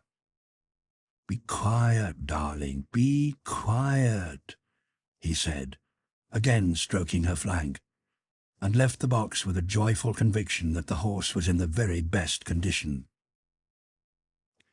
The mare's excitement had communicated itself to Vronsky. He felt that the blood was rushing to his heart, and that he, like the horse, wished to move and to bite. It was both frightening and joyful. "Well then, I rely on you," said Vronsky to the Englishman. You will be on the spot at 6:30. All right, said the Englishman. And where are you going, my lord? He asked unexpectedly, addressing him as my lord, which he hardly ever did. Vronsky raised his head in amazement and looked as he knew how to, not into the Englishman's eyes, but at his forehead, surprised at the boldness of the question. But realizing that the Englishman in asking the question regarded him not as an employer but as a jockey, he replied, I have to see Bryansky, but I shall be home in an hour. How often have I been asked that question today, he thought, and blushed, a thing he rarely did. The Englishman looked at him attentively, and as if he knew where he was going, added, The chief thing before a race is to keep cool. Don't be put out or upset. All right, said Vronsky, smiling, and jumping into the calèche, he told the coachman to drive to Peterhof. He had not gone many yards before the clouds, which had been threatening since morning, broke, and there was a downpour of rain. This is bad, thought Vronsky, raising the hood of the calèche. It was muddy before, but now it'll be a swamp. Sitting alone in the closed calèche, he drew out his mother's letter and his brother's note and read them through. Yes, it was the same thing over and over again. They all, his mother and his brother and everybody, considered it necessary to interfere with his intimate affairs. This interference roused him to anger, a feeling he rarely experienced. What business is it of theirs? Why does everybody consider it his duty to look after me? And why do they bother me? Because they see it as something they cannot understand.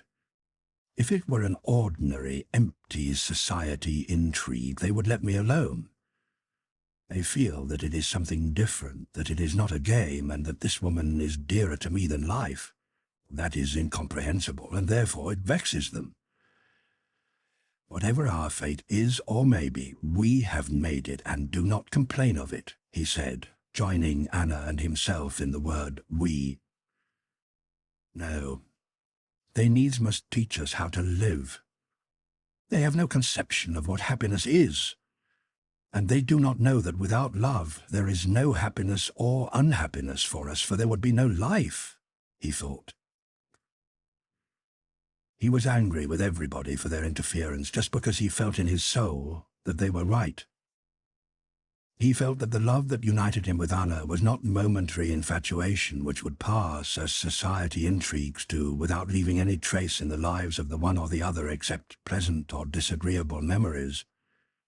He felt all the torment of his and her position, all the difficulties they were surrounded by in consequence of their station in life, which exposed them to the eyes of the whole world, obliged them to hide their love, to lie and deceive, and again to lie and deceive, to scheme and constantly think about others while the passion that bound them was so strong that they both forgot everything but their love.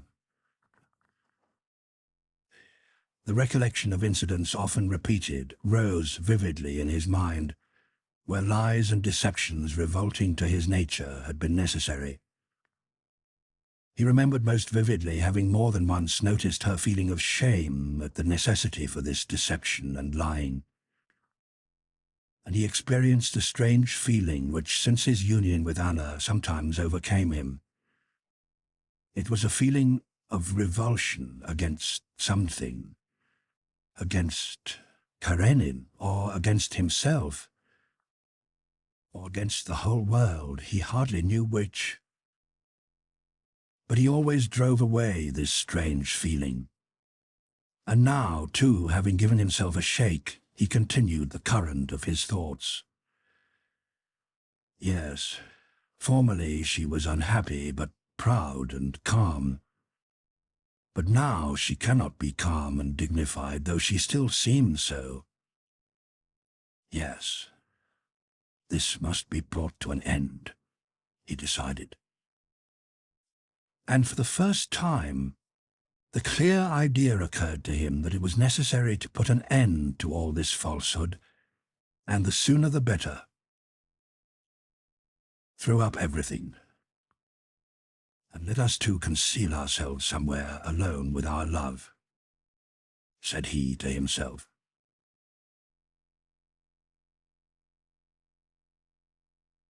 Chapter 22. The downpour did not last long, and as Vronsky approached his destination, with his shaft horse at full trot pulling alone and the trace horses galloping over the mud with the traces loose, the sun appeared again. The roofs of the houses and the old lime trees in the gardens on both sides glittered with the moisture, and the water dripped merrily from the branches and ran down from the roofs. He no longer thought about the shower spoiling the racecourse, but was glad because, thanks to the rain, he was sure to find Anna at home and alone, for he knew that Karenin, who had recently returned from a watering place abroad, had not moved from Petersburg. Hoping to find her alone, Vronsky, as usual, to attract less attention, alighted before crossing the little bridge that led to the house and walked on. He did not go straight to the entrance from the street, but passed through the yard. "Has your master returned?" he asked a gardener. "No, sir. The mistress is at home. Go into the front door. The servants are there and will open it," replied the man. "Now I will go through the garden." Having made sure that she was alone, and wishing to take her by surprise, he had not promised to come that day, and she would certainly not expect him to come before the races, he went, holding up his sword and stepping carefully along the sand-strewn flower-bordered path to the veranda facing the garden. Vronsky had now forgotten all his thoughts on the way about the hardness and difficulty of his situation. He only thought that he would see her immediately, not merely in fancy, but alive, all of her, as she was in reality. He was already ascending the shallow steps of the veranda, stepping on the whole of his foot so as not to make a noise, when he suddenly remembered what he was always forgetting, the most painful part of his relations with her, namely her son, with his questioning and, as it seemed to Vronsky, inimical look. That boy was a more frequent hindrance to their relations than anyone else. When he was present, neither Vronsky nor Anna allowed themselves to speak about anything they could not have mentioned to everyone, or even to hint at things the boy would not have understood. They had not arranged this, but it had come about of itself. They would have considered it unworthy of themselves to deceive that child. In his presence they talked as acquaintances. Yet, despite this caution, Vronsky often noticed the child's attentive and perplexed gaze fixed upon him, and a strange timidity and unevenness, now caressing, now cold and bashful, in the boy's manner toward him. It was as if the child felt that between that man and his mother there was some important relation which he could not understand. And the boy really felt that he could not understand this relation. He tried, but could not make out what he ought to feel toward this man. With a child's sensitiveness to indications of feeling, he clearly saw that his father, his governess, and his nurse all not only disliked Vronsky, but regarded him with fear and loathing, though they said nothing about him, while his mother regarded him as her best friend. What does it mean? Who is he? How should I love him? If I don't understand, it is my fault. I'm a silly or a bad boy, thought the child. And that was the cause of his testing, questioning, and to some extent hostile expression, and of the shyness and fitfulness Vronsky found so irksome. The presence of that child always aroused in Vronsky that strange feeling of unreasoning revulsion which had of late come to him. It evoked both in Vronsky and in Anna a feeling such as a sailor might have, who saw by the compass that the direction in which he was swiftly sailing diverged widely from the right course, but was quite unable to stop, and felt that every moment was taking him farther and farther astray, and that to acknowledge to himself that he was diverging from the right direction was tantamount to acknowledging that he was lost. This child, with his naive outlook on life, was the compass which showed them their degree of divergence from what they knew, but would not recognize, as the right course. This time Tseretsa was not at home, and Anna was quite alone, sitting on the veranda waiting for the return of her son, who had gone for a walk and had been caught in the rain. She had sent a man and a maidservant to look for him and sat waiting. She wore a white dress trimmed with wide embroidery, and as she sat in a corner of the veranda behind some plants, did not hear Vronsky coming. Bowing her curly head, she pressed her forehead against a cold watering can that stood on the balustrade, and both her beautiful hands, with the rings he knew so well, were holding the can. The beauty of her whole figure, her head, her neck, and her arms, always struck Vronsky with new surprise. He stopped, gazing at her with rapture. But just as he was going to step toward her, she felt his nearness, pushed away the can, and turned her hot face toward him. "What is the matter? Aren't you well?" he said in French as he came up to her. He wished to run toward her, but remembering that there might be others near, turned to look at the veranda door, and blushed as he always did when he felt that he had reason to fear and to be circumspect. "No, I'm quite well," she said, rising and firmly pressing his outstretched hand. "I did not expect you." "Oh, heavens, what cold hands," he said. "You frightened me," she said. "I am alone and was expecting Tseretsa. He went for a walk. They will return this way."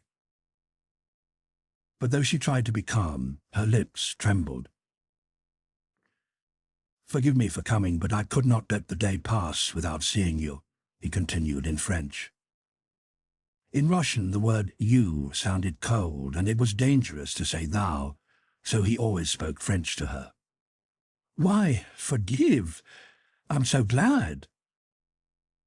"But you are ill, or in trouble," he continued, without releasing her hand, but bending over it. "What were you thinking about?" "Always about the same thing," she said with a smile.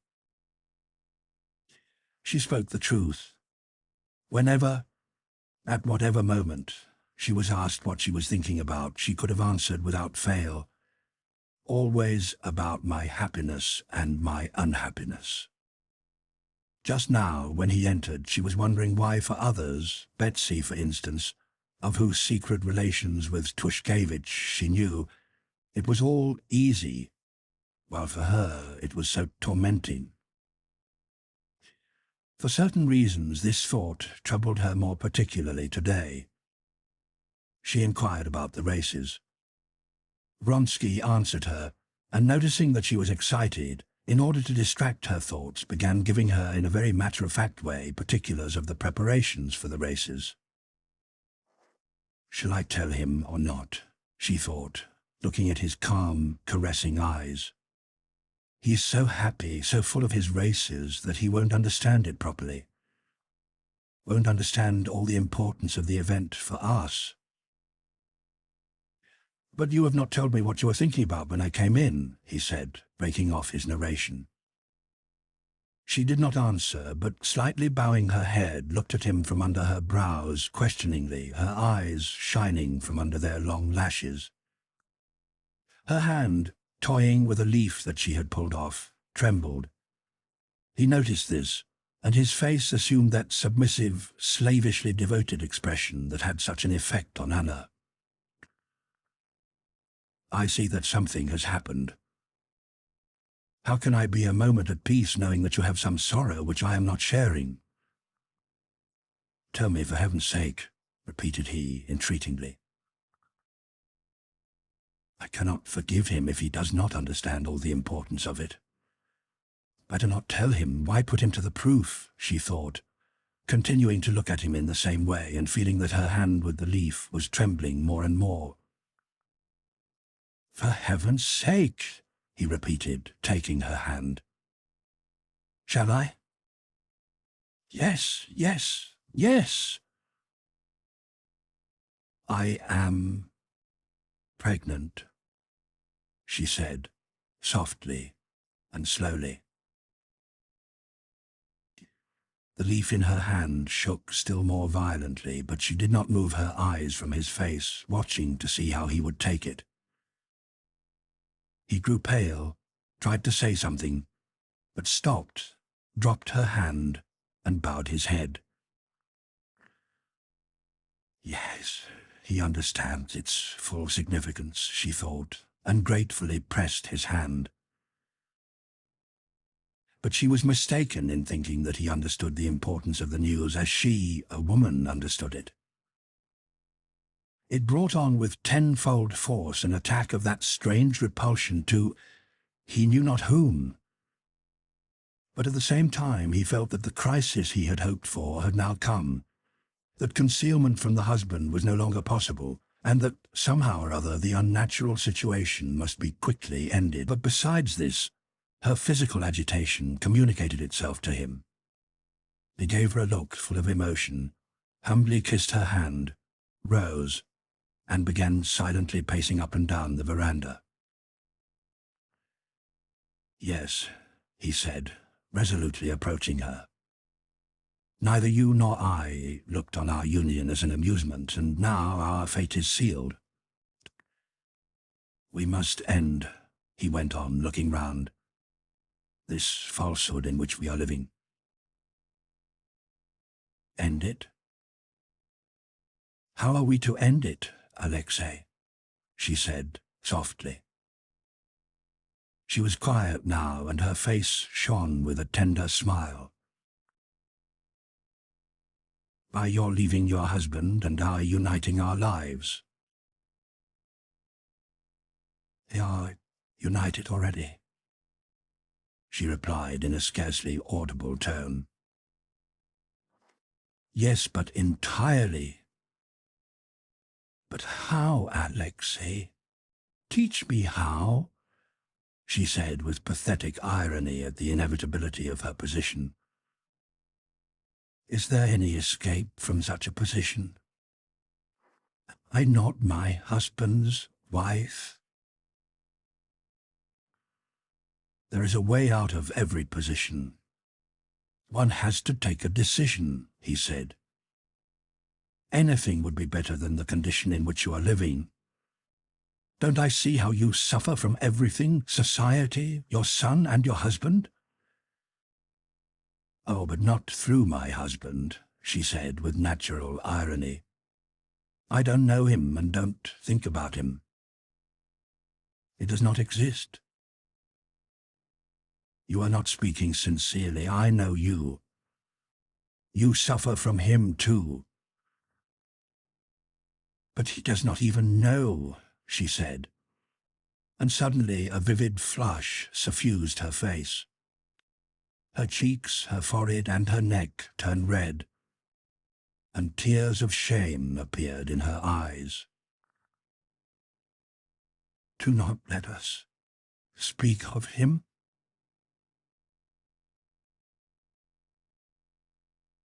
Chapter 23.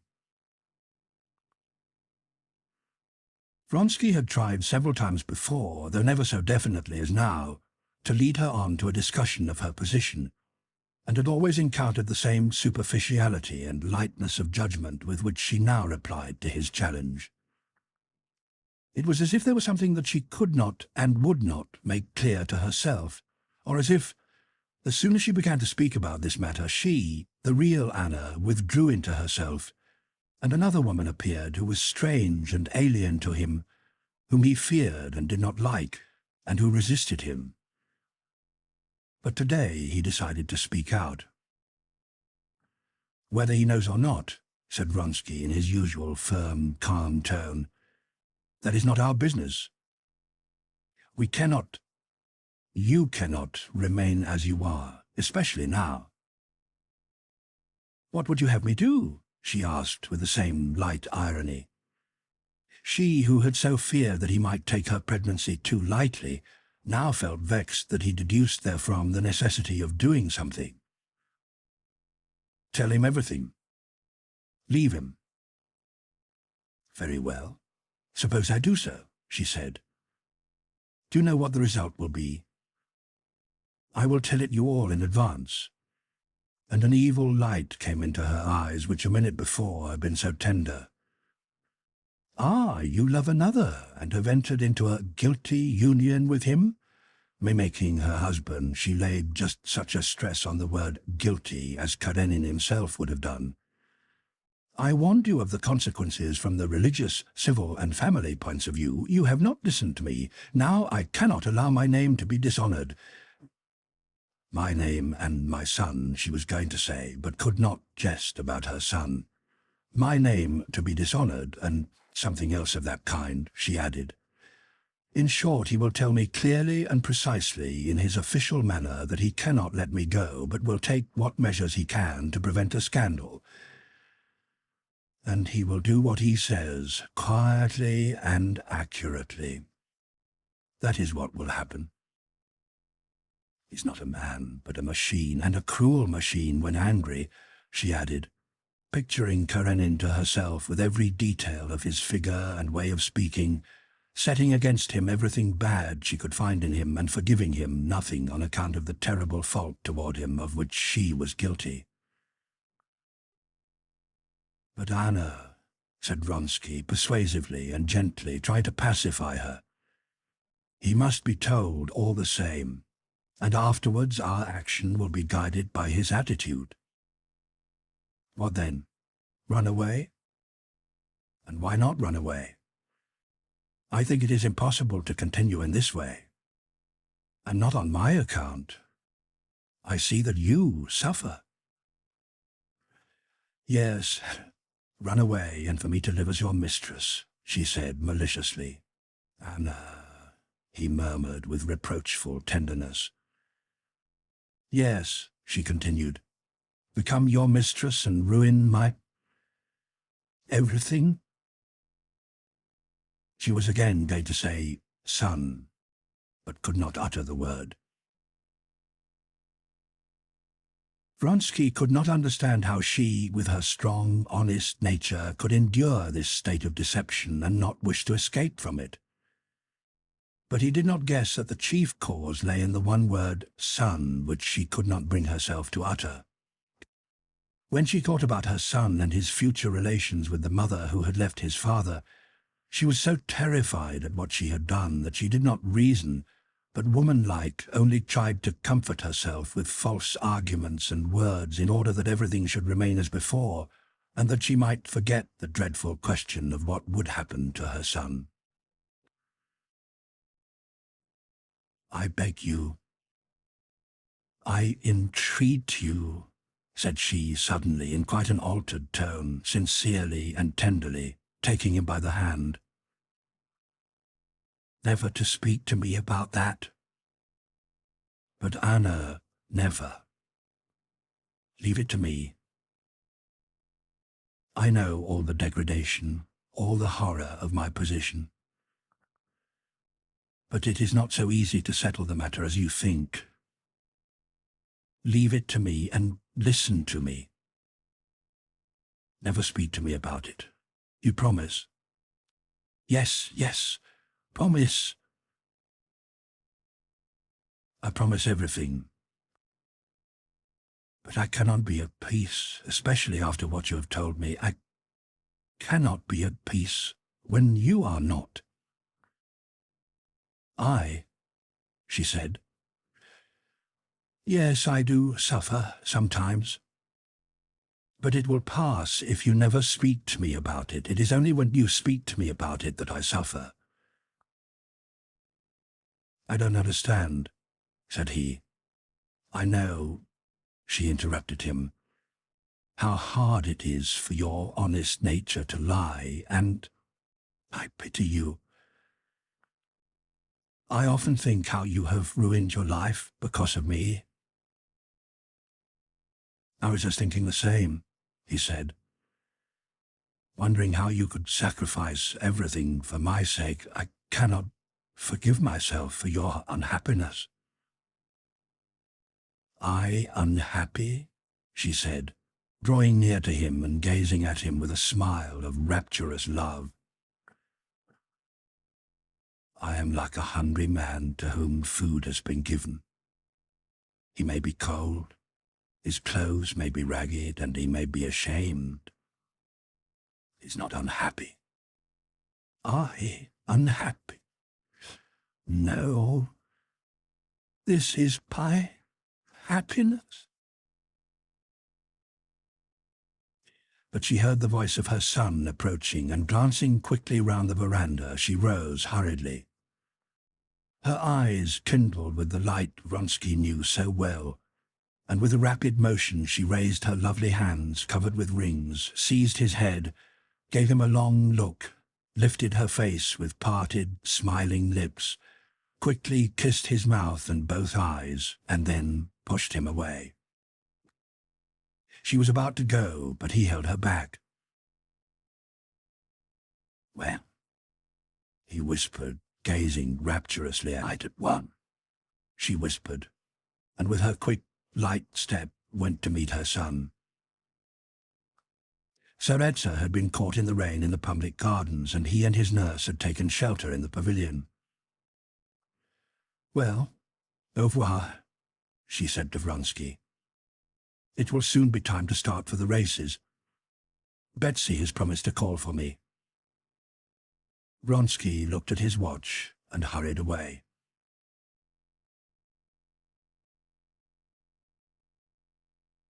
Chapter 24. When Vronsky looked at his watch on the Karenins' veranda, he was so agitated and so preoccupied that he saw the hands and face of the watch without realizing the time. He went to the high road, stepping carefully over the mud, and made his way to his calèche. He was so full of his feeling for Anna that he did not consider what o'clock it was or whether he still had time to call on Bryansky. He only retained, as often happens, the external capacity of memory which indicated what he had decided to do next. He approached his coachman, who was dozing on the box in the already slanting shadow of a large lime tree, looked with pleasure at the swaying swarms of midges that whirled above the perspiring horses, and having roused the coachman, jumped into the calèche and told him to drive to Bryansky's. Only after going some 5 miles did he recollect himself sufficiently to look at his watch and to realize that it was already 5:30 and that he was late. There were to be several races that day: a lifeguards race, then an officers' 2-verst race, a 4-verst race, and then the one for which he had entered. He could be in time for his own race, but if he called on Bryansky first, he could only just manage it, and the whole court would already be at the racecourse. That was not the correct thing to do, but he had promised Bryansky to call, and therefore he decided to go on, telling the coachman not to spare the horses. He saw Bryansky, stayed with him 5 minutes, and drove back at a gallop. This quick drive soothed him.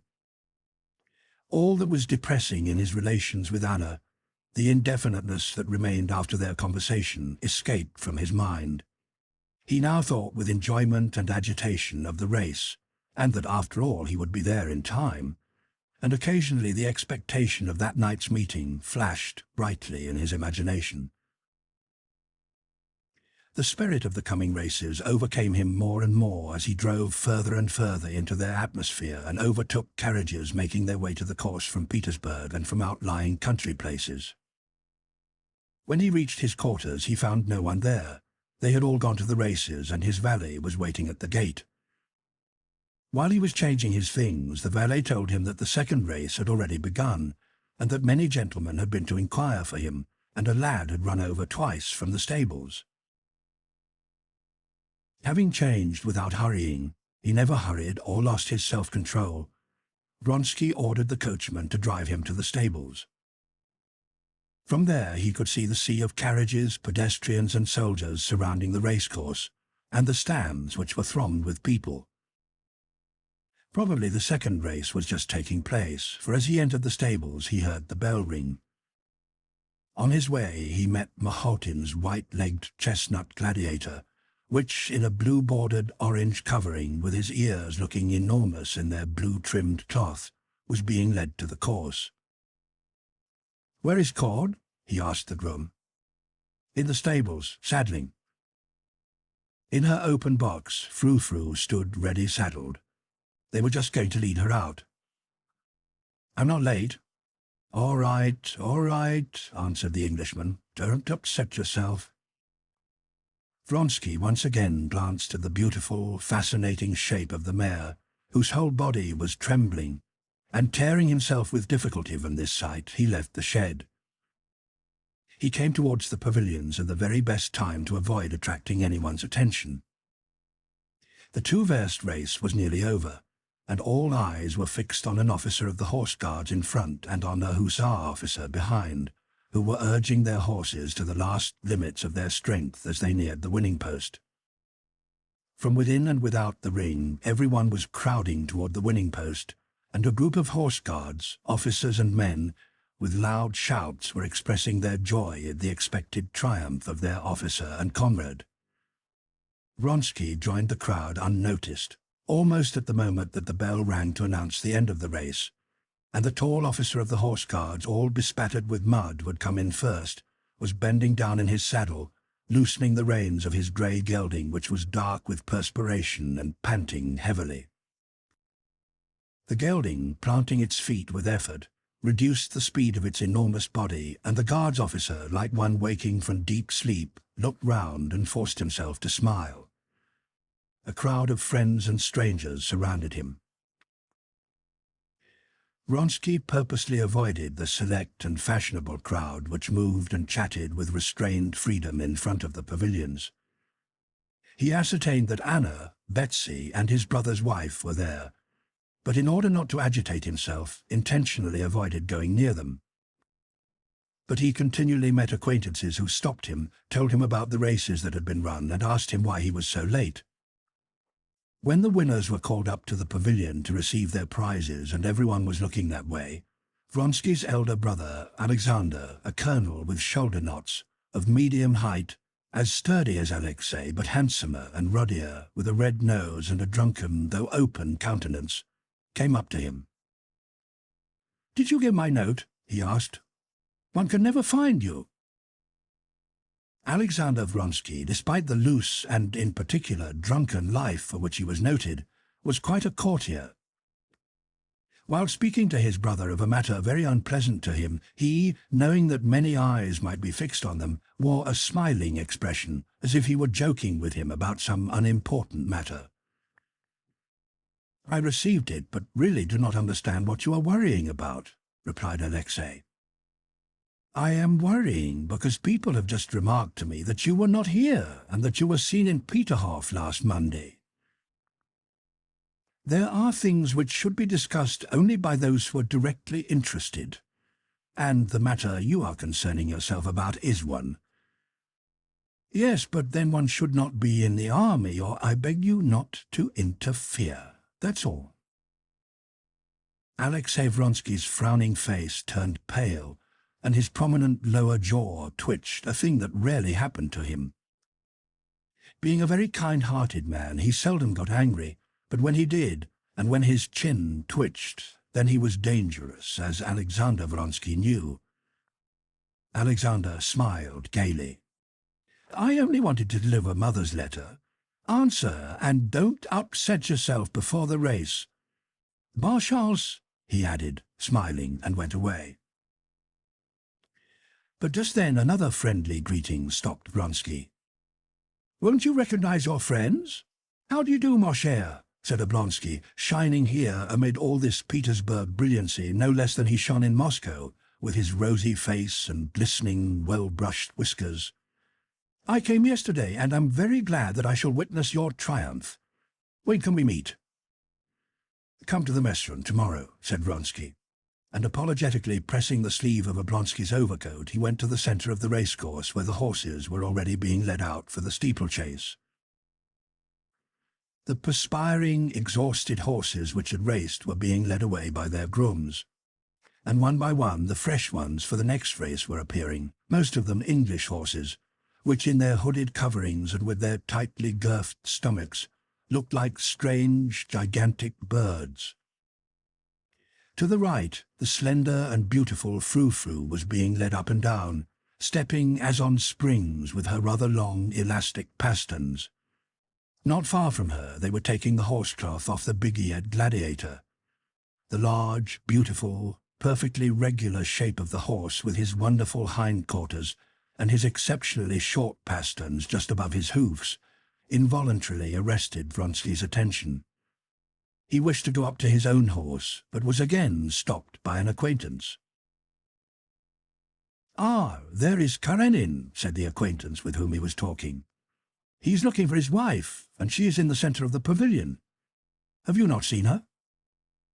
"No, I have not," said Vronsky, and without even glancing at the pavilion where Anna was pointed out to him, he went to his horse. He had not had time to examine the saddle, about which he wished to give some directions, when the riders were summoned to the pavilion to draw their numbers and places. With serious, stern, and in many cases pale faces, 17 officers assembled at the pavilion and drew their numbers. Vronsky got number 7. The order was given. "Mount." Feeling that he and the other riders were the centre toward which all eyes were turned, Vronsky, in the highly strung state which generally made his movements calm and deliberate, approached his horse. Cord, in honour of the races, was dressed in his best clothes, a black buttoned-up coat, a stiff starched collar that pressed against his cheeks, a bowler hat, and top boots. He was calm and important as usual, and standing in front of the horse was himself holding both its reins. Frou-Frou continued to tremble as if in a fever. Her fiery eyes turned on the approaching Vronsky. Vronsky pushed his fingers under the girths. The mare turned her eyes still further back, showed her teeth, and set back an ear. The Englishman puckered his lip, wishing to express a smile at anyone testing his saddling. "You'd better mount. You will be less excited." Vronsky glanced round at his rivals for the last time. He knew that he would not see them during the race. 2 of them were already riding toward the starting point. Gautzin, one of the formidable competitors and a friend of Vronsky's, was struggling with a sorrel gelding that would not let him mount. A short hussar in tight riding breeches was galloping along, bunched up like a cat in his desire to imitate an English jockey. Prince Kuzovlaev sat pale-faced on his thoroughbred mare from the Grabov stud farm, which an Englishman was leading by the bridle. Vronsky and all his set knew Kuzovlaev and his peculiarities, which were weak nerves and terrible vanity. They knew he was afraid of everything, even of riding an army horse, but now, just because it was dangerous, because necks might be broken, and at each obstacle there was a doctor in attendance, an ambulance wagon with a Red Cross sewn on it, and a nurse, he had determined to ride. Their eyes met, and Vronsky winked at him kindly and approvingly. The only one Vronsky did not see was his chief rival, Machotin, on his gladiator. "Don't hurry," said Cord to Vronsky, "and remember one thing. Do not hold back or urge on your horse at an obstacle. Let her have her way." Very well," said Vronsky, taking the reins. "Lead if you can, but do not despair till the last moment if you are behind." The mare had not time to stir before Vronsky, with a powerful and agile movement, put his foot in the notched steel stirrup and seated himself lightly but firmly on the creaking leather of the saddle. Having got his right foot also in its stirrup, he straightened out the double reins between his practised fingers, and Cord removed his hand. As if not knowing which foot to step on first, Frou-Frou stretched the reins with her long neck and started as if on springs, shaking her rider on her flexible back. Cord, quickening his steps, followed them. The restive horse tugged at the reins, now to one side, now to the other, trying to deceive her rider, and Vronsky vainly sought by voice and hand to soothe her. They were already approaching the dammed-up stream on their way to the starting post. Some of the riders were in front, some behind, when Vronsky suddenly heard a horse galloping through the mud behind him, and Machotin on his white-legged, large-eared gladiator went past him. Machotin smiled, showing his long teeth, but Vronsky looked at him angrily. Vronsky always disliked him and now considered him his most dangerous rival, and he was vexed with him for galloping past and so exciting Frou-Frou. She broke into a canter, gave 2 leaps, and, angry at the tightened rein, changed back into a jerky trot, jolting her rider. Cord also frowned, following Vronsky almost at a run.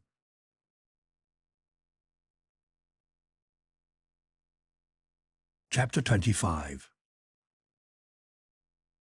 17 officers in all had entered for the steeplechase.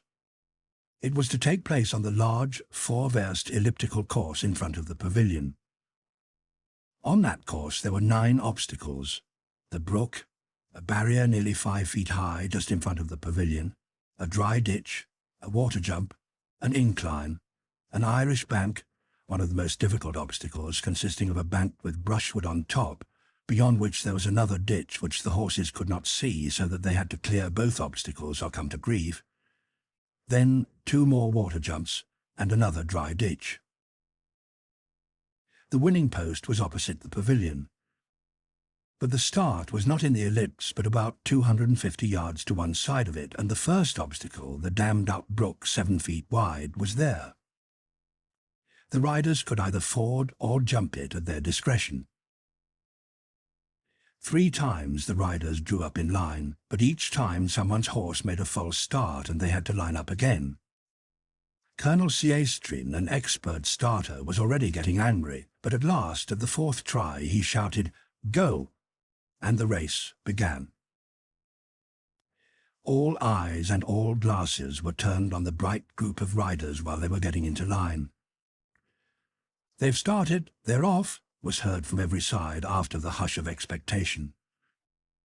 Lookers-on, in groups or singly, started running from place to place to get a better view.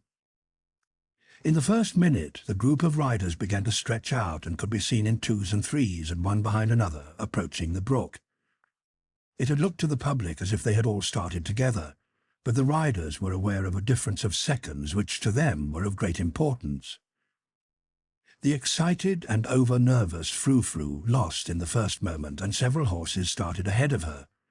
But before reaching the brook, Vronsky, who with all his strength was holding back the mare that was tugging at the reins, had easily passed 3 riders, and ahead of him there was only Machotin's chestnut Gladiator, whose hindquarters moved regularly and lightly just in front of him, and in front of all, the exquisite Diana, carrying Kozlovlyov, who was more dead than alive.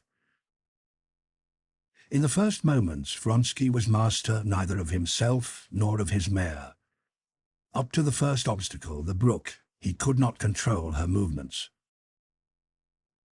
Gladiator and Diana approached the stream together, and almost at the same moment rose above it and flew across to the other side. Lightly, as if on wings, Frou-Frou rose up behind them, but at the moment when Vronsky felt himself raised in the air, he suddenly saw, almost under his horse's feet, Kozlovlyov, who was floundering on the other side of the stream with his Diana. Kozlovlyov had let go of the reins at the jump, and the horse fell, throwing him over her head. These particulars Vronsky learnt later. Now he only saw that Diana's head or legs might come just where Frou-Frou had to alight. But Frou-Frou, like a falling cat, made an effort with her legs and back while in the air, and clearing the other horse, rushed on. "Oh, you darling," thought Vronsky. After crossing the brook, Vronsky had the mare quite under control and held her in, intending to cross the big barrier behind Machotin, and then to try and pass him on the flat 300 yards before the next obstacle. The big barrier was right in front of the imperial pavilion. The emperor, the whole court, and crowds of people were all looking at them, at him and at Machotin, who was a full length ahead of him when they approached the Devil, as the solid barrier was called. Vronsky felt eyes directed toward him from all sides, but he saw nothing except the ears and neck of his mare, the ground racing toward him, and Gladiator's hind quarters and white legs rapidly striding before him and keeping always the same distance ahead. Gladiator rose without touching anything, swished his short tail, and disappeared from Vronsky's sight. "Bravo!" shouted a single voice. Just then the boards of the barrier flashed close before Vronsky's eyes. Without the least change in her action, his mare rose under him. The boards disappeared. Only behind him there was a knock. Excited by the fact that Gladiator was in front, the mare had risen at the barrier a little too soon and had struck it with a hind hoof. But her pace did not change, and Vronsky, hit in the face by a lump of mud, realized that he was again at the same distance behind Gladiator. He again saw before him that horse's hind quarters, short tail and flashing white legs no farther away. At the very moment that Vronsky thought it time to pass Machotin, Frou-Frou, understanding what was in his mind, without any urging, considerably increased her speed and began to draw nearer to Machotin on the side where it was most advantageous to pass him, the side of the rope. Machotin would not let her pass that side. Vronsky had just time to think of coming up on the outside when Frou-Frou changed her legs and started to do so. Frou-Frou's shoulder, which was already growing dark with sweat, was on a level with Gladiator's hind quarters.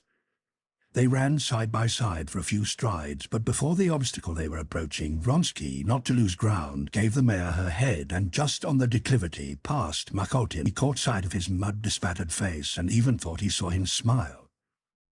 He passed, but felt that Machotin was close behind him, and continually heard just behind his back the regular beating of hoofs and the short, still fresh breathing of Gladiator's nostrils. The next two obstacles, a ditch and a fence, were easily passed, but Vronsky heard Gladiator galloping and snorting closer. He urged on his mare, and felt with joy that she easily increased her speed, and he heard the sound of Gladiator's hoofs again at the former distance behind. Vronsky now had the lead as he had wished and as Cord had advised, and he was confident of success. His excitement and joy and his tenderness for Frou-Frou grew stronger and stronger. He wished to glance round, but dared not do so, and he tried to keep calm and not to urge his mare, but to let her retain a reserve of strength such as he felt that Gladiator still had. There remained the most difficult obstacle. If he crossed it ahead of the others, he would come in first. He was galloping up to the Irish bank. He and Frou-Frou both saw the bank while still some way off, and to both of them came a momentary doubt. He noticed the mare's hesitation by her ears and raised his whip, but immediately felt that his doubt was groundless. The mare knew what was wanted, and, as he expected, she increased her speed, took off exactly at the right moment, and gave a leap, the force of which carried her far across the ditch. Then, without effort and without changing her legs, Frou-Frou continued her gallop. "Bravo, Vronsky!" He heard the voices of a knot of people he knew, friends of his regiment, who were standing by this obstacle. He could not fail to recognize Yashvin's voice, though he did not see him. "Oh, my beauty," he thought of Frou-Frou as he listened to what was happening behind. "He's over it," he thought, as he heard Gladiator again galloping behind him. There remained one last water jump, only 1.5 yards wide.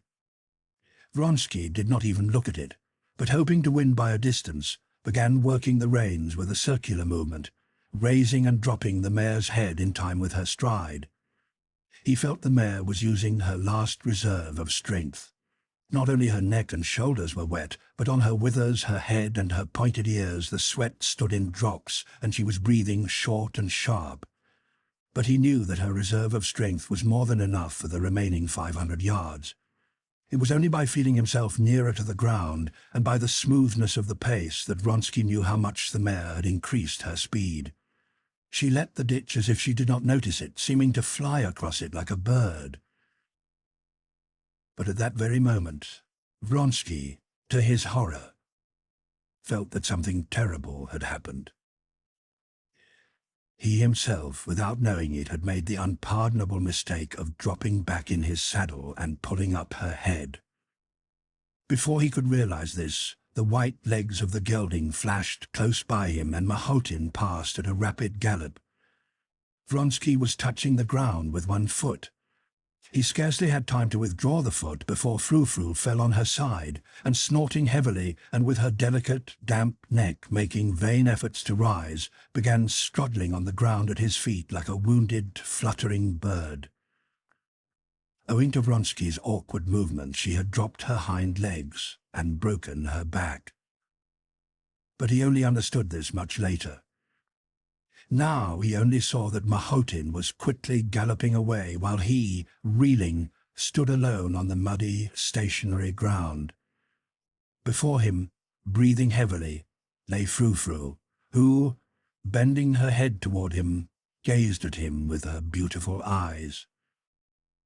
Still not understanding what had happened, Vronsky pulled at the reins.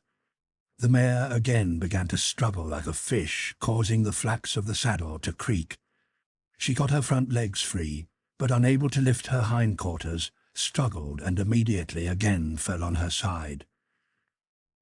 His face distorted with passion, pale and with quivering jaw, Vronsky kicked her with his heel in the belly and again pulled at the reins. But she did not move, and, muzzling the ground, only looked at her master with eloquent eyes. "Ah, ah, ah," groaned Vronsky, seizing his head. "Oh, what have I done?" he exclaimed. "The race lost, and the fault mine. Shameful and unpardonable. And this dear unfortunate mare ruined. Ah, what have I done?" Onlookers, a doctor, an attendant, and officers of his regiment ran toward him. To his regret, he felt that he was himself, sound and unhurt. The mare had broken her back, and it was decided to shoot her. Vronsky was unable to reply to questions or to speak to anyone. He turned away, and without picking up the cap that had fallen from his head, left the racecourse without knowing where he was going. He felt miserable. For the first time in his life, he experienced the worst kind of misfortune, one that was irretrievable and caused by his own fault. Yashvin overtook him with his cap and led him home, and in half an hour Vronsky came to himself. But the memory of that steeplechase long remained the most painful and distressing memory of his life.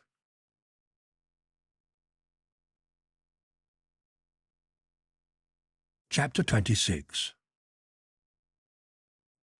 Externally, Karenin's relations with his wife remained as before. The only difference was that he was even more occupied than before.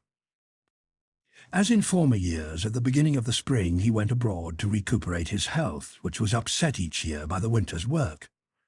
And, as usual, he returned in July, and at once with increased energy took up his customary work. And as usual, his wife had moved to the country house while he remained in Petersburg. Since their conversation on the night of the Princess Tverskaya's party, he had never spoken to Anna of his suspicions and jealousy, and that habitual tone of his which seemed to mock at someone was exactly suited to his present relations with her. He was rather colder toward her. He appeared only to be slightly dissatisfied with her for that first night's talk which she had evaded. In his behaviour to her there was a shade of vexation, but nothing more. "You did not wish to have an explanation?" he seemed to say to her in imagination. "So much the worse for you. Now you will ask me to explain, and I shall not do so. So much the worse for you," he thought, like a man who, having vainly tried to extinguish a fire, should be vexed at his vain exertions and say to it, "Well, go on and burn, it is your own fault." He who was so wise and astute in official affairs did not realize the insanity of such an attitude toward his wife. He did not understand it because it would have been too terrible to realize his real situation, and he had closed, locked, and sealed that compartment of his soul which contained his feelings for his family, that is, his wife and son. He who had been a considerate father, since the end of that winter had become particularly cold toward his son, and treated him in the same bantering manner as he did his wife. "Ah, young man," was the way in which he addressed him. Karenin thought and said that in no previous year had he had so much official business as this year. But he was not conscious of the fact that this year he invented work for himself, and that this was one of the means of keeping that compartment closed where lay his feelings for and thoughts of his family, which became more terrible the longer they lay there. If anyone had ventured to ask him what he thought of his wife's conduct, the mild and gentle Karenin would not have given any answer, but would have been angry with the man who put such a question. That was why Karenin's face bore a stern, proud expression when anyone asked about his wife's health. He did not wish to think about his wife's conduct and feelings at all, and he really did not think about them. The country house the Karenins regularly occupied in summer was in Peterhof, and generally the Countess Lydia Ivanovna also lived nearby and was in constant touch with Anna. That year the Countess Lydia Ivanovna refused to live in Peterhof, did not once come to see Anna, and hinted to Karenin the undesirability of Anna's intimacy with Betsy and Vronsky. Karenin stopped her severely, expressing the opinion that his wife was above suspicion, and from that time began to avoid the Countess. He did not wish to see, and did not see, that many people in society already looked askance at Anna.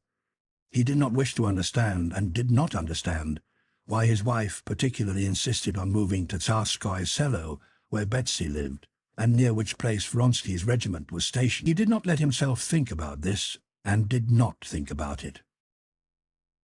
Yet at the bottom of his soul, without admitting it to himself or having any proofs or even suspicions of it, he nevertheless knew certainly that he was a wronged husband and was, therefore, profoundly unhappy. How often during the 8 years of happy married life with his wife, when he saw others who were unfaithful wives or deceived husbands, had Karenin said to himself, "How could they let it come to that? How is it they do not end such a hideous state of things?" But now, when the misfortune had fallen on his own head, he not only did not think of how to end it, but did not wish to recognize it at all, and did not wish to recognize it just because it was too terrible, too unnatural. Since his return from abroad, Karenin had been twice at the country house.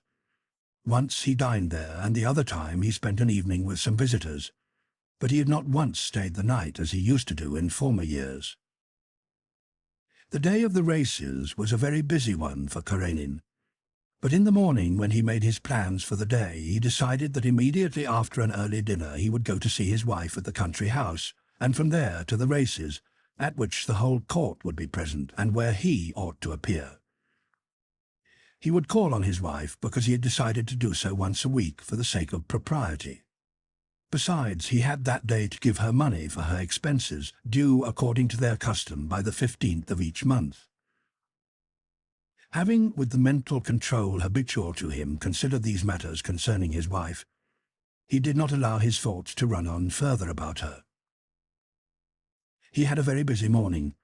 On the previous day, the Countess Lydia Ivanovna had sent him a pamphlet by a celebrated traveller in China, and a letter asking him to receive this traveller, who, for various reasons, was very interesting and necessary to them. Karenin had not had time to finish the pamphlet the evening before, and did so in the morning. Then he received petitioners, heard reports, gave audiences, assigned posts and ordered dismissals, apportioned rewards, pensions and salaries, and attended to correspondence, everyday matters as he called them, which took up so much of his time. After that came personal matters, a visit from his doctor and one from his steward. The latter did not keep him long. He only handed Karenin the money he wanted, and gave him a short account of the state of his affairs, which was not quite satisfactory, for it happened that, owing to their having been from home a good deal, more had been spent that year than usual, and there was a deficit. But the doctor, a celebrated Petersburg physician who was on friendly terms with Karenin, took up a good deal of time. Karenin had not expected him today, and was surprised to see him, and yet more surprised that the doctor questioned him very particularly about his state of health, sounding his chest and tapping and feeling his liver. Karenin did not know that his friend, Lydia Ivanovna, having noticed that he was not in good health that summer, had asked the doctor to go and see his patient. "Do it for my sake," the Countess Lydia Ivanovna had said. "I will do it for the sake of Russia, Countess," replied the doctor. "Dear man," the Countess Lydia Ivanovna had exclaimed. The doctor was very dissatisfied with Karenin's state of health. He found him insufficiently nourished and his liver much enlarged, and that the waters had had no effect at all. He prescribed as much physical exercise and as little mental strain as possible, and above all, no worries of any kind.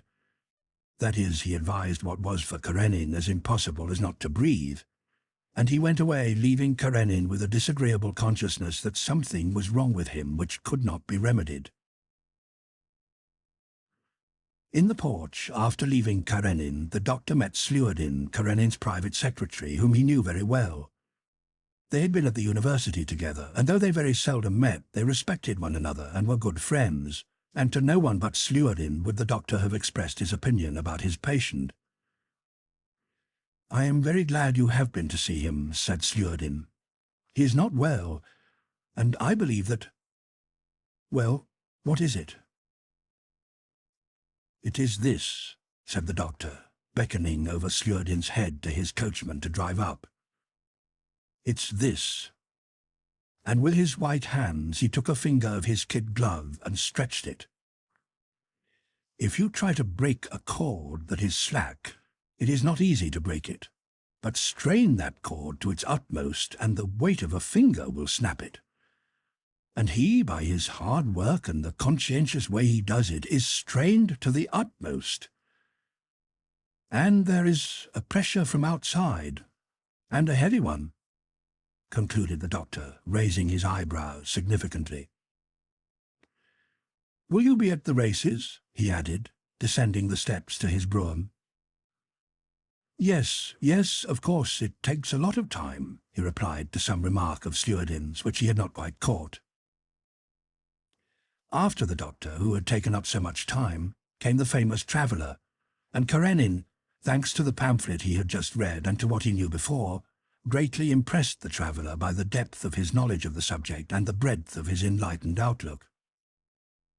At the same time as the traveller, a provincial marshal of the nobility was announced, with whom Karenin had some things to talk over. When he too had left, he had to finish his everyday business with his private secretary, and had also to drive to see an important personage on a grave and serious matter.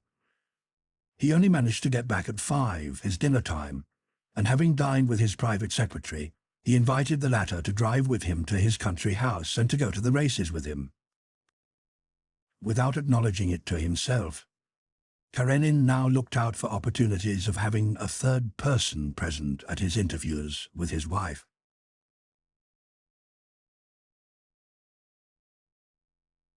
Chapter 27.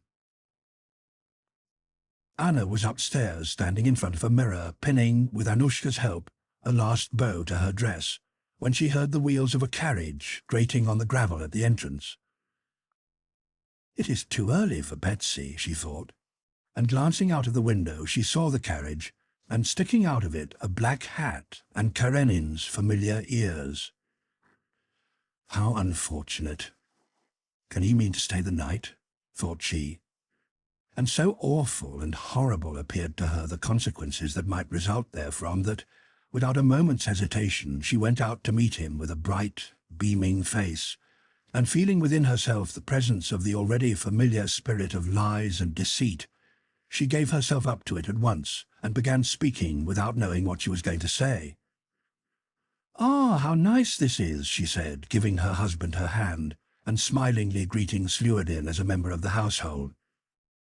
"You are staying the night, I hope," were the first words prompted by the spirit of lies. "And now we shall go together. Only it is a pity that I promised to go with Betsy. She will be coming for me." Karenin made a grimace at the mention of Betsy's name. "Oh, I will not separate the inseparables," he said in his usual facetious tone. "I will go with Sluadin. The doctors have ordered me to walk. I will walk part way and imagine that I am still taking the waters." "There is no hurry," said Anna. "Would you like some tea?" She rang. "Tea, please, and tell Tseretsa that his father is here."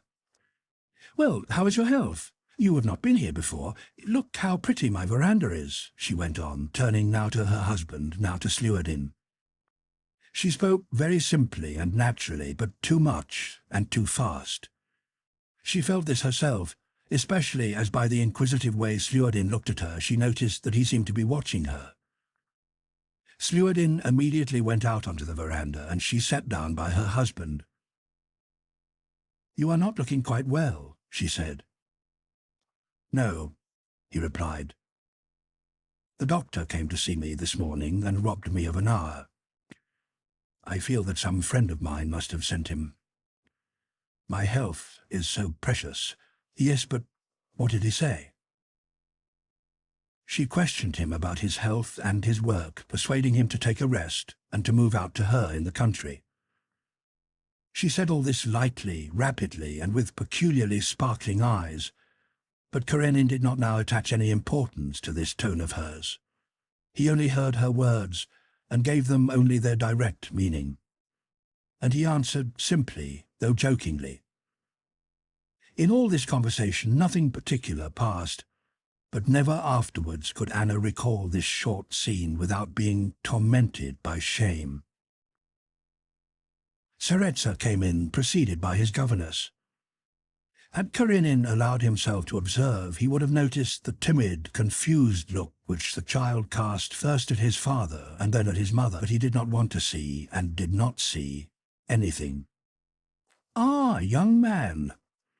He has grown. He is really getting quite a man. How do you do, young man?" And he held out his hand to the frightened boy. Tseretsa, who had always been timid with his father, now that the latter addressed him as young man, and that the question whether Vronsky was a friend or a foe had entered his head, shrank from him. He looked round at his mother as if asking for protection. Only with his mother he felt at ease. Karenin meanwhile talked to the governess with his hand on his son's shoulder, and Tseretsa felt so extremely uncomfortable that Anna saw he was about to cry. Anna, who had blushed when the boy came in, saw how distressed he was, and, rising, lifted Karenin's hand off her son's shoulder, kissed the boy, led him out onto the veranda, and returned at once. "Well, it's time we were going," she said, glancing at her watch. "I wonder Betsy has not come." "Yes," said Karenin, and interlacing his hands he cracked his fingers. "I also came to bring you some money, since nightingales are not fed on fables," he added. "I expect you want it?" "No, I don't. Yes, I do," she replied, without looking at him and blushing to the roots of her hair. "But I suppose you will call here after the races?" "Oh, yes," answered Karenin. "And here is the ornament of Peterhof, the Princess Tverskaya," he added, glancing out of the window at an approaching carriage of English build with a small body placed very high. "What elegance! Charming. Well then, we will start too."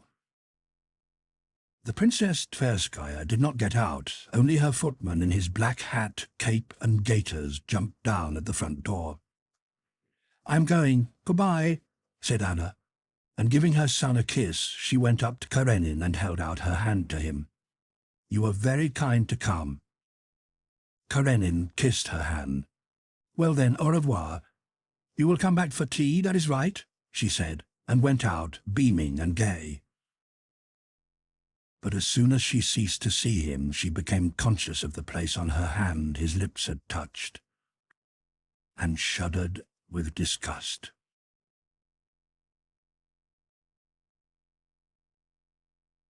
Chapter 28. When Karenin appeared at the racecourse, Anna was already sitting beside Betsy in the grandstand, the stand where all the highest society was assembled. She saw her husband from afar. Two men, her husband and her lover, were the two centres of her life. and without the aid of her senses she was aware of the presence of either. From afar she already felt the approach of her husband, and involuntarily watched him amid the surging crowd through which he was moving. She saw how he approached the grandstand, now condescendingly replying to obsequious bows, now amiably and absent-mindedly greeting his equals, now watchfully waiting to catch the eye of the great ones of this world and raising his large round hat which pressed on the tips of his ears. She knew all these ways of his, and they were all repulsive to her. Nothing but ambition, nothing but a wish to get on. That is all he has in his soul, she thought. And lofty views, love of enlightenment and religion, are all only means toward getting on.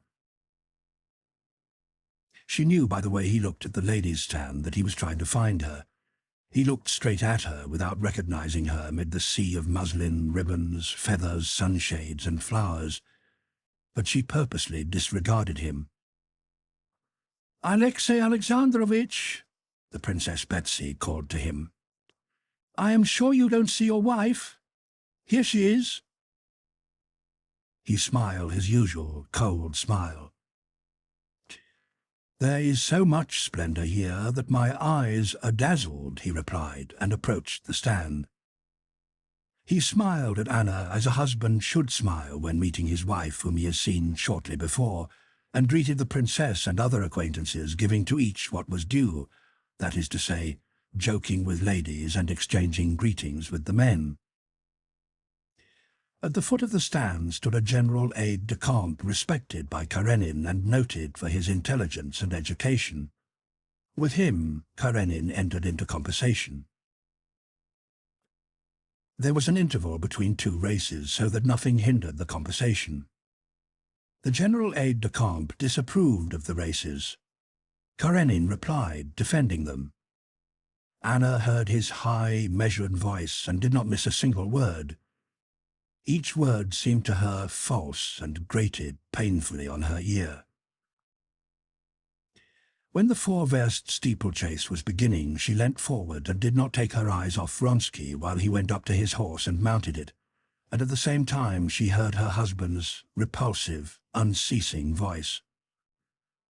She was tormented by anxiety for Vronsky, but suffered even more from what seemed to her the incessant flow of her husband's shrill voice with its familiar intonations. "I am a bad woman, a ruined woman," she thought, "but I dislike lies. I cannot stand falsehood, but his food is falsehood. He knows everything, sees everything.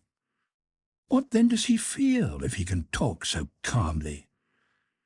If he were to kill me, and if he were to kill Vronsky, I should respect him. But no, lies and propriety is all he cares about," said Anna to herself, without considering what she really wanted of her husband or what she would have liked him to be. Nor did she understand that Karenin's peculiar volubility, which so irritated her, was only an expression of the anxiety and unrest within him.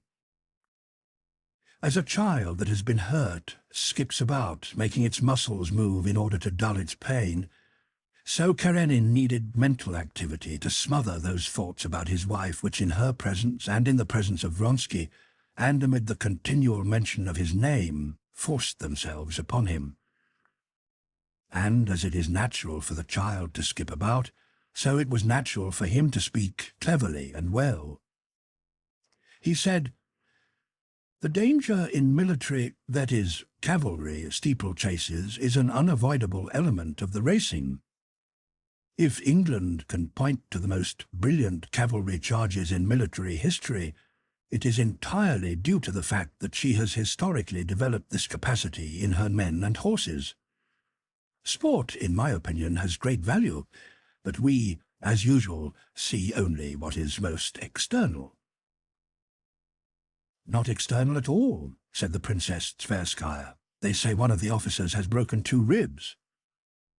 Karenin smiled his usual smile, which showed his teeth, but expressed nothing. Granted, Princess, said he, that is not external, but internal. But that is not the point. And he again turned to the general with whom he was talking seriously.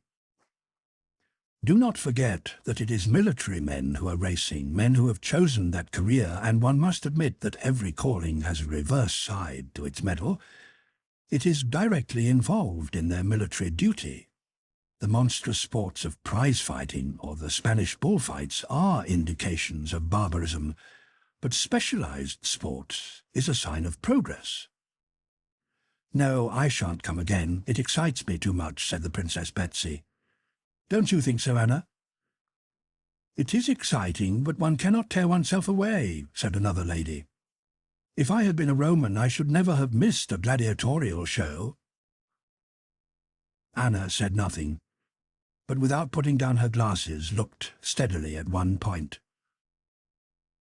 At that moment, a highly placed general made his way through the stand. Interrupting his speech, Karenin rose hurriedly, but with dignity, and bowed low to this general. You are not racing, said the latter to him jokingly. My race is a harder one, replied Karenin respectfully. And though the answer did not mean anything, the general made as though he had heard a clever reply from a clever man, and quite appreciated la pointe de la sauce.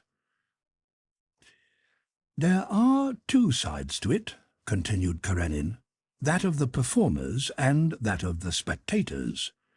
The love of such spectacles is the surest proof of low development in the onlookers, I admit, but— Princess! A bet, came the voice of Oblonsky from below, addressing Betsy. Whom are you backing? Anna and I are betting on Kutuzov-Lyov, replied Betsy. And I on Vronsky. A pair of gloves? All right.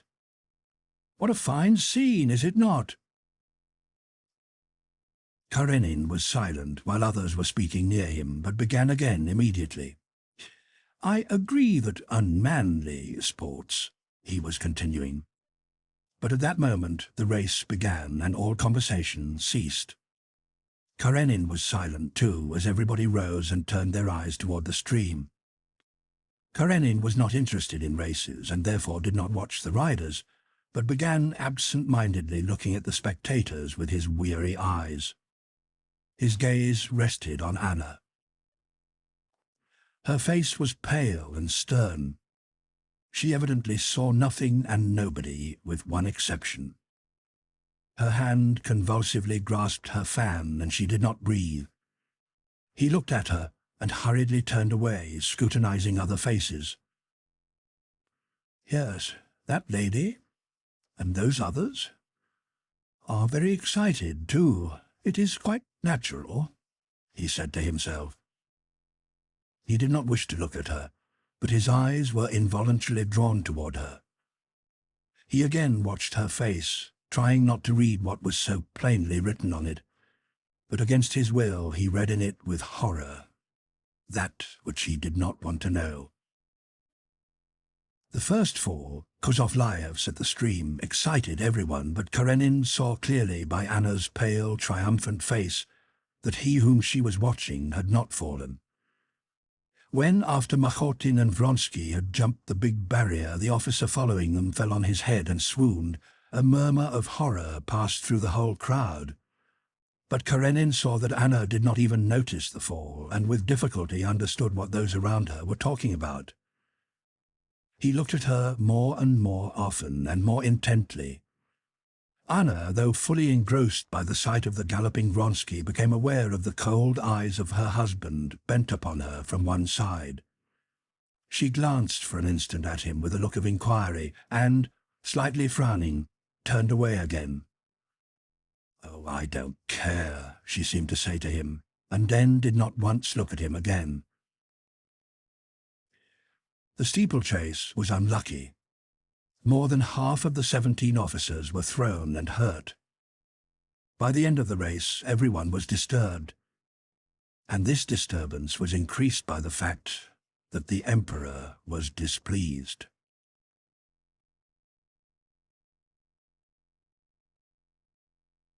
Chapter 29.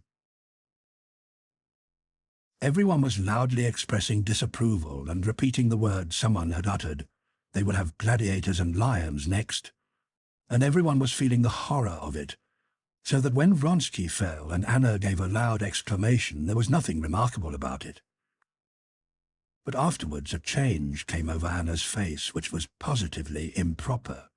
She quite lost self-control. She began to flutter like a captive bird, now rising to go, now addressing Betsy. "Let us go," she said. But Betsy did not hear her. She was leaning over to speak to a general who was below. Karenin approached Anna and politely offered her his arm. "Come, if you like," he said in French. But Anna listened to what the general was saying and did not notice her husband. "He too has broken his leg, they say.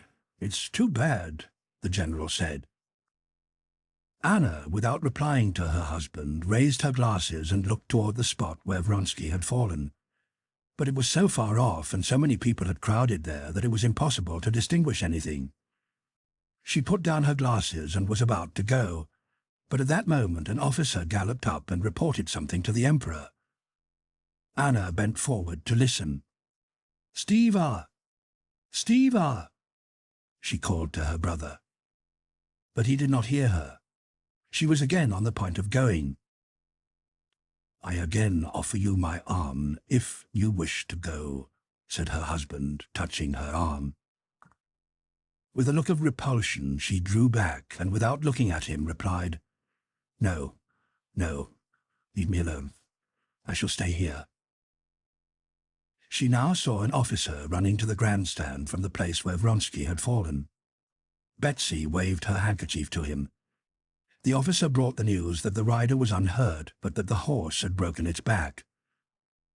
On hearing this, Anna quickly sat down and hid her face behind her fan. Karenin saw that she was crying and that she was unable to keep back either her tears or the sobs that made her bosom heave. He stepped forward so as to screen her, giving her time to recover.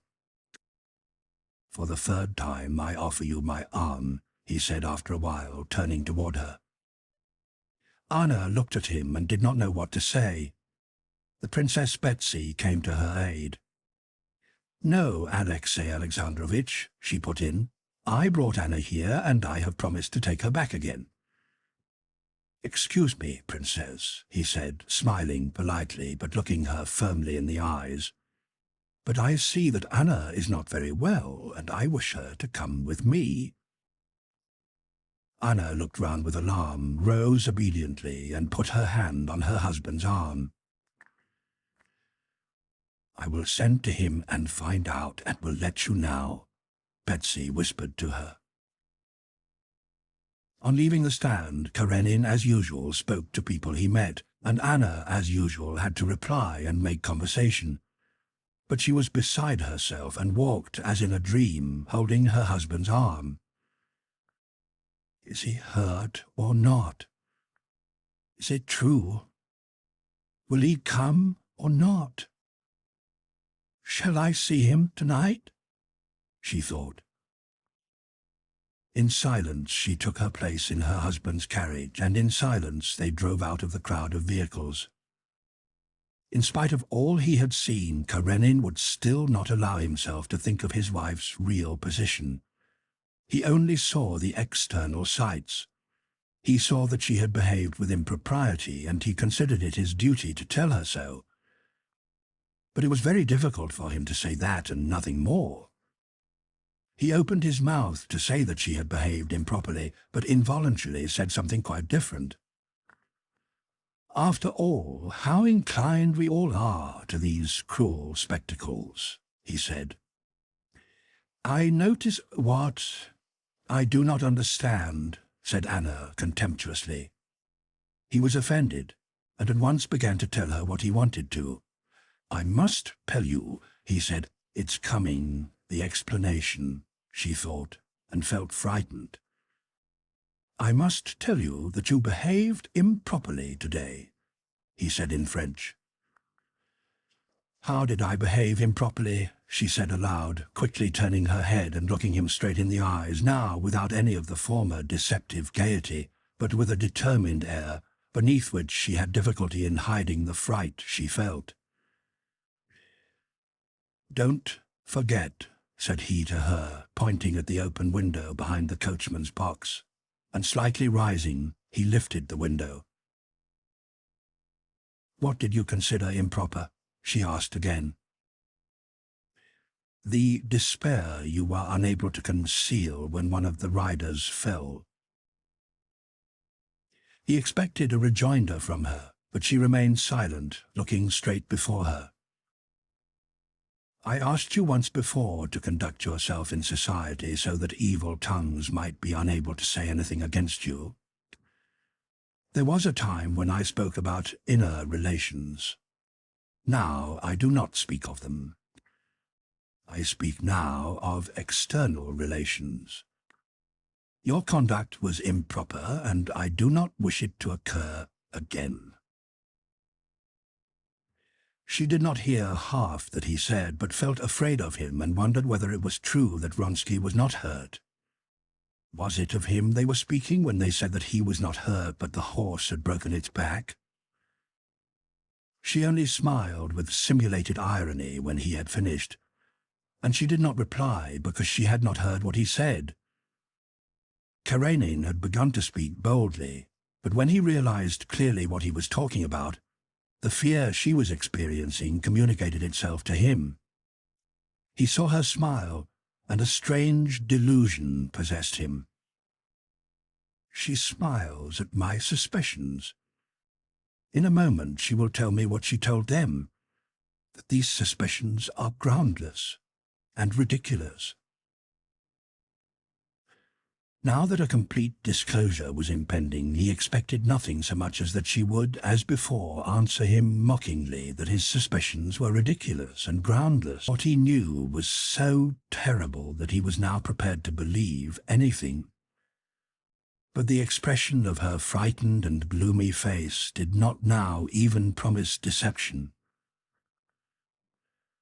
"Perhaps I am mistaken," said he. "In that case, I beg your pardon."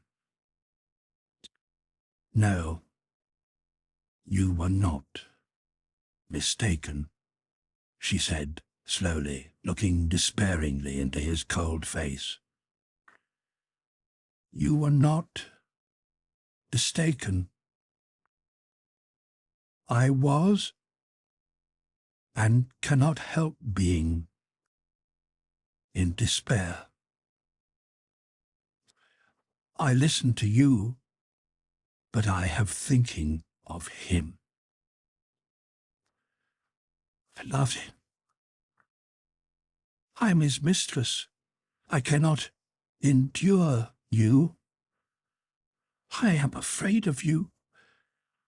And I hate you. Do what you like to me." And throwing herself back into the corner of the carriage, she burst into sobs, hiding her face in her hands. Karenin did not move and did not change the direction in which he was looking, but his face suddenly assumed the solemn immobility of the dead, and that expression did not alter till they reached the house. As they were driving up to it, he turned his face to her, still with the same expression, and said, "Yes, but I demand that the external conditions of propriety shall be observed till—" his voice trembled, "till I take measures to safeguard my honor and inform you of them." He alighted first and helped her out. In the presence of the servants, he pressed her hand, re-entered the carriage, and drove off toward Petersburg. After he had gone, the Princess Betsy's footman brought Anna a note. "I sent to Alexei to inquire about his health. He writes that he is safe and sound, but in despair."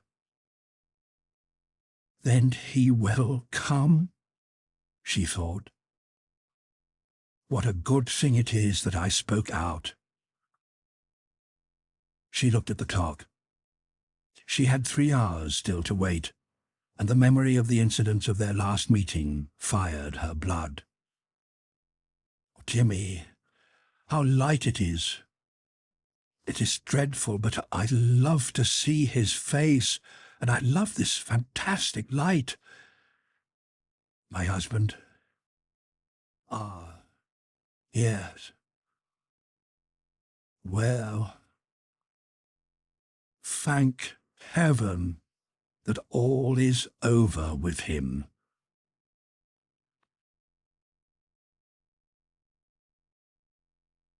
Chapter 30. As always happens where people congregate, the usual crystallization, if we may so call it, of society took place in the little German watering place to which the Scherbatskys had come, assigning to each person a definite and fixed position. As definitely and inevitably as a particle of water exposed to the cold assumes the well-known form of a snow crystal, did each newcomer on his arrival at the watering place immediately settle into his natural position.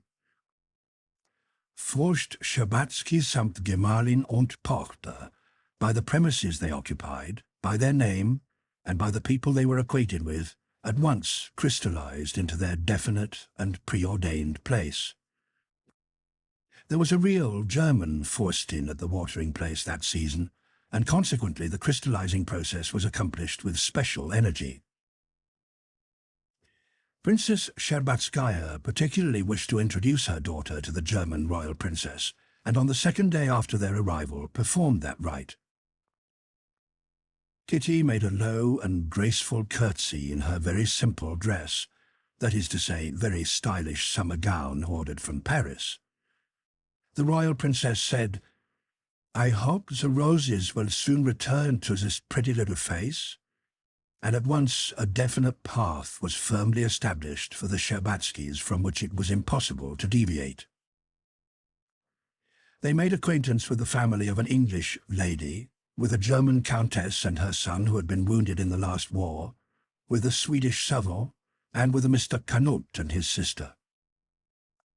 But the people with whom they necessarily associated most were a Moscow lady, Maria Evgenievna Arkisheva, and her daughter, whom Kitty found unpleasant because her illness was due to the same cause as Kitty's, a love affair, and a Moscow colonel, whom Kitty from childhood had seen and known in uniform with epaulettes, and who here, with his small eyes, low collar and coloured necktie, looked indescribably comical, and was also wearisome because it was impossible to get rid of him.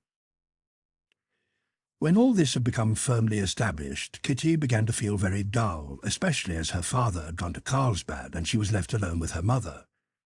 She was not interested in the people she knew, for she felt that nothing new would come from them. Her chief private interest of the watering place consisted in observing those whom she did not know and making conjectures about them. It was a characteristic of Kitty's always to expect to find the most excellent qualities in people, especially in those she did not know.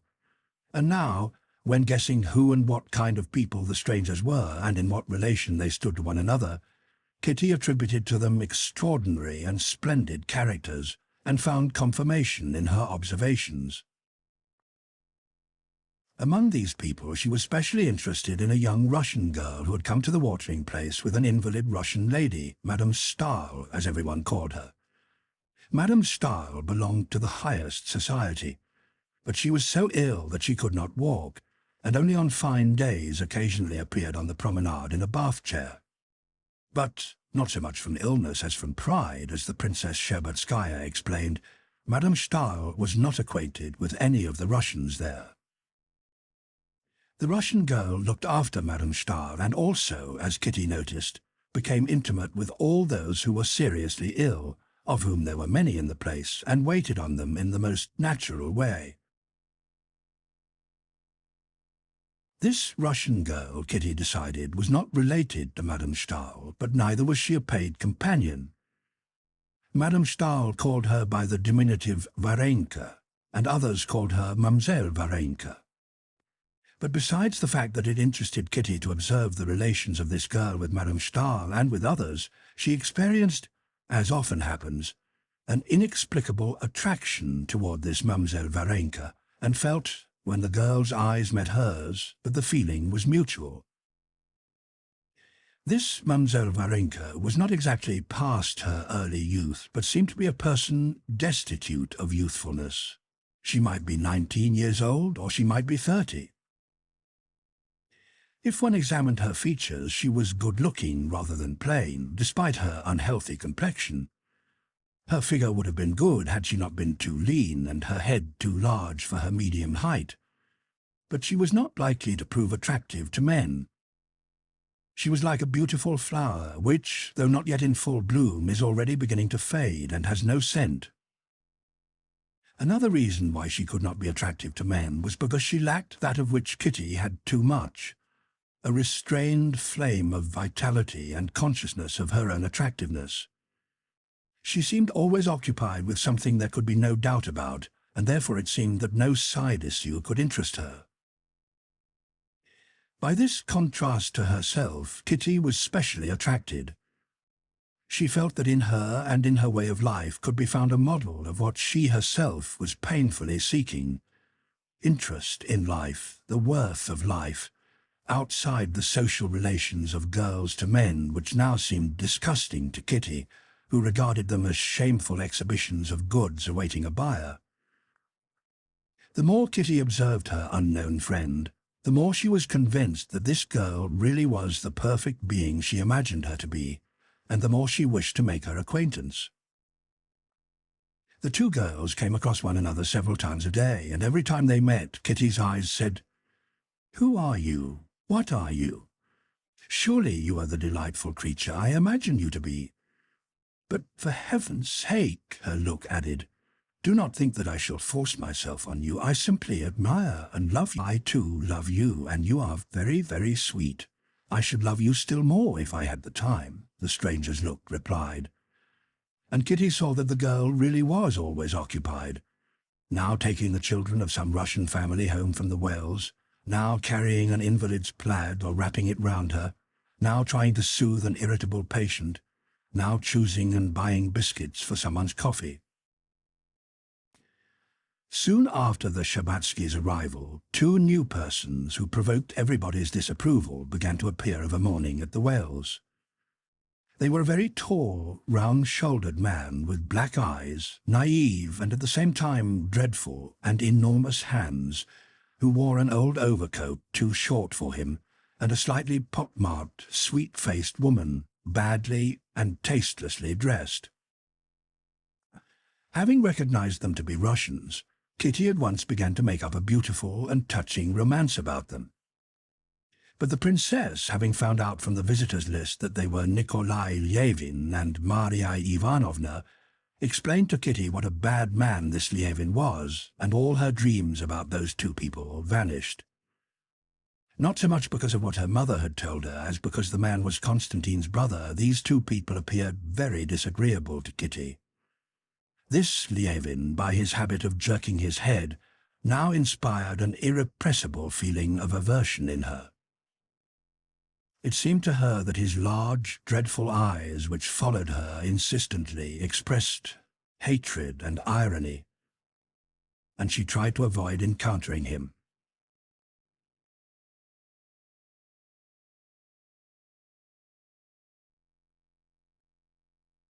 Chapter 31. It was a dull day. It rained the whole morning, and the patients with their umbrellas crowded the covered gallery. Kitty was walking with her mother and the Moscow colonel, who swaggered gaily in his short German coat bought ready-made in Frankfurt. They kept to one side of the gallery, trying to avoid Lievin, who was walking on the other side. Varenka, in her dark dress and a black hat with turned-down rim, was pacing the whole length of the gallery with a blind Frenchwoman, and each time she met Kitty they exchanged a friendly look. "Mamma, may I speak to her?" asked Kitty, following her unknown friend with her eyes and noticing that she was moving toward the well and that they could meet her there. "Well, if you want so much, I will inquire about her first and will speak to her myself," answered her mother. "What do you see particular in her? I expect she's a companion." If you like, I will make Madame Stahl's acquaintance. I knew her sister-in-law," added the princess, raising her head proudly. Kitty knew that her mother was offended that Madame Stahl seemed to avoid making her acquaintance. Kitty did not insist. "She's wonderfully sweet," she said, looking at Varenka, who was handing a tumbler to the Frenchwoman. "See how naturally and sweetly she does it." "How absurd your infatuations are," said the princess. "Come, we'd better turn back," she added, as she noticed Levin coming toward them with his lady and a German doctor to whom he was talking loudly and angrily. They were just turning to go back when they suddenly heard voices not merely loud, but shouting. Levin had stopped and was shouting, and the doctor was also excited. A crowd collected about them. The princess and Kitty withdrew hurriedly, but the colonel joined the crowd to find out what the noise was all about. In a few minutes he overtook Kitty and her mother. "What was the matter?" asked the princess. "It's shameful and scandalous," replied the colonel. "The one thing to fear is meeting Russians abroad. That tall gentleman has been quarrelling with the doctor and insulting him because he's dissatisfied with the doctor's treatment. He shook his stick at him. It's simply shameful." "Ah, how unpleasant," said the princess. "But how did it all end?" "Luckily that, the girl with a hat like a mushroom, she's Russian, I think, intervened," said the colonel. "Mademoiselle Varenka?" asked Kitty in a pleased tone. Yes, she knew what to do before anyone else. She took that fellow by the arm and led him away." "There, mamma," said Kitty, "and you were surprised that I admire her?" The next day, watching her unknown friend, Kitty noticed that she was already on the same footing with Levin and his young woman as she was with her other protégés. She went up to them, talked to them, and acted as interpreter for the woman who spoke nothing but Russian. Kitty begged her mother more than ever to allow her to make Varenka's acquaintance, and much as the princess disliked appearing to take the first step toward getting acquainted with Madame Stahl, who allowed herself to be proud of something or other, she made inquiries about Varenka, and having learnt particulars which allowed her to conclude that though there might be little good, there would be no harm in this acquaintance, she herself approached Varenka. Choosing a moment when her daughter had gone to the well and Varenka had stopped in front of a baker's shop, the princess went up to her. "Allow me to introduce myself," said the princess with her dignified smile. "My daughter has fallen in love with you. Perhaps you don't know me.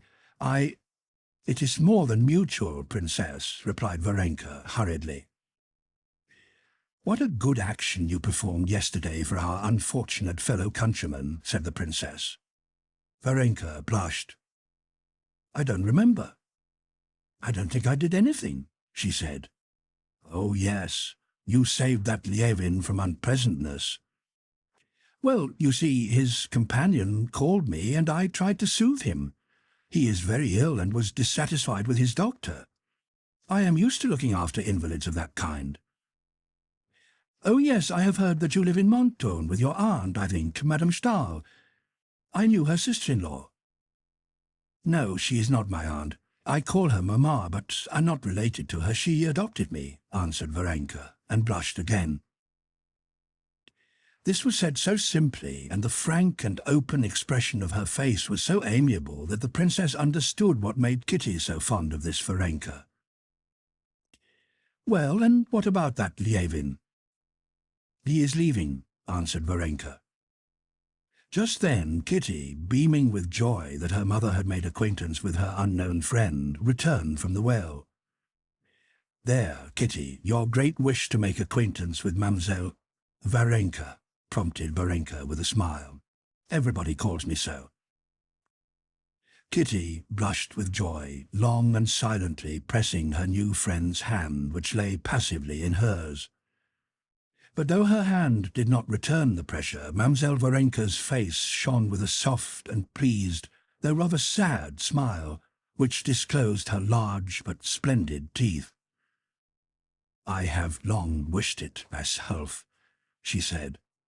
"But you are so busy." "Oh, on the contrary, I have no occupation at all," answered Varenka. But at that very moment she had to leave her new friends because two little Russian girls, the children of one of the invalids, ran up to her. "Varenka, Mama wants you," they shouted, and Varenka went with them.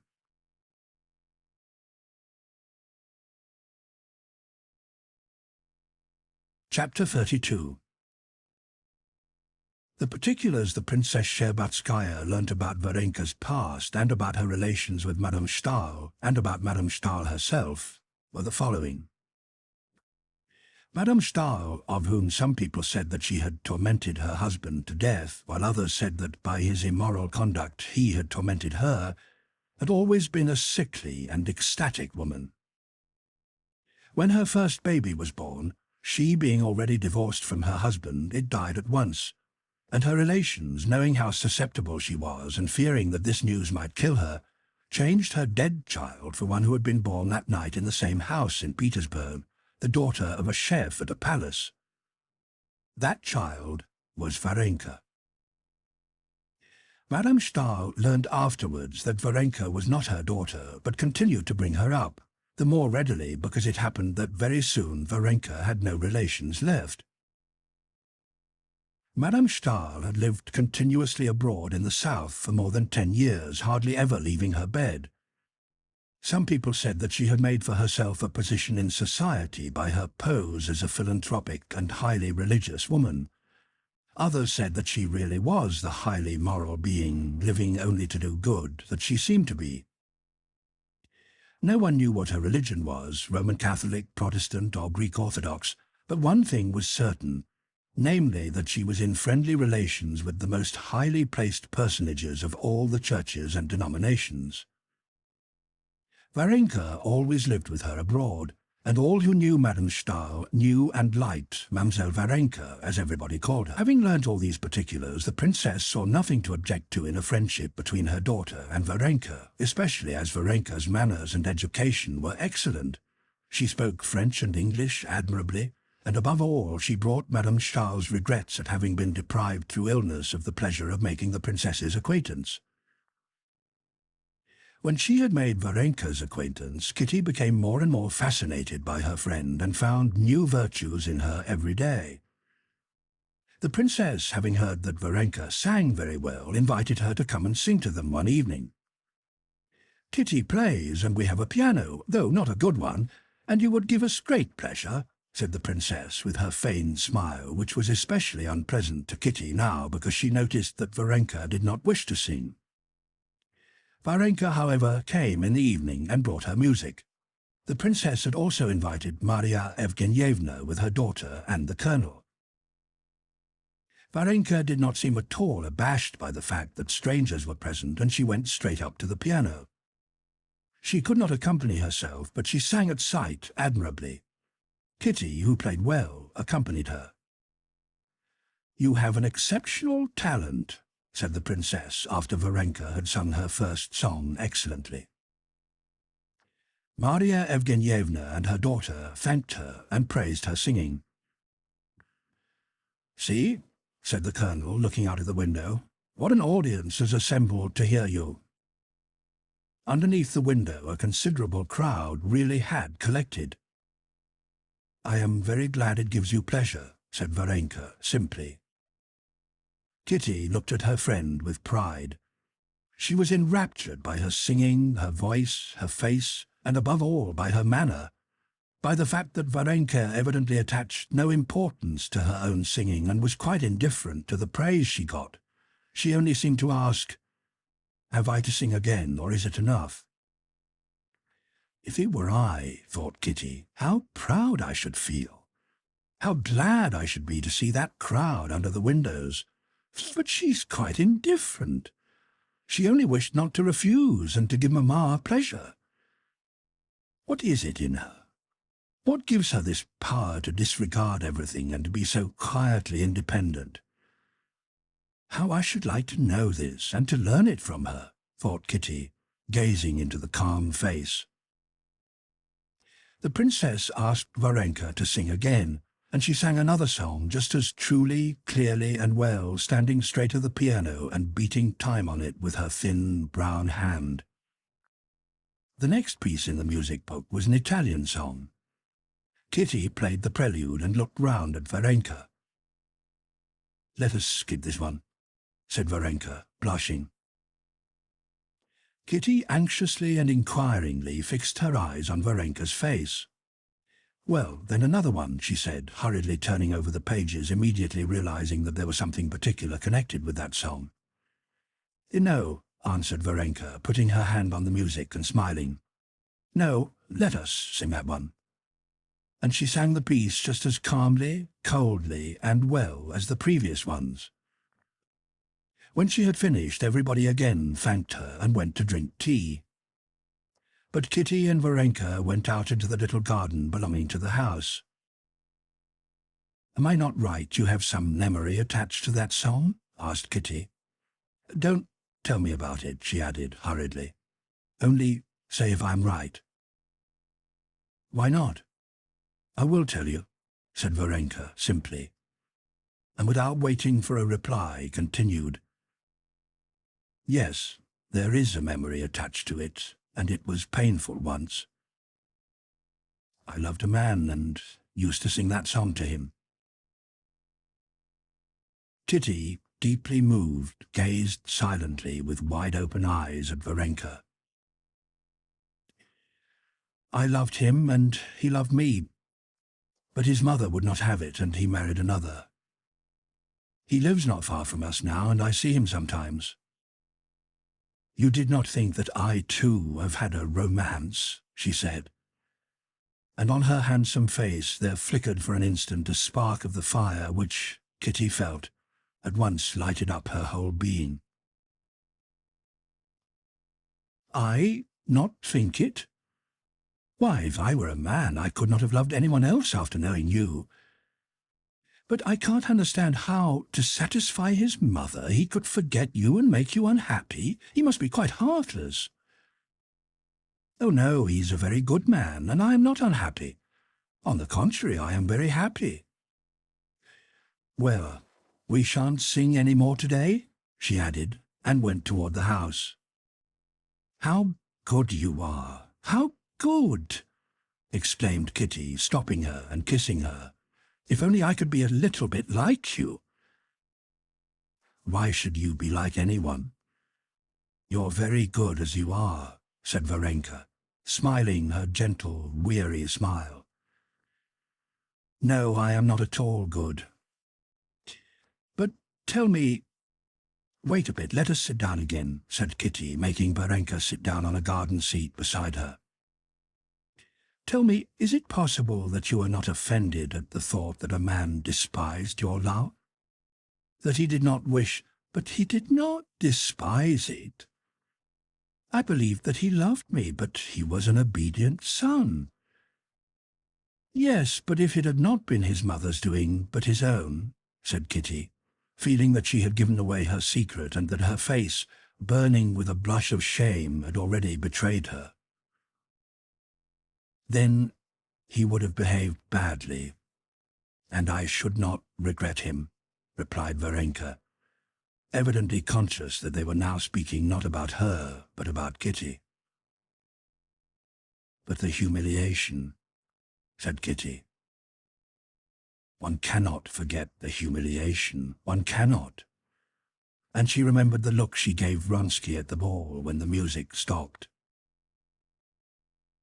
"Where is the humiliation? You did not do anything wrong."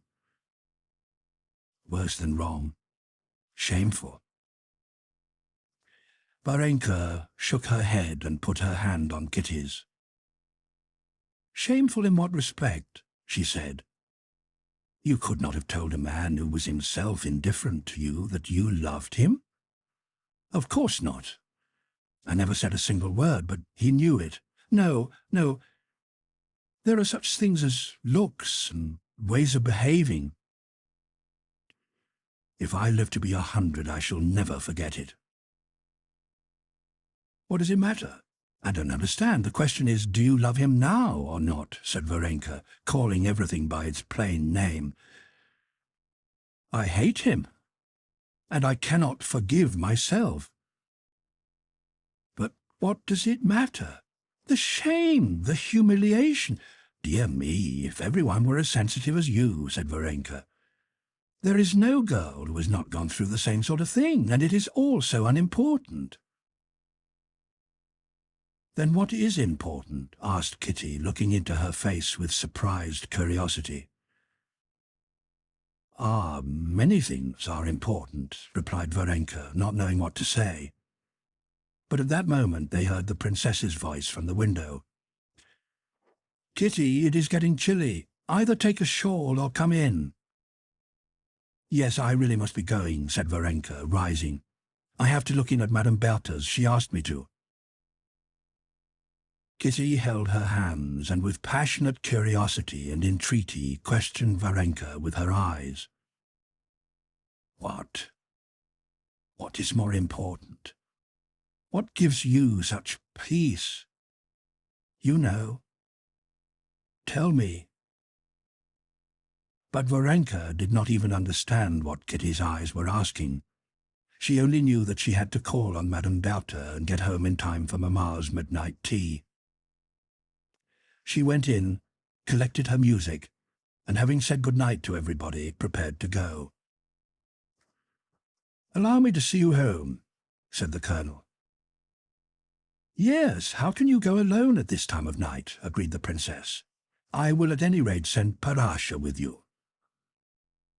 Kitty noticed that Varenka had difficulty in suppressing a smile at the idea that she needed anyone to see her home. "Oh, no, I always go out alone, and nothing ever happens to me," she said, taking up her hat. And kissing Kitty again, but without telling her what was most important, she went out with vigorous steps with her music under her arm, and disappeared in the semi-darkness of the summer night, carrying with her the secret of what was important, and to what she owed her enviable tranquillity and dignity.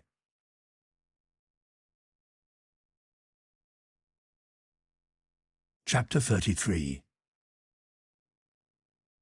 Kitty also became acquainted with Madame Stahl, and this acquaintanceship, together with Varenka's friendship, not only had a great influence on Kitty, but comforted her in her sorrow. What comforted her was that a perfectly new world was revealed to her, a world that had nothing in common with her past, an exalted, admirable world, from the heights of which it was possible to regard that past calmly. It was revealed to her that besides that instinctive life she had lived hitherto, there was also a spiritual life. That life was revealed by religion, but a religion that had nothing in common with that which Kitty had known since her childhood, and which found expression in Mass and Vespers at the private chapel of the widow's almshouse, where one could meet one's friends, and in learning Slavonic texts by heart with the priest. This was a lofty, mystical religion, connected with a series of beautiful thoughts and feelings, which it was not only possible to believe because one was told to, but even to love. Kitty did not learn all this from words. Madame Stahl spoke with her as with a dear child who gives one pleasure by reminding one of one's own past, and only once mentioned that love and faith alone can bring relief in all human sorrows, and that no sorrows are too trivial for Christ's compassion. Then she immediately changed the subject. But in Madame Stahl's every movement, every word, every heavenly look, as Kitty called it, and especially in the whole story of her life, which Kitty learned from Varenka, she discovered what was important and what she had not known before.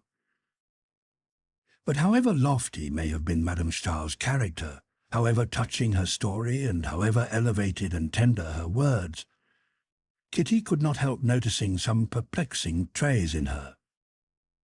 She noticed that Madame Stahl, when inquiring about Kitty's relatives, smiled contemptuously, which did not accord with Christian kindness. And once, when Kitty met a Roman Catholic priest at the house, she observed that Madame Stahl carefully hid her face behind the lampshade and smiled in a peculiar manner. Trifling as these things were, they disturbed Kitty, and she felt doubts about Madame Stahl. But Varenka, lonely, without relatives or friends, with her sad disillusionment, wishing for nothing and regretting nothing, personified that perfection of which Kitty only allowed herself to dream. In Varenka she saw that it was only necessary to forget oneself and to love others in order to be at peace, happy and lovely. And such a person Kitty wished to be. Having now clearly understood what was most important, Kitty was not content merely to delight in it, but immediately with her whole soul devoted herself to this newly revealed life. She formed a plan for her future life based on what Varenka told her about the work of Madame Stahl and of others whom she named. Like Madame Stahl's niece, Arline, of whom Varenka told her a great deal, Kitty determined, wherever she lived, to seek out the unfortunate, help them as much as she could, distribute gospels, and read the gospel to the sick, to criminals, and to the dying. The idea of reading the Gospels to criminals, as Arline did, charmed Kitty particularly. But all these were secret dreams which she did not speak of either to her mother or to Varenka. However, while waiting for the time when she could put her plans into operation on a larger scale, Kitty, imitating Varenka, here at the watering place where there were so many sick and unhappy people, easily found opportunities to apply her new rules. At first, the princess only noticed that Kitty was strongly influenced by her engouement, as she called it, for Madame Stahl, and especially for Varenka. She noticed that Kitty not only imitated Varenka's activities, but involuntarily copied her manner of walking, speaking, and blinking her eyes. But afterwards the princess also noticed that, apart from this infatuation, a serious spiritual change was taking place in her daughter. She saw that in the evening Kitty read the Gospels in French, given her by Madame Stahl, which she had not done before, that she avoided her society acquaintances and made up to the invalids who were under Varenka's protection, and especially to the family of Petrov, a poor, sick artist. Kitty evidently prided herself on fulfilling the duties of a sister of mercy in that family. This was all very well, and the princess had nothing against it, especially as Petrov's wife was quite a well-bred woman, and the German princess, having noticed Kitty's activities, praised her, calling her a ministering angel. It would have been quite right had it not been overdone. But the princess saw that her daughter was getting out of bounds, and spoke to her about it. "Il ne faut jamais rien outre," she said to her one day. But her daughter did not reply. She only felt in her soul that one could not speak of overdoing Christianity. How was it possible to exaggerate when following the teaching which bids us turn the other cheek when we are struck and give our coat when our cloak is taken? But the princess disliked this excess, and disliked it all the more because she felt that Kitty did not wish to open her whole heart to her. And Kitty really did hide her new views and feelings from her mother. She kept them secret not from want of respect and love, but just because her mother was her mother. She would have revealed them to anyone sooner than to her. "It seems a long time since Anna Pavlovna was here," said the princess once, speaking of Mrs. Petrova. "I invited her, and she did not seem pleased." "I did not notice anything, Mamma," said Kitty, flushing up. "Is it long since you went to see them?" "We are all arranging to go for a drive up the mountains tomorrow," replied Kitty. "Well, go if you like," said the princess, looking intently into her daughter's confused face and trying to guess the cause of her confusion. That same day Varenka came to dinner and said that Anna Pavlovna had changed her mind about going to the mountains tomorrow. The princess noticed that Kitty blushed again. "Kitty, have you not had some unpleasantness with the Petrovs?" the princess asked when they were again alone together. "Why has she stopped sending the children here and coming herself?" Kitty replied that nothing had passed between them and that she did not at all understand why Anna Pavlovna seemed dissatisfied with her. Kitty spoke the truth. She did not know why Anna Pavlovna had changed toward her, but she guessed it. She guessed it to be something that she could not tell her mother and did not even say to herself. It was one of those things which one knows and yet cannot say even to oneself, so dreadful and shameful would it be to make a mistake.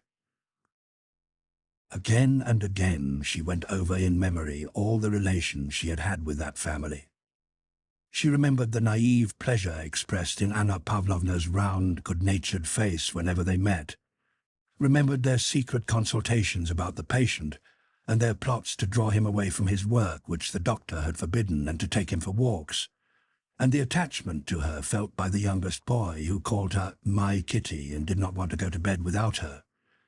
How good it had all been!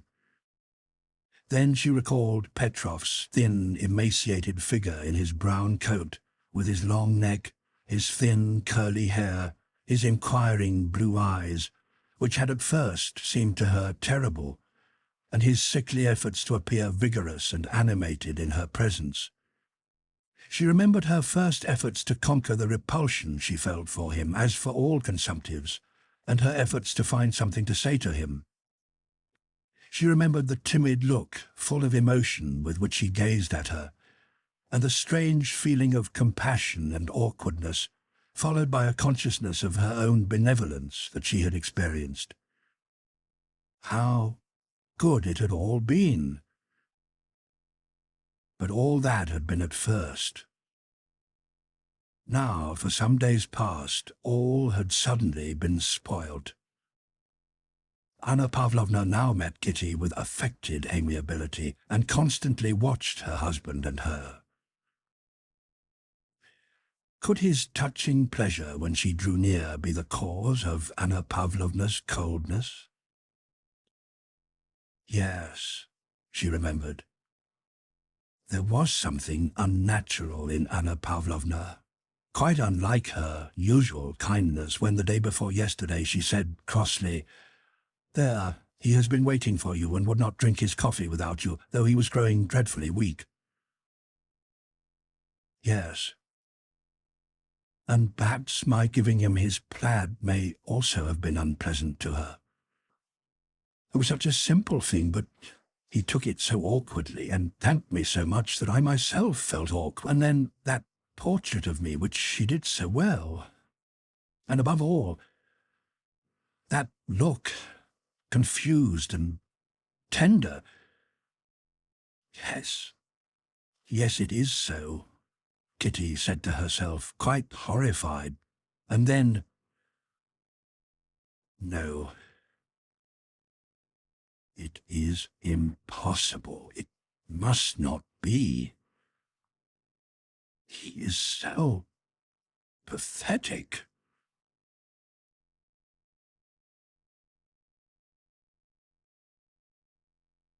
Chapter 34. Quite toward the end of the season, Prince Shtcherbatsky, who from Carlsbad had gone on to Baden and Kissingen to see some Russian friends and to inhale some Russian spirit, as he expressed it, returned to his family. The views of the prince and princess on life abroad were diametrically opposed. The princess found everything admirable, and in spite of her firmly established position in Russian society, tried when abroad to appear like a European lady, which she was not, being thoroughly Russian. She therefore became somewhat artificial, which made her feel uncomfortable. The prince, on the contrary, considered everything foreign detestable and life abroad oppressive, and kept to his Russian habits, purposely trying to appear more unlike a European than he really was. He returned looking thinner, with the skin on his cheeks hanging loose, but in the brightest of spirits. His spirits were still better when he saw Kitty completely recovered. The news of her friendship with Madame Stahl and Varenka, and the information the princess gave him of the change she had observed in Kitty, disturbed him and aroused in him his usual feelings of jealousy toward anything that drew his daughter away from him, and of fear lest she might escape from his influence into regions inaccessible to him. But these unpleasant rumours were soon drowned in that sea of kind-hearted cheerfulness which was always within him, and which was increased by the Carlsbad water. The day after his arrival, the prince, attired in a long overcoat and with his Russian wrinkles and his slightly puffy cheeks supported by a stiff collar, went out in the brightest of spirits to the springs with his daughter. The morning was lovely. The bright, tidy houses with their little gardens, the sight of the red-faced, red-armed, beer-saturated German housemaids, and the clear sunshine cheered the heart. But the nearer one came to the spring, the more often one met sick people, whose appearance seemed yet sadder amid these customary well-ordered conditions of German life. Kitty was no longer struck by this contrast. The bright sunshine, the gay glitter of the green trees, and the sounds of music had become for her the natural framework of all these familiar figures, and of the changes for better or for worse which she watched. But to the prince, the radiance of the June morning, the sounds of the band playing a fashionable and merry valse, and particularly the appearance of the sturdy maidservants, seemed improper and monstrous, in contrast with all those melancholy living corpses collected from all parts of Europe. In spite of the pride and the sense of renewed youth which he experienced while walking arm in arm with his favourite daughter, he felt almost awkward and ashamed of his powerful stride and his large, healthy limbs. He had almost the feeling that might be caused by appearing in company without clothes. Introduce me to your new friends," he said to his daughter, pressing her arm with his elbow. "I've even taken a liking to your nasty Soden, because it has done you so much good. But it's sad, this place of yours. Very sad." "Who's that?" Kitty told him the names of the acquaintances and others whom they met. Just at the entrance to the gardens they met the blind Madame Bertha with her guide, and the prince was pleased by the tender look on the old Frenchwoman's face when she heard Kitty's voice. With French exaggeration she at once began talking to him, admiring him for having such a delightful daughter, and in Kitty's presence praised her up to the skies, calling her a treasure, a pearl, and a ministering angel. "Then she must be angel number 2, the prince remarked with a smile. "She calls Mademoiselle Varenka angel number 1.